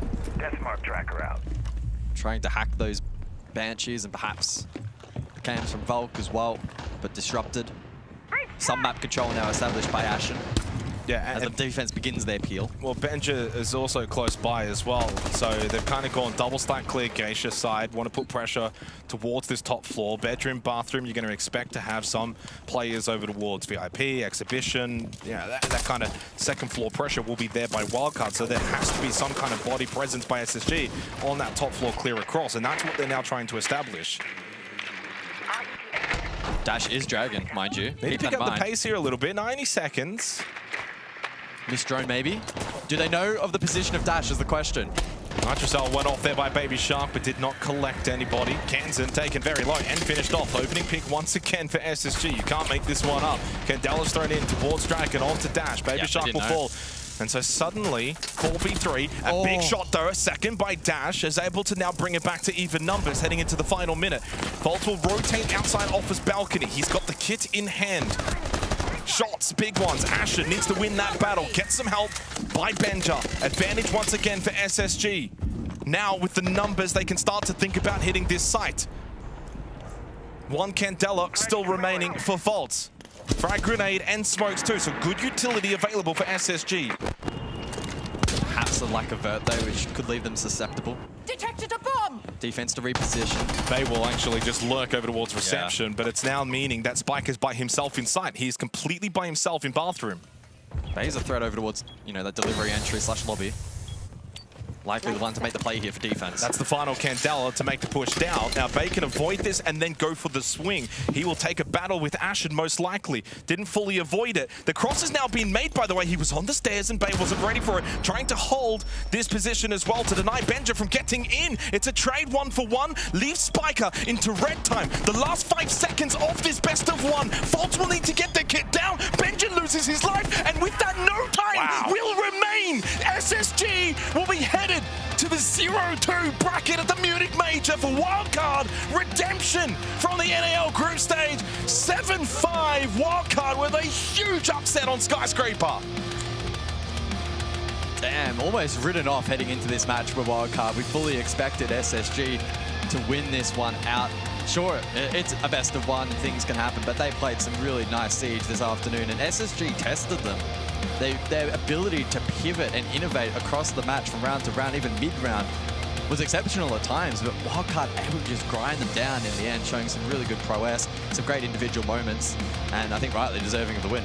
Must be hurting, though, for SSG, a team that beaten back not too long ago. I think it was playoffs. Excuse my mistake before when I said group stage. Nevertheless, it's one thing to come to an event like the Munich Major and lose to, say, top teams from EML or SAL. It's another thing to lose to a team that you've beaten up on in NAL. This is an opportunity that has gone begging for SSG. Now must claw themselves out of a 0-2 hole. For wildcard, a huge win. They only picked up a single a single opening kill round that they actually converted into a round win and won it on Skyscraper. That is unheard of. So for wildcard's sake, it's not just the fact they won, it's how they won. They won in a lot of areas that you don't typically see teams that win. Now, many people can turn around and find the negatives for SSG, but when you look at these reactions, for me, I just find the positives for wildcard. I think they played a really, really good game of Siege. They won in ways that they don't necessarily usually win in. Again, they're a high opening kill team in NAL. The #1 team, 3rd for conversion. They only got 2 for this entire game. So that is a big testament for them. And they go 1-1, so a little bit of redemption after losing their first game. And look, I mean, we got to see a little bit of them back at Reload, right? And I was blown away and impressed by them. They're an exciting team at Reload. They went back to NAL and, look, maybe things kind of went back downhill. But, I mean, they're the kind of team that you just can't take lightly. I mean, that's the beauty of this event and the format. You really can't take any team lightly. No. And even despite this discrepancy between these two heading into the matchup and the theory and the numbers suggesting SSG pretty comfortable win, clearly wasn't inside of the server, truly tested, and who knows where the path forward now is for SSG. Imagine they end up taking on Furia. That would be great. Oh, that would be absolutely tantalizing, as we like to say over in APAC. Maria's got an interview. Yay, I want to hear some stuff from you, Babe Shark, because, it was a pretty close match. What were the details that made you come out with a victory this time? We knew that these guys are playing really they're really aggressive. We know Ashen, we know the whole SSG roster since we were playing them in the NL. We knew that we had to fight them and just play our game. We knew that this morning when we played against Secret, we didn't play that well. We didn't play our game. So our goal as a team was just play our game, play confident. If we have to try something, we try something. If we want to give some solutions, we give some solutions. I'm never playing Shield, and I've played Shield a lot this game. I was going to talk about this. Can you talk more? Yeah, sure. So, in Scream, sometimes I'm playing Shield, and I'm feeling kind of confident on it. And I was like, okay, let's go. I'm not doing a really great start. I was literally in 1-5 or 1-6, something like that. So I wanted to just help the team, try to bring more ideas, and obviously it worked well. So I'm really happy. It worked really well. And also you were like feeling the vibe of the game and screaming a lot. We could see that, we could watch that. But thank you so much. And now we are going to the 6th map. But before, let's go for a quick break.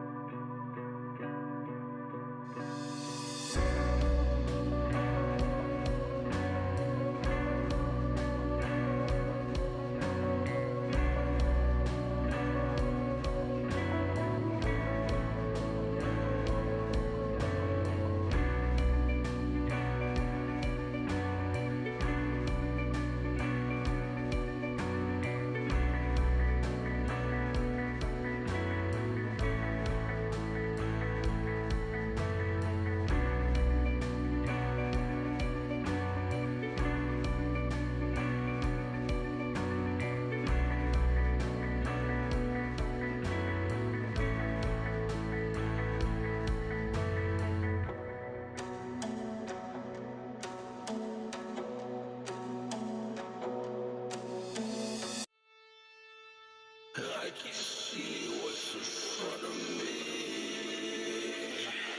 I can no longer feel a thing. I can see what's in front of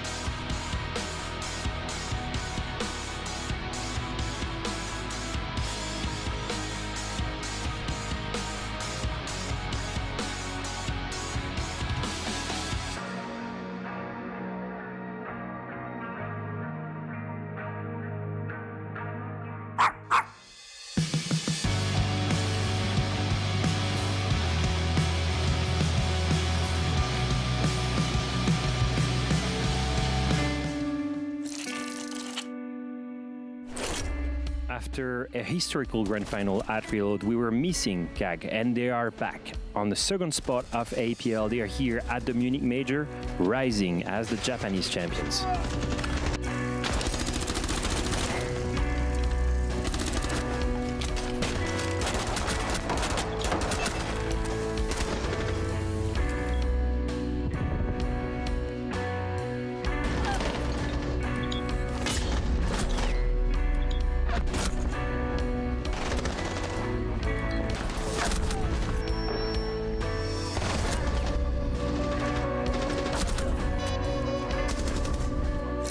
Players to watch: Aniton,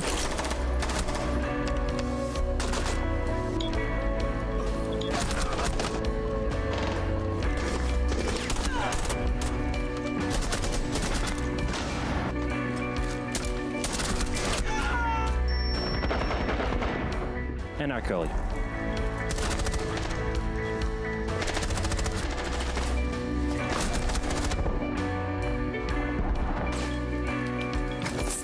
Attackers activate. Defenders have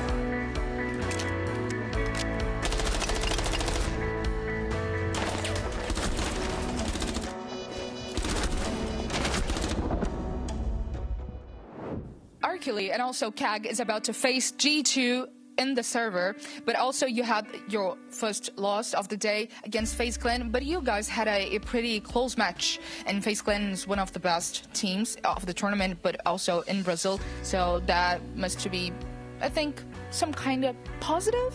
Yeah. I mean, we definitely had it, we definitely could have won, but we went 5-3, and then like we kind of celebrated a little too early.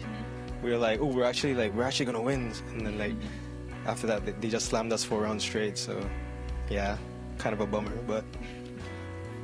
I have talked to Loida, and he told me that you guys just have fun while playing. Do you think that you still have fun if you're 0-1? Yeah, I mean, it's not over yet, so like, you know, just keep the vibes going and like keep the mental good, and yeah, it's all about fun. Yeah, if you don't, it doesn't feel good to win, even like if you don't have fun and you win, like it doesn't really feel that good. So you win and then have fun. Even if you lose, just, you know, have fun and just go next. Yeah, that's it. I like it.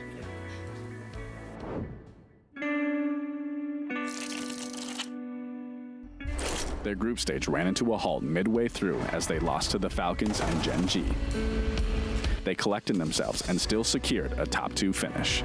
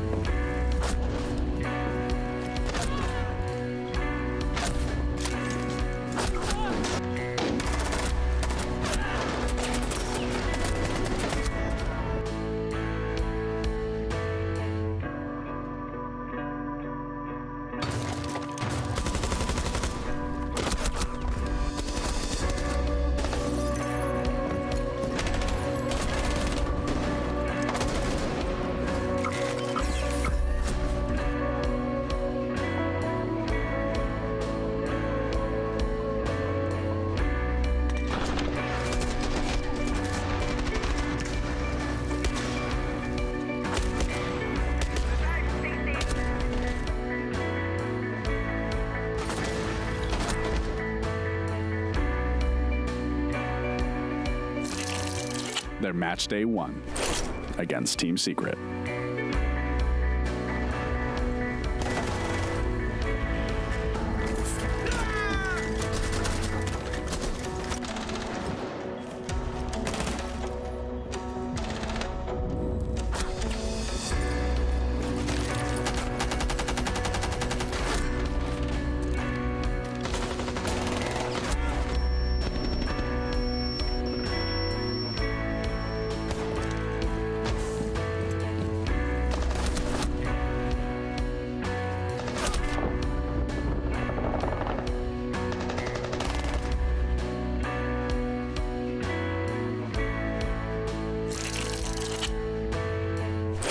A key note, their attacking win percentage, second in the EML, 11th in the world.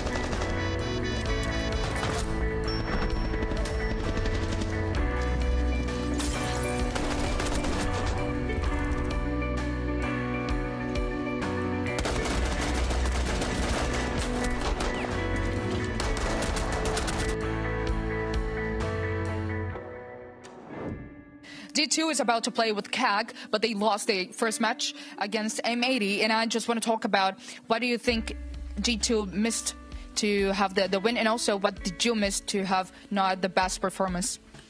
I think on the map we basically lost because we lost some key rounds, both on defense and attack. I think the customs attack we played, we should have won. And 4v2 defense, if I'm not wrong, on armor bomb side, should have won these attacks, and this cost a match for us. And like for me, I think I was helping a lot the team with calls on attack, but on defense I was struggling a bit. They hit some nice shots that we didn't, so deserved win. And that's it. Next time. Okay, and how you see the playstyle from CAG? I mean, they are from a different region. They play very different there, let's put it this way. But I think we're ready for it. They like to have fun playing. I think they play some crazy ops and they enjoy playing, but we are ready for it. Yeah, have a great game. Right now is the time that we're gonna find out what map will G2 and Kagazaka play in. Let's go. Alright, so Kag, you can choose the side of the coin. Heads. Yeah. Heads. So now you can choose either Team A or Team B or side. Side. Yeah. You are Team B. Okay, Kag, you ban first. Okay, bank. Okay. Clubhouse. Clubhouse. Skyscraper. Skyscraper. Night Haven Labo. Night Haven. Chalet. Chalet. Cafe. Cafe. Last ban. Let's go Chalet right think coming. Ban Banler. Consulate is the map. Defense. Defense. What about overtime? Defense. Thank you guys. If you want to double check. Bank. Okay. Good luck. Good luck.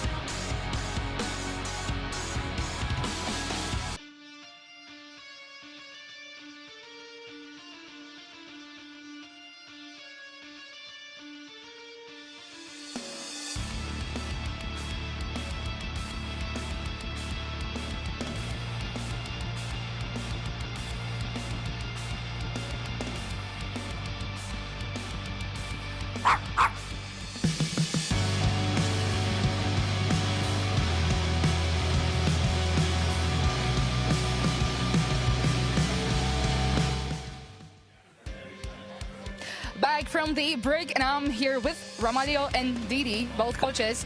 And right now, let's talk about the timeout time, because I have a question for you.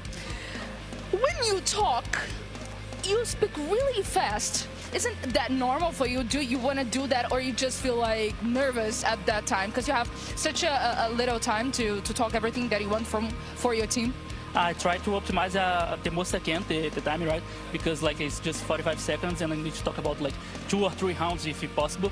So yeah, I think it's just like, I just go straight ahead like to the next 2 or 3 rounds we're gonna play and talk about that. Yeah, it's really funny because all I could hear is, but I mean, okay, that's you. And now when I hear from you, how do you balance the emotional and also tactical aspects of the game so you can talk to your team at that time? タイムアウトの時にどうやってなんかこの戦略とメンタルの場面のバランスを取れますか？そうですね。戦略のメインにする時とメンタル面のあれをメインにする時で分けて。で45秒で収まるようにしてます。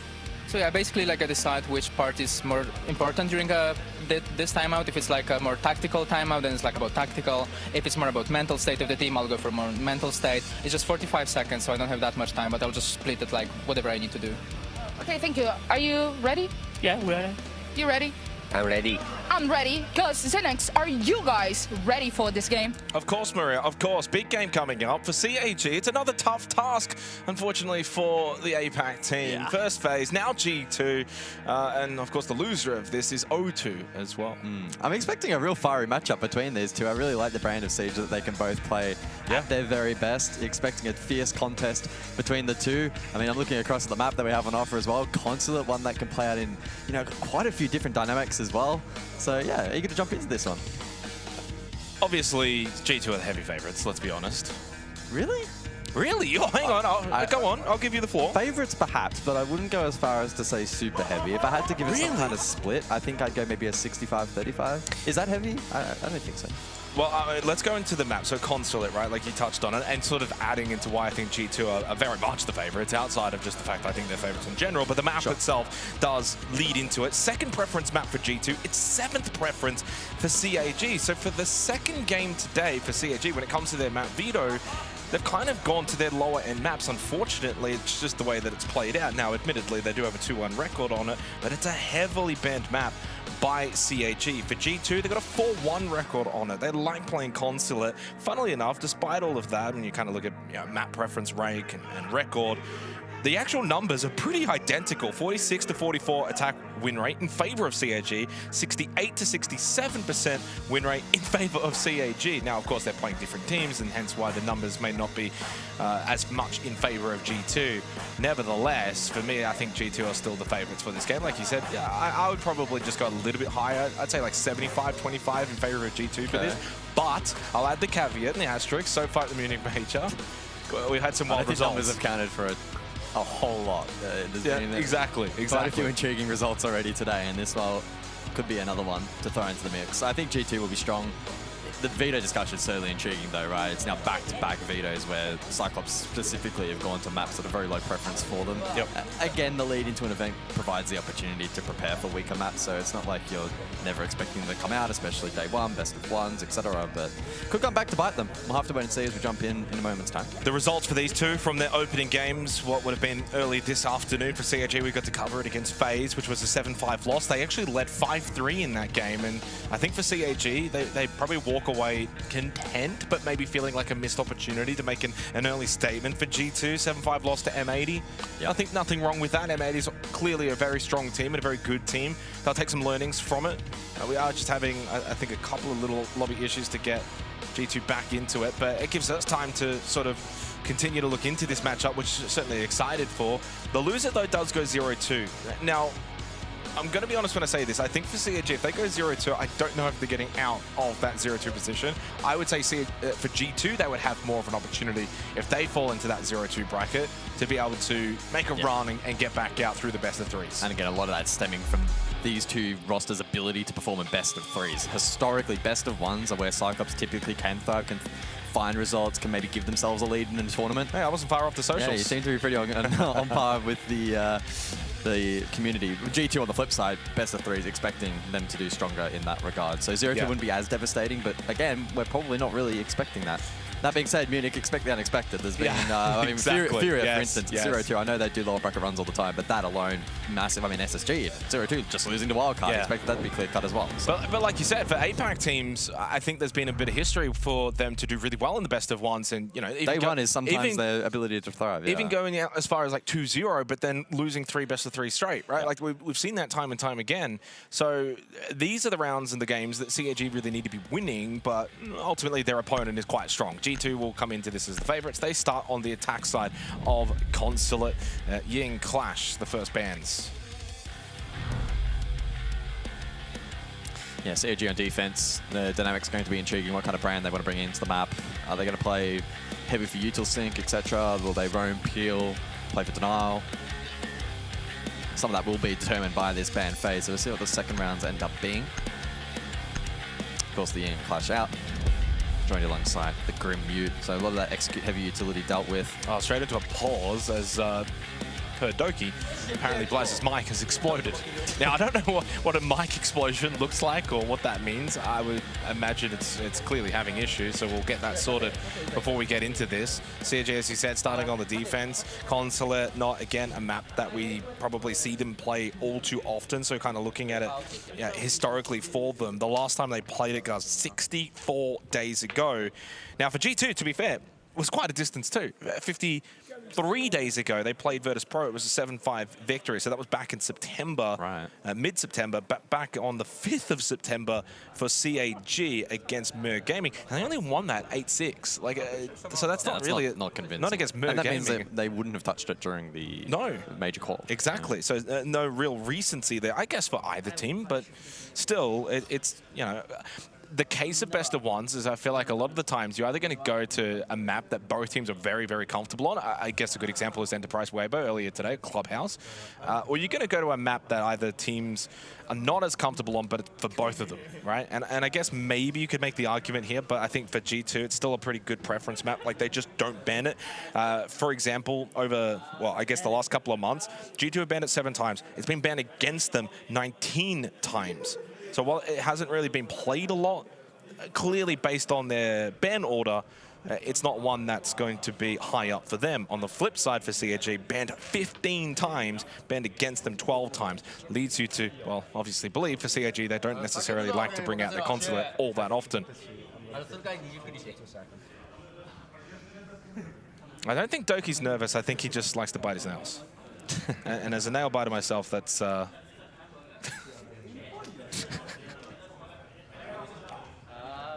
Yeah, it's working. Ready? I heard the ready, and I also heard the it's working.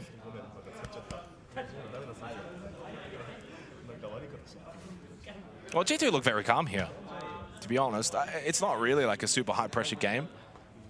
If they were 0-1 and they were taking on, like, a top team from SAL or, you know, a Secret or a Falcons or something, yeah, it might be a bit of pressure. But you can't go into this underestimating CAG. No. I mean, we saw that from the FaZe game, and I guess that's the good news for G2 is they would have looked at that. They would have been able to go over that match and say, hey, CAG actually pulled their weight. They gave the Brazilians a good run for their money. And in the end for that game, it was FaZe that won it more so than CAG losing it. As we head into Consulate. Which is... And the reason I think you're mentioning that, right, is because typically it'll be a case of CAG lose it themselves. They throw it. That was not the case against FaZe. They got outplayed off the back of the tactical timeout. So let's jump into things then. Over to 10 seconds to go. Console for the opening round. As is typical.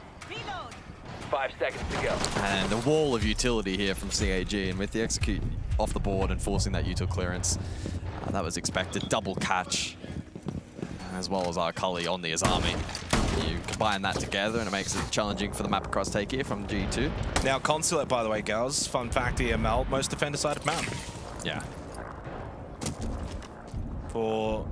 And I'm just going to look at the APL major qualifier LAN. I mean, so therefore it's skewed statistics, a little bit more of a subset, but 56% defensive win rate puts it behind Bank and Skyscraper in APL.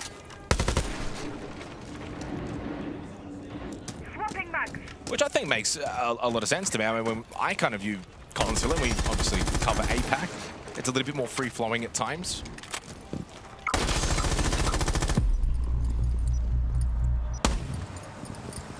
So far, just mainly the repel game for G2, but it is Blaz into admin. Mike now working. Gets to work on the drones. G2 trying to get as much information as possible in terms of the setup here for CAG. CO meeting for the opening site.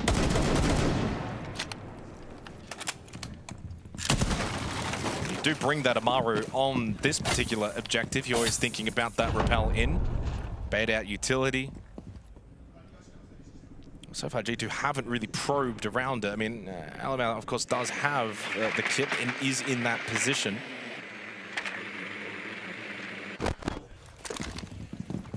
Yeah, they've been able to pepper in a couple of nice drones so far, G2, and gaining information. And Alamau just sends it in. Anaton, though, close by, but I think he may have been flashed out. Pops up, gets the kill, kit down. DD to double down, and Anaton as well to find his second. Yeah, interesting as well that he fully committed. At times we see the Amaru go for the grappling hook and then the immediate vault out in anticipation of a nitro cell or gas babes by the smoke. CAG, though, were ready for the full execute. G2 full committed.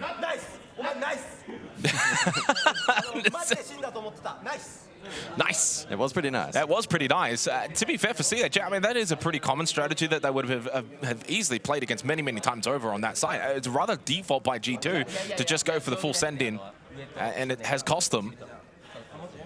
And in some ways, you know, opening round, G2 on CO meeting, maybe just thinking, let's test them out here and see what they're going to be able to do to respond to the, you know, the grapple in. But it's a pretty common position that Anaton's playing there on the desk, and Alamat just paid no respect to it.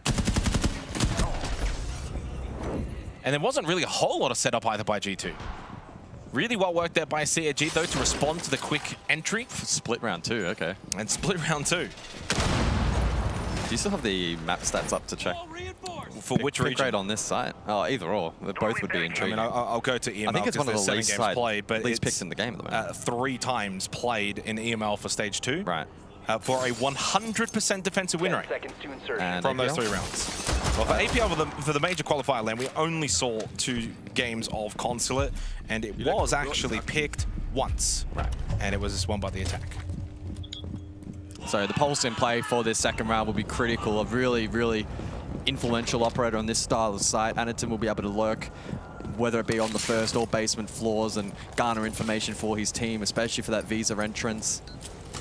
The lurk basement as well can relay that to the rest of the team, and with triple nitro in play, expect that to be influential and impactful. I did go to APAC North Stage 2 to add some extra substance to it. 4 times from 5 matches, 50-50 win rate. Oh, that's actually probably a little bit higher than I probably would have anticipated. As Chibisu finds the first. Yeah, and onto Doki as well, so no Deimos, and on honestly a site like Split, the Deimos is so effective in getting the information and putting pressure on the defense. That's a big loss for G2. Good opening kill, and Chibisu played really well earlier today against FaZe, and he's a 2-0 start here. The Solus or the Pulse are probably one of the 2 operators that you really want to pressure with that Deimos to try and take them out of play and limit their ability to gain info. Well, I mean, speaking of info, you kind of look at the lineup for G2 when you bring the IQ, the Jackal, the Deimos. Now you've lost the Deimos. Puts a lot of pressure on to Stompert on the Jackal to get a lot of that information. Alamaz, of course, been more so focused on the utility. And the Pulse as well, specifically. And the Pulse. Spotted a bomb. Blaz will shut down Sharik, though. Pistol out for Alamau, but not able to get shots through the floorboard. At least all tied up now, 4v4. Stomping up service. Hasn't really used that Inox scanner just yet. Not good information, though, for Anaton. 3 live pings at the moment. Oh, the Nitro is way off, way off, though, from Anaton. A little bit ambitious. And still needs to be mindful of the Alamau counter. Interesting as well that he went for the solo play when you've got 2 teammates in Didi and Alkali that both have Nitros as well to maybe play off of the Pulse. And that's where I think Anaton now needs to pivot on the Pulse. He no longer has his own Nitro. He needs to facilitate for his teammates. Into the final minute, 4v4, still good opportunities for both teams. Blaz taking the battle towards CO. Chipitsu's pretty much forced back now. Over towards yellow, and waiting was Loira. Really good pinch by G2. Still double Nitro, though, available here to CAG. They have plant denial utility. Cross allowed. Yeah, I mean, lurking as Arkali, as he said, allows that cross. Surely would have heard the footsteps. Lawyer is going to walk straight into him, and Arkali gets the free kill. And he can now go down below with Nitro. Information here for Alamau, tracking Anderton down below on the pulse. Into towers, and does have the kit. So CG will need to retake. Anderton pushes forward. Got aggressive. They do lose DD though, the Blaz. The kit spotted by Anderton, who'll call that out. And into red time can now look to play that. Up service. Stompin losing his life. They've got the cross, they got the numbers, they had the kit as well. They had it all for CAG, and they've got a 2-0 start against G2. And I think Anderton quite pleased with that play. The flush out from the frag grenade. The expectation that he would then go back down below. Yeah, rather than pushing. Alamau could continue to counter on the IQ, but instead pushes forward, applies that pressure, wins the fight. Diffuser was down. Those then down below having to recollect into that cross. I'm impressed. CAG looking... Oh, I'm impressed. They looked good against FaZe as well again. They did. But we saw FaZe find that extra gear. Now G2, as this match progresses and develops, do they have that depth about them in this match? I mean, that's the thing, right? Like, it's always going to be in the back of your mind. I really want to see this replay, though, of Alamau, because I'm pretty certain he threw that frag and then he started to maybe think about pushing forward to the clear. We do get it from the perspective of Anderton, but yeah, I think that was the intention for Alamau, though, was to follow that up, and in the end, it was Anderton that got aggressive and pays dividends for CAG. 2-0 start, but it will always be in the back of the minds of the CAG fans that, yeah, they've started well, and even if they get to a 5v3 lead, 10 seconds remaining. they still have a chance. They still don't win the game. I don't think any CAG fan will ever feel comfortable until the match is over and CAG have actually won. Attacker's objective is to defuse a bomb. It is only 2 rounds in, though, and a little bit of a change up here for G2, so they will bring shield. Alamau will go on to the blitz, changing strategy. And Expo here for the 3rd round as opposed to Basement, which would be a little more typical for the consulate rotation.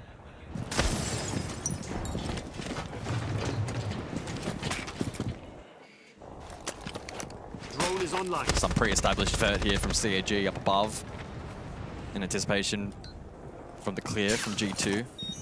The range hard breach though, and the blitz could mean they go direct. Elsewhere though, Arkali able to disrupt Blaz. Well, losing the Dockerby as well will be impactful. Loira also falls. They are active right now, CAG on the defense, and that's causing issues for G2. So CAG are setting the tone. They're basically saying to G2, we're going to play how we want to play. You're going to have to then respond to that.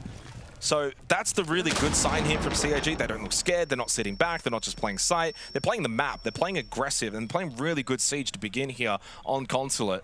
G2 are very much good enough to eventually respond. It might just take a couple of rounds. That's the question. How long does it take? How much of an advantage can CAG garner in this matchup? Well, they need to make the most of it.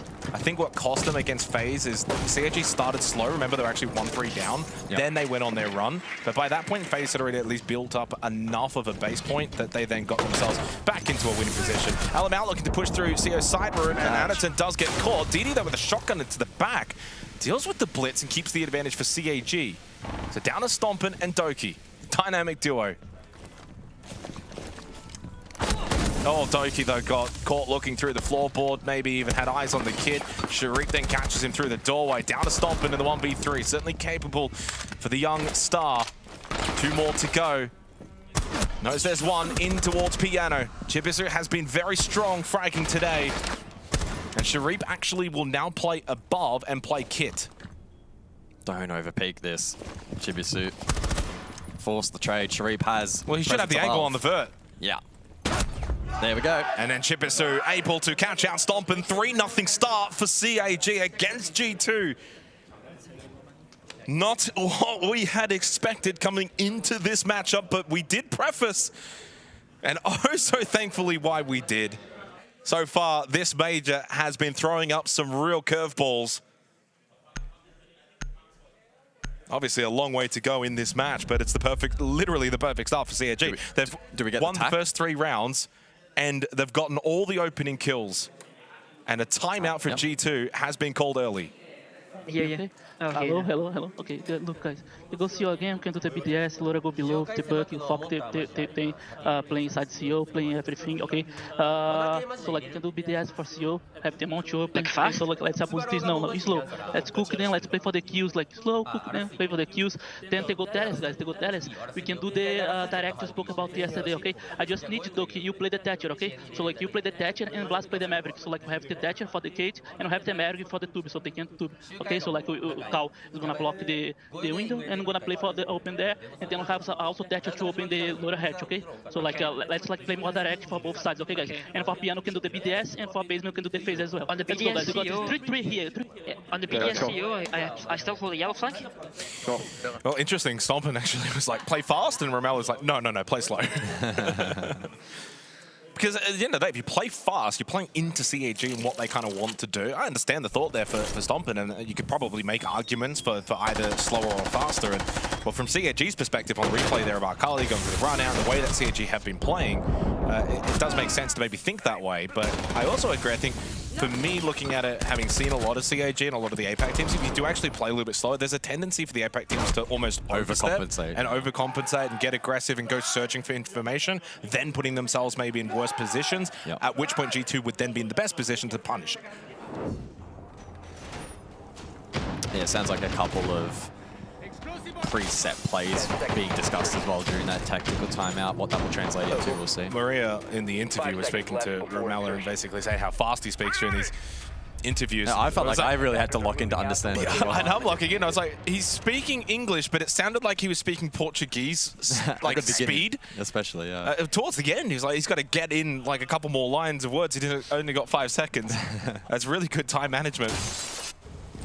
Now, there was a Thatcher call, maybe not for this specific objective. I may have missed that, but Monty in play for this particular round. Yeah, there was Thatcher. The Maverick also called, so it must be different, yeah, for a different kind of set. We head back over to CO meeting, which, to be honest, I don't think you probably are going to be playing Maverick and Thatcher. No.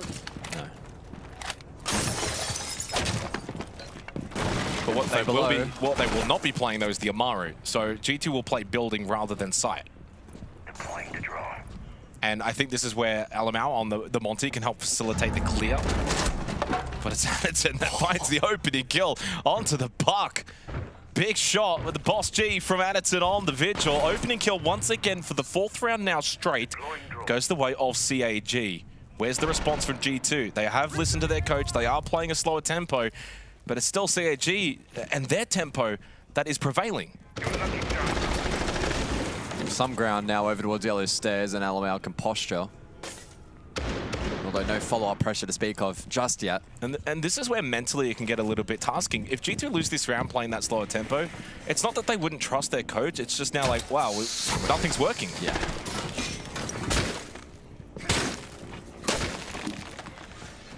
Nitrocell prepped from Didi. He's the only one that's got a Nitro in this round, so he needs to make sure he gets the most value out of this. I think it's more so just posturing to say to Alamau, you're not going to be able to push in through side room for free. There's a Vulcan canister there as well to delay.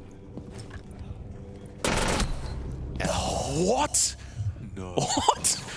I need to see that from Sharif's angle. Stomper never even saw him. No. Stomper just got put in the bin by Sharif. Stompin was really patient and disciplined. Oh my god, they've got nothing to go their way!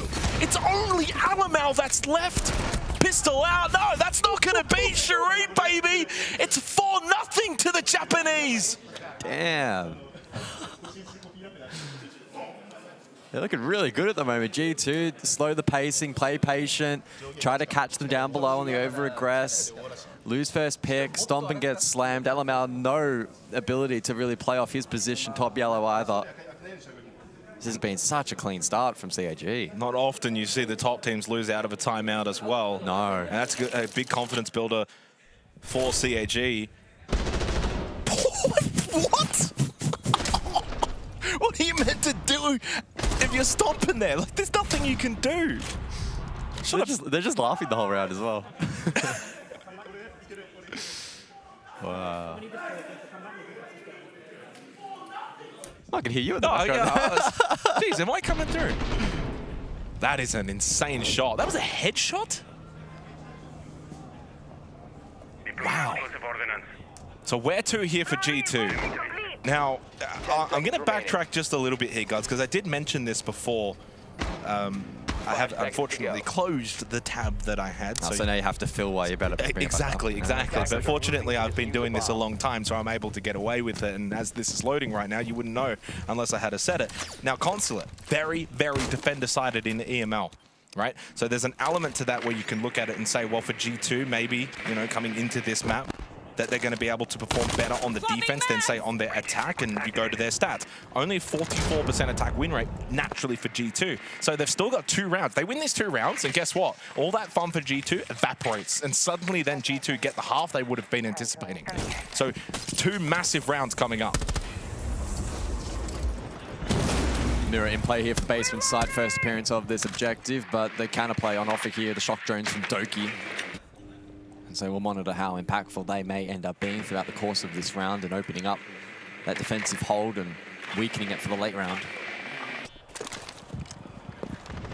And first time seeing Basement Garage as well. Yeah. Early drop here from Lawyer. Yeah, I think maybe pick up the pace. Oh, he gets caught in the back. There's no way again that Boss G, Anaton, has gotten another opening kill. That is his 3rd now. Alamau, no. Alamau okay. has gotten the kill. Now, Shreep is down as well. Advantage G2, but not for long. Anaton on the Vigil is the ghost in the night haunting G2, but shut down by Blaze. The trades, though, are in favor of CAG. The self-labeled GOAT in Alamau in the 1v3. Otherwise, G2 staring down the barrel of an 0-5 deficit. A lot of vertical pressure. Alamau trying to find a plant condition. CAG to force that diffuser to go down. They have to at this point. I think you have to almost think about the stick, but maybe anticipating a response to the audio cue, and Alamau gets off. Admittedly, he's got a minute. Leaves the diffuser behind. CAG not giving him an inch. Yeah, I mean, this is where they know for a while they can't let people get picked off one by one. You don't want to allow Alamau to create 1v1, so it goes back. Made a bit of noise. Again, he's just overthinking this, though. I mean, I completely understand why. But he has been able to have gotten this kit down multiple times now over the last 20 seconds. Now he will go for the stick. No, he won't! Wants to take the 1v1, so he knows that at least where Chip is his position, but all that time posturing, and in the end, CAG got themselves into a position to converge on his location and punish him. 5-0 CAG against G2. They're playing an infuriating brand of Siege at the moment. They're playing an amazing brand. Infuriating from the perspective of G2. Well, yeah, I mean, G2 are not having a great time. If you're getting slammed by Vid running around on the boss G, you're trying to play lurk plays into sight and getting caught on these timings and it's not being traded, gotta suck. Lawyer falls here. Alamau failing to land shots as well, initially onto DD. And here technically a 4v3, but again, the lurk here, the trade from Chibisu. It's all just falling in a line here for CAG at the moment. 5-0 lead. They don't lose it from here, right? Well, I mean, if I'm going to be honest, they absolutely can lose it from here, CAG, right? That's the... Historically, you'd be kidding if you said otherwise. But as of right now, on the basis of what we're watching, I'd be pretty surprised if they did lose it from here. And we haven't seen that big shift like we did in the FaZe match, where CAG continued to still play well, but the opposition stepped it up. G2 haven't been able to find that additional gear. The other thing to note as well, when you look at the rounds one, so 4 alive, 3 alive, and then the other 2 are 2 alive, but in that one of those was a 3K by Akali, and in all of those, it's now been 5 rounds straight opening kill CAG. So when you kind of look at the actual numbers, and I'm looking at my sheet here, it's just all in favor of CAG. Like, there is no statistic that is, oh, but G2 are kind of doing okay in this area. No, none of that. Like, so they're getting absolutely obliterated. Now, the good news for G2 fans is if they do win this round, it's 5-1, they go defense. Strong defensive team on this map. So there is every world in which, and we know CAG like to throw leads. So it's not over yet. I mean, no game of Siege is ever over. We should know that more than anyone. But right now, CAG at this point in time deserve to win this map. They've got to finish it off. So it's now down to these final round executions. So Alamau will drop down. Top yellow on the Monty. Repulsion device planted.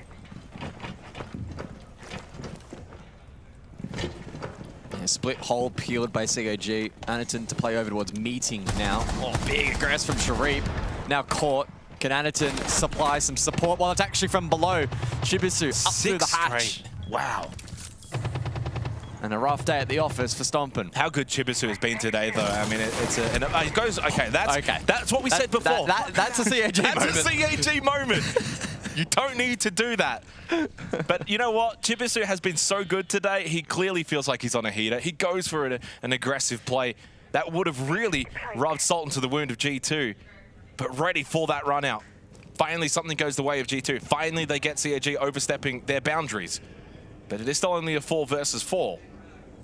Now, who's going to make the move, though, for G2? Is it the 0-5 Doki, 2-5 Loira?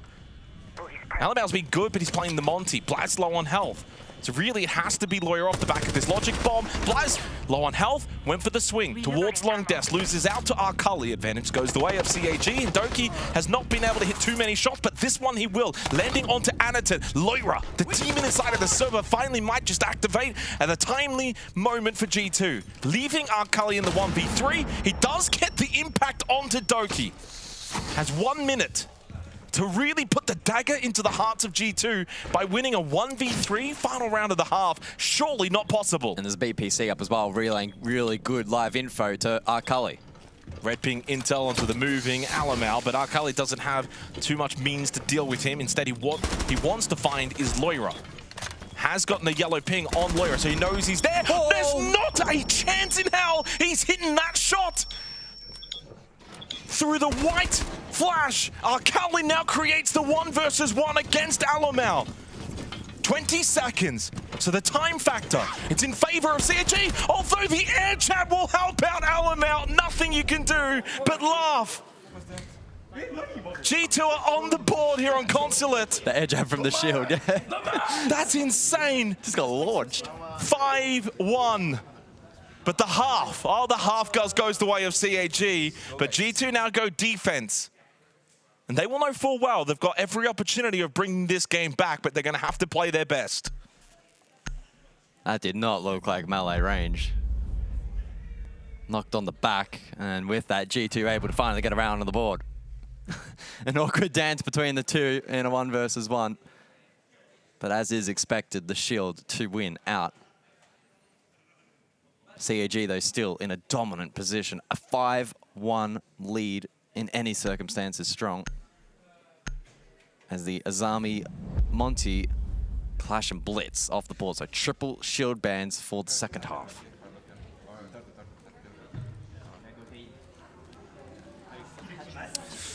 So, 5-1. G2 go defense. Every round is just clearly important now for G2, though. But yeah, you think back, Chibisu is probably thinking, oh, should have I gone for that moments, especially when it comes down to a 1v1. Those moments are so crucial. I can understand why you thought it was an air jab in the moment. Like, that was one. I thought it was. That was one of the longer melees I've seen from a shield in a while. Yeah, I thought maybe Doki had placed one or something like that. But either way, a much-needed round for G2. I mean, it goes without saying. Otherwise, they would have been 6-0 down. And I'm going to be honest, when Arkali hit that shot, full white, creating the 1v1. I know the 1v1 against the Monty is always difficult, but to be fair, it wasn't post-plant. Like, there was 20 seconds left in the round. Like, at that point, he can just look to play time. I wonder, in that moment, I mean, you can't really turn sprint run, because then Alamal can just pull the pistol out, but maybe trying to find a way to create separation, because you don't actually have to play into the card break when it's not the post plan. It's always tricky. Well, moving forward into the second half, bans, well, double shield ban, make it triple shield ban when you include their clash, and add in the Azami. So how are G2 going to play here on the defense? Knowing full well they can't really put a foot wrong. Like, when you're playing Siege, knowing that you can't really make mistakes, otherwise it's 6-1, and that's a long way back. A lot of teams will find it challenging and then sometimes suffocate under that pressure, and it restricts their gameplay. They become risk averse. I don't really get that vibe too frequently from G2, however. I still expect to see them show resilience here in the second half. try to activate some of their key players a little bit more, really try and get Stomp and Adoki specifically into the game. A little more so than perhaps we saw back in the first half. Oh, it's Loira to find the opener though. Clean shot. That's the first one of the match. First opening kill of the match for G2. Yeah. In the 7th round. And onto Sharip, you know, he's been a really good fragger, playing a Daemon, so it's a really valuable opening kill too for G2. Double drop down top yellow for CAG, and it's a caught massively. Nitrocell will finish him off, so no more Blackbeard, and so far a really strong start by G2. Up close swing, but doesn't matter. Doki got busy along with Alamau. They find 3 in about 3. And there you go. 2 rounds straight for G2. Makes it 5-2 to try and avoid 0-2. As we go to floor 2 for the 8th round. Good work from G2 in the prior round, though, for the cleanup. Certainly one of the more uncompetitive rounds that we had in the match so far, but had a good read on the clear, responded nicely to the Yellow Stairs pivot play. The Nitro Cell was good and the trade game clean. Not really too much more to extract from that round. We'll go over to, again, this second floor, more traditional side of choice. And it's looking like more of an emphasis here on the area than off defense with the Tachanka smoke combination. We'll see how they look to play around that, offers versatility against both the CEO plant and the meeting side play. The Tachanka players can play deep. Alamau can look to maybe get a little bit more active with the shotgun up close. CAG then will need to make a decision as to which side they go. Is it CEO side, look to bait out the utility, repel in, jump out, etc. Rinse, repeat for a minute and a half to drain that utility. Or do they go to the opposing side, go for the map clear, use the Capital to cut that site, try and make that denial more challenging. Doki going for a cheeky window peek. Gets a bit of damage onto Sharif. Now, if you hadn't found that kill, you lose the Grim straight away. Not ideal. Big piece of utility. Has secondary EMPs. Quan Hive launcher, of course, the most valuable part. And you get the feeling now. I mean, it's 2 rounds straight for G2. We know the history of CAG. This game's back on. Yeah. It doesn't take much. CAG have got to make sure they don't get into their own heads of thinking, again, we're in this position. Lost the 5v3. Well, sorry, from leading 5v3 earlier today against FaZe, they lost at 7-5. Leading 5-0 here against G2. Now it's 5-2, and it starts to get then spooky. Changing max. And it's a lot harder as well to change the momentum when you're on the attack, because then you feel like you're constantly having to push through this defensive wall. G2 looking pretty strong so far to begin their defense.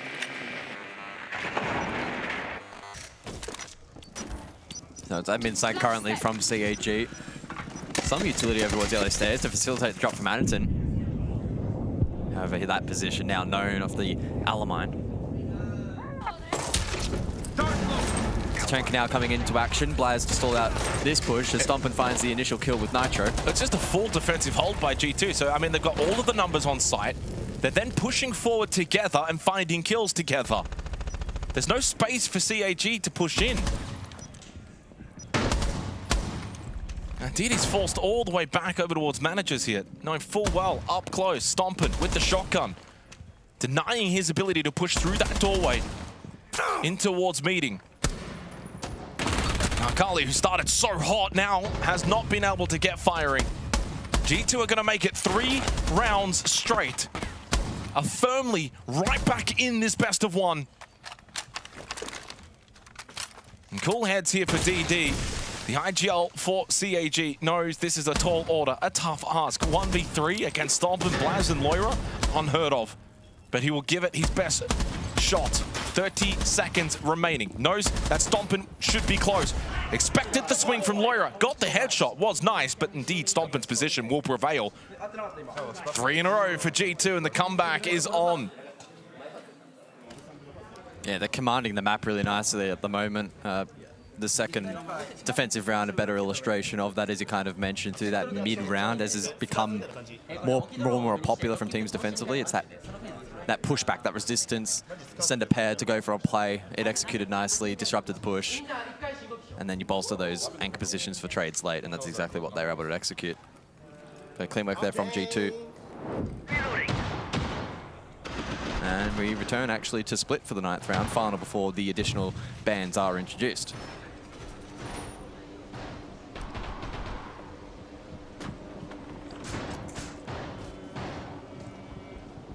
Yeah, I mean, and for G2, it's pretty simple in terms of what they need to do over the next couple of rounds. Just kind of keep playing their game, knowing full well that CAG are probably going to be into the mindset of, you know, going for broke certain rounds. Like, they know, for CAG, they're 1 round away from at least getting overtime and then putting the pressure right back on G2. But they have to treat each round not as a, you know, Hail Mary kind of round to try and just force it and roll over the finish line. They've got to try and go back to some of their fundamentals. G2 have really stepped up their game on defense, but I mean, this is also just the case now, naturally, when you kind of look at it, 8 rounds played, only 1 attacking round. And to add further to the statistic, there's been 0 attacking opening kills. Yeah. So defense has been so strong here on Consulate. It's following the EML meta more so than the APAC meta. And that's going to benefit G2. That's the worry right now for CAG, despite a 5-0 start. So far, the way that this is now playing out is going to be in favor of G2. CAG need to change that. Probe lost the target. Oh, that's not good. Yeah. Yeah, okay. Well, mistakes starting to creep in a little bit here for CAG, and G2 are always going to capitalize. LML losing the battle against Anaton. Kali shots down Doki. So despite the mishap with Sharip, it is the player advantage for CAG. Yeah, it did put the Blackbeard on a bit of a pedestal there and enabled that trade. And the double down elsewhere makes things intriguing. Lawyer was able to retake and reclaim some control now, though, up in that 2nd floor position. That could come into play later. Well, one of the hindrance here for playing split on defense, where you're now numbers disadvantage, having to play multi-level, you're so spread thin. Yeah. I mean, let's be honest, this is a round that CAG need to capitalize on. Even if DD is very low on health, he's still got those Boogie Auto breaches. They have to exploit this advantage. Reloading. Who's going to make the move for G2? It's Lawyer down the hallway, caught though by Arkali. Down to Stompin and Blaz to deny this match point opportunity for CAG, of which they would have therefore 3. Do they look to maybe play together? Stompin will lurk Spiral. Now Chipitsu is actually top Spiral and does still have a Logic Bomb available on that Dockerby. CAG have actually slowed it down, Guz. 50 seconds.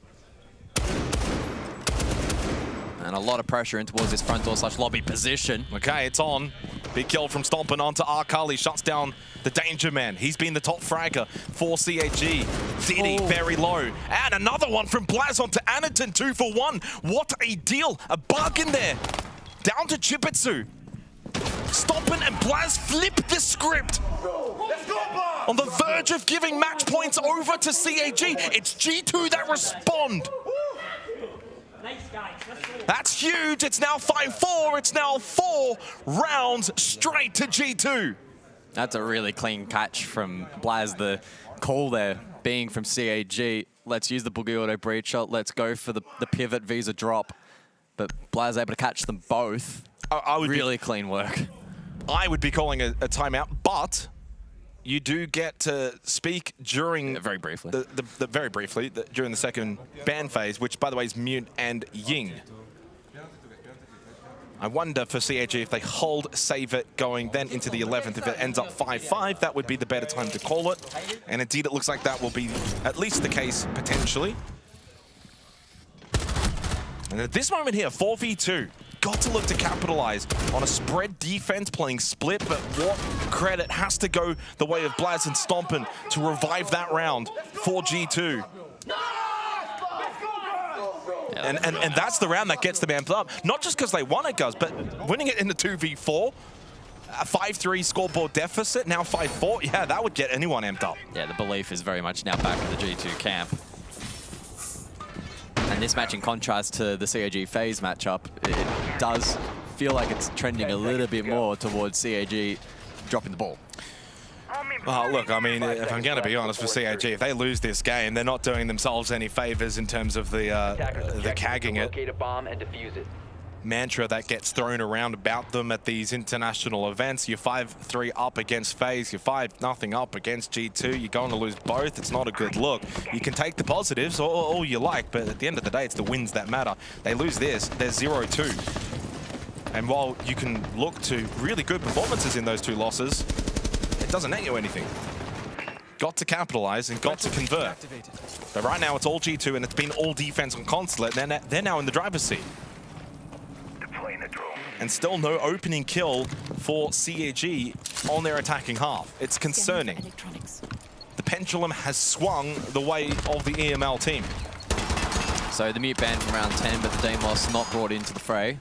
The IQ, though, available, and Sheree playing that into the Falc.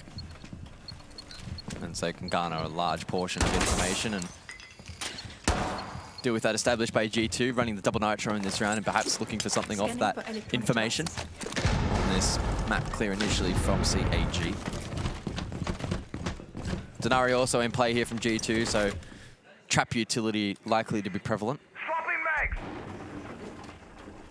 At the moment, CAG committing to the admin side. Clear, no signs of pressure elsewhere around the map. Setting up a sequential breach. They keep forcing this Blackbeard, but it's not really finding a lot of success. And biding their time now here for Cyclops, you know, into the 10th round, minute 20 left. You can clearly tell the way they're posturing around the map. They're desperate to find an opening kill, opening advantage, to make their life easier for that eventual push towards site. But G2 is giving them nothing. I mean, look, the positioning of G2 in this round has been really, really good. They're giving CAG nothing. There's only a minute left. No real contact. Anatim went for the aggressive play.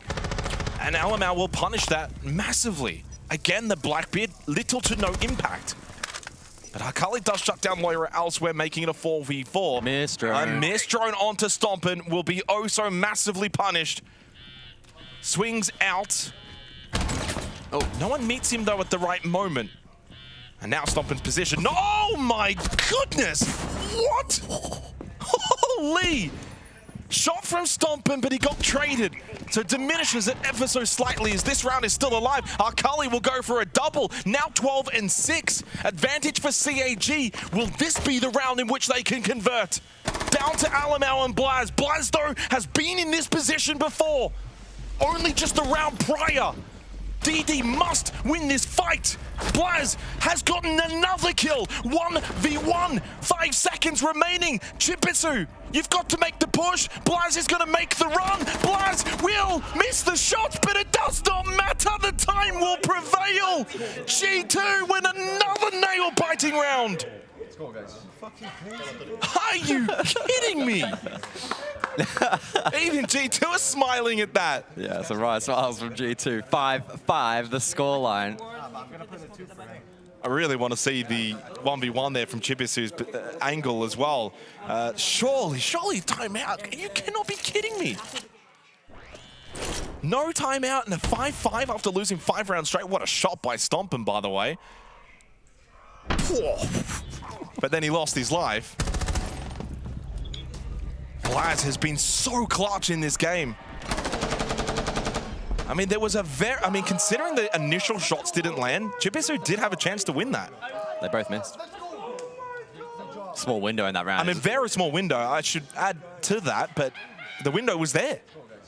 Window before there as well, where DD commits to the fight. There was that 2v1 scenario, and instead of forcing plant, DD went searching for that kill lobby, died, and left it in the 1 versus 1 to begin with. I'm so glad. This is why, you know, when CAG are 5-0 up, we're sitting there basically saying, yeah, CAG can still lose this, guys.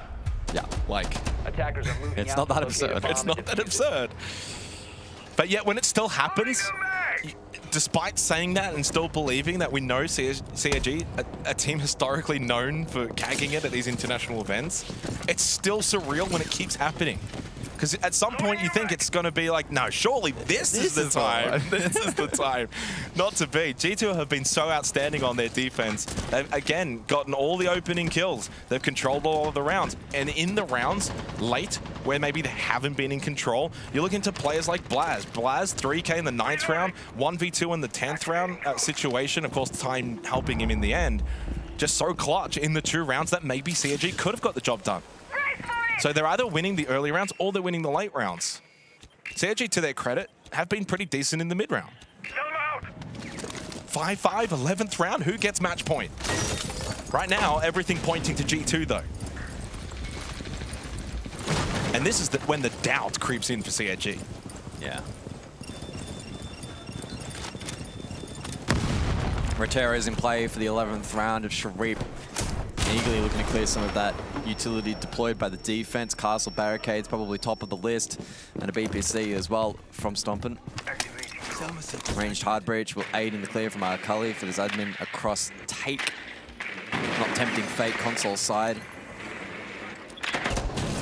DD garnering good information. You can see him relaying that to the team and looking to deploy Capital utility almost immediately here. Wanting to capitalize and not allow G2 to go for that mid-round aggress that we have seen a couple of times. Ah, I saw what you did there. Capitalize. Well, not intentional. Just over a minute remaining. Yeah, the pacing in this second half has actually been quite a contrast to the first. Blaz lucky to be alive on the Tachanka. Holding close by meeting. DD unlucky to not find that opening kill, of which would be the first for CAG. In this entire match, 11 rounds in, still no attacking. Lower in the tuck position, mind you. I don't know if this has been accounted for. Oh, and there it is. There we go. The first attacking opening kill of Consulate in this match. And it means nothing right now because G2 then got the next 2. All tied up. 3v3 into the final 30 seconds. Couldn't be closer. They have the route now towards default. Alamau with no gas babes remaining. Nitrocell, though, for Doki is still available over towards Secretary. He's got it in hand, he throws it out, but it doesn't connect. And up close to the shotgun, Sharif, though, gets the double, and DD will get the plant down to stop. There's not a chance in hell! This kid is magical! Stomps on the heart of CAG! They thought they had the round and the match point. Even the G2 teammates cannot believe what this wonder kid just did. No, you're the best, man. I've never seen anything like this. Are you kidding me? Another day in the office for Stompin. Match point G2, 6 rounds straight and on the verge of sending CAG to the O2 bracket. 3 versus 1. What the hell was this? What? Someone check him, PC. Bro, I'm absolutely gobsmacked. I love how the reaction is the best.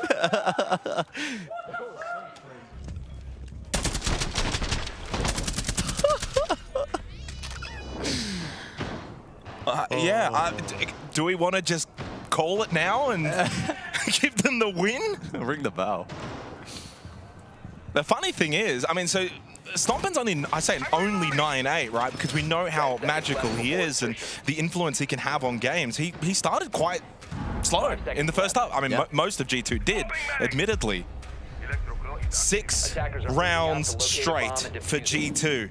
They are looking for a reverse flawless, basically, if they win this 12th round. If you thought CAG losing a 5-3 lead against FaZe was bad, well, try the 5-0 against G2. And the funny thing is, not so funny for CAG, but I would say the last 3 rounds, so 9th round was the Blaz 3K. CAG probably could have and maybe should have won that round. Then you had the timeout in the 10th round where time ran out and Blaz was in a 1v2. Then the 3v1 stomp and mega play. So 3 rounds straight for CAG that they arguably could have, should have won and didn't because of G2 heroics. It doesn't get much more CAG than this. Oh my, they've cagged it. Well, not yet. There's still a chance for O2. final round of regulation. Can CAG lock in? Stomp on over towards Visa. Looking to make his mark once more here. Shotgun in hand. And CAG, timid, trying to posture. Flash doesn't land. And Stompin looking ready to go. Blaz with the opening pick onto Akali. There's the top fragger down for CAG, but in return, Stompin will fall. Anaton as well. A flurry of kills. Advantage for G2. Well, that's it, surely. Chipitsu goes down.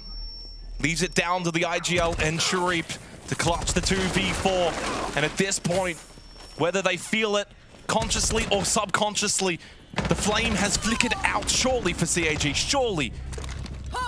G2, stalwart in this defensive half. Flawless, 7-0 straight to close this one out. A statement from the EML team that they will not go quietly into that O2 bracket. From 5-0 down, G2 have sent CAG to O2. Straight thievery from G2. What a way to reverse that. You look at the timeline for that matchup. Genuinely mind blown at the way in which they've been able to flip that result. 7 rounds in a row. What's the meme? Call an ambulance, but not for me. Well, that is an absolute impeccable game from G2. A way for them to maybe get a spark here at the Munich Major. They go a 1-1 record, down 5-0. Things aren't looking great. Couldn't get anything really to work on their attack until the final round of the first half, and then just flawless through the second half. And not just a case of flawless because defend decided Consulate. They won at least 3 of those rounds through some clutch heroics in rounds that they were shaping up to potentially lose. So they had to, in some of those rounds, do it the hard way. Oh, they had to really, really grind out that second half. G2, so many different members stepping up in so many different rounds, really highlighting the versatility and the hero-making play potential from this roster. I'm still in a sense of disbelief. The Stomp in 1v3, I'm still in disbelief as well. I mean, I don't understand how this kid can be so good at this game. But for G2, I mean, as I said, 7 rounds straight, right? Staring down the barrel of 5-0. And they were getting pretty much beaten up, right? Like, they were getting destroyed by CAG. I think I mentioned it at 5-0. Like, all the statistics, all the opening kills, all the margins, the multi-kills, everything was in the CAG camp. And then G2 kind of win the last round. Okay, 5-1. Keep it winnable. But you're not expecting 7 straight. And for CAG, this is why we said earlier on, it's unfortunate that we had to even say it, but this is what Kagan does to a team. 0-2 for CAG, and Maria, of course, has got the young goat. Hello, I'm here with Stompin, and I don't want to say much. What happened? What did come back for G2? I don't even know what to say, to be honest. It was a really hard game, really good team. I'm just glad we came back and got it done, because being down 0-2, elimination game is not fun, so yeah. And what kind of information did you have in round 10 to do those skills? One through the smoke and one through the wall. To be honest, there was no info. I kind of just heard them. I heard them through the wall, and I just wall banged them, yeah. Just hearing, a good hearing. Exactly. You're very different. But okay, let's talk about the best of one, because you have lost the first game of today and now just won. So that shows us that best of one can be a little bit tricky, right? Yeah, best of ones are really hard. I can't wait to be on best of 3. Hopefully tomorrow we win, and then best of 3 to qualify for playoffs. That's all I can hope. Yeah, thank you so much. And we almost finished for today, but before that, thank you. Let's go to the break.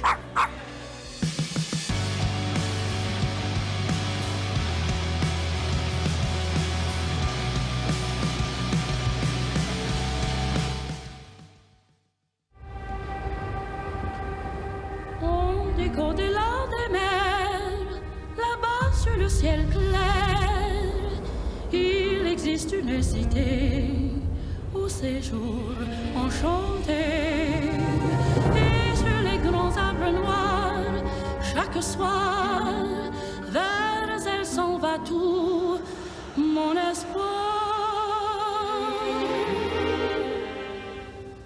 J'ai 2 amours.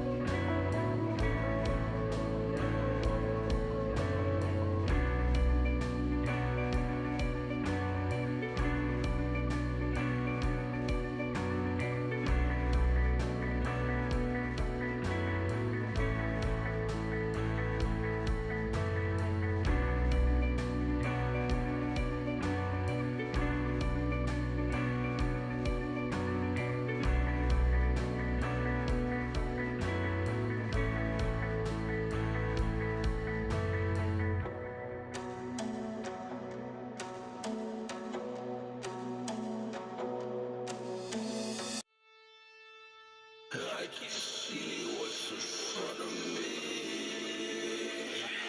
I can know the hunger feeling thing. I can see what's in front of me.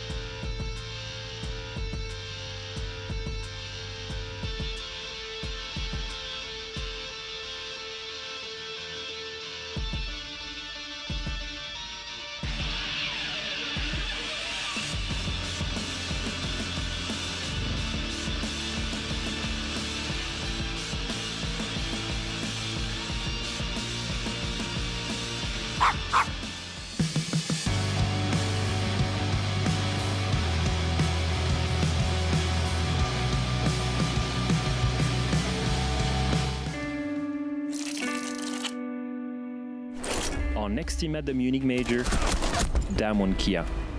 Cosplaying as a South Korean team, our favorite Brazilians went ahead in APL playoffs by beating the only remaining South Korean team of PSG, upsetting them and therefore making their way onto the Munich Major.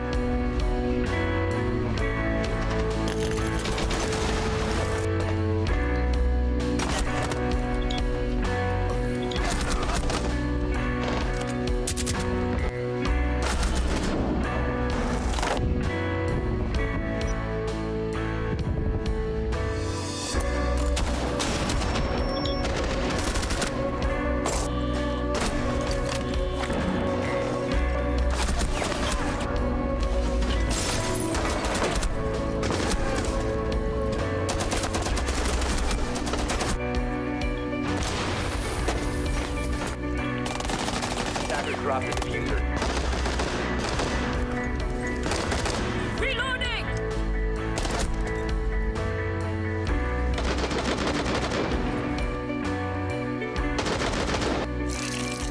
Player to watch, Nearzy.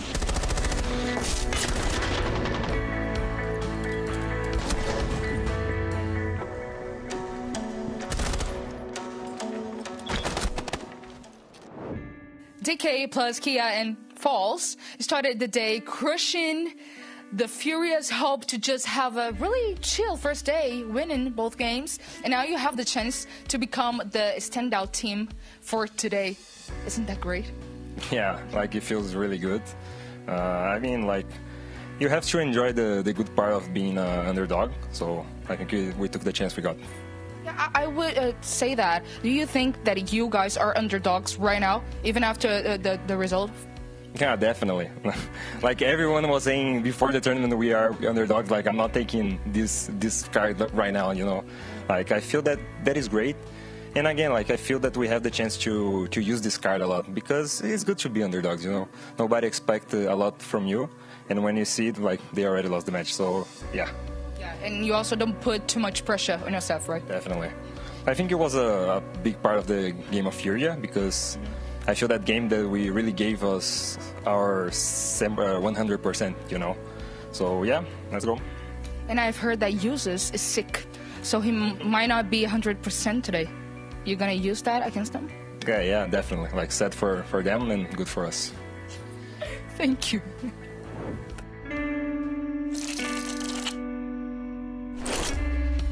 Without any regular losses in their group stage, they clearly proved they were the best team in the league.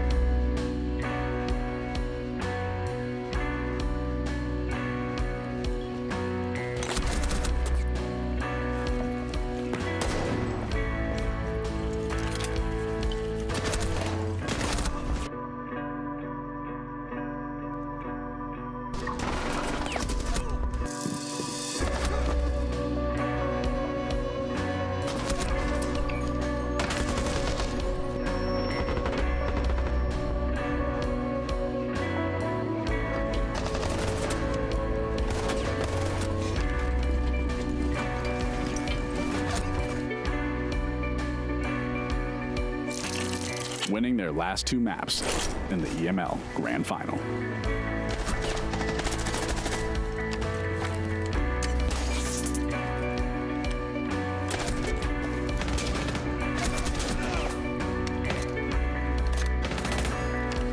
Setting needles!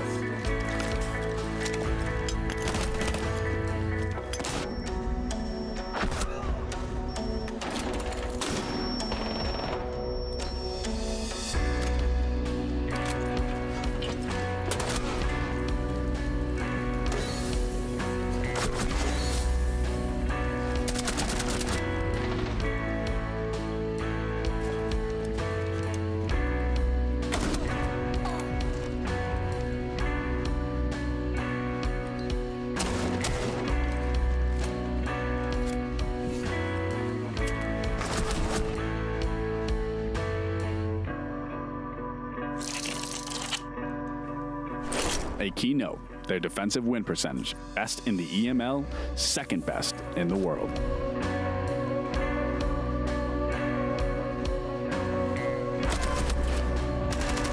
I'm reloading.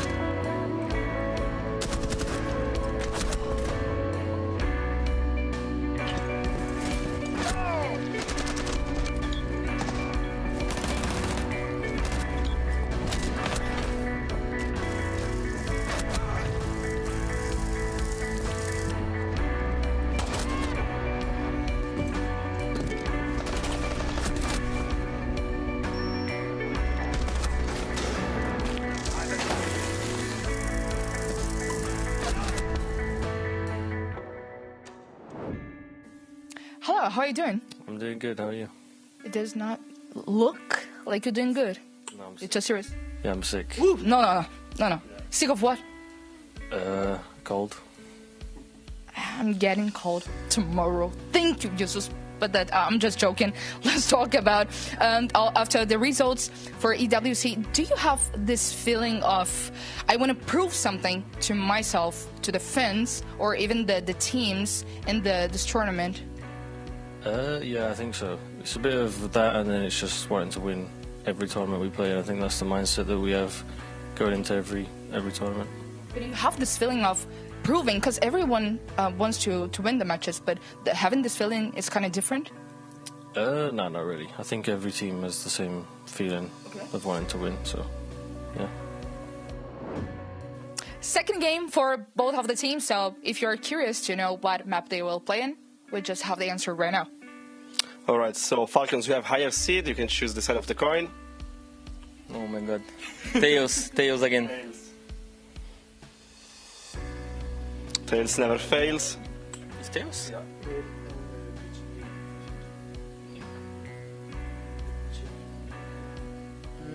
Wood. Yeah, Wood. Team A. Okay. So we're Team B, right? Yes, you are Team B, you also have the side of the map. Alright. Oh wait, sorry, when you're Team A, we want to pick the side basically. Sorry, we want to pick the side. So it's either you pick Team A or Team B or the side of the map. Pick the side, sorry. Okay. Okay, so you can choose it to either be Team A or Team B. Okay, Team B. Team B. Okay. That's why we wanted to do this. They changed this back then. So Falcons first ban. Café. Café.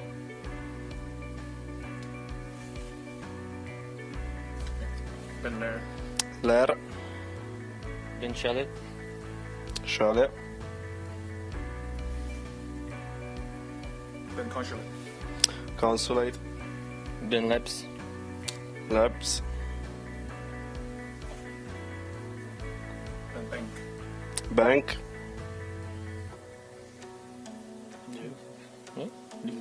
Ben Club. Clubhouse. Ben Skyscraper. Okay, so the map is border. Falcons, you got to pick the side. Attack or defense? I think defense. I think it's good. Defense. Defense. What about overtime? OT attack.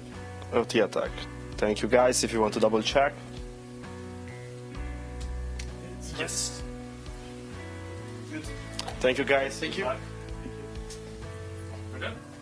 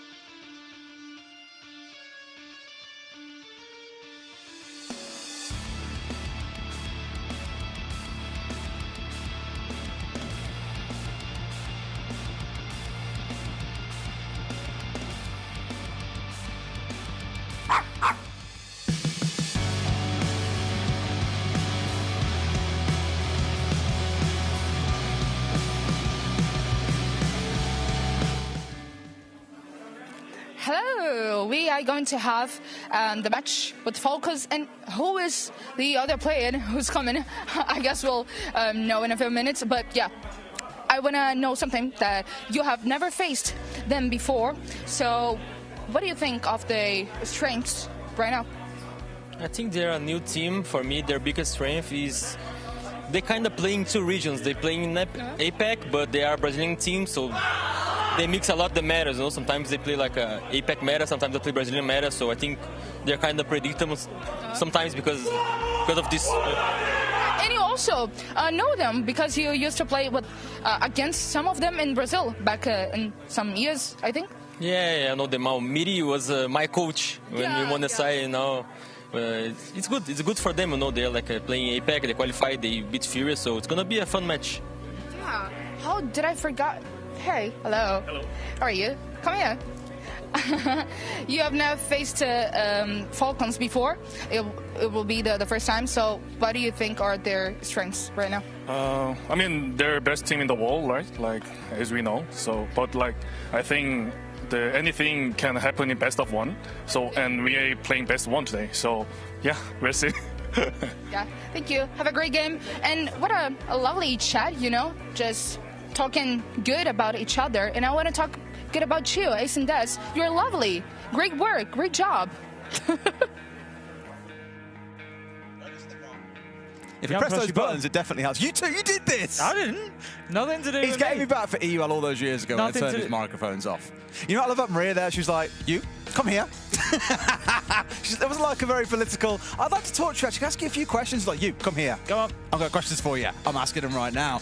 There are a lot of questions about this game. You know, as Maria was saying during the interview, they've not played each other before. Of course, there's some awareness of each other, I think is pretty fair to say, and as much as we've seen D+K have a good performance early today, of course, that 8-7 win over Furia, absolutely massive. Falcons also with a brilliant game. It does feel like you heard PGH saying that D+K here are coming up against arguably, if not the best team in the world. Yeah, you know, on their day, I think anybody would struggle to argue against Falcons for that title, but we saw today against Shopify Rebellion that they are not invulnerable. They can be pushed to the limits. We know that they can even be beaten occasionally. D+K, they're going to have their work cut out for them. I think it's a really interesting one, is D+K, because obviously, you know, there's the Brazilian players have been playing in APAC, and I think, you know, it's fair to say neither of the import rosters, Elevate and D+K, I think at times have both kind of struggled a little bit out there.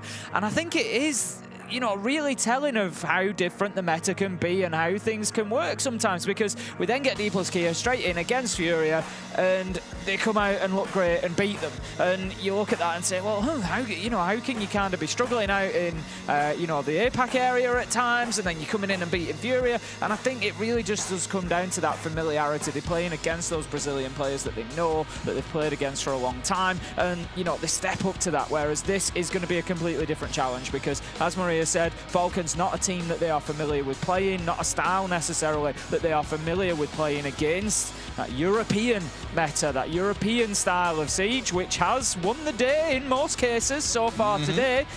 Are they going to be able to stand up to that?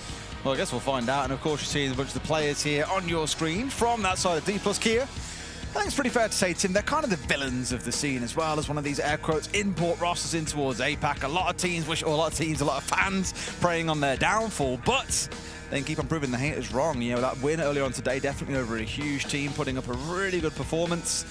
But you are coming up against a very informed Falcons who today showed great adaptation after we, you know, Gakassin, and they had the tack timeout. So I heard them all step in and have the conversation about, look, no one's really speaking here, guys. Like, you're saying where a player is, but you're not calling out what to do about it. And we saw Leak, in fact, taking it all in, acknowledging that really it was on him as the IGL to turn it around. And from there, they could not be stopped, but were pushed to the wire. We've already seen D+K do that to another team today in Furia and come out on top. So who knows which way it plays out. You know, a late 120 as well, Tim, it's worth touching on. It's just coming on 10 o'clock here as well. We've still got 2 more games to go. It's going to be an interesting one for the teams that have played a little bit early today as well. That energy levels, or those energy levels, really will be tested. That's all yours, Tim. I'll be all right. I know you will. I know you. You can find anything to get excited about, even if it's 3 in the morning. Yeah, don't worry. Well, people don't know. Sometimes you just wake up in the middle of the night, like we're in the rooms next to each other at a hotel, which just happens quite a lot. How they build that synergy. And I just hear, we're going to overtime, Des, and it's 3 in the morning. I'm just like, Tim, no, we're going to sleep. Stop it. I don't sleep well, what can I say? Nightmares about the casting sometimes, and in case you couldn't quite tell from what's on your screen now, that is our map ban. We are going to Border. So we cast Border a bit earlier on today, Tim. It was scrappy, it was back and forth, it was great fun. I would be very, very shocked if we don't get more of the same between these two. Yeah, I would agree. I think I don't think this is a bad choice for D plus Kia. It's a low preference map for Falcons, but it's one that they win quite a lot. But I feel undefeated on it. Yeah, I feel like maybe just taking that strategy element out of things a little bit. Border's a map where you can just go and create a little bit of chaos, and I feel like that's the kind of area that D plus Kia could really benefit from here. Get in there, just create a bit of chaos inside of this one. A little rush here and there. Go and do an alternate push on her backside, or just really mix it up a little bit. And also see about both teams as they played it. Like we mentioned, Falcons 3-0 on us over the last 6 months for D plus Kia. They've got a 2-2 record on it. Last losing it against Cyclops about 50 days ago or so. But quite a lot can change, it's fair to say, Tim, in a couple of months. Not playing it through stage 2, obviously bringing it out here at the major tends to mean there's something a little bit left to surprise either side with. Otherwise, you'll more often than not see it in those league plays because it is also best of 1. In case you aren't particularly au fait with how that works, going into a best of 3, you'll typically get a map that you like, as will your opponent, and then of course the decider is much like in a best of 1. When it comes to a best of 1, you get maps that neither side loves. They don't hate them either, but it tends to sit there down the middle, quite nice and narrow, so you don't really get to see the best of either team. So although Falcons have got the better record on it, Tim, I don't think D plus Kia are coming in blind to this one. They've got some ideas on how to bring down the EU Titans. And I don't think it's going to be as easy as maybe many of us here in Europe might want. No, I think you're quite correct there. Like you say, on the face of it, it's easy to go into this thinking that it's going to be a bit of a one-sided affair, but I think that's very unlikely, given what we've got. We also got a round breakdown from D plus Kia's first match. We did mention it was a 15-round banger going all the way to OT. There it is. It was very back and forth as well. Yeah, it was, yeah. I mean, that's quite the story of how the recovery came through for D plus Kia, more towards that second half of the game. 4 rounds being won in that second half and then doing the work they had to do over in the second. Was enough to see things closed over and looking nice and pretty. So hopefully more of the same coming. That confused me for a second because the 8 is the same colour as the rounds 3, 4 and 7, but no, it was the bottom team that won those ones. So I'm getting it reversed the way around. They started strong, they let the other side back in, and to be fair, we've seen a lot of that today. Like CAG, as we've seen now, lost twice. They were up 5-0, they were up 5-3, have lost both of their games because there are 2 halves to a game of Siege, Tim. The thing that interests me there is that we could see that they got 2 rounds where they got the plant down against Furia, and it's no mean feat. It's not an easy thing to be doing against a team like Furia, who are as good as they are on defence. Well, they play fast and aggressive, don't they? Yeah, exactly. So that's something to really watch out for in this one as well. How can D plus Kia translate that here? They're going up against Falcons, who love to put that diffuser down, who love to kind of play a methodical game, create space, and look at going in and getting a plant. So we might have kind of similar styles coming out here against each other and see, who can perform that the best. But given that it's Border, I would suggest that maybe we'll have a few less plants than we might expect. And don't be like me, by the way, and miss out on the chance to take part in predictions. Of course, we've got the pick'ems available on the website. Parker to me was like, oh, have you done your pick'ems? And I was like, no, I forgot.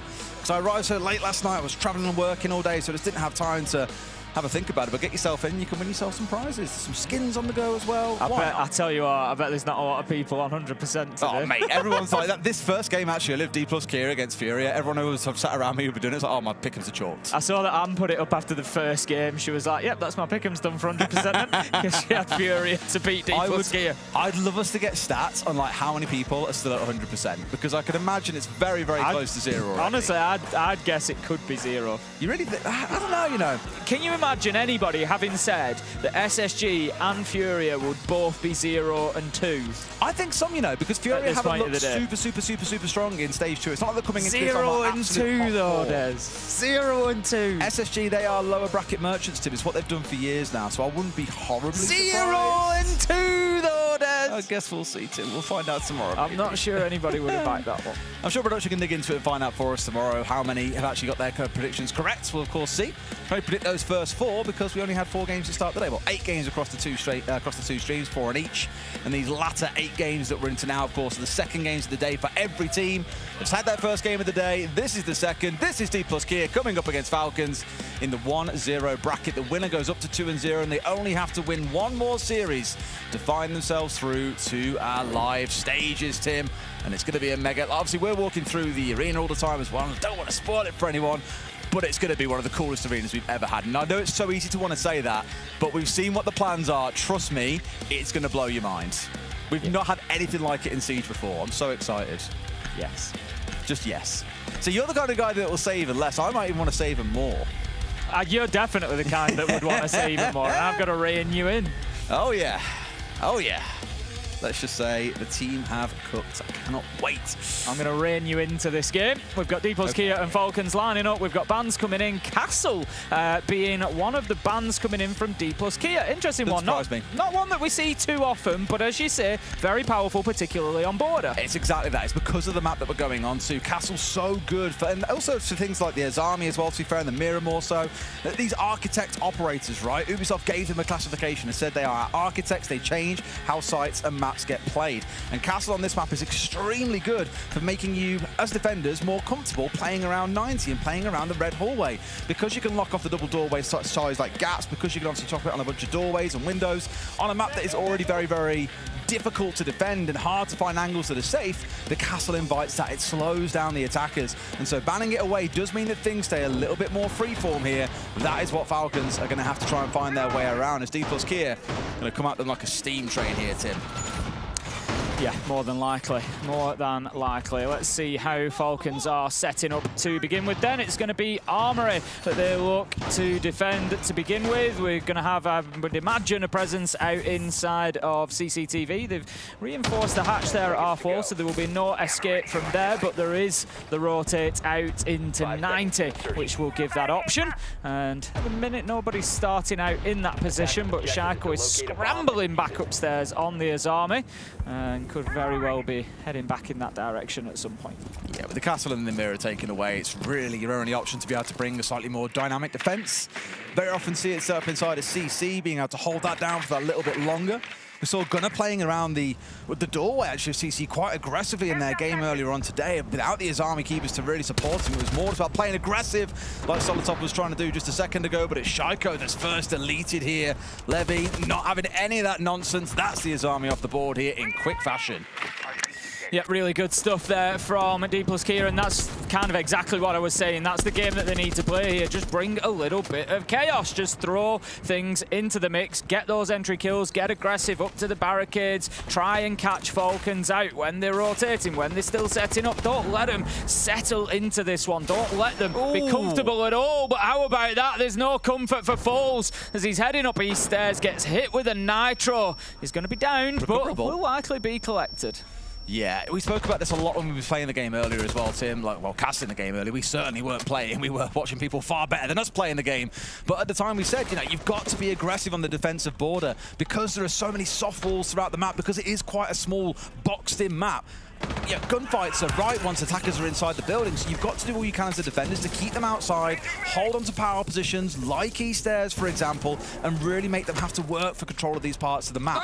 That's what Falcons have done there with that very aggressive C4, but have overstayed their welcome. Solitov has come out for Near's been taken down very, very comfortably here. It's a 5 versus 3, and D+ Kia, with half the round gone, have got 2 kills, Tim. They're setting up well here until they lose one more, maybe a little bit less so.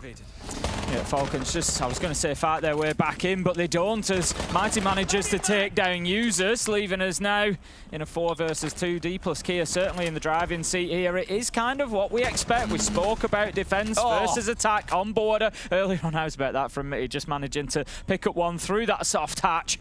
That's some serious punishment for Falcons there. They're going to be feeling like there's not much they can do for the want of trying. They are going to manage to down Bullet out in CCTV, but it only gives them another 10 seconds as Nears manages to pick up that final kill, and that is going to be a round to D+ Kia. One thing I've got to commend them for, by the way, and I thought this when he stepped up for the interview, PJH, of course, with a full Brazilian roster. Believe he's Japanese, stepped up there and was given an interview. Very, very good English as well at that as well. So I wonder if the team actually communicate with him in English or if they communicate in Portuguese in-game. Like, I'd have to ask and find out, because that would be a really interesting, it's a really interesting dynamic where I thought they would have a Brazilian coach. Yeah, you've got 3 languages at play there, potentially. Yeah. But yeah, PJH is an interesting one. Obviously, we've seen him as a player as well. I've always enjoyed watching him. And I think, actually, what I'm going to say about PJH might actually lend itself into D+Kia coming away with a good performance here, dare I say even a result. I said that coming in and, you know, bringing a little bit of chaos, getting aggressive, getting up in the face of Falcons might be a good plan here on Border. And that's exactly how PJH always used to play when he was in there as a player. That's why I enjoyed watching him, because you never knew what you were going to get from him. He'd be out there on the roam, he'd just be trying to get in amongst it, and he was always the player that was making a nuisance of himself. So, you know, as a coach, if he's going to bring that same sort of style into the team and he's going to, you know, encourage them to take that kind of energy to Falcons, it certainly could be a winning formula. Certainly interesting. When we stepped back, actually, we were all just like, oh, he was one of the more fun players to cast in the region as well. He loved it. But alas, right now, he's got 5 players in front of him that have started out strong, and let's see if it can continue through the rest of this round. We've got Leakyfact running around the Solus. Spoke about this a bit earlier on today as well, Tim. We did have probably about half a dozen players, maybe a little bit less around the world, that really enjoyed playing Solus prior to the buffs. And the buffs came on through, and we thought, oh god, there's going to be some absolute terrors on this operator. And Leakyfact, well, he is one of them. Currently dancing out towards that east side of the map and trying to burn time on towards east stairs. Again, one of those power positions that the attackers sorely want control of. That's why there's 3 or 4 of them all gathered out here. But he's just trying to remind them, we are watching you. We will happily take a few shots here. You step forward, you could lose your life. So you've got to be respectful of those that are on their own trying to cause a bit of bother. Drone goes into the dome. It's going to be watching down, sees the Solus. Solus sees it. Can't quite land the shots, though, and he's very conscious about the possibility of being pushed here, Leakyfact. So doesn't want to take his eyes off the prize for too long. He does finally manage to take out that drone, and the push does not come through whilst he is distracted. They weren't quite ready to move for him there, D+Kia, so Leakyfact will continue his roam around this top floor. He knows that there's a double Claymore there. Is he going to go for it with a second impact nade? We did actually see Kag earlier on Skyscraper jumping out using Tubarao to deal with those. So, of course, chop down the Soto canister. It freezes up any Claymores outside. You jump straight out the window, and they don't go off. You get to get your free kill. You get back in the building. What's the problem? It's nice and good. But obviously, that's not an option to them here. They haven't got the Tubarao on side, so the impact they were hoping would do the job, but it does not. Solotov gets one, but Bullet is there for the trade. 1 for 1 between the two teams as we come towards the last 60 seconds. Leaving manages to pick up Brede, leaving us now 4 versus 3 advantage. D+Kia once again. Falcons, although we don't expect necessarily too much from defenders on Border, they need to be getting themselves a start, getting themselves a foundation. I would suggest here at least 2 or 3 rounds would be gone, and right now D+Kia are doing a good job of preventing that. Just looking at how the attack is shaping up, they are working on surrounding Falcons here. They've got Levy inside of Office, and then they've got a presence inside of Break. They're going to be challenging CCTV here as Shaiko is just playing in there on that hatch. They can't get the kill. The follow-up is there, though, as Bullet manages to find the trade. 3v2, Shaiko taken down, and that leaves D+Kia largely in control of this top floor. There's only users that is now up above. But look who's below. You've got Leakyfact, who will see anyone that does anything with the diffusers. They drop into sight. He'll be there to try and contest, and sure enough he does. But no, can't quite get himself ready for the false push in. Plant's going down, Levy's down 2. It's a 2 versus 1. Have they got the angle? Yes, they do. Yuzi's doing what he has to do. And Falcons, with the help of the clock, they get round 2 over the line. Yeah, I think D+Kia didn't dedicate enough manpower to clearing users out of that top floor there. They've sent 1 upstairs. Users has won the gunfight, and it's a difficult one for D+Kia because it's like pick your poison. You've got 3 players and you've got 2 people to challenge. You're going to have to kill at least one of them. The difficulty is they likely know that it's Leakyfact left on the Solus. So as you say, he can monitor what they're doing. He can see through a wall if they're planting. He can play from outside of the site. So I kind of get why the choice there is, if we're going to, kill one of them, we really need to kill the Solus inside the site. So with that in mind, they've sent their 2 players to deal with Solus, which means the other players then had to go top floor to deal with users 1v1. And that becomes a big problem when it's a player like Users. He wins that fight, he's got the verticals that he needs, he can pick up that final kill to stop the diffuser. So it was really difficult. They were between a rock and a hard place with D+Kia. If they send 2 upstairs to go after Users, maybe they come away with the kill from there, but then they've got a 1v1 with Leakyfact, and it's probably going to be the same outcome. So it feels like they were just short 1 player there. They needed to be able to send 2 to each, really. That's how the cookie crumbles sometimes, Tim, or sometimes just how the round goes, and sadly that's how it's played out for them. However, looking at this round, a little bit of a change in plan. We've got the blitz coming along from FaZe, and we've seen a lot of blitz so far today. In fact, I think I was saying to, I want to say it was Leo I was speaking to, honestly. I forget so quickly these details. But I was speaking to someone in the green room when we were waiting to come on and start casting this game and saying it's kind of cool, actually, how little Blackbeard we've seen today. And the remark that came back was, it is, but by the same token, that's only because he's not as strong now as what other shield operators are. It's why we've seen a lot of Monty. It's why we've seen a lot of blitz. So I do wonder if at some point we see us going back to the shield bans of old, where you do see the the blitz taken away. You do see Monty taken away. People ignore the Blackbeard because he's more easy to deal with now. And actually, shields don't become such a staple of the meta as we've seen them be for so long. Solotov finding his second, though. Near's at least getting one back, but a lot of aggression. Solotov getting his third. That might be enough to hold this round on to him. And even with blitz on side, with a glass here, they're just simply not going to be able to get to do what they need to because Solotov has single-handedly shut this one down. Bullet is going to be playing out that smoke grenade. It's interesting, I think the reinforcement just came up onto that fountain wall as well, so a late adjustment from Falcons, having that reinforcement in pocket to enable them to be able to sort of change the landscape in this final stages of the round. Still holding on to that top floor, the users and Solotov both above. Solotov low health though, and D plus Kia have managed to pick up a kill along the way, so a 2v4 becomes a 2v3. 1 minute 20 left on the clock, so plenty of time for D plus Kia to work with here. Bullet's trying to use that thermal scope of the glass to just get any advantage that he can onto these two on the top floor. If he can just pick one of them up, then they've got an opportunity, but no, Solotov picks up his fourth in the round. Is he going to pick up that fifth? Well, surely he can here as well. Mighty knows where he is, instead chooses to drop away. That's the sign, Tim. With a selfless player, doesn't want to stick up there and try and commit for the ace. Knows, of course, he's putting his team into a 1 versus 2. It's all about getting the round over the line, and with how things stack up, it looks like it can be done. But Mighty is 3-1. He's running around with that DMR, Tim. A couple of shots into anyone, we'll see him getting a kill. It's more the time that's now starting to work against him. It does feel like Falcons, with that discipline they've got, are going to be able to hold on. Soon as he drops in, Breeder is there, ready and waiting, and that is going to be Falcons taking themselves round 3. 2-1 advantage for them on the defense now. This feels like it could be problematic for D plus Kia. As I said, we expect a good half from attackers on border. Falcons, it's not a map that they necessarily choose to play, but they do play it well when pushed. And they are proving that once again. 2-1 up. If the trend continues and they can go 4-2 on the half on the defense, you've really got to back them to take it when they get onto the attack. We're going to have those bans come out. No surprises to see D plus Kia taking away the Solish. She's creeping back in to the operator bans post-buff, and I think post-Leakifac starting to use her. Just proving to be a little bit of a nuisance, especially when you've got a couple of players in the team now. Clearly, Usus also very comfortable to play her, that you just don't want to have involved anymore. And I think it's really fair to also look at numbers here as well across stage 2 and of course at the major here so far. Granted, we've only seen 6 games prior to this one, so not a whole lot to include in there. But stage 2 globally, Border is actually our 4th most defender-sided map at the minute, which sounds crazy to say. Yeah, even looking at how teams play it on the defense suggests that generally it's going to be attacker-sided. As mentioned, you've got aggressive out around the map. Not a whole lot of like layers of utility you can stack up to try and slow down the attackers. But no matter what you say, the numbers at least stack up across 10 games of it. 56% defensive win rates in, which is very interesting. Lair, actually, our most attacker-sided map. Only that, Bank and Chalet are above 50% for the attackers overall. 10 seconds remaining.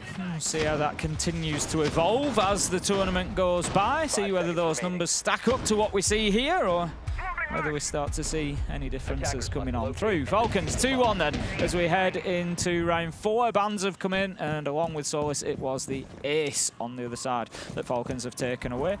We've seen a little bit of ace use so far, but obviously just wanting to, again, the ranged breaches are the ones that are particularly popular a lot of the time.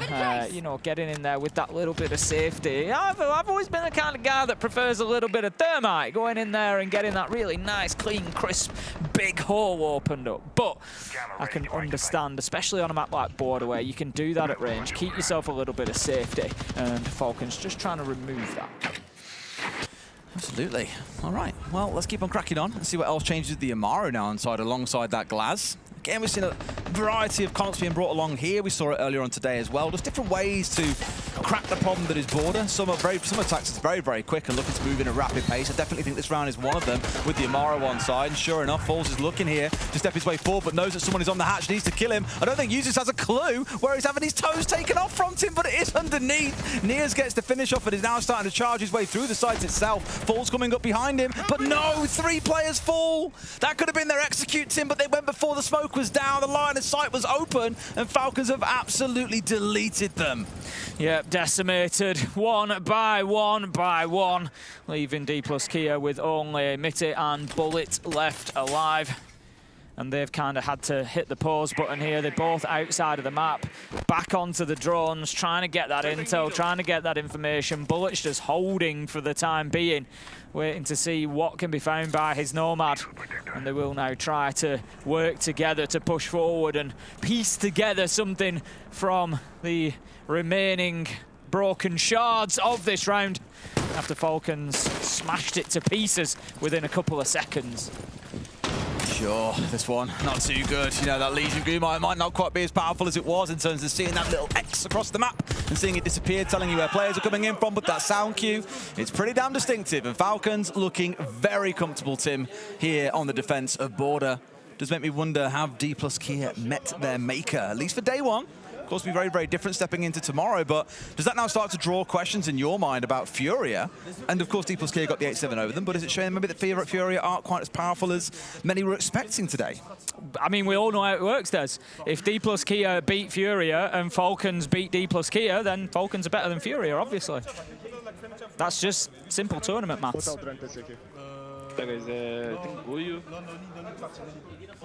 We have got a tactical timeout coming on through, but nothing we really heard there from D plus Kia, unfortunately. I think, in fact, we are back. Oh, we've got the game on my left screen. I've also got tactical timeout here on the right, so we'll find out what's going on in just a moment. It's more the players themselves having their moment here as well. And here we go. Let's have a listen. Never mind, it's a rehost, okay. I think we'll go for a rehost and then we'll do the timeout afterwards. Yeah, I think there appears to have been some tech issues maybe or something there. So yeah. We'll get the answers of exactly what's going to be going on, and when we get back into it, we'll see for ourselves. But yeah, you know, jokes aside, you know, I think the point that you make is valid. There's, you know, it really does raise questions about Furia, especially given their second result as well.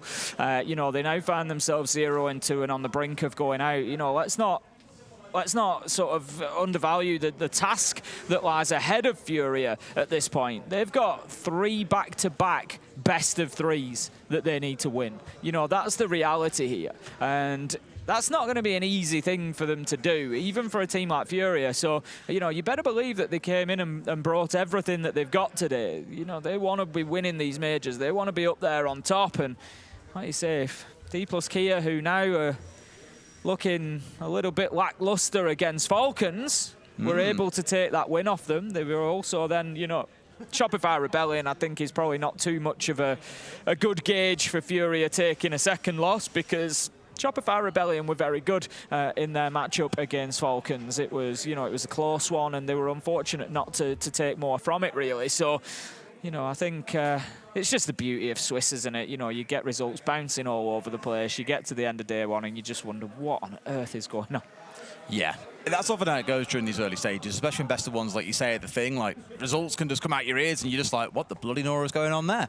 Yeah, we've seen some crazy turnarounds today. I mentioned that Kag's misfortune certainly hasn't been fantastic. Like, it's a horrible when you get so far ahead and you feel like, yeah, momentum is really with us.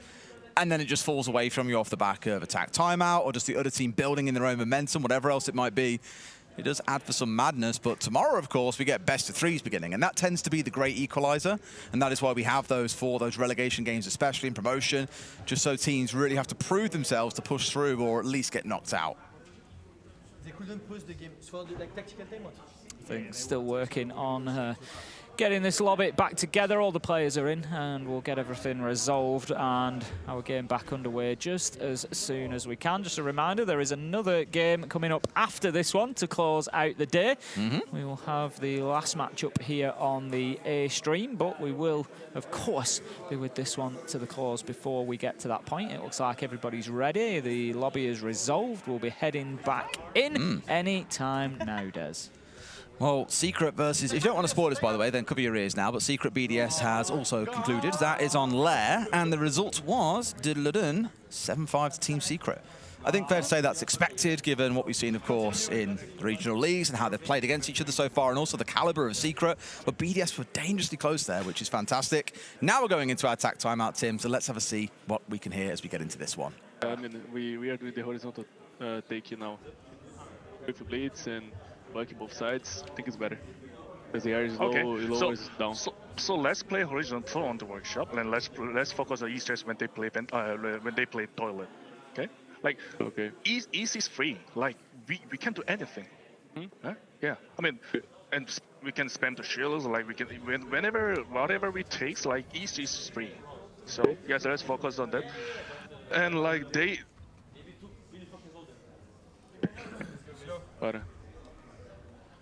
I think he's out of time there as well. A few seconds before as it crept in. But again, we've listened to a lot of tap timeouts today. That one focused on more tactical. And it really is PGH just saying, like, okay, let's actually, because we can't get around on the board at the minute, let's just try and do this instead. And the East side control, we spoke about that being a power position earlier on.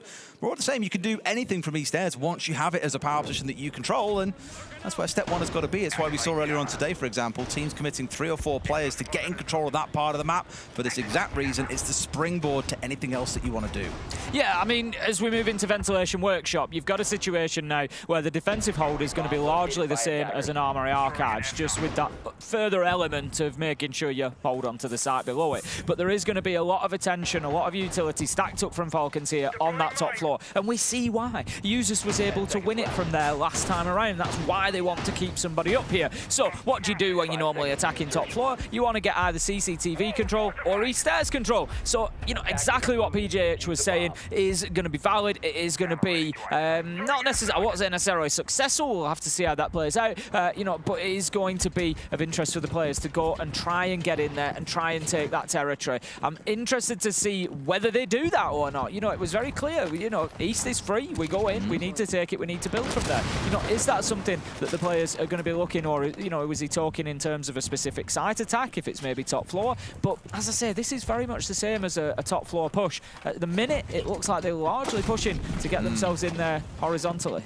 We did also hear him speaking about pushing in horizontally. That looks to be the game plan here. I mean, we can see on our top down, and you guys can see at the bottom right corner of your screen, Shaiko is set up on East Stairs, anticipating that a push would come in on that direction, and so far it isn't. The danger of leaving a player on East Stairs is, of course, they can very comfortably control 90. They can put a lot of pressure down top floor in towards break as well. Being here on East Stairs, though, you pin the player inside of Passport. You make it really, really hard to play through the centerpiece of the map and start looking in towards site from that direction. It just very much restricts you as attackers. There's a big part of the map, probably about a third of it, that you can't comfortably play inside of until that East player is gone. That said, Shaiko is now dancing his way through break room. Again, keep your eye on that bottom right corner of your screen. You can see him realizing just how much control and how much power he's at the minute being given by D+ Kia, and how much capability he has got to be an absolute nuisance for them as we get towards an execute.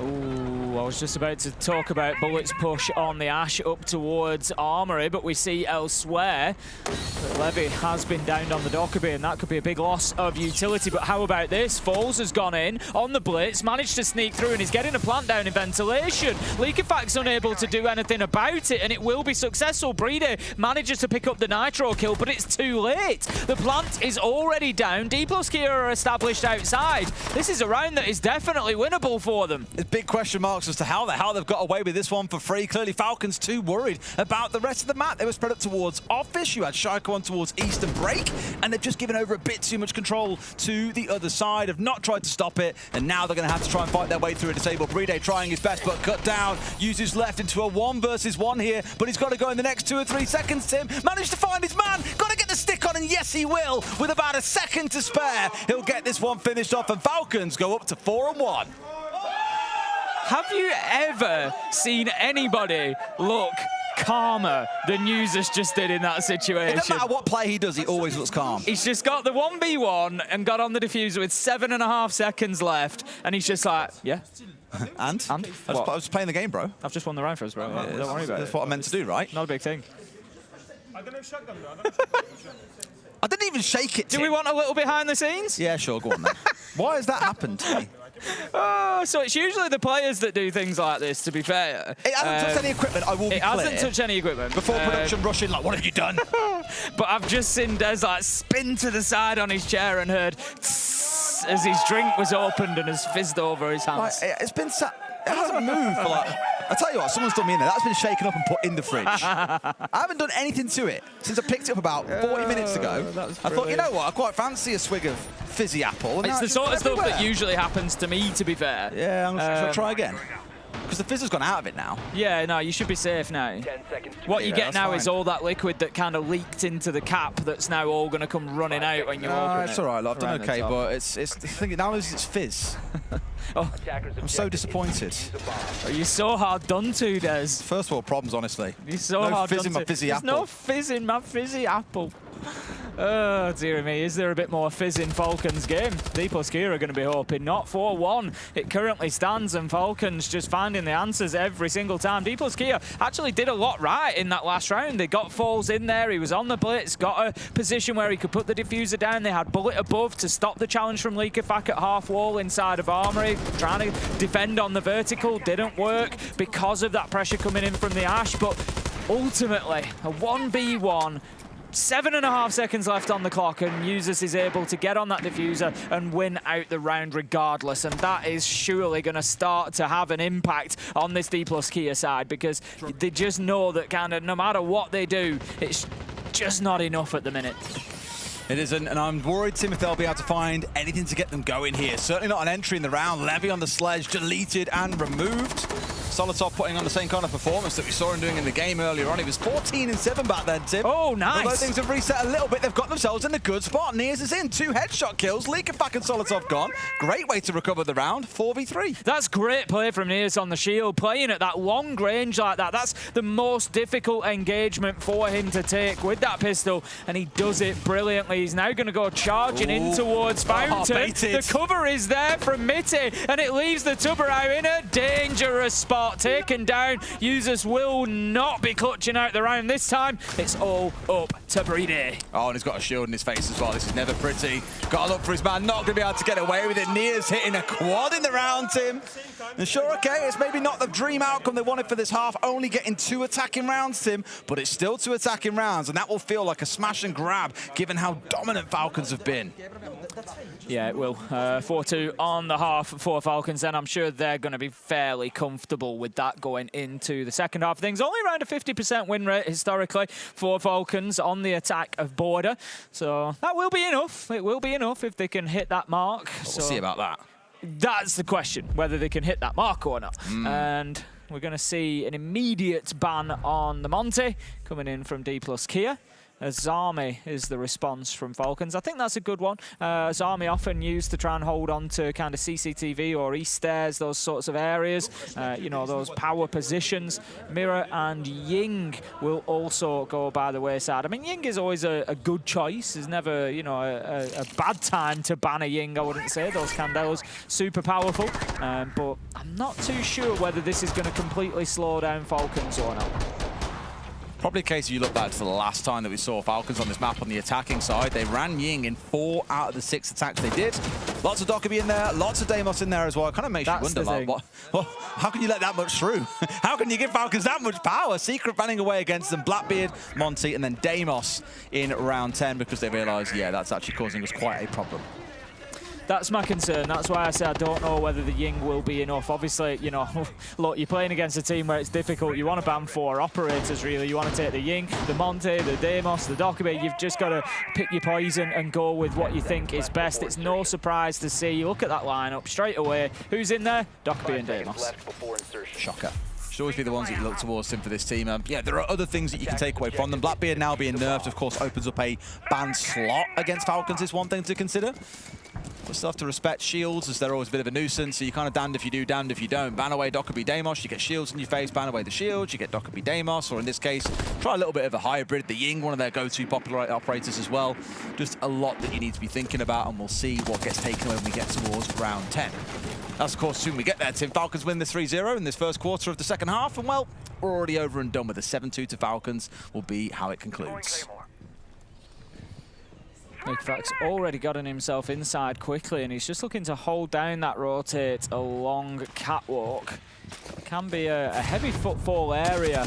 Levy's actually down. There we go. Liquefact just in prime position. As I said, heavy footfall area, not only on the catwalk, but beneath as well. Waiting area, trying to hold on to beneath, especially if they know that Deimos is going to be played, or possibly the book that we see Liquefact using so often. So he's just played that absolutely beautifully, knowing that the challenge will be there underneath. Finds his man, gets the kill, and gets a big advantage for Vulcans in the first attacking round for them. Sure, not a bad start. Spoke being the one that's taken offline as well. So that first call rings out, the second one quite fast coming online, but guess what? Don't need much more than that, so when you've got a Deimos on side, you can do it yourself. And what I love is that Shaiko has stepped, he's made room for Liquefact to get on the Deimos team, and he's got himself a triple kill. What a way to start it out. Nia's left in a 1 versus 5. I don't think you've got to be a rocket scientist to know exactly how this one tends to work out, Tim. I don't think he's going to have to hold on. We'll get at least 1 for himself. The looking in, though, down goes about 1/3 of his HP, collects a second, but they will draw ranks here, Tim. They've got 75 seconds with which to get this done, and sure enough, Brede is locked and ready for him. Falcons taking their first attacking round. Yeah, the time was the big problem there for Nias. It was too long to hold on. You know, had there been 10 seconds left on the clock, 1v3, you think, right, you know, maybe try and just hold a deep position here and see if you can catch them trying to get into sight. But with 75 seconds left, he has no choice but to peak that, to get aggressive and to try and get another kill. If he gets the next kill and it goes to 1v2, then, you know, his options start growing a little bit. But it was always going to be a big ask. Good round from Falcons, good round from Liquefact. The triple that we see finished off here, he was, look at this, right on it. Knew that that player was coming, knew Mitty was going to push him from that door, switches to his primary, gets the kill, beautiful stuff. And Falcons right now, they are looking very, very comfortable. This is, I think, you know, probably coming in against Shopify Rebellion, I think the performance was of an equal kind of standard to what we see in here. It just, for me, goes to say that, you know, I was right in what I was thinking of how good Shopify Rebellion were in that game as well, and why it was so close. So, yeah, Falcons looking very, very good in this second matchup. All right, onwards we move. There's a big ask for D+K to fight their way, and it said we may not even need to see that extra ban coming out. Mighty looking a bit aggressive, more towards the barbed wire, of course, going down. Nice little sound cue for you. You know, someone's running past outside when they destroy that. Well, it could be a free kill for you. The Oryx quite handy for dashing very, very quickly. Also, of course, looking to deal with a shield, of which we have in this round, Tim. I spoke about that Blackbeard being nerfed and maybe it now being a free black ban slot against Falcons. I think maybe I was wrong because we normally see users running around on it, but here it's Brede's turn to shine and show what he can do. And maybe that's a sign of the changes that have come through to the operator, makes it less aggressive and now much more towards being supportive, which is why you've got Brede being the one that's running it. Nias is the one that's trying to stand up on East Stairs as well, and no surprise he's been doing fantastically well over the last couple of rounds, but just not quite enough to keep his team in it. We're going to see the Toxic Babe go out. There's a little bit of damage to Brede on the Blackbeard, but not too much. What it does do is buy Nias a little bit of time for maybe somebody like Bullet to move up and offer a little bit of support, because he knows that the pressure is mounting here. He's not going to be able to continue playing this position necessarily after this ace charge goes off. The movement is there. I'm surprised Falcon's not in a position quite to cut him down, but they know exactly where he is, and they know that East Stairs is going to be available once this Toxic Babe wears off. And they've also managed to get the kill onto him as well. So not only have they kind of sat there and waited for the smoke to burn through, they've also managed to remove the player. Now, Bullet straight back where he went down. Not quite in the same spot. He's dancing in and out of the office rotation here, but it's a similar position. Trying to challenge on towards East. They know that it's a power position, and Falcons are showing us exactly how important it is to them, Tim. Committing a lot of resources in towards it, and they've now killed 2 players whilst taking this control. This is now free for them. They've got about half a round to play. They've got players upstairs looking for the vertical, almost taking Levy out through the soft wall. Uses into another. This round's also done, Tim. You're seeing a little bit of a differential opening up between these two teams. It's going to be a 6-2 here to Falcons on the back of a flawless round. Yeah, they knew exactly where Levy was there. It was surely a matter of time. You see Shaiko peek around, just using that sound as he comes into Archive to pick him up. His track had only just worn off, so he knew exactly which direction he was heading in.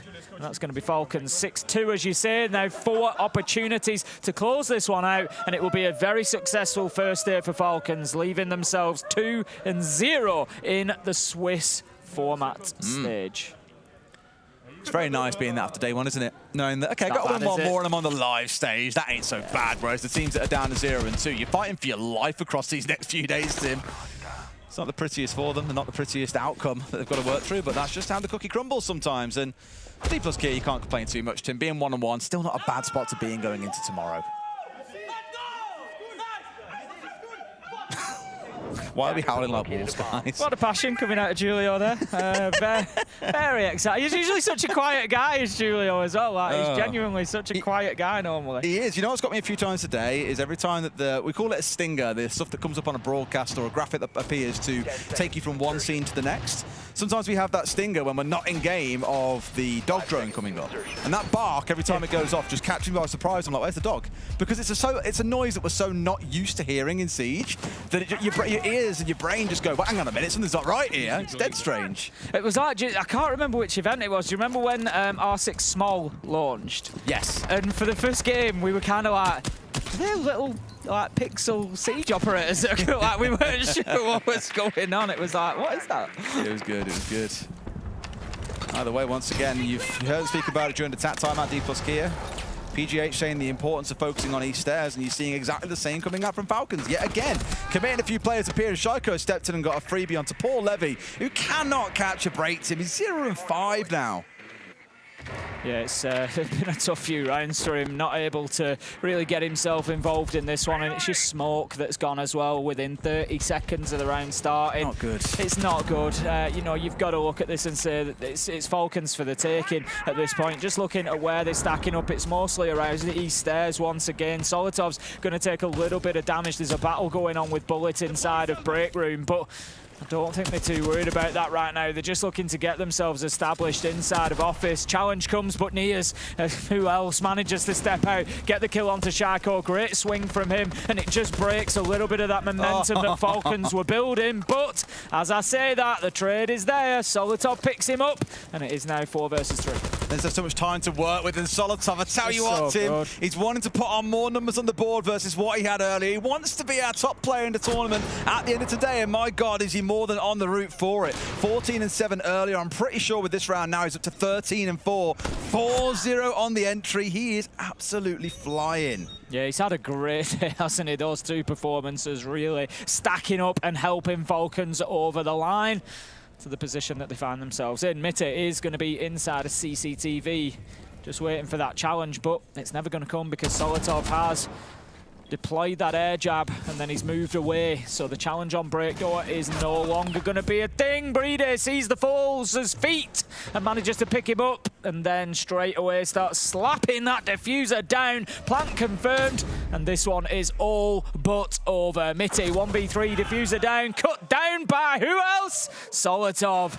And I think that's the one that at least levels him up with his performance earlier. 14 kills again, I believe. 28 kills across 2 games. You're certainly not going to be complaining about that one. And Tim, we came in saying it does feel like there might be a bit of a differential here. We've got D+Kia. Yes, they've beaten Fury. It was a very close game coming up against Falcons, who many are considering one of the favourites to win the competition.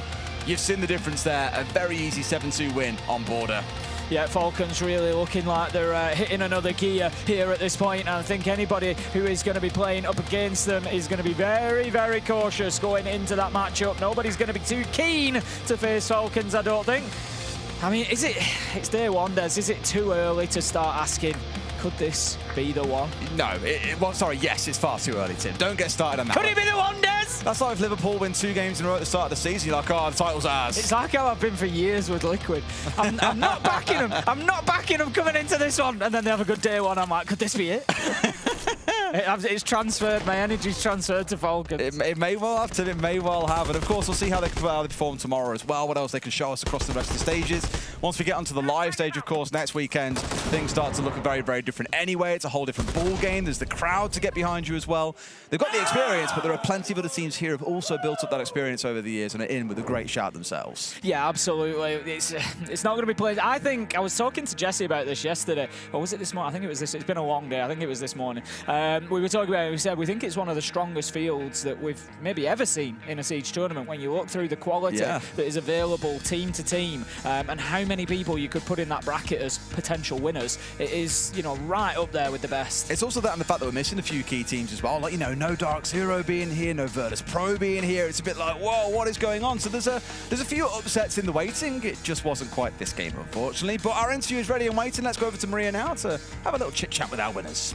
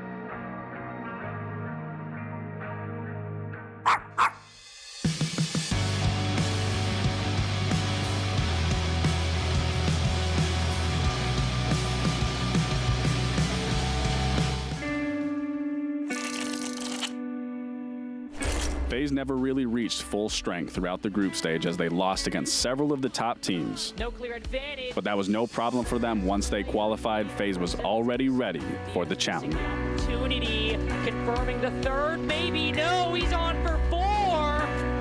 Just has to knife that one. Brought Liquid back into the race. Gunfights like that, 2 years on. But KZ, who takes it seriously on it, but this is a tough go of it. Fleepox shot in the sight, I think, for good reason. A clash, a shotgun priority as Fleepox is dead. Herds is gone too. More player to find, and KDS is barricaded inside of this site. He's not expecting Fleepox to charge down the stairs. But it looks like 1 kill might be all they can muster in the. Right now, FaZe Clan will continue their assault over towards Skylight. A nice shot by Souls. Clan still win the round, though. Creeping out, Nitro Cell will go. Wow. Did we get KZ down as well? Yeah, there it goes. He done a great job at it. Look at the health across the 2 remaining players. At this point, Furia can just pull themselves back. What was that? A mistake. 18 seconds, goes to fight the Clash. The Clash is on a post plant, and a Clash. Too late. Jumping into playoffs, FaZe would rewrite their wrongs and dominate NIP in a 2-0 and put themselves in the upper bracket final. There's no ace to be had, firing away. Surely FaZe Clan still win the round, though. Yes, they will. Smoke. KDS will take him out, trying to get out of the bomb site. He does not clear. Vidiking drops in, though, and will have to do it all by himself. Fantasy and Pino, last man standing. Fantasy now compelled into action as it's Vidiking and him in a 1v1. Souls unreachable at this point in time. Creeping out, Nitro Cell will go, and Vidiking saves the day. FaZe's opening kills were 4th in the league and top 20 in the world. Nesk as well is going to go a little bit quiet over the last couple of rounds. Jamie 92 will make the entry, and I think he's a little bit fast, but he's still managing to stay alive. Canadians creeping down the stairs. What's the hatch? Oh, pre-fire. It's changed hands. Andy is now going to try and lead in. Gets there first. Cyber's lead to work. Oh, rare. Reverse shot, able to take out Cyber, and that's a great pick. And almost catches Lender on the rotate back, but there's the surprise, they knew! Just the go button, right? At what point is this going to start getting kind of crazy? Cyber and Hates are actually very close towards the bottom of square. Now they are in excellent position, or would be. Instead, it looks like all paths to the major run through Clubhouse.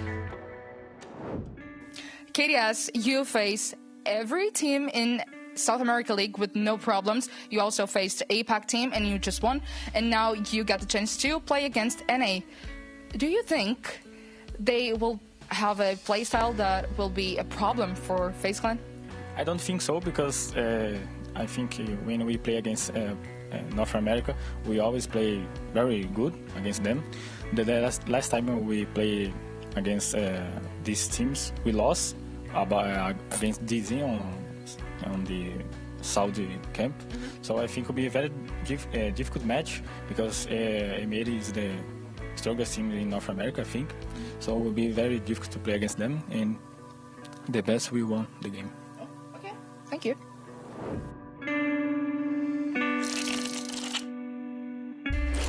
Stage 2 was nothing but exemplary coming from M80.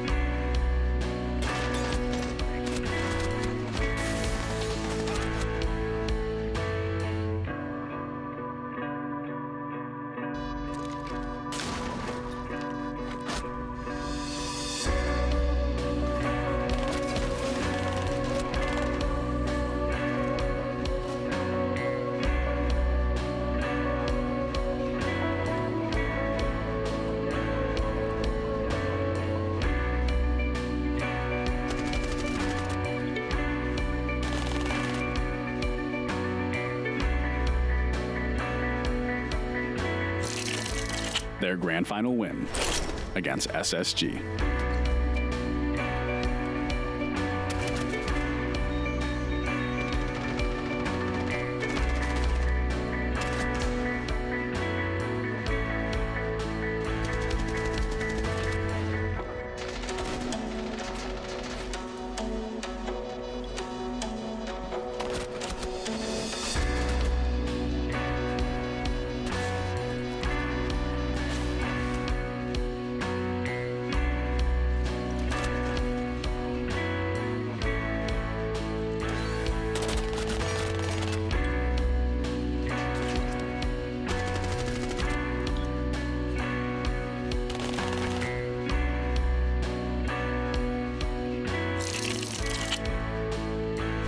A key note, their defensive win percentage, first in NA, first in the world.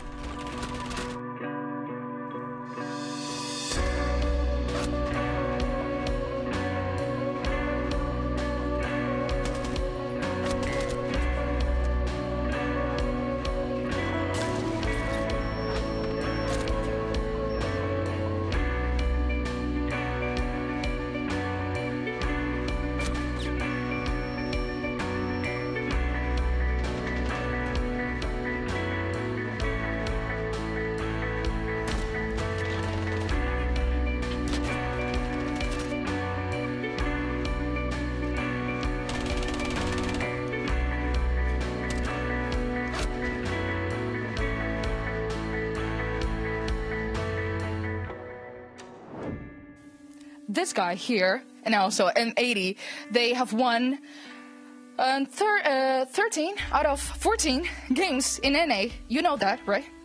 I do now. I think that was not only a momentum for you guys, because that was the first day. It has been the first day, and you just won the first match. Now you have the chance to win the second one, but tell me more about that. I mean, we're just coming into the tournament the same way we went to NAL Stage 2. We're just taking it one game at a time. There's no stress. There's no expectation. We're just playing the game. We're just trying to just keep winning. It means you look at the game one at a time. You win each game, you'll make it to the finals. We don't think about the next game. We don't think about the finals yet. We just do what we need to do now, and that's the game plan. Okay. Also, what did you do between the first game and this game now? I ordered McDonald's. Okay. I watched the games. Prepped a little bit for them, and now we're back. I'm excited. Okay, was the McDonald's good? It was really good. Love it. Okay, that's great. Last game of the first day. Let's find out what map FaZe Clan and also M80 are going to play in. Let's go. Okay, M80, your higher seed. Would you like heads or tails? Tails. Ooh, it is heads. Okay, so FaZe, would you like to pick? I'm Chimbi. Okay, we're banning Nighthaven. Nighthaven. Ben Border. Border, 1 second. Okay. Border. We're banning Bank. Banked. Ben Chala. Shallow. And M80 your ban. 1 second. No problem. Moving things. I'm banning Chalet next. Chalet was banned by FaZe. Oh, sorry, I heard Border. 1 second, then I'm just gonna go back. We're banning Bank. Bank was also, you banned it before? What the hell? I've deleted the wrong things. It is. Yeah, we can ban Nighthaven. Never. That's also banned. What am I doing? I must have missed which. Okay, give me a second. I'm gonna catch up on the bans. Nighthaven I banned already. Border they banned. That's where I did the wrong thing. I deleted the wrong thing in the wrong order. And then Bank. I just need to do it the right way. I don't do this on the phone. I do it on my computer. Okay. Jesus Christ. Delete. You don't need to delete it. Just go on. Okay. Bank, Chalet, Clubhouse next. Clubhouse, FaZe, your ban. Skyscraper. Skyscraper, M80 your ban. I have no clue now what they. That's constant layer, for sure. Left. Yeah, we're banning Consulate next. Consulate, FaZe your ban. Ban Cafe. Cafe, so the final map is Lair, M80. We're starting defense. Defense, and for you guys, attack. Oh, the defense. Defense. Okay, guys, please just double check that it's correct. Surely correct. Surely? I could not have done anything wrong. Perfect. Thank you very much, Thank guys. you.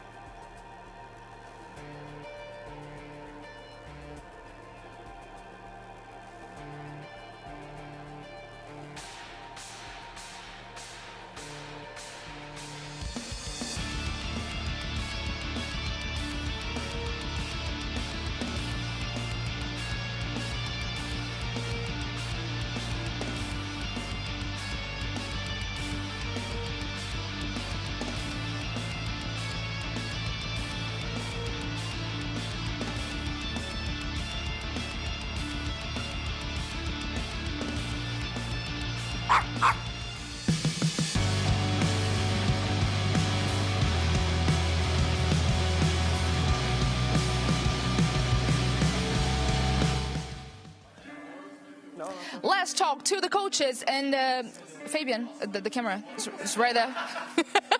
You told me before that, Maria, I don't know what I'm doing here. And we could saw that from the map veto, right? He was kind of lost. Yeah, as I said, I'm just here for my pretty looks. Nobody knows what I'm doing. I don't even know what I'm doing. Guys, do I do anything for the team? No. He does absolutely nothing. Okay. At least I'm pretty. Oh, okay. If you think that, no, that's okay. But right now, I want to talk about you are the best team in your region right now. FaZe Clan is also one of the best with Fury also. Who's the best region? I just want to know.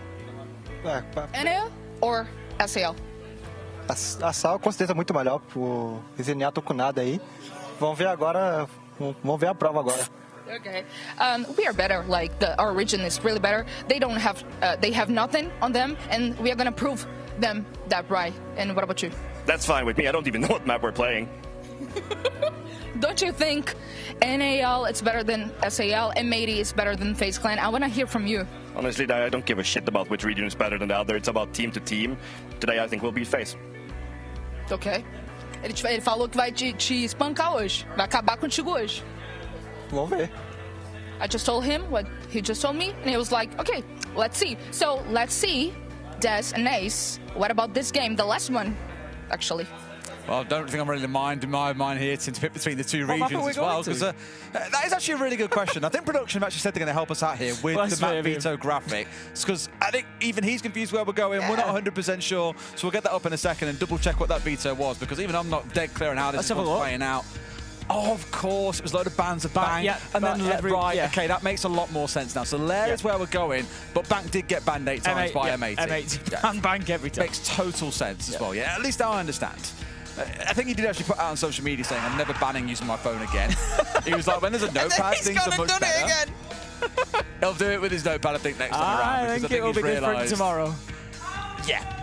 He won't just be a pretty face tomorrow, because for a second there you saw the normal Fabian slip back in where it's a little bit like, I don't care, we are here to do business and we're here to win. It was the bit where Hot and Cold was looking, you know, like you help your parent. Is it like, he does nothing for this team. Let me see.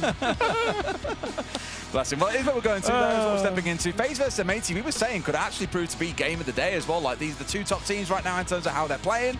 Both 1-0, both looking to go 2-0. This feels like the kind of game that you could see in a semi, if not a grand final. Yeah, absolutely. Two of the biggest teams in the world at the moment. Two of the highest performing in the world at the moment as well. As Maria said, NAL, of course, being topped by M80. You know, FaZe just year after year after year. Current world champions from SI25, just constantly competitive, constantly up there at the top of things in the mix. So who is going to come out on top? Both come in here with 1 win to their name, looking to continue if they can. The thing is, I feel like it's a really good opportunity to get the win here as well. The team that takes the loss goes on to 1-1, so it's not the end of the world, that's fine. But you're already guaranteeing that you're going to have to play more games. Whereas the team who goes on to 2-0 here could play a best of 3 tomorrow and be done. They could be through. And then they can sit back and they can watch, they can prepare. You know, it gives them so much time to work with. So I think getting the win here and going to 2-0 and having that opportunity for the early finish, for the early qualification is big. I mean, not forgetting, we of course got to cast M80 early. Didn't get a chance to watch FaZe, we were on the way to the venue, but from watching M80, we saw Gavin have an unbelievable game earlier on. Played really well on border, and it wasn't just him. Kino had his moments as well. You know, Diffuser up there too. A little bit quiet from Hot and Cold and Gunner, but we can't all be superheroes, except here on Lair. That may well need to change, because this map for both teams is their second most preferred map. They both love playing here. The fact that we're here as a decided map already feels a little bit crazy, but I can't wait to see what happens when we jump into this one. It's FaZe vs M80 for your final game of the day here in day 1 in Munich. Plenty more days still to play out, but what a spectacle we have got to close things out. Okay then, let's get on into it. Everybody's in the lobby. We are just about ready to load in. I don't know, there's... Nope. PC change, tech change, something. We've got a little bit of an issue with Vita King's computer, so we will get... So it's nice to kind of stoke the tension a little bit. Yeah, we'll get that resolved as quickly as possible, and we'll get on into this one.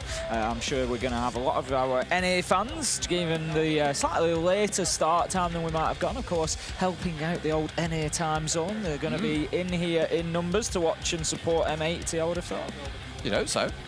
It's always the fun part of it. Like, I was thinking, honestly, when we came here, like, oh, this is an event obviously we've got in Europe. We've also got Paris, over course SI in February, and I was like, I don't know how many actually come to support this one, but we've actually, from what I've heard, sold loads of tickets. We've had to keep on expanding out the allocation as well. There's now a good few thousand turning up, and I mentioned it earlier on, we can't give all the details, but it is going to be the coolest stage that I think we've ever had in Siege, and we've had some very, very cool stages over the years. Like I look back to the COVID years, we had the Paris Stock Exchange. I do always we've had some beautiful events, both with audiences and when we didn't have audiences. But yeah, I think Paris SI21 holds a special place anyway, because of course it was our first grand final that we did. You know, an SI grand final, which is always a big deal to all of us in the talent team, of course. But yeah, the staging for that one was absolutely beautiful. All the whites and golds inside the old Paris, the old Parisian Stock Exchange was very grand. But to be fair, the event that followed,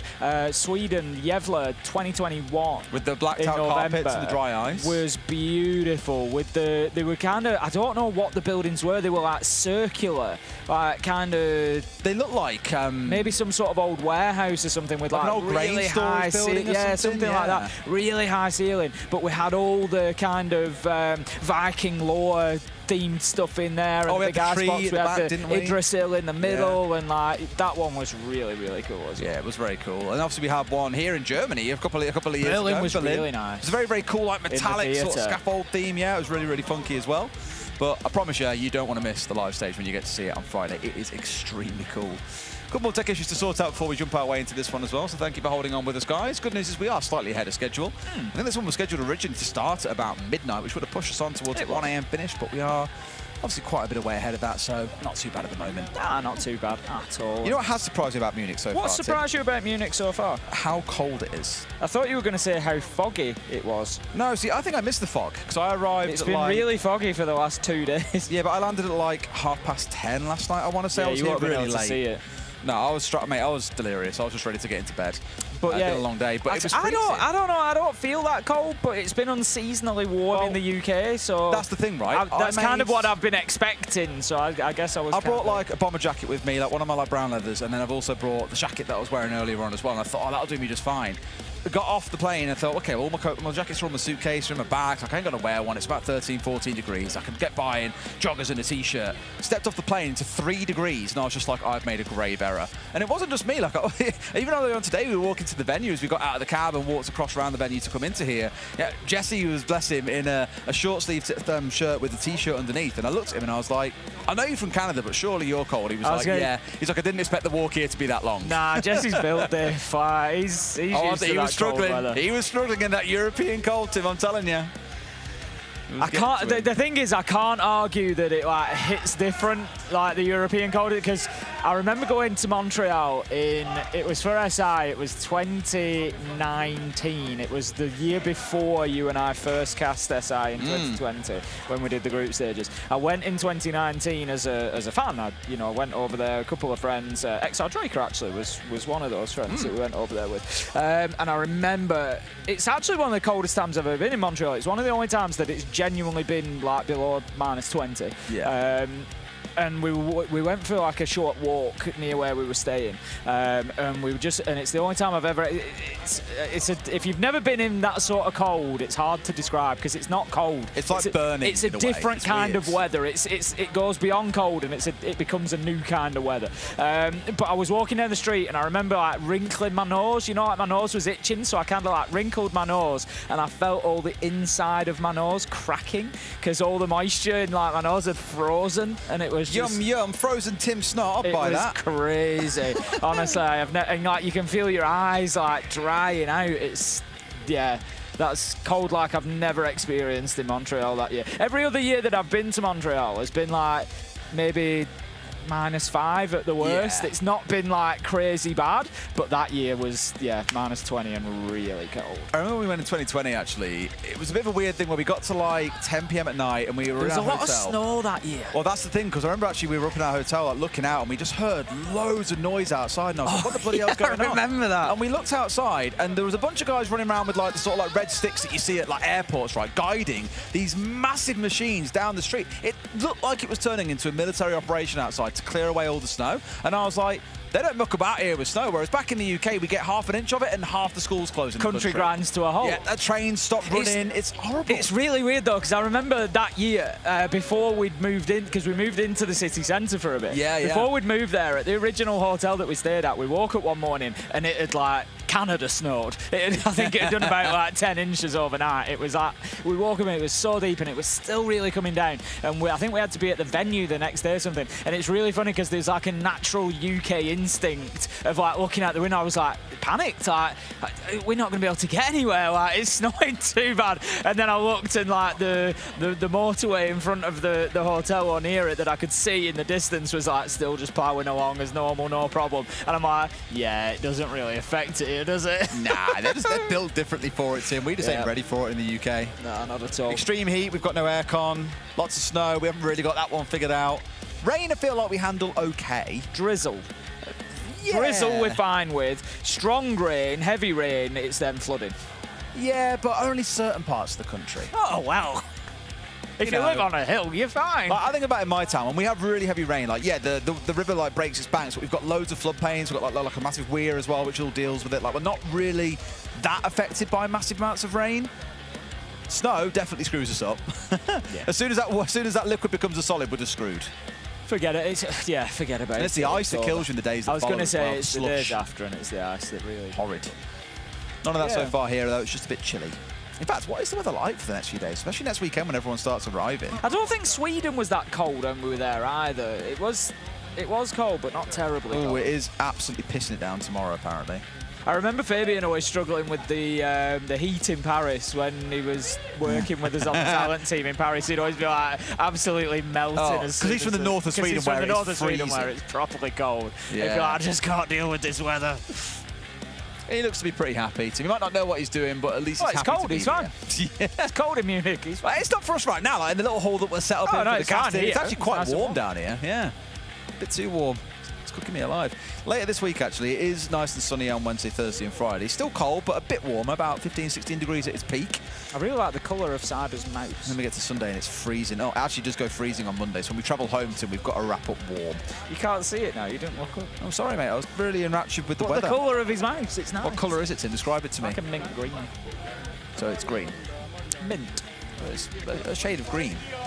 I think it's actually probably not even really mint. It's got more blue to it than turquoise? That mint would be. No, not really turquoise either. It's a funny one. Somewhere in between turquoise and mint. I don't know what you'd call it. I can't say I've ever seen that colour in my life, I don't think. No. But it's more greeny. Nice. There is definitely a name, because I've learned that every colour shade you can think of has got a name. And normally, the more obscure they are, the more like whimsically creative they are as well. Yeah. There, look, see?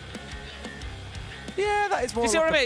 It's not really a mint. Yeah. It's like, but it's not bright enough to be turquoise. It's not turquoise. It's somewhere in between. Yeah. It's very nice. I like it. It looks like the kind of colour you'd have like soft mints. Yeah. I used to love soft mints as a kid. I absolutely loved them.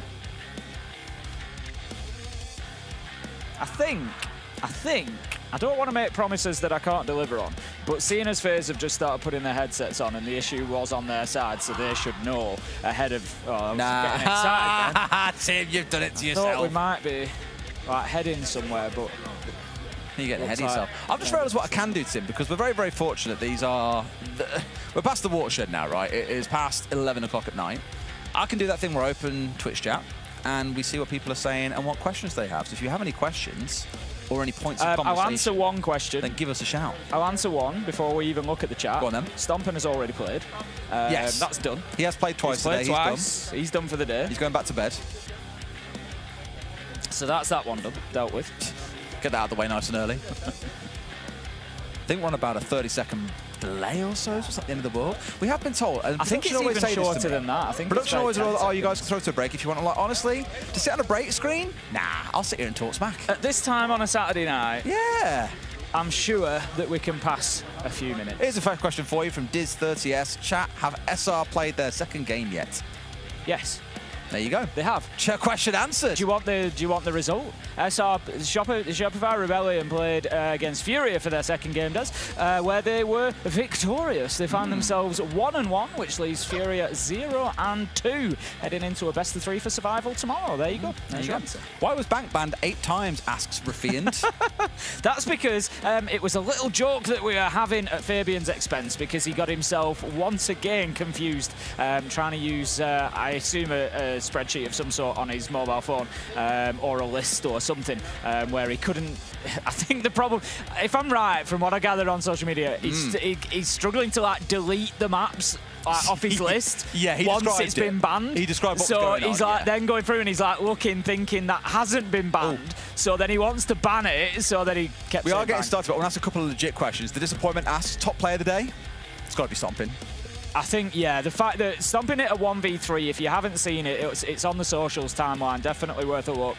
Stomping it at 1v3, but the real kicker of that 1v3 was that the last 2 kills, one was through a soft wall and one was through smoke. He couldn't even really see the last 2 opponents. It was unbelievable. King High is very nice. How are you? I'm good. We're both good, I think. Yeah, it's you day know, one. We're at the major. There's a lot to be excited about. Generally in life, you know, I've got my health. Yeah. Mostly. Mostly. I've not got all my vision, but I'm still breathing. You know, so what's there to be wrong? We're pretty good. I love how Yogurt's asked, should I cosplay Tim? And the answer to that question is always yes. Always. But what would a cosplay of you look like? Bald cap, for one, glasses. Yeah, I mean, you know, I'm not encouraging anybody, don't come for me, but you'd shave your head, you know, if you were really committed. If you were really serious but, about you know, it. If you were going down the real... You wear a nice flowery shirt, you good know, jacket. Lower honest, you know, cosplay. Yeah, you could get a nice sort of flamboyant shirt on. I think that'd be pretty good. The real key to the shirts is not to just go loud. You know, we're not looking for loud and abrasive. We're looking to still keep it classy. I'm not saying that, Ryan. I've already said it. I've said those 2 numbers in conjunction too much today. I'm not saying it again. I'm not doing it. The colour was seafoam green, apparently, of the mouse. I told you, the more specific a colour gets, the more whimsical and creative the name gets. Seafoam green. Seafoam. I don't think I'd describe seafoam as that colour.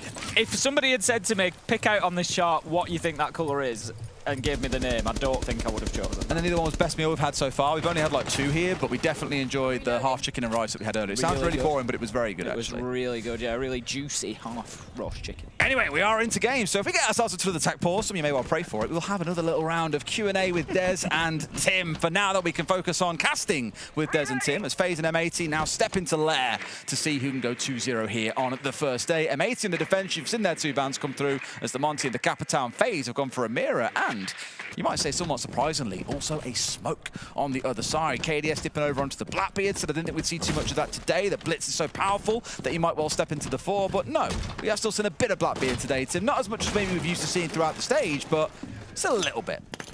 Nade goes in, going to clear out that. Tim, what's your least favourite Skittle colour? Just trying to cast again. Least favourite Skittle colour is yellow, Des. Lemon. Very good. I realised that said did we say colour or flavour? They did say flavour, I said colour.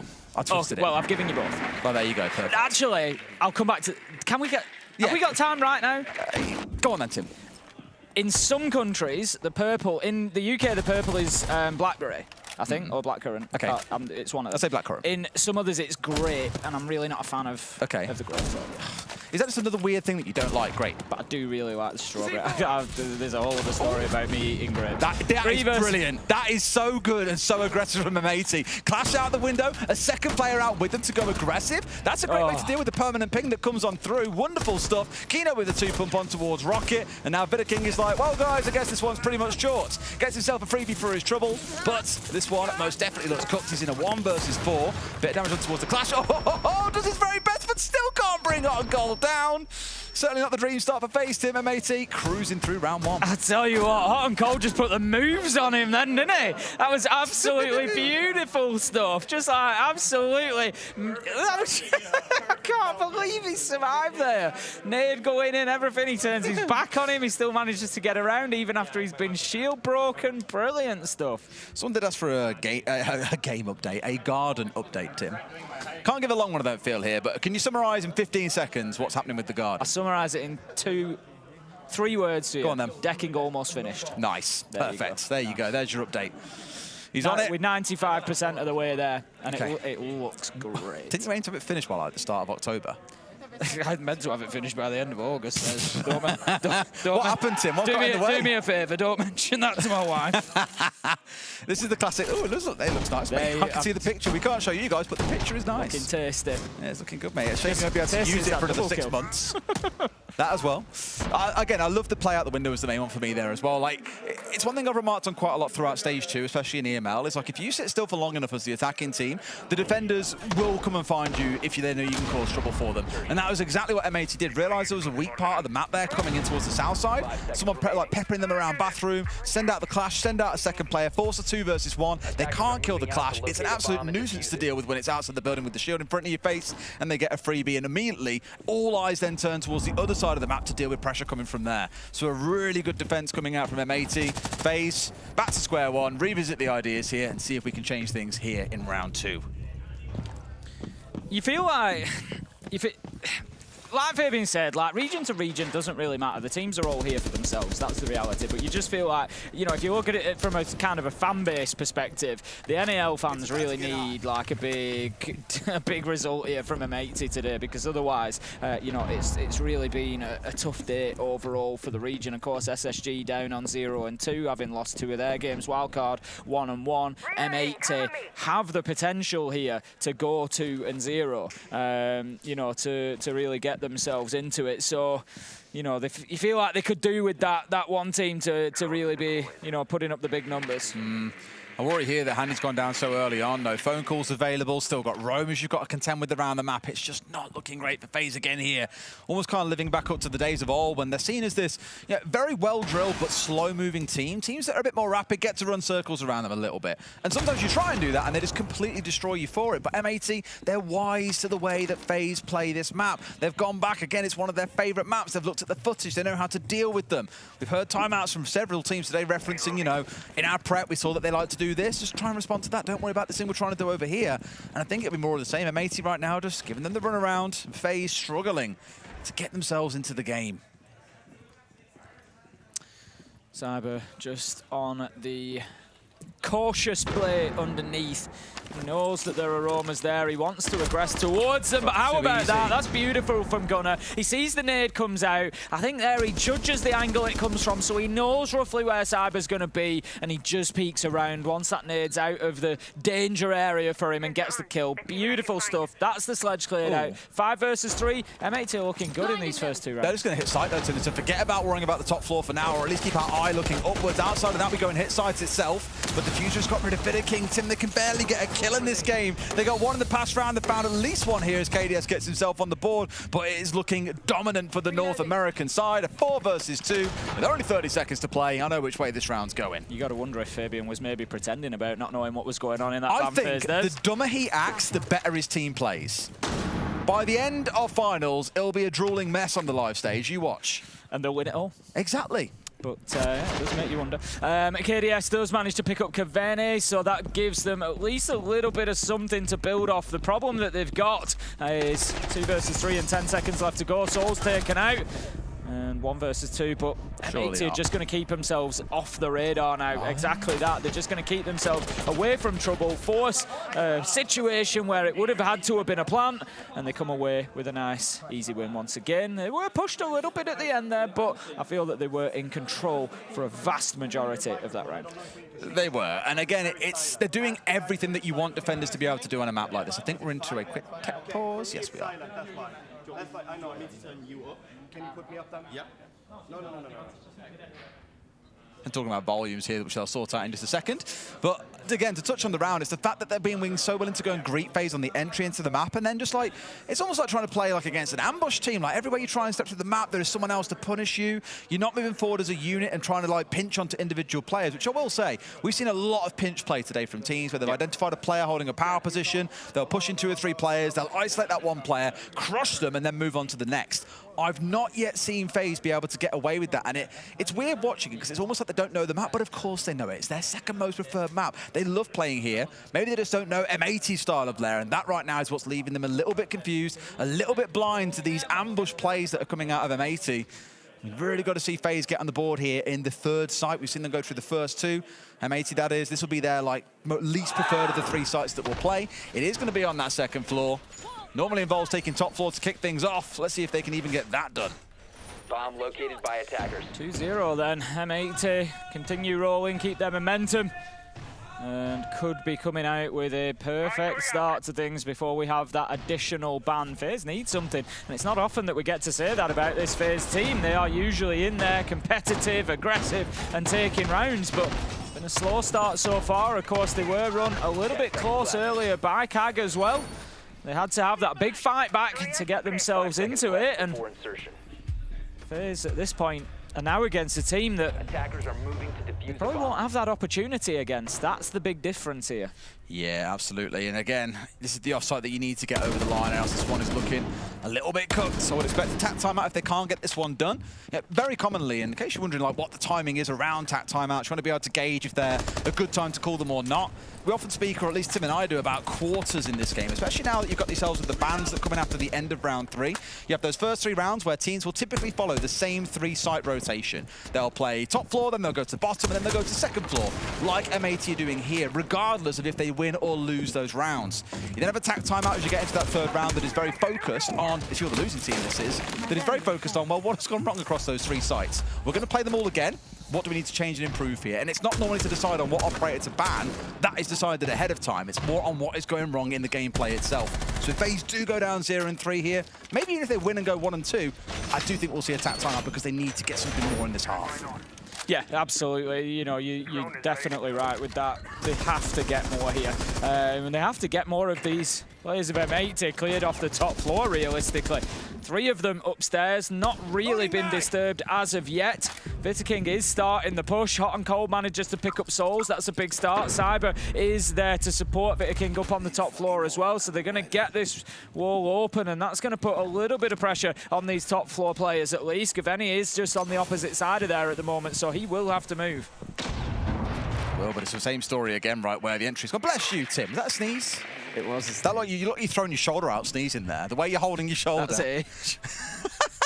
You sneeze and you just lose a part of your body. Yeah. 3 to 5 business days, it'll be back in action. Well, the wheels are coming off you, Tim, and right now it looks like they're starting to come away from FaZe. Like they're holding on with these 4 players. They've got Cyber taking a few more chip shots. Soul still remains dead, of course, can't quite be brought back from the dead in this game. A 5 versus 4. As we get towards these last 60 seconds, they're asking questions, Tim. They're looking at the site, but they need kills, and that's definitely a great way to start it. KDS taking the game into his own hands. Diffuser getting at least 1 back, but that pressure from above still exists. Yeah, Kino is the player up there on the Solace, and that is the important one. That is the trump card for M80 at the minute, the one that they can play when all else is lost. Kino can see if that plant's going down, but he's not aware. Cyber is getting away with this. He's going to see it far too late. Can't get into position to do anything about it, and Kino's burnt his chance. Hot and Cold does manage to take down Cyber. 2v2 though as veto KDS finds 1 onto Diffuser. 2 versus 1. They've got full control of site. Hot and Cold's fought his way back in. It's 1v1, Des. Oh, but they've got no HP, Tim, neither of them. And Hot and Cold has really got to get rid of veto who I'm sure will just disappear into the shadows here. Hide on an angle like he has done outside the display window. Hot and Cold has got to be so aggressive here and get this kill rapid, or duke him out with a little bit of timing. Looks like he'll try and go for that, Tim. Is he stepping his way across? Has, of course, got the vertical underneath here that veto can make use of. He might. Stepping on forward. Got to move at some point, though. No, he's come off it, Tim. What are you doing? That's your last chance there. Really should have stuck it because pros don't fake. But FaZe at least get themselves around on the board.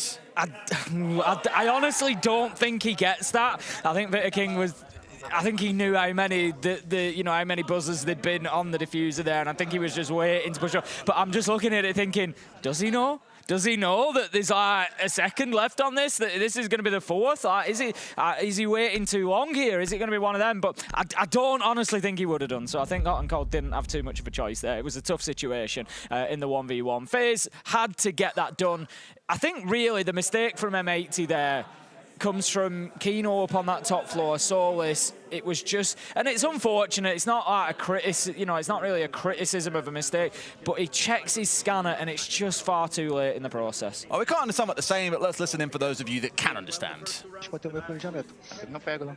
No bomb do lab, eu queria que a gente fizesse uma fake garagem, tá ligado? A gente tenta... Eu acho que eles vão fazer avançada pra sinal agora. Eles não estão fazendo. Eles vão fazer uma de cada. Então, mas eles vão peitar um pouco mais pra esse lado. A defesa deles foi boa. Eu não sei, não, acho que eles vão querer mudar a defesa, não. Só que eu coloco 2 caras pra pular cinza. Então, de coxinha, o Blitz e mais um. Fechou? E a gente vai meio que fazer um splitado do foco bomb. Então a gente vai dominar a garagem pra fazer só a pressão da garagem. Tá, o Vita de Blitz e o Rente acompanha o Vita. No bomb de cima dá pra fazer o Soul de Green mesmo, o Rafa. Eu prefiro. Eu vou pegar o nome então. Tá perfeito. Like I say, Tim, I don't understand Portuguese, but I heard blitz enough times in there to know we're probably going to see shields being ran at some point. We'll see how it plays out. We'll see whether your limited Portuguese is sufficient, Des. Obrigado. You're very welcome. That honestly is about as far as I go, truthfully. You're very welcome. Bom dia? You know Bom dia? Bom dia, yeah. Tudo bem? Know that one? Tudo bem? It's nice and polite. That's kind of the standards that you learn in any language. Like, how to say hello, how to say goodbye, thank you. It's nice to at least be able to be polite. The problem, the thing is, I say it's not really a problem, but living in Europe, it's really difficult because there's so many languages. Exactly, there's so many languages. You can go quite easily within 3 days. You could be in 3 different countries speaking 3 different languages. Yeah. So you know, as wonderful as it would be to be able to speak all those languages, not all of us can be Milosh. You know. Which is why us Brits are arseholes who just say, everyone else speaks English, it's fine. And then you do feel a little bit rude. I always at least try to understand how to be polite. The pleasantries, yeah, absolutely. I always at least try to understand how to be polite, but it is very difficult in Europe. We're going to have a couple of shots fired there. Kino does take a little bit of damage, as does Vita King. There is a request in the chat for rehost, but as we've said before, that needs to go through the admins. They will look at the situation. There was damage done there and things. I don't know exactly what's going to happen. There we go. We do have it approved. So we're going to have everybody leave, and we will get back into this as soon as we can. M80 just experiencing some sort of difficulty there. Probably one player's getting bugged out in spawn or something, but it does mean we'll get ourselves resorted and back into things, and we'll carry on with that 2-1 scoreline that we've seen so far. As said, we've had that tack timeout now. We've had that first quarter where it was 2-1 to M80, so they are the ones right now in that commanding position, but maybe FaZe show us something a little bit extra as we start raining back into round 4. You can give us a bit more of an update now, to be fair, Tim. So why has the Garden taken this long? Well, you know, laziness can't be ruled out, ever, on my part. In fairness, you've seen what I've built there. Yep. I've never done any woodwork or like anything of that sort of scale before. Okay. So that is part of the reason that it's taken so long. Reasonable. Because I've done, I think, I'd like to say, a very good job of it. I've been very thorough with it. I think it's quite impressive what you've done. I've been very thorough with it, and I've done the best job that I can do. I'm that sort of person. I've often lived by the saying, and this is, you know, we're getting into the wise old hours with this late at night. You know, I've lived by saying, if something's worth doing, it's worth doing right. So I've really tried to do that with it. So that's part of it. I've had a lot to learn along the way, which I've enjoyed. It's been a very enjoyable process, but I've done a lot of it on my own as well. And that's not to say I don't have people that would help me out and stuff, but because I don't work sort of regular hours like everybody else, it's easy for me to just work on it during a Tuesday daytime or whatever. And other people are working. So I've not had, you know, that much help on it throughout. People have helped me with it, and I'm very grateful for that. But I haven't, you know, I've done a lot of it on my own. So that's what slowed it down. And then in September, I lost a week to illness. I was unwell. I was unwell for a week, and that cost me a week where it was nice weather. And then the rest of September just rained the whole time. Yeah. And because it's woodwork, because it's wood that I'm working with, I can't really do it when the wood's wet through, because you measure it, you cut it, and then when it dries out, it shrinks. So you've got the wrong measurements and you've got the wrong cuts. So yeah, it's largely after I got out of August. That's what slowed me down mostly, has been the weather, if I'm honest. Yeah. If I'm honest, and my wife's not watching, which I guarantee she's not. She'll be asleep now, mate. Oh, she will be. It's probably been a bit easy some days to say, it's raining today. Oh, the skies are grey. It's going to rain soon. Gonna have to play some ranked. What a shame. Have to jump in and play some video games. Oh, well, I'll try again tomorrow. I'm not going to lie. There's been a couple of days in there that's, you know, probably I maybe could have done it a week or two sooner. But the vast majority has been down to poor weather and stuff like that. And me taking ages to do stuff because I'm learning. Well, I see that many of you in chat have also clocked what's been going on over on the B stream. W7M have beaten Enterprise 7-0 7-5.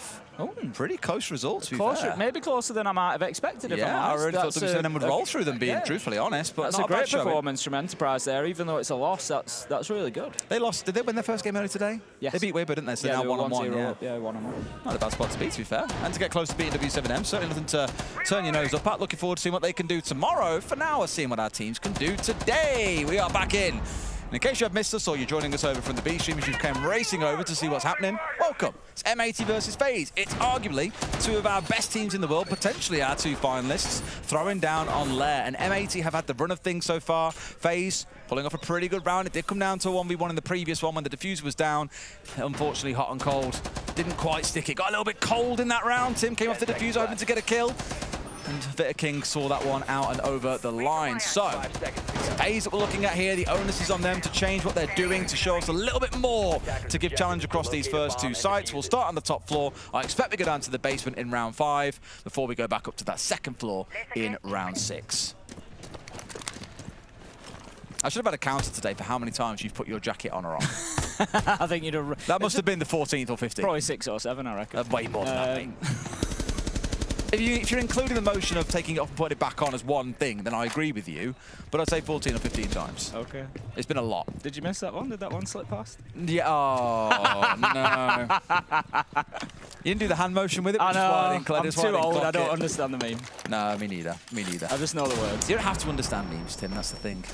You just have to embrace them and live with it for the rest of your life. That I can do. The Ops have started our side in then. Veto King has got something opened up here as well. It stops players being able to play into that spot later in the round. There's always a little bit of threat. That phantom pressure that comes through a heartbeat being present that makes it a little bit more uncomfortable for the defenders to play around Mez. Not that it matters, Tim, as most of them have scattered way out here. For example, I think right now we've got the Azami actually sat inside a site as well as Hot and Cold. Gaveni's out towards Display along with Kino. And then we've got Diffuser playing right up towards Highway at the top. So no one's really bothered at all about what's going on in Ops or around Mez at all.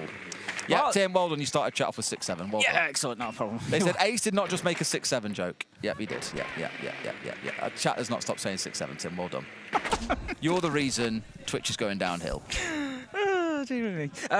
Just looking at what's going wrong with FaZe so far, part of the problem is 3 of them don't have a kill as of yet. CyberSoul's Handit all sat on 0 and 3. KDS has been going big, but of course cannot carry the team by himself. We know there's a lot of talent, a lot of ability in this lineup. They just need to start delivering on it. We've got Hot and Cold with the Tachanka, firing those Shamika canisters out through that door. Beautiful little lineup that he's got, well practiced, hitting his mark, and we'll be able to hold this push at bay for a little while yet. Yeah, they've got the control that they need inside of Mez, but there's 4 players all in this doorway. They're kind of saying we're going to rush in here. Oh, with a double C4! Kino's been sat in that spot for the last, 45 seconds, Tim? When he got the perfect pixel lineup, I was like, this guy's practiced this a few times. He knows what he's doing. They've read FaZe like a book there, Tim, and now all of their aggression, all the control and momentum that FaZe had, eliminated. Read him like a book and played him like a fiddle, Des. And we're going to get Kino with a triple on the round. Handy takes him out and gets a second onto Gaveni, but 2 versus 3 cut down as he tries to move into sight by Hot and Cold with the big Tachanka LMG. And it leaves now a 1v3. Souls is on mezzanine, just looking to try and get his way into the door, but he's going to take damage there. That was from one of the Denari gadgets, I think. He was facing up to a laser gate as well. They know exactly where he's moving around. Diffuser picks up the final kill. It's going to be another round to M80, and they are looking comfortable despite the disruptions from those couple of technical delays they've had. It is not dampening the spirit of M80. That's what I mean. They just look so cozy, like you're saying, Tim. Like, I spoke about where all the players were, and no one was really bothering what was going on around Ops and around Mez because they had Kino. It was the only player they actually needed to be in position with that C4 ready. Admittedly, there was also assistance from Gaveni on the Azami. He was in the area as well. But that C4, look at this here. The step in, he's been lay here for 45 seconds.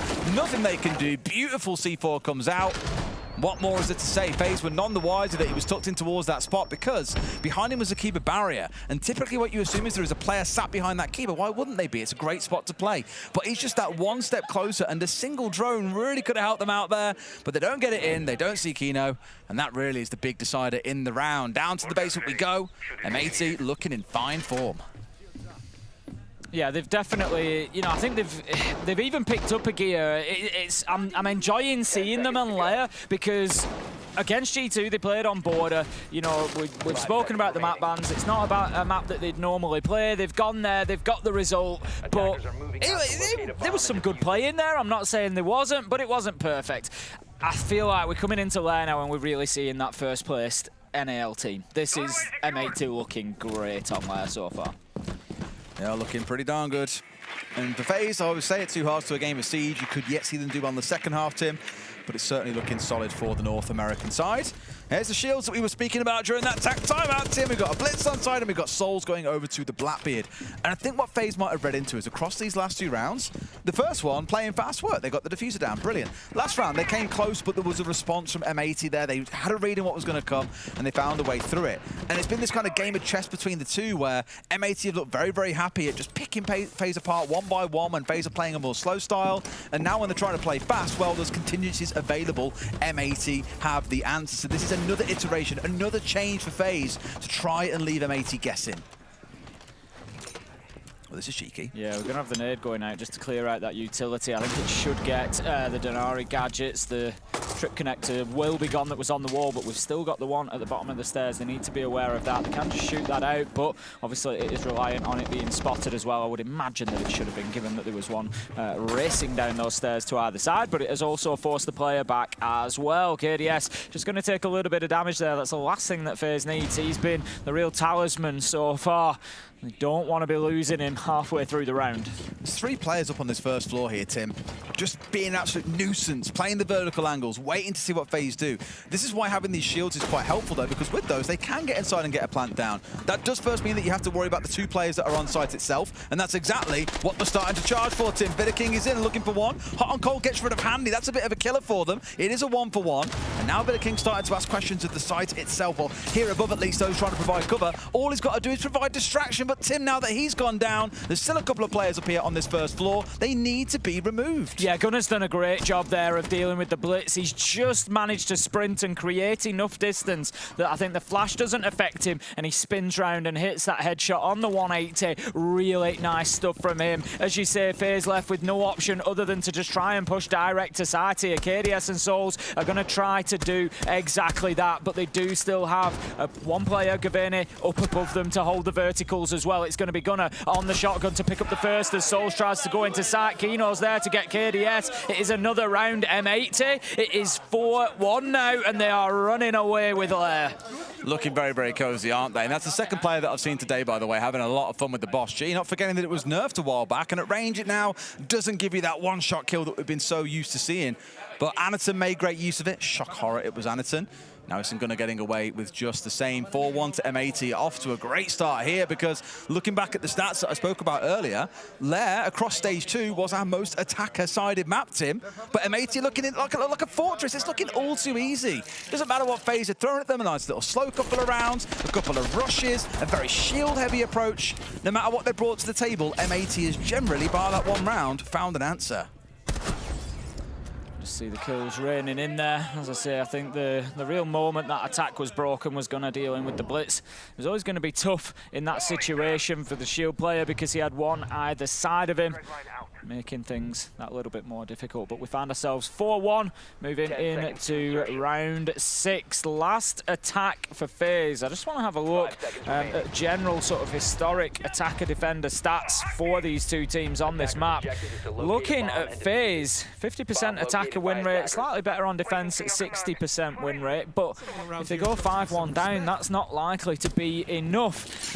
It's fair to say that M80 currently are overperforming. They're usually about 55% on both sides. It's slightly different to that, but there or thereabouts, on both attack and defensive layer. So, you know, they've really come out and performed here. It's their second map preference, but they're only 2-1 in recent history on here. So it's not a map that, you know, they come into and just guaranteeing wins, just running over people. And it's one that FaZe are certainly capable of playing, but right now, M80 are outclassing them.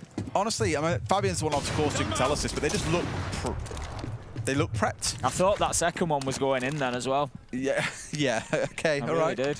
But they look prepped is what I was going to say. It's like everything FaZe have brought along or tried to do, there is, outside again the one round, there has been a response. They've known how to deal with an aggressive push coming in towards site. They know how to deal with a slower style of game plan. They know where FaZe enter the building so they can be aggressive early on.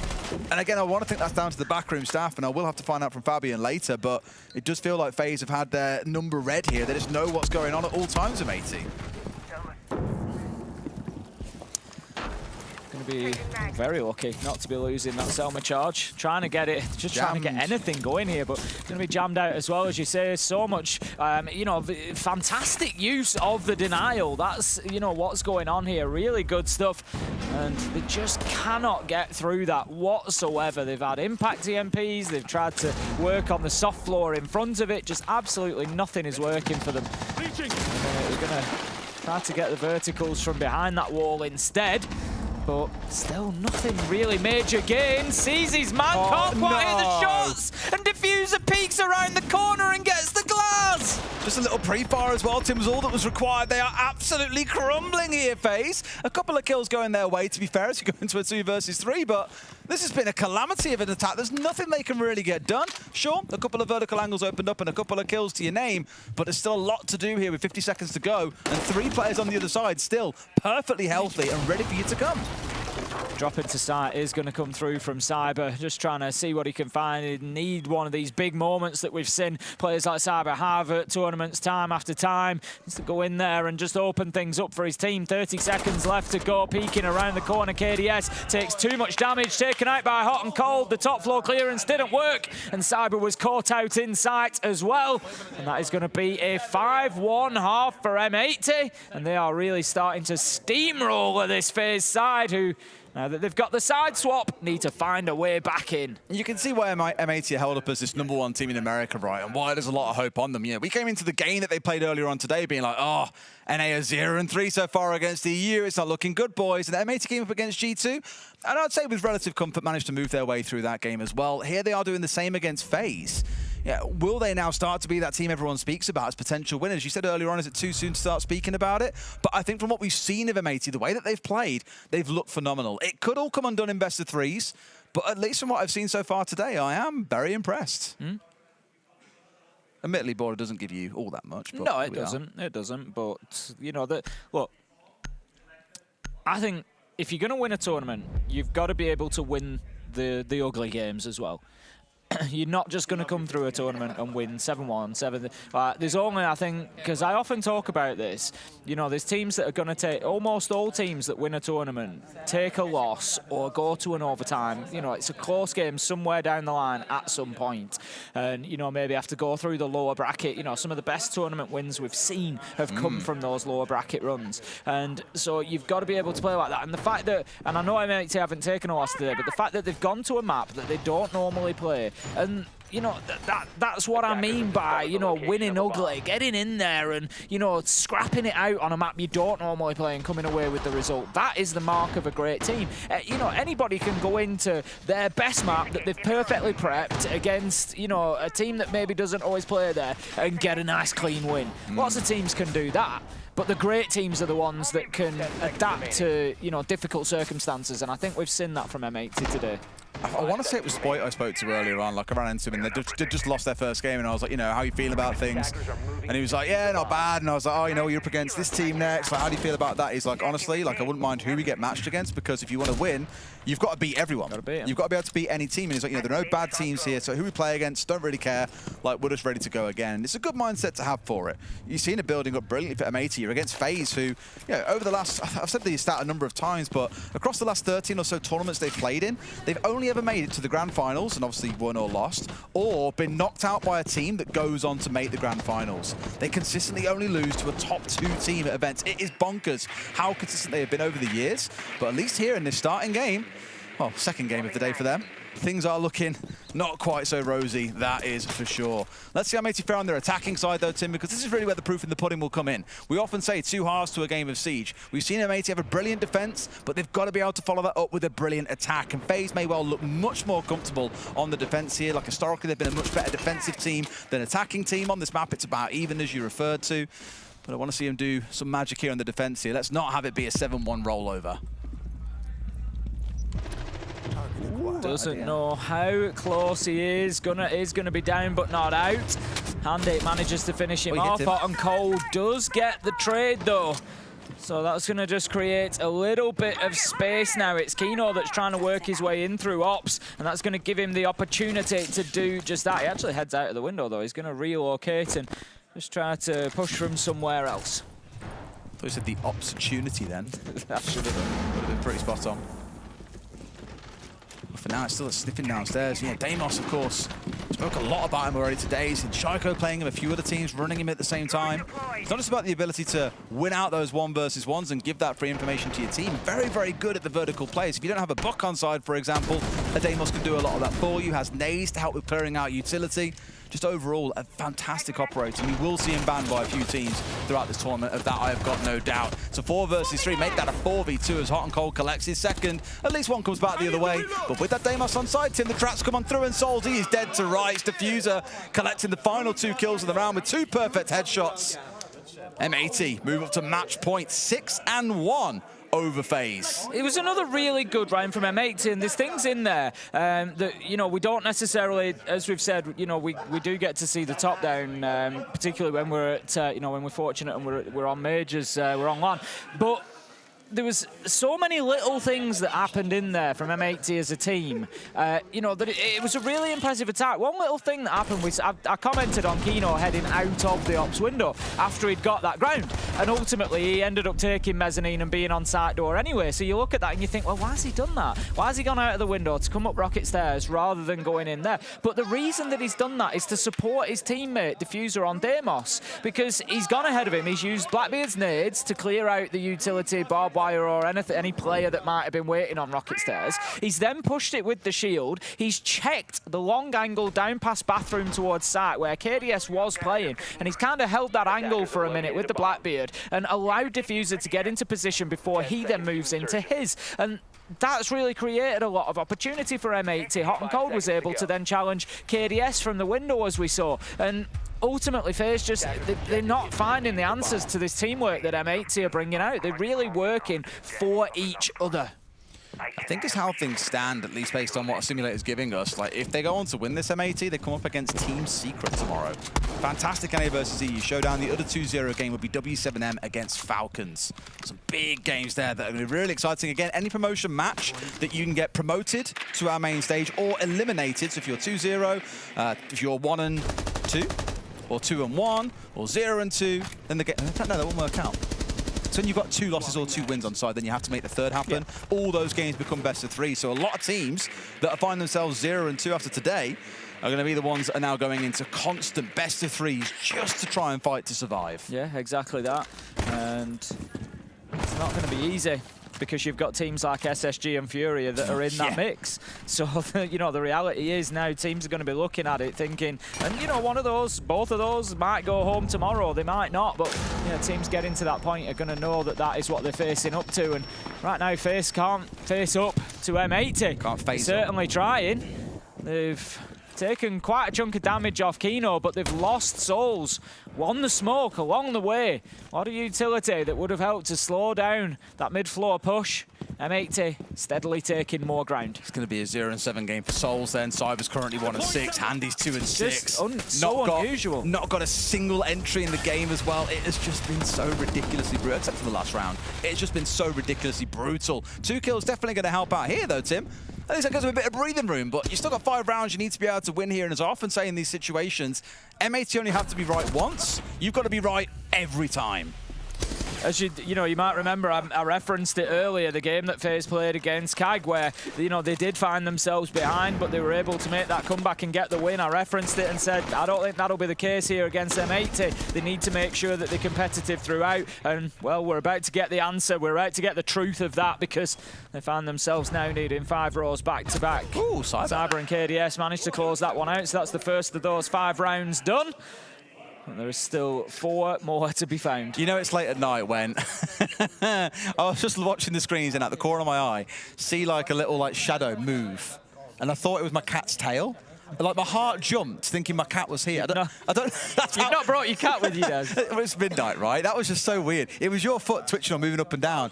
I'm just so used to seeing the shadow of my cat's tail move. I had a heart attack for a second. I was like, hang on a minute, look where I am. Of course there's no cat here. Oh, that was a weird one. Brilliant. You are now a cat, Tim. Excellent. If I had a cat, would I call it Tim? I don't think I would. It's not really a cat name. I'm not going to meow. Fresh would if he was here. I know he would. You don't need to meow. We've got a lot of barking, though, so all the cats have been chased away. Well, we've got a regular bark when we see our little drone pop up on screen. And apparently some players and coaches that love to howl like wolves. Yeah, why not? What event was it? It was it SI 22? Sweden, I already know what you're going to say. Sweden SI 22. So that was class, because we had the main stage. There was no audience because it was SI time, but we had the main stage, and then just off it to the side, every single team had their own little booth with a bunch of PCs in it. So as you guys can probably imagine at home, when you've got 20 teams all sharing the same space, it gets a little bit ridiculous. Well, the thing was, they weren't like proper rooms. No, they didn't have ceilings. It was like one big space, if you imagine, with like kind of like a scaffold frame and then like curtains draped from that. That was what created. I think in fact, I don't think they were curtains. I think they were like sort of temporary walls, but there was no ceilings on them. That was the important point, because you could shout in one booth and all the others would hear you, essentially. Yeah. So as soon as it got late night, like there'd be one shout and it'd just then... one team would howl and then every other team would just erupt. Like... It was the funniest thing. It was so bizarre. I think we even joined in once or twice. I think everyone was a bit delirious because of COVID, you know, all the separation rules and that. Everyone was just like up for a bit of fun. Yeah, that was good times. Good times. Here we continue to hear howls from, I believe it was Julio earlier on. Carry on throughout the event. But for now, as I said, FaZe, they've got to win 4 rounds in a row. They've got to be right every single time. M80 have only got to get 1 round over the line, and this one is done. Pressure on towards Ops already. Soul still searching for his first kill in this game. Gunner's going to get rid of Cyber, the hero of last round, who picked up a 3K. Not the dream start for FaZe, Tim. Again, it's great teamwork, though, from M80. We see the long arm throw from Hot and Cold to send those track stingers in. And why does he want them on that double door? He wants them because the ace charge is going in. It's timed perfectly from Gunner, and what it does is it prevents Souls from being able to peek around that corner and shoot it off, and to protect his mirror window. So it opens up as he moves away. We then find the kill coming out onto Cyber. That's the Ella taken out, and again, just nicely done from M80. They have the opportunity now to walk in and take Ops. Gunner is there ready to do just that, but the drones are going out for the time being. Diffuser's looking to move up rocket stairs again, so they're just going to continue this pressure around Mezzanine. Makes it look a bit too simple, doesn't it, overall? They're getting themselves set up, they're eyeing up sight. This is exactly where FaZe were earlier on, before that wonderful C4 from Kino sailed through the air and brought down 2 players in the side, completely deleted all momentum in the attack from FaZe, and this could yet prove to be the same. The C4 up over the top, not going to find Gaveni, who expects at the same time a swing to come from the bathroom window, but there is no one there. Trying to now get rid of the shield with that nade coming on through. Diffuser probably going to step across and make use of his nade as well to continue pushing those players back before we look inside sight and start going for a plan. Here we go, shields up nice and close. Kino, you ain't getting out of that one alive, I'm afraid. veto King's going to fall to Hot and Cold though, Tim. 2 more fall. Looking good. veto King is the key kill there. He was holding down the plant spot with the Tachanka. He was firing a brilliant long-range Shumika canister all the way across site to stop that happening. As soon as he's cleared out by Hot and Cold, Gunner goes in. It's that teamwork again. Brilliant stuff from M80. They recognise what the win condition was. It was taking down the Tachanka. They got it done. They got the Diffuser down. They 4v1, and this is almost certainly over. It is, yeah. Try and go for a 1 versus 1 here as well. Handy. He's been a bit of a dance with Diffuser, just finally get the kill off the back of it, but it's a 1v3. They've got the vertical control. Diffuser is down. This one, Tim, I'm afraid, looks like it's pretty much over. M80 going to have a wonderful start to their time here in Munich, going 2-0 and moving into that best of 3 bracket tomorrow. Yeah, we can see Fabian happy there with the result from his team.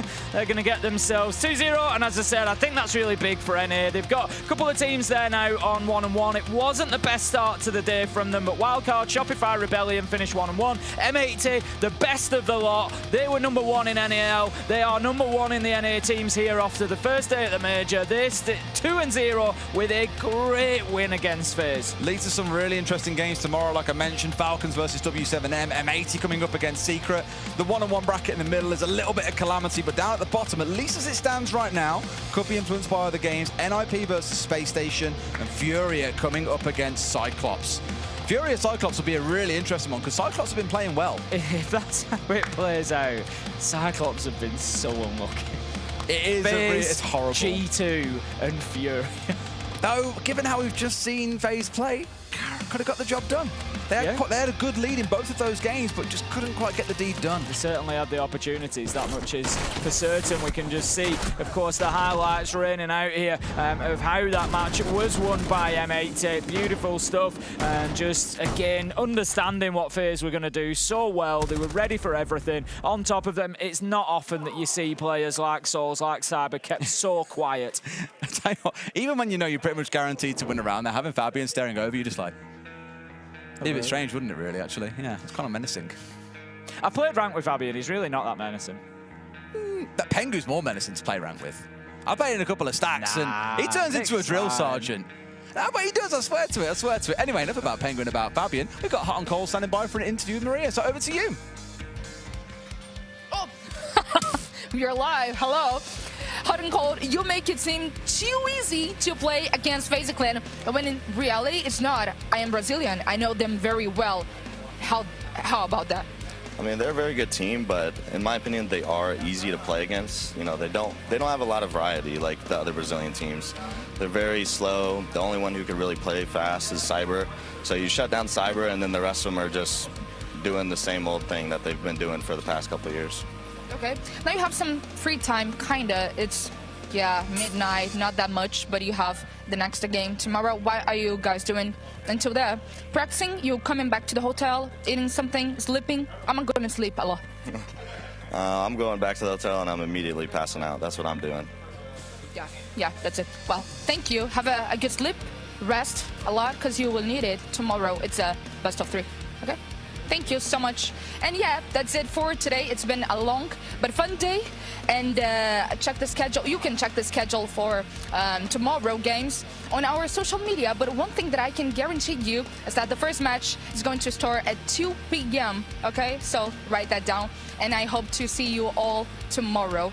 Shoes. That's buy in Germany.